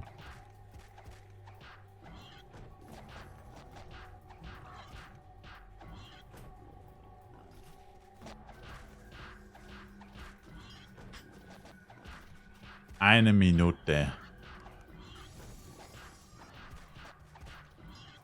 Oh, das reicht dann aber auch. Effektiv 25 Stunden Fleiß gespielt. Also effektiv viel weniger, aber von Anfang bis Ende sozusagen 25 Stunden lang diesmal dazwischen. Das ist schon nicht wenig. Also wie gesagt, nicht durchgehend gespielt. Gab einige Pausen und Unterbrechungen. Aber das ist schon nicht wenig, ne?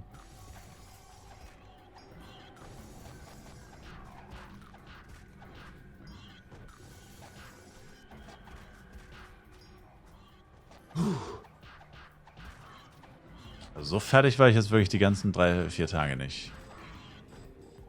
Heute war Endgame. Endgegner.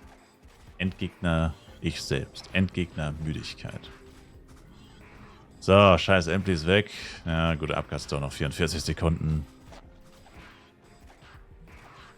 Das Nervige ist halt, was ich jetzt mache. Das ist so blöd.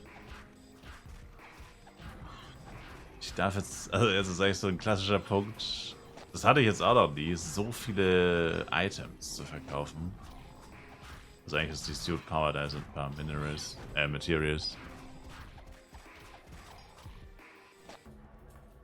Wie lange ziehst du es durch? Ich höre jetzt gleich auf. Ich bin fertig. Also ich habe Geld zum Ausgeben und habe Geld Items zu verkaufen. Das ist eine echt beschissene Situation. Wie viel Chats gehen auf deinen Account? 8. 8. Na, Sandy rein und weiter geht's, Bro. Bro. Bro. Gute Nacht. Naja, so schnell bist du mich nicht los.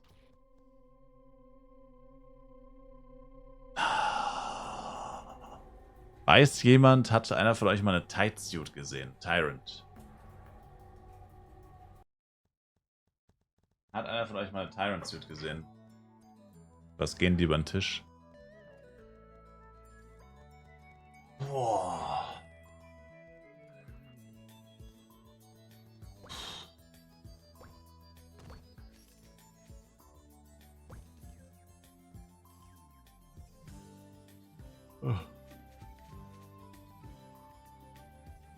Oh. Sorry.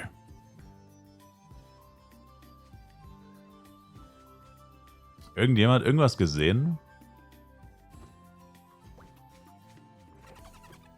Shop Search regelt.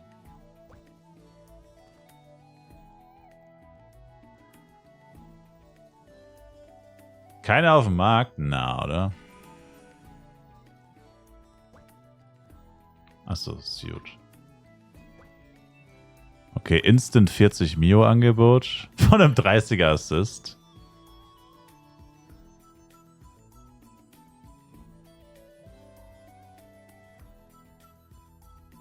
Okay, also 40 Mio geht ja schon mal gut los.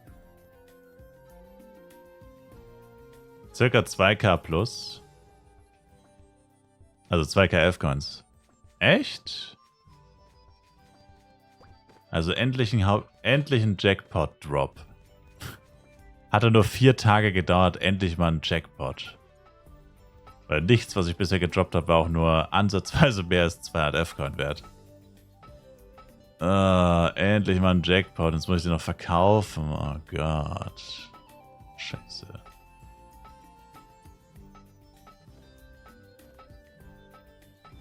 Verkaufst du deine Days Drops?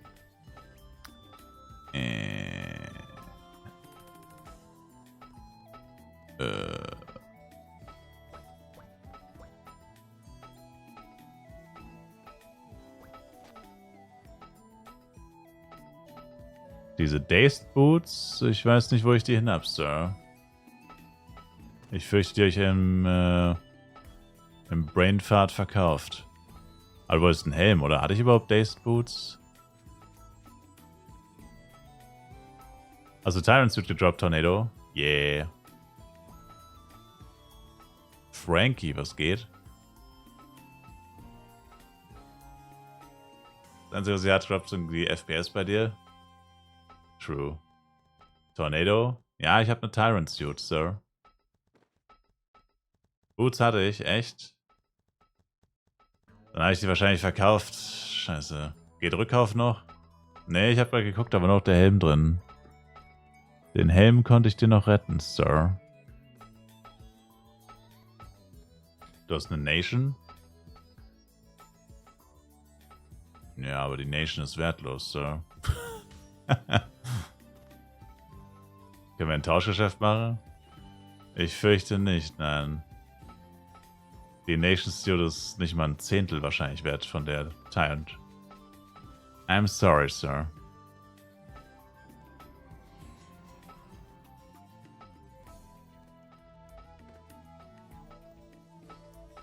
Ah, hier, Tide.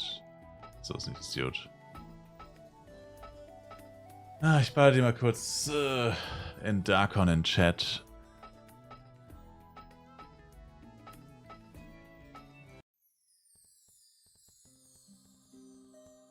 Wo bin ich? Darkon Channel 1, Sir.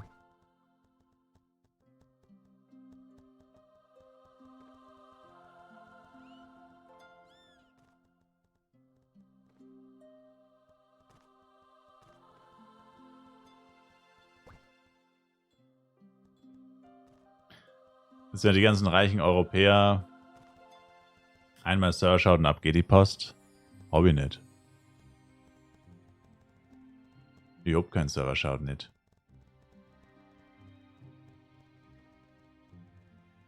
Hast gestern ein Offer von 70 Mio bekommen? Für Nation? Kauf dir einen.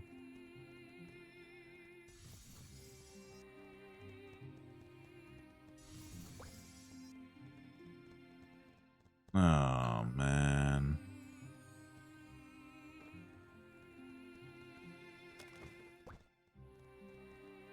Was kostet der 10 F-Coin? Was kostet der 10 F-Coin?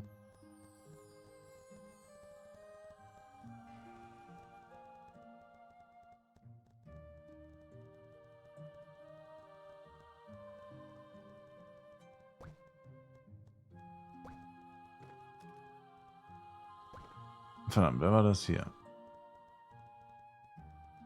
Nada.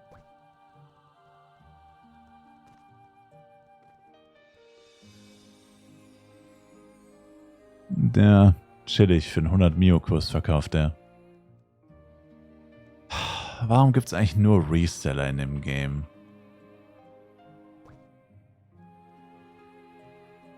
Du machst doch auch schon Gewinn, wenn du für 8 verkaufst. Warum muss man denn immer so asozial sein, ey? Also, es ist halt nicht mal nur unverschämt, es ist geistesgestört.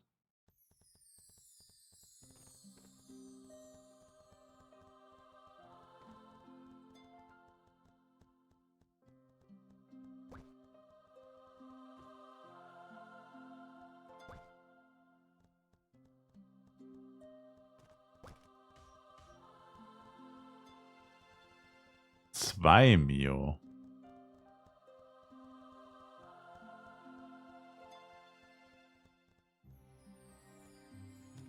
Sie sind interessiert, Sir? Ja, aber ich weiß nicht, was das Baby wert sein könnte. Ich bin gerne bereit, Leute im Stream zu unterstützen, aber das könnte mein Weg aus der Armut sein.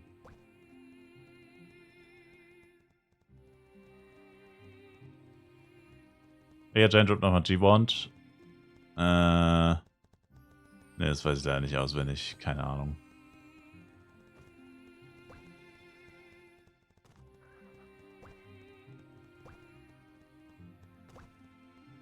Wieso ist denn die Liste jetzt wieder anders? Meine Fresse, Lastsäugre, 20k.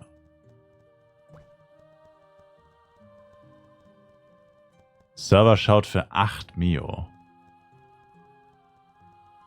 Junge, ey, wirklich, also, ich wünschte, man könnte Leute blockieren. Ohne Scheiß, ich würde gerne Leute hier blockieren, dass die hier nicht mehr angezeigt werden können. Das Feature fehlt. Alter. Der verkauft die zum 800 Mio-Kurs. Der verkauft die zum 800 Mio-Kurs. Ich will den blockieren. Ich will nie wieder irgendeinen Scheiß von dem sehen. Was für eine Zeitverschwendung. Was für eine elendige... Der raubt dir aktiv deine Lebenszeit, indem du zu seinem Drecksshop gehst und die Scheiße nachschaust, die für 8 Mio drin ist. Also, what the fuck einfach nur, Mann. Was soll die Scheiße eigentlich? Da wäre ich schon sauer, Mann. Das ist so eine Scheiße. Also, ich meine, vor allem, also, man kann ja also, vielleicht gibt es Reseller, vielleicht gibt es Leute, die kaufen das, ne? Also, das auf keinen Fall. Aber vielleicht gibt es jemanden, der kauft es. Teuer, wenn er es dringend braucht. Aber kein Schwein kauft einen Server-Shout für 8 Mio each. Dann müsstest du schon wirklich von allen guten Geistern verlassen sein.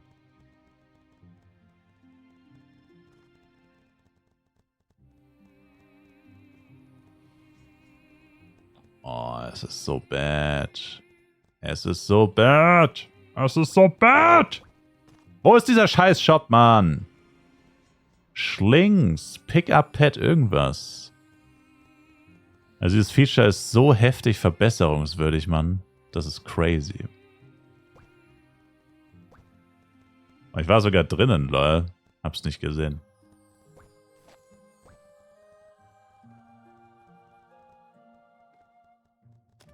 Wehe, das hat jetzt keinen... Be right back, mach für 9 Mio rein.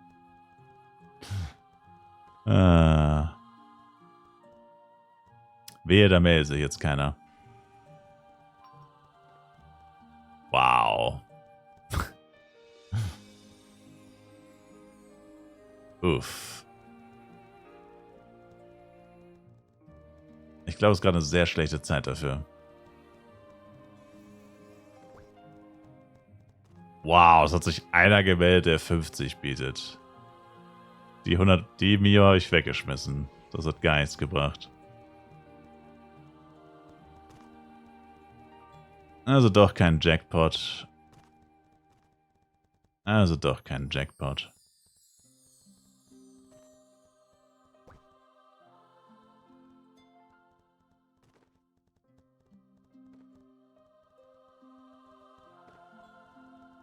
Crazy.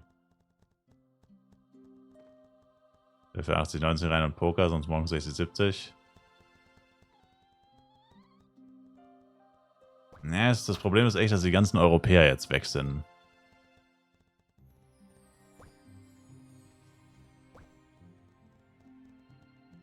Also es ist eine sehr große Gruppe von Leuten, die sehr viel Geld haben, ist jetzt gerade nicht online.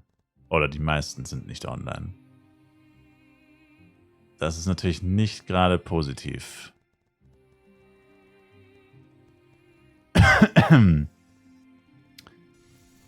Ja, nee, dann würde ich sie erstmal... Er meint mich, Chat. Dann tut's mir sorry, Mr. Tornado. Aber dann werde ich sie erstmal in den Shop packen und erstmal noch nicht verkaufen. Sir. Aber die haben dann auch Permashops. Wie meinst du? Wie meinst du Permashops?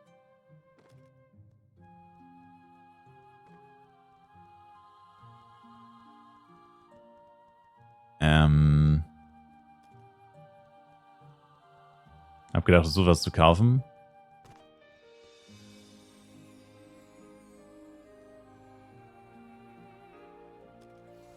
Aber dann Haganes versucht auf so... Echt? Haganes kam kein Angebot? The fuck?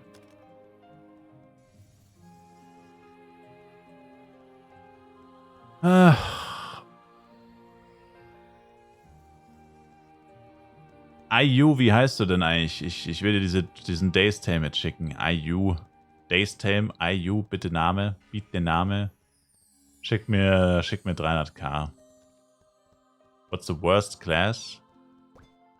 Oh. Sorry. Sorry.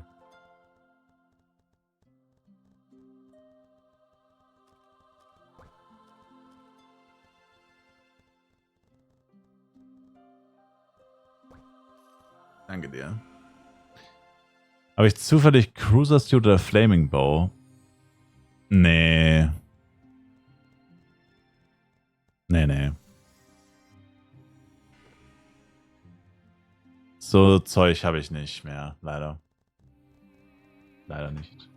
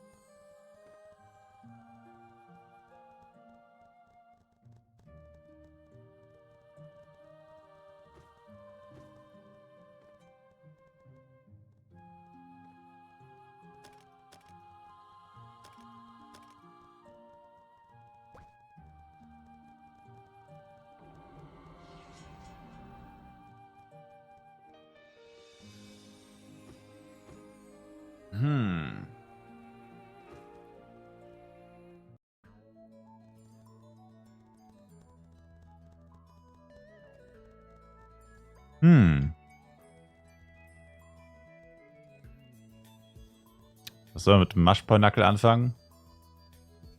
Keine Ahnung. Ist halt ein Skin, aber... Was sollst du damit groß anfangen? Keine Ahnung. Verkaufe.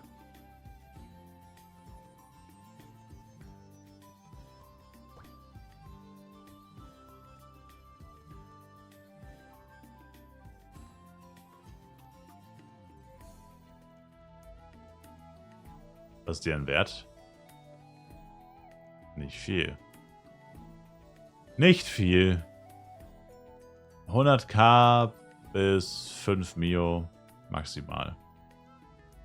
Also ich habe lustigerweise keinen einzigen Skin aus Vatangamas gedroppt. Also so ultra unselten ist es nicht, aber naja, doch. Weil es einfach viel zu viele Spieler gibt.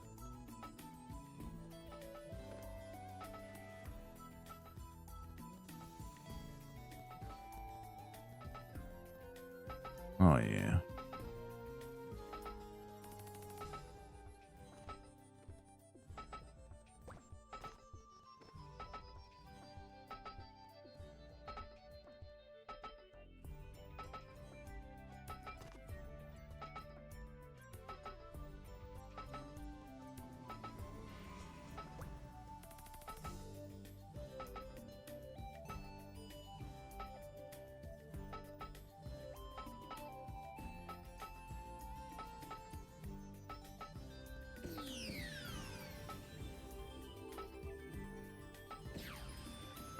Nein, was für Ezekte...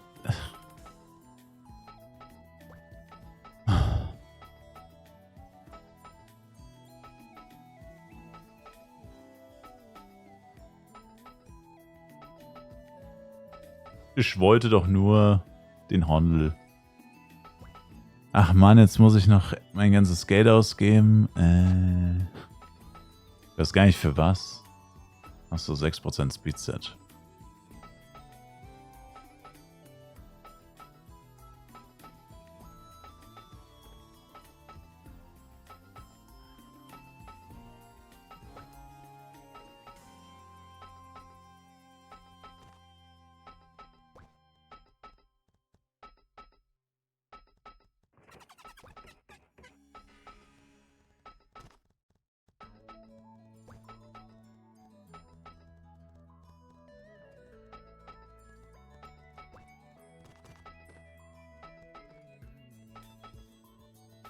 Willkommen zurück aus dem Schlaf, Sir. Ich habe aber nicht geschlafen.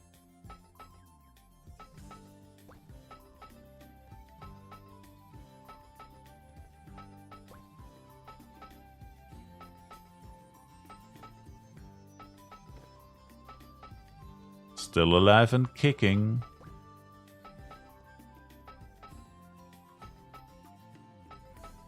Warst du vorher nicht schlafen? Nö, ich bin seit 26 Stunden auf. Lil Bro. Lil Bro Bro. Lil Bro Bro Bro Bro Bro Bro Bro Bro Bro.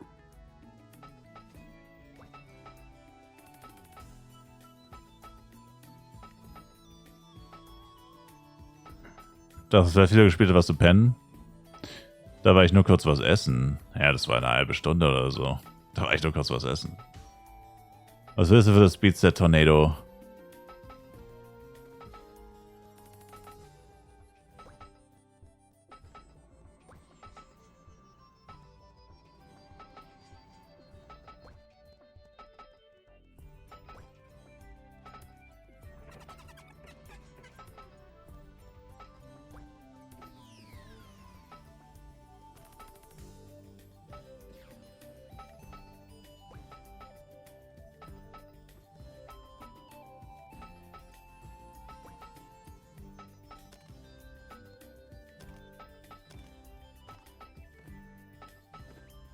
Wenn ich es sofort brauche?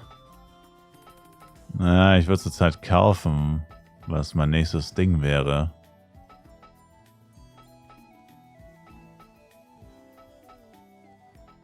Das wäre halt mein nächstes Ding.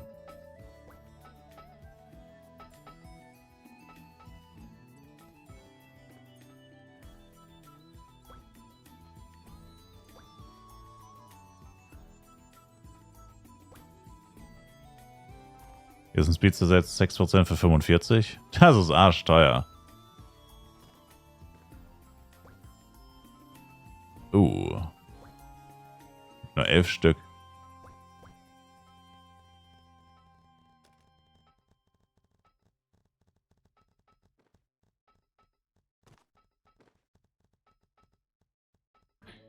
Also es wurde schon für 36 gespottet.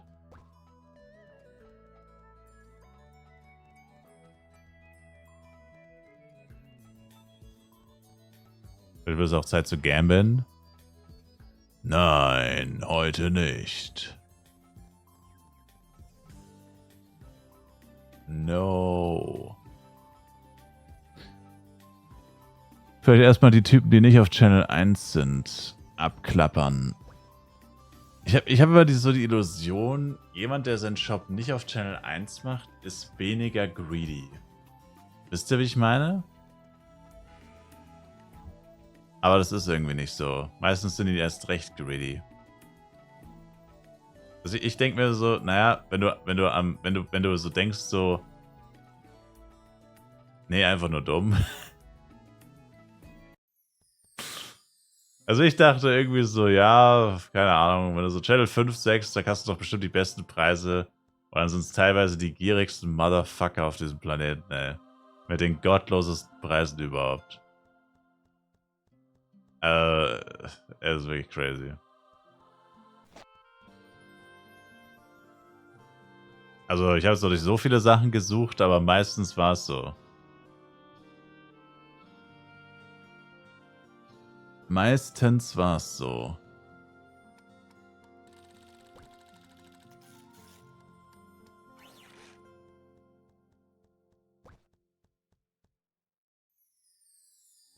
Na gut, für 40. Gar nicht so überteuert. Und dann ist noch einer auf Channel 6. Bin ich M? Ich bin F. F. F in the chat. F in the chat.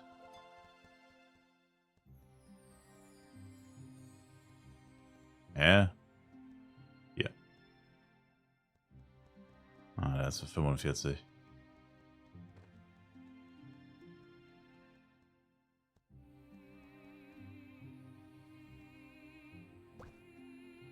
Okay, das heißt noch 9 Leute auf Channel 1. War nicht noch eine 10er-Bombe, die drauf muss? Es fehlt... Nee, es fehlt ein Sub. Die 10er-Bombe waren die 4 Stunden, Sir. Ein Sub fehlt. Gerade. Die 10er-Bombe war die... Achso, da hast du doch keins. Oh. Nee, 10er-Bombe war... Dadurch sind wir überhaupt auf diese 4 Stunden gekommen.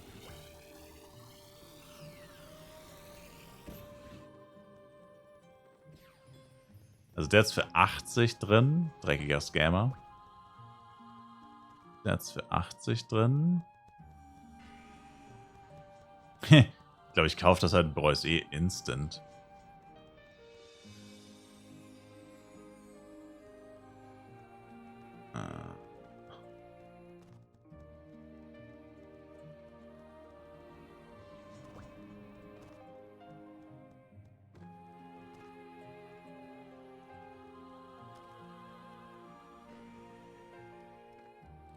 Hier.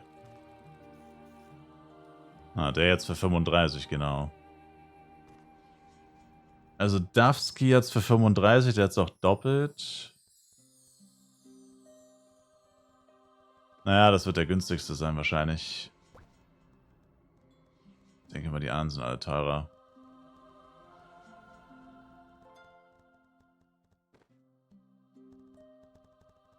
Irgendwie herausfinden, wo mein Shop steht. Du kannst deine eigenen Items suchen, wenn du irgendwas drin hast, was nicht so häufig ist. Dann könntest du deine eigenen Items suchen und darüber dann deinen Namen rausfinden und dann... Ja, anders geht's nicht. Lichtel... 40... Buffer...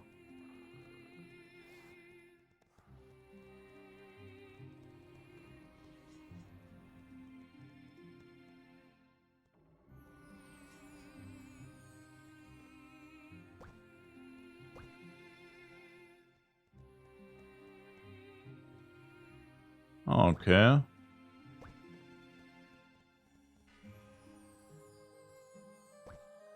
Also der hier ist noch da. Okay, 35 scheint es zu sein, ja.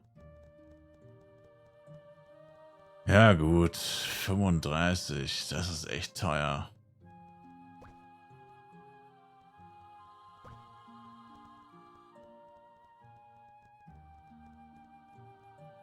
Der hat's für 90 drin.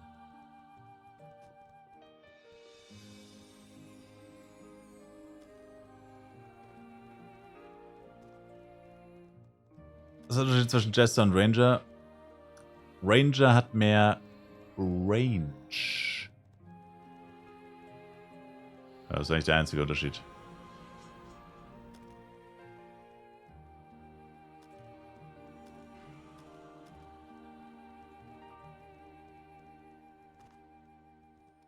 Jojo und Bow.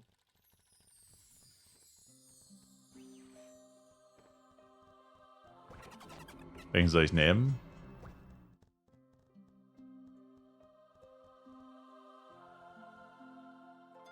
Jojo oder Bow, das ist die Frage.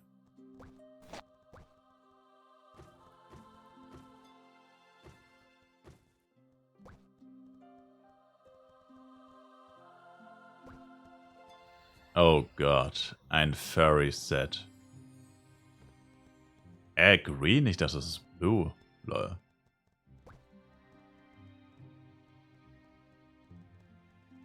Ich würde gegen deine Haganes tauschen. Leider nicht, weil ich glaube, die Tyrant ist mehr wert, aber... Morgen werden wir sehen. Ich habe jetzt halt auch einfach keine Zeit und keine Lust mehr. Es ist... sorry. Hätte sie früher droppen müssen. Dann hätte ich sie auch noch mehr Leuten schmackhaft machen können. Um rauszufinden, was sie wert sein könnte. Aber die wird eh nicht gekauft für 150, denke ich. Kann man morgen nochmal schauen. Also ich habe jetzt noch 47 Mio, die loswerden müssen, bevor ich aufgehe. Am besten. Das ist jetzt halt die Frage. Das sind fast 1000 F-Coin eigentlich, oder? Achso, mein Assist hat noch Geld, oder? Nee.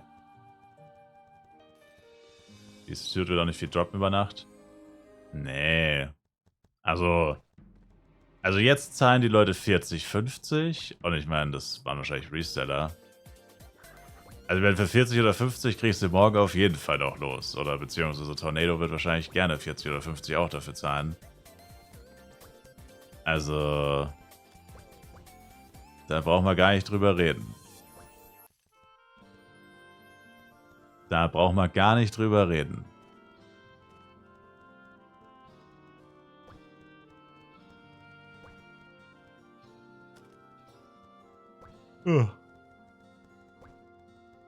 Den Dagon ist ein Shop mit A-Pro zum 80er-Kurs. Nein, ich würde schon F-Coin kaufen. Ich muss nur kurz Wests abgeben, weil ich kein Geld habe. Naja, doch, müsste eigentlich schon reichen für 1000.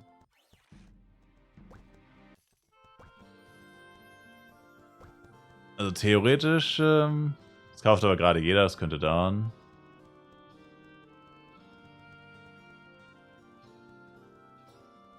Die Leute bieten sich hoch. Habe einen Shop gesehen für 65. Eine was? Tyrant Suit.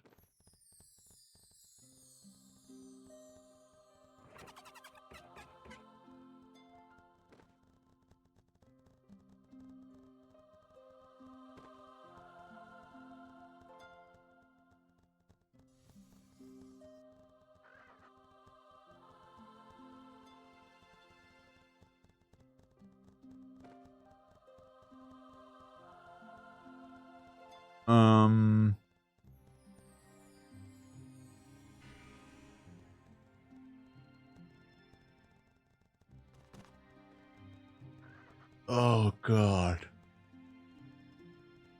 Also.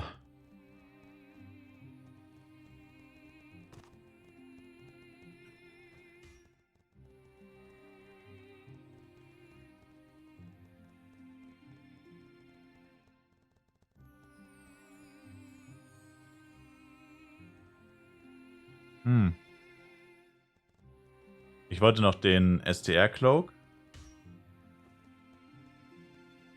Das sind 200.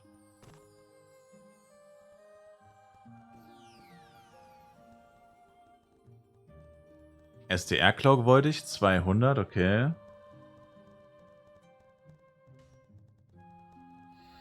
Hm.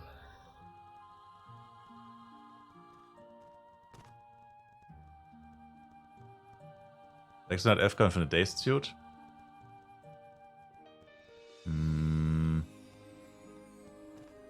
Ja. Ist, glaube ich, ein kleines bisschen teuer. Also ich habe, glaube ich, irgendjemand hat gleich eine für 30 gekauft. Das wäre doch ein bisschen günstiger.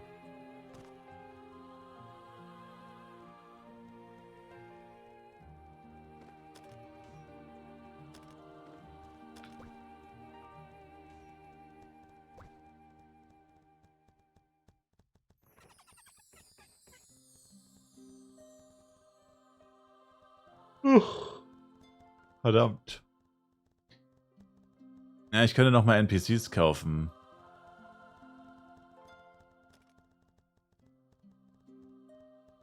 Aber das wird keine so schöne Summe wahrscheinlich. Hau rein, Professor. Also einmal Casanova. Einmal Casanova. Misun und Themas. Das wären 3 Mal. Das wären 420.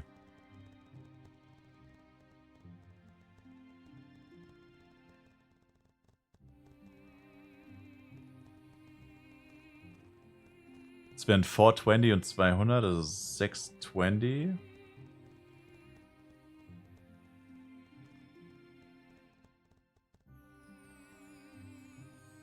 Das wären 620.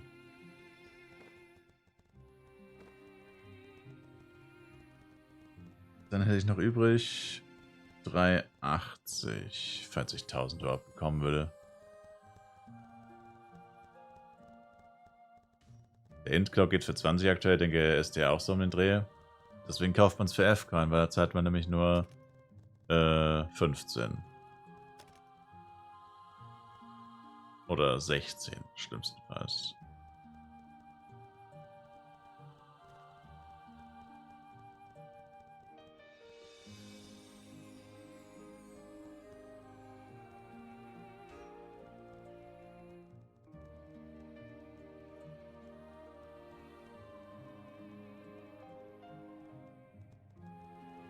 Ich will jetzt eigentlich nicht so viele Eintages-Party-Scrolls kaufen, weil das arschteuer eigentlich ist. Eintages-Party-Scrolls ist halt arschteuer. Einer hat eben geschaut, verkauft F-Coin 90. Das hat auch gerade einer, da verkauft einer für 80. Das verkauft auch einer für 80.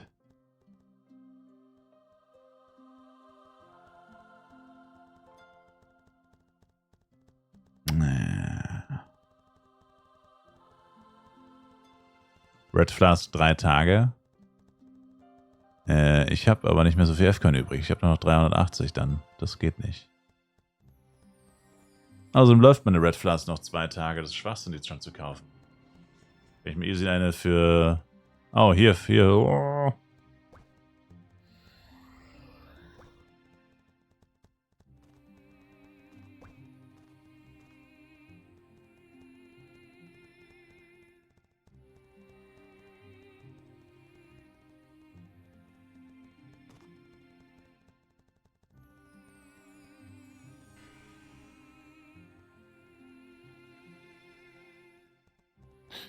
Nein, es antwortet nicht.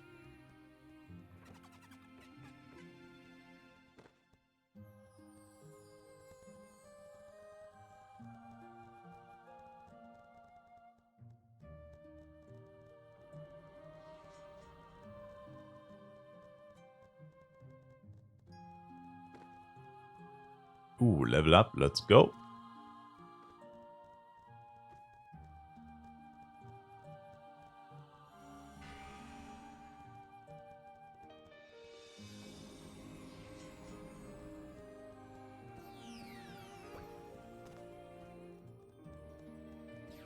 Red, das ist immer gut. Meine läuft auch 3 Tage. Habe schon 3 neue für 30, 35 gekauft. Lohnt sich immer.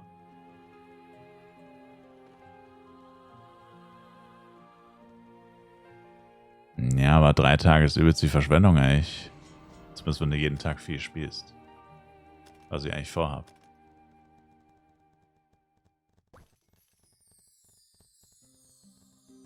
Ich muss jetzt hier irgendwie nur wieder ein bisschen auf das Gate kommen, weil ich hier schon wieder komplett abgebrannt bin.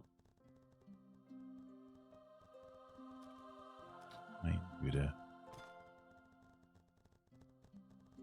If you are a broke boy, just say so. Oh, ich hab's gleich.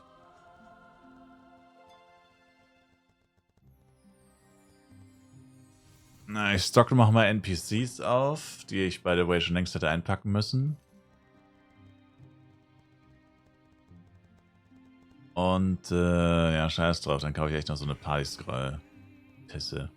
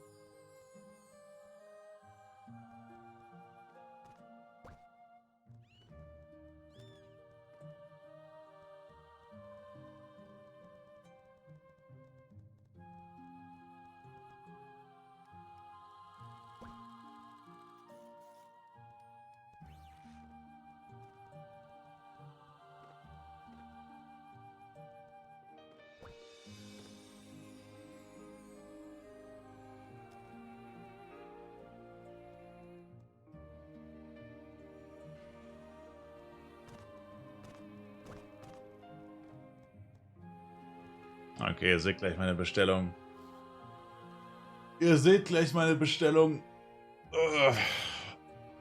Meine Bestellung.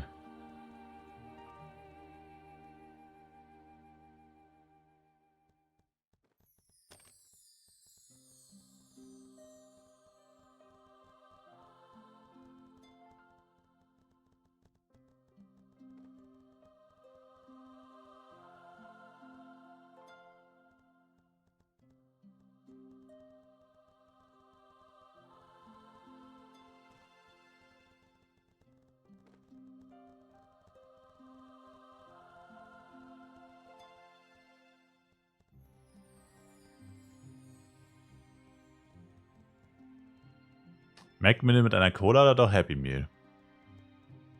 Uff, ich kann mich nicht entscheiden, geflext.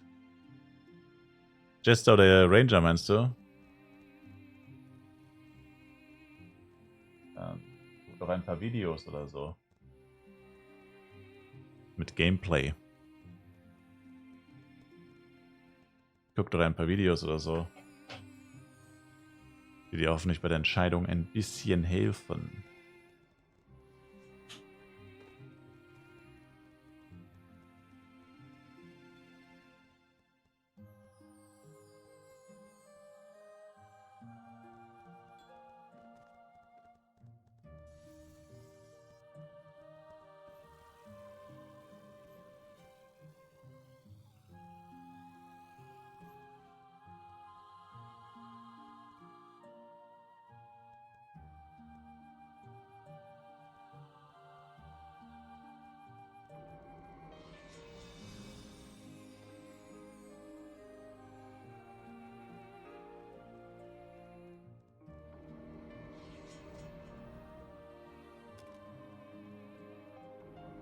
So, Sub ist auch hinzugefügt. Der Sub von Regi ist hinzugefügt.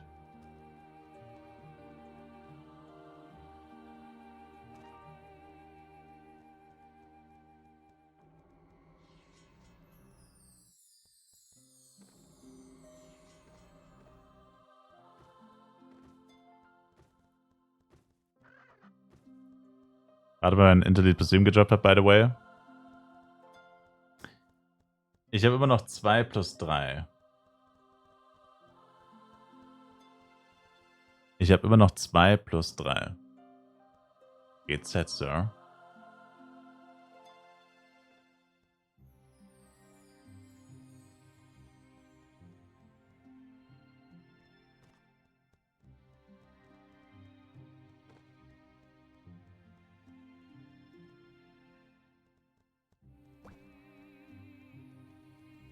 Und die erste 105er Suit gedroppt.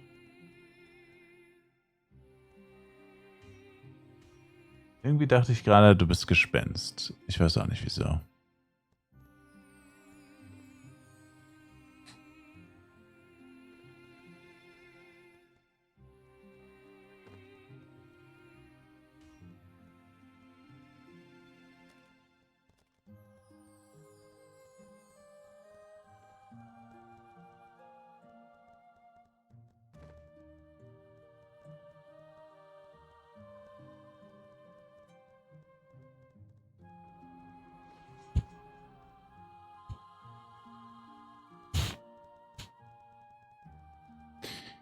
Junge, was ist mit diesen Leuten? Warum sind die so langsam? Warum sind die so langsam? Warum? Alter, soll ich hier verrecken oder was? What the fuck, Mann? Was ist denn so schwer daran, 6 Items aus dem Cash-Shop zu kaufen? Oh, jo. Alter.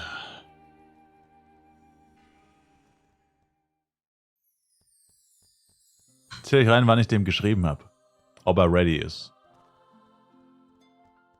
Angeblich vor 1 Minute. Never.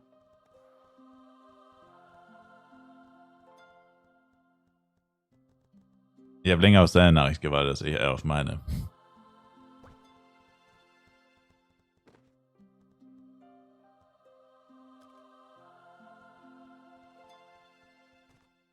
Ich habe einen Plan, was Hannes-Guns wert sind. Hannes, lol. Nope.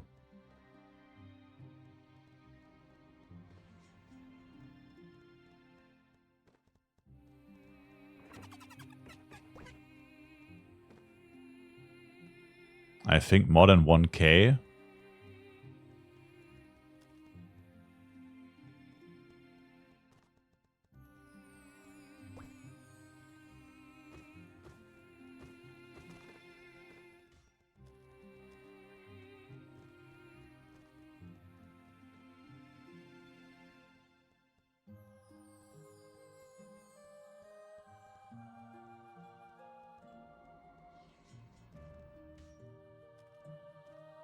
Will er mir hier sagen, dass es mehr als 1000 ist? Es ist genau 1000, ey. Ich habe gerade extra nochmal nachgerechnet.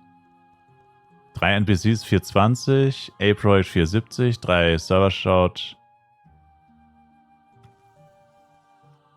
Oh, ups, ich hab verkackt. Oh. Ah, fuck, man. Ich hab Server Shout verkackt, scheiße.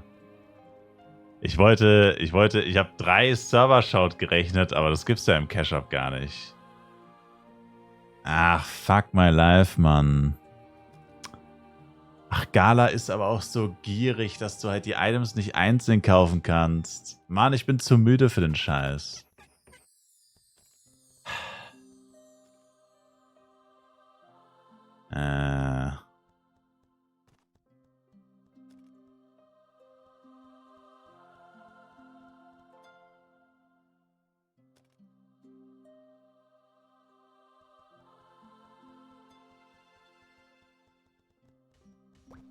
Klick einfach, okay, vielleicht bestätigt er.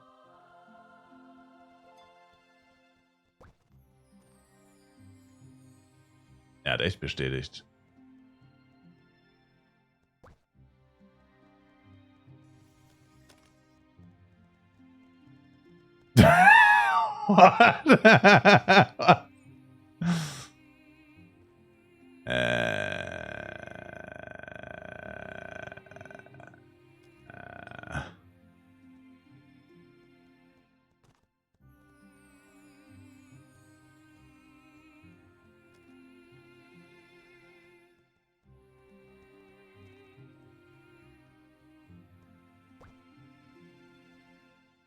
Ehrenmann. Na.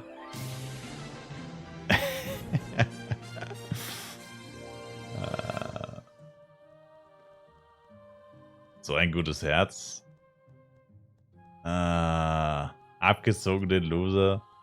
Nein, wir ziehen hier niemanden ab.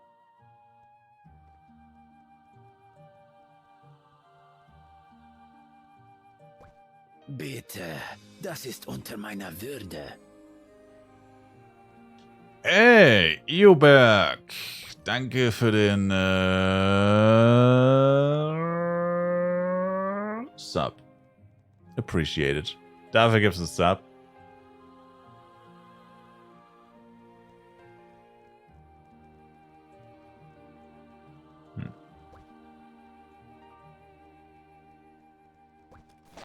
Okay.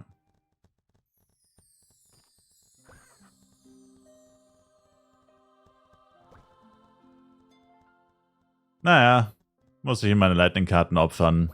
Aber eigentlich hat er mir sogar fast einen Gefallen getan. Die Lightning-Karten werden echt scheiße verkauft. Im Endeffekt habe ich jetzt einfach 4 Lightning-Karten für 300 F-Coin verkauft. Was eigentlich gar nicht so bad ist. Also actually war es ein ganz guter Deal tatsächlich. War gar nicht so bad eigentlich. Wenn die da scheiß Lightning-Karten los, die eh nie mehr, also die werden echt scheiße verkauft. Und ja. Also tatsächlich war das jetzt doch ein ganz guter Trade. Ich habe ihm halt geschrieben, ich habe kein Geld, ich kann ihm 4 Lightning-Karten geben oder er behält die Server-Shouts. Und er meinte dann, ja, gib mir halt die Lightning-Karten. Also ich meine, er hätte auch einfach die Server-Shouts behalten können, die sind also die gehen ja weg. Also wenn er die Server-Shouts für 800k in den Shop stellt, gehen die ja instant weg eigentlich. Also, naja, egal. Er hat ja gesagt, es passt, also passt. Wie fühlst du dich als Scammer, AO8? Du bist hier der dreckige Scammer. Sir? Sir? Sie sind der dreckige Scammer. Sir? Ich bin kein dreckiger Scammer. Du bist ein dreckiger Scammer. Apropos NPCs, ich muss nochmal nach Flares.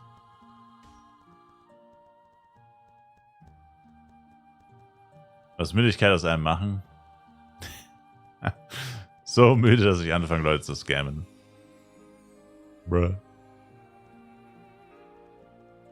Du bist nicht du, wenn du hungrig bist. Ja, aber ganz ehrlich, ey, das seht ihr doch eigentlich auch so, oder? Wie affig das von Gala ist, dass sie uns die Mengen der Items vorschreiben. Also ganz ehrlich, ey, das kotzt mich so an. Also, warum kannst du dich einfach jedes Item einzeln kaufen? Vor allem so Scheiße wie Power Scroll oder so.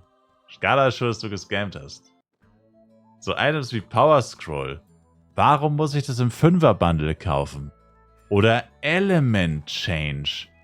Warum muss ich das in einem 10er-Bundle kaufen? Ja, was ist denn, wenn ich nur eine will? Ich will nur eine. Ich will nicht 10, ich will eine. Also, warum geht das nicht? Also, ich meine, ich kann mir denken, warum es nicht geht. Es ist offensichtlich, warum es nicht geht. Aber Junge, wie greedy kann man denn sein? Also verkauf die Scheiße doch einfach immer einzeln. Dann kann sowas gar nicht passieren, ey. Ich wollte 3 Server schaut und der kann ja nur 30 kaufen. Also er hat halt, also, ja. Ist das ein Abfuck? Ist das ein Abfuck? It's a little bit of a Abfuck. So. NPCs weg. Damit die nicht ablaufen, wenn ich nicht online bin. Die bieten einen Monat Partyrollen für 60 € und ich glaube, über gierig brauchen wir nicht mehr reden. Naja, da hast du wohl recht, ja. Da hast du wohl recht.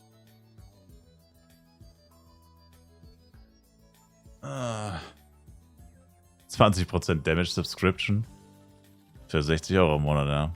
True. Ja, das ist schon krank.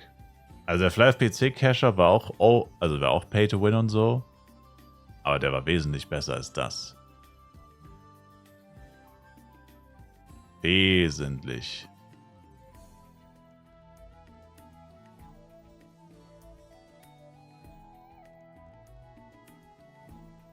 Also vor allem war er günstiger. Genau.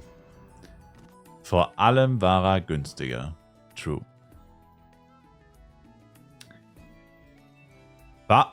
Ey! Warum habe ich jetzt... Nee.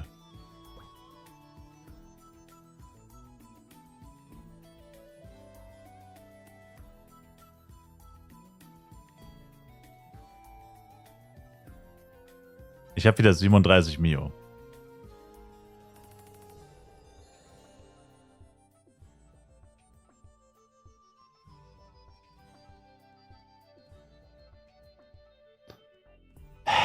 Hätte das nicht 5 Sekunden früher machen können, Alter? Das war literally... Ey. Ja, das ist so literally 1 Minute nach dem Trade.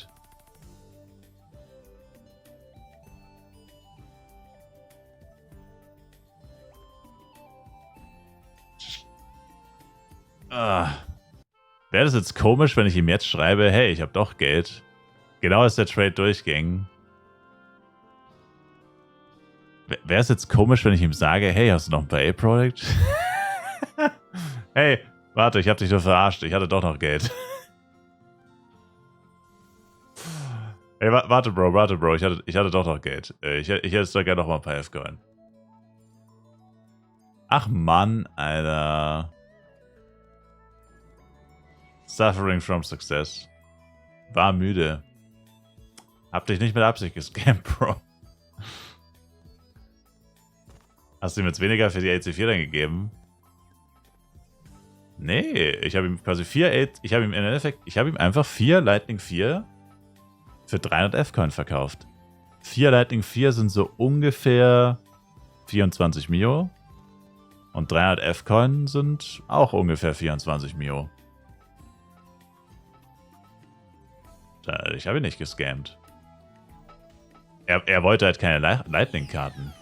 Er wollte halt einfach keine Lightning-Karten und hat sie halt aber trotzdem genommen. Weil er halt gemerkt hat, dass ich kein Geld habe und halt angenehm. Weißt du, das war halt ausnahmsweise mal jemand, er war zwar langsam, aber es war zumindest jemand, der mal Verständnis hatte und jetzt da kein Drama draus gemacht hat. Und ich meine, Lightning 4 ist jetzt ja auch kein Müll-Item oder so.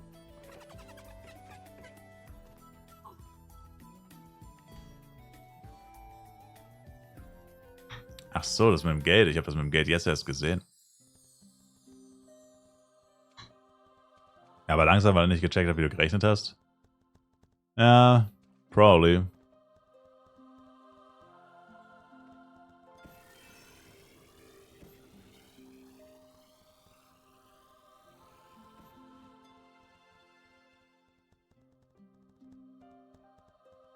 F-Coin-Kurs gerade 70, 75. 75 bis 80 würde ich eher sagen. Also gerade hat einer geschaut, der kauft 500 F-Coin für 80 Kurs. Nee, es ist schon eher so 75 bis 80 würde ich sagen. Also ich habe gerade 78 gezahlt. Also ich hatte gerade 78er Kurs. 75 geht. 70 eher nicht. Also 70, wenn du lange suchst vielleicht. 70, wenn du lange suchst vielleicht.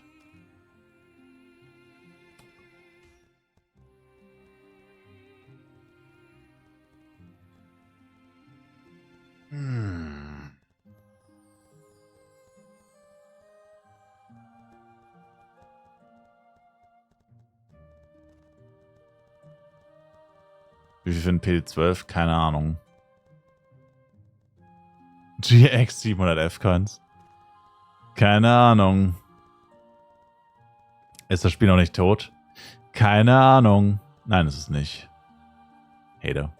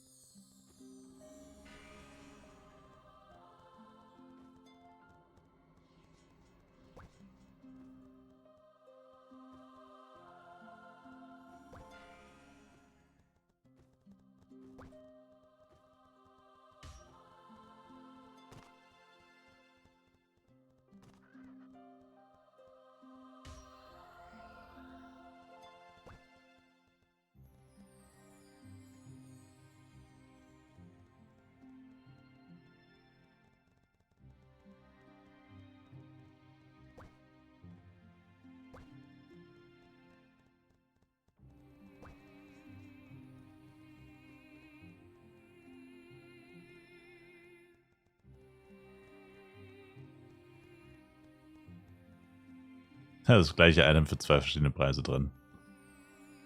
Der hat das gleiche Item für 2 verschiedene Preise drin. Das sind auch immer Scherzkekse.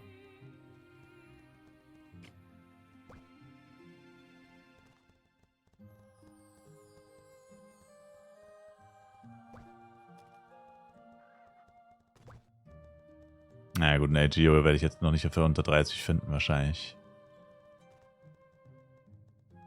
Das wird erst für, für unter 30 im Shop sein, wenn die Leute morgen alle online kommen und sehen, dass sie es nicht verkauft haben.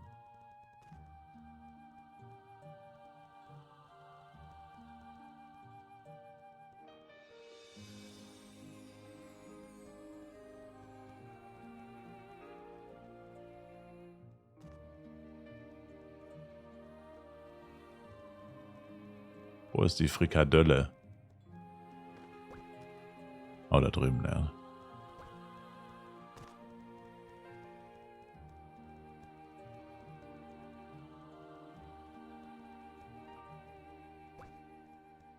GX für 700 F-Coins, keine Ahnung, ich weiß es wirklich nicht, ich kann es nicht sagen.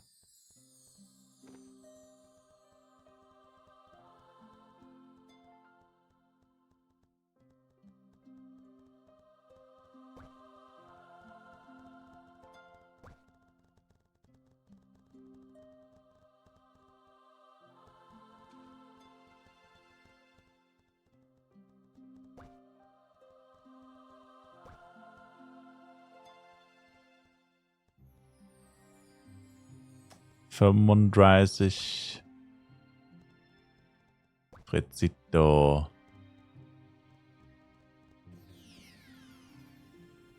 Friedrich schon wieder. Wieder 30. Der hat über 3 Stück und da ist wahrscheinlich alle für 50 drin oder so. Die Leute, die am meisten haben, sind meistens die maligsten Preise machen. Alter, er hat's 4-mal, was sage ich? Er hat's für 50 drin, er hat's 4-mal für 50 drin, obwohl es überall bei, also alle anderen haben es für 30. Und der Typ hat's 4-mal und gibt es natürlich trotzdem nicht günstiger ab. Das ist crazy. Ja, ist sinnlos. Ist noch zu früh. Morgen, wenn sie alle noch drauf hocken bleiben, dann schon eher.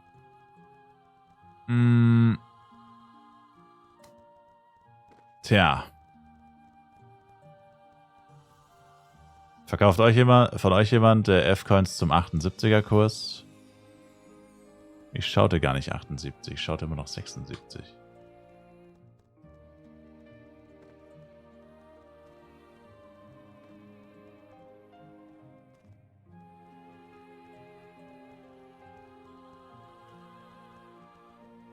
So.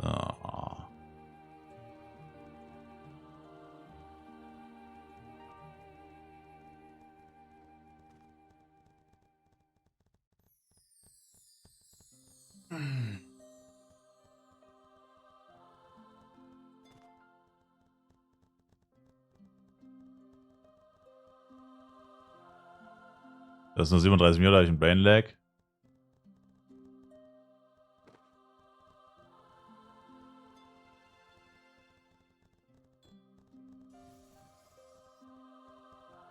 Ich habe einen Brain Lag. Ja, ein bisschen Geld habe ich noch, wenn man mal anschaue. Oh, ein bisschen Geld habe ich schon noch. So ein Broke-Ass bin ich jetzt auch nicht, dass ich keine 900 Gramm mehr habe. Mensch, für was halten Sie mich denn hier, Mister? Am Mr. Lover Lover. Der Typ ist Level 128? The fuck?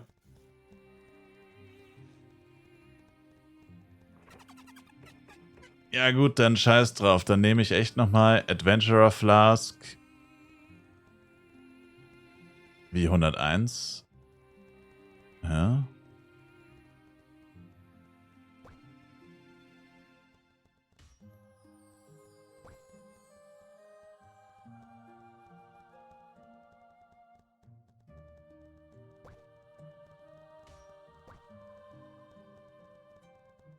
Dann hole ich mir echt nochmal die Adventurer Flask 3 Days. Dann habe ich noch 2-mal Party Scrolls und die Adventurer Flask. Dann wäre wohl das Sinnvollste, so richtig krass zu grinden auf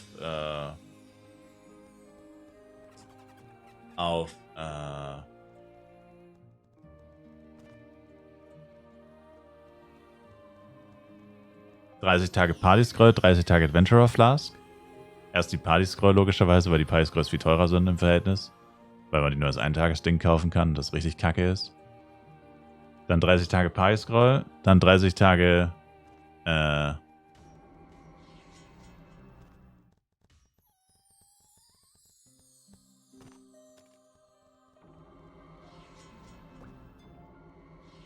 aber ich habe... Ey, diesmal ist nicht Brain Lag. Oh, okay. Er hat nur gefragt.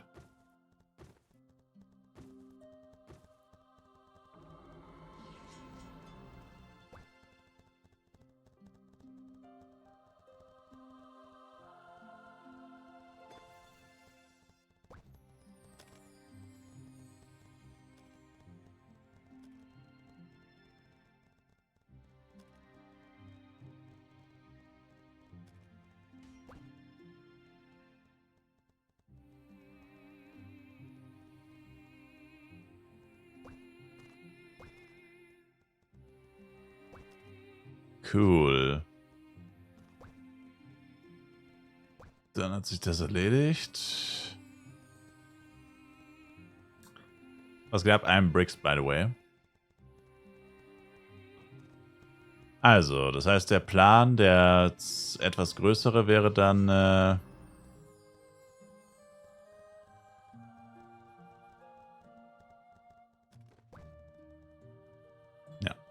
Levelt eigentlich noch jemand in der Party hier?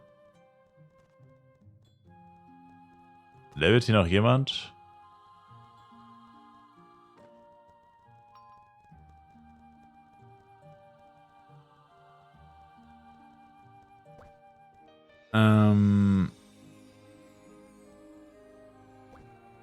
Dann würde ich... Wie viel für Ocean 4?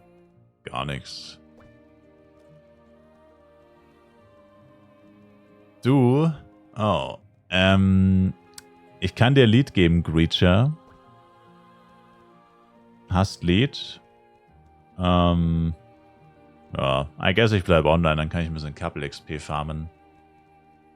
Oder gibt es irgendeinen Nachteil, wenn ich online bleibe? Eigentlich nicht wirklich, ne? Nee. Nee, weil ich den PC ja eh anlassen muss wegen Stream. Normalerweise mache ich meinen PC nachts aus, aber jetzt natürlich nicht. Genau. Ja, nee, also das ist wahrscheinlich der nächste Plan. Also morgen, wenn ich nicht mehr so todmüde bin, werde ich vielleicht nochmal drüber nachdenken. Aber ich denke, der nächste Plan ist dann wirklich 30 Tage Preiscreuz, 30 Tage Adventurer Flask. Also das langfristige Ziel. Ja, kurzfristig halt 105er Set-Teile, wieder STR gestellt, wobei kein einziges gestelltes auf dem ganzen Markt ist. Und halt AG-Jojo. Aber damit habe ich es jetzt auch nicht so eilig. Was bringt die Flask? Doppelte Effekte von der Penya Flask. Die doppelten Effekte von der Penya Flask.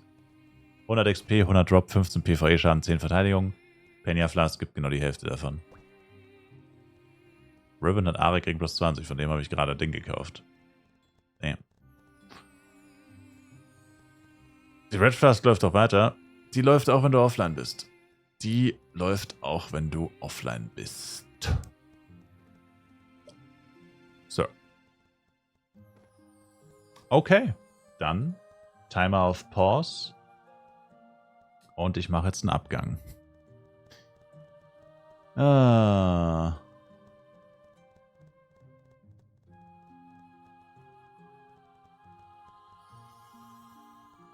Und lasst euch wieder mit wunderschönem Flive-PC Gameplay von vor 13 Jahren zurück. Was ist das für ein Sabaton, wo man den Timer paust? Bro, ey, no front, aber sei bloß leise. Ich habe selber gesagt, ich pause den Timer niemals. Dann hat literally jeder im Stream gesagt, nein, nein, wenn du schlafen gehst, pause gefälligst den Timer. Also seien Sie bloß still, Sir. Seien Sie bloß still. Hast du also noch nie gehört? Als ob, das machen echt viele. Es gibt beides. Endlich wieder der alte Spielestyler. True. Also. Gute Nacht. Viel Erfolg noch, viel Spaß noch, guten Morgen. Whatever. Du bist die erste Person, die ich kenne, die den Timer pausiert. Nur wenn man on-cam schläft, pausen die meisten nicht.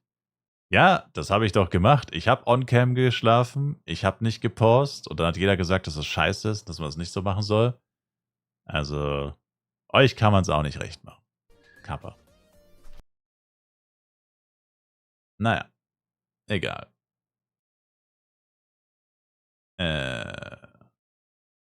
Oh, okay. Egal. Habt ihr Sound? Einzige, was sich lohnen würde, wie gesagt, Ja. ist die Fusion. Alles andere Gut, lohnt sich dann einfach nicht. gute Nacht, Ich werde mal later, schauen, wenn ich bis später.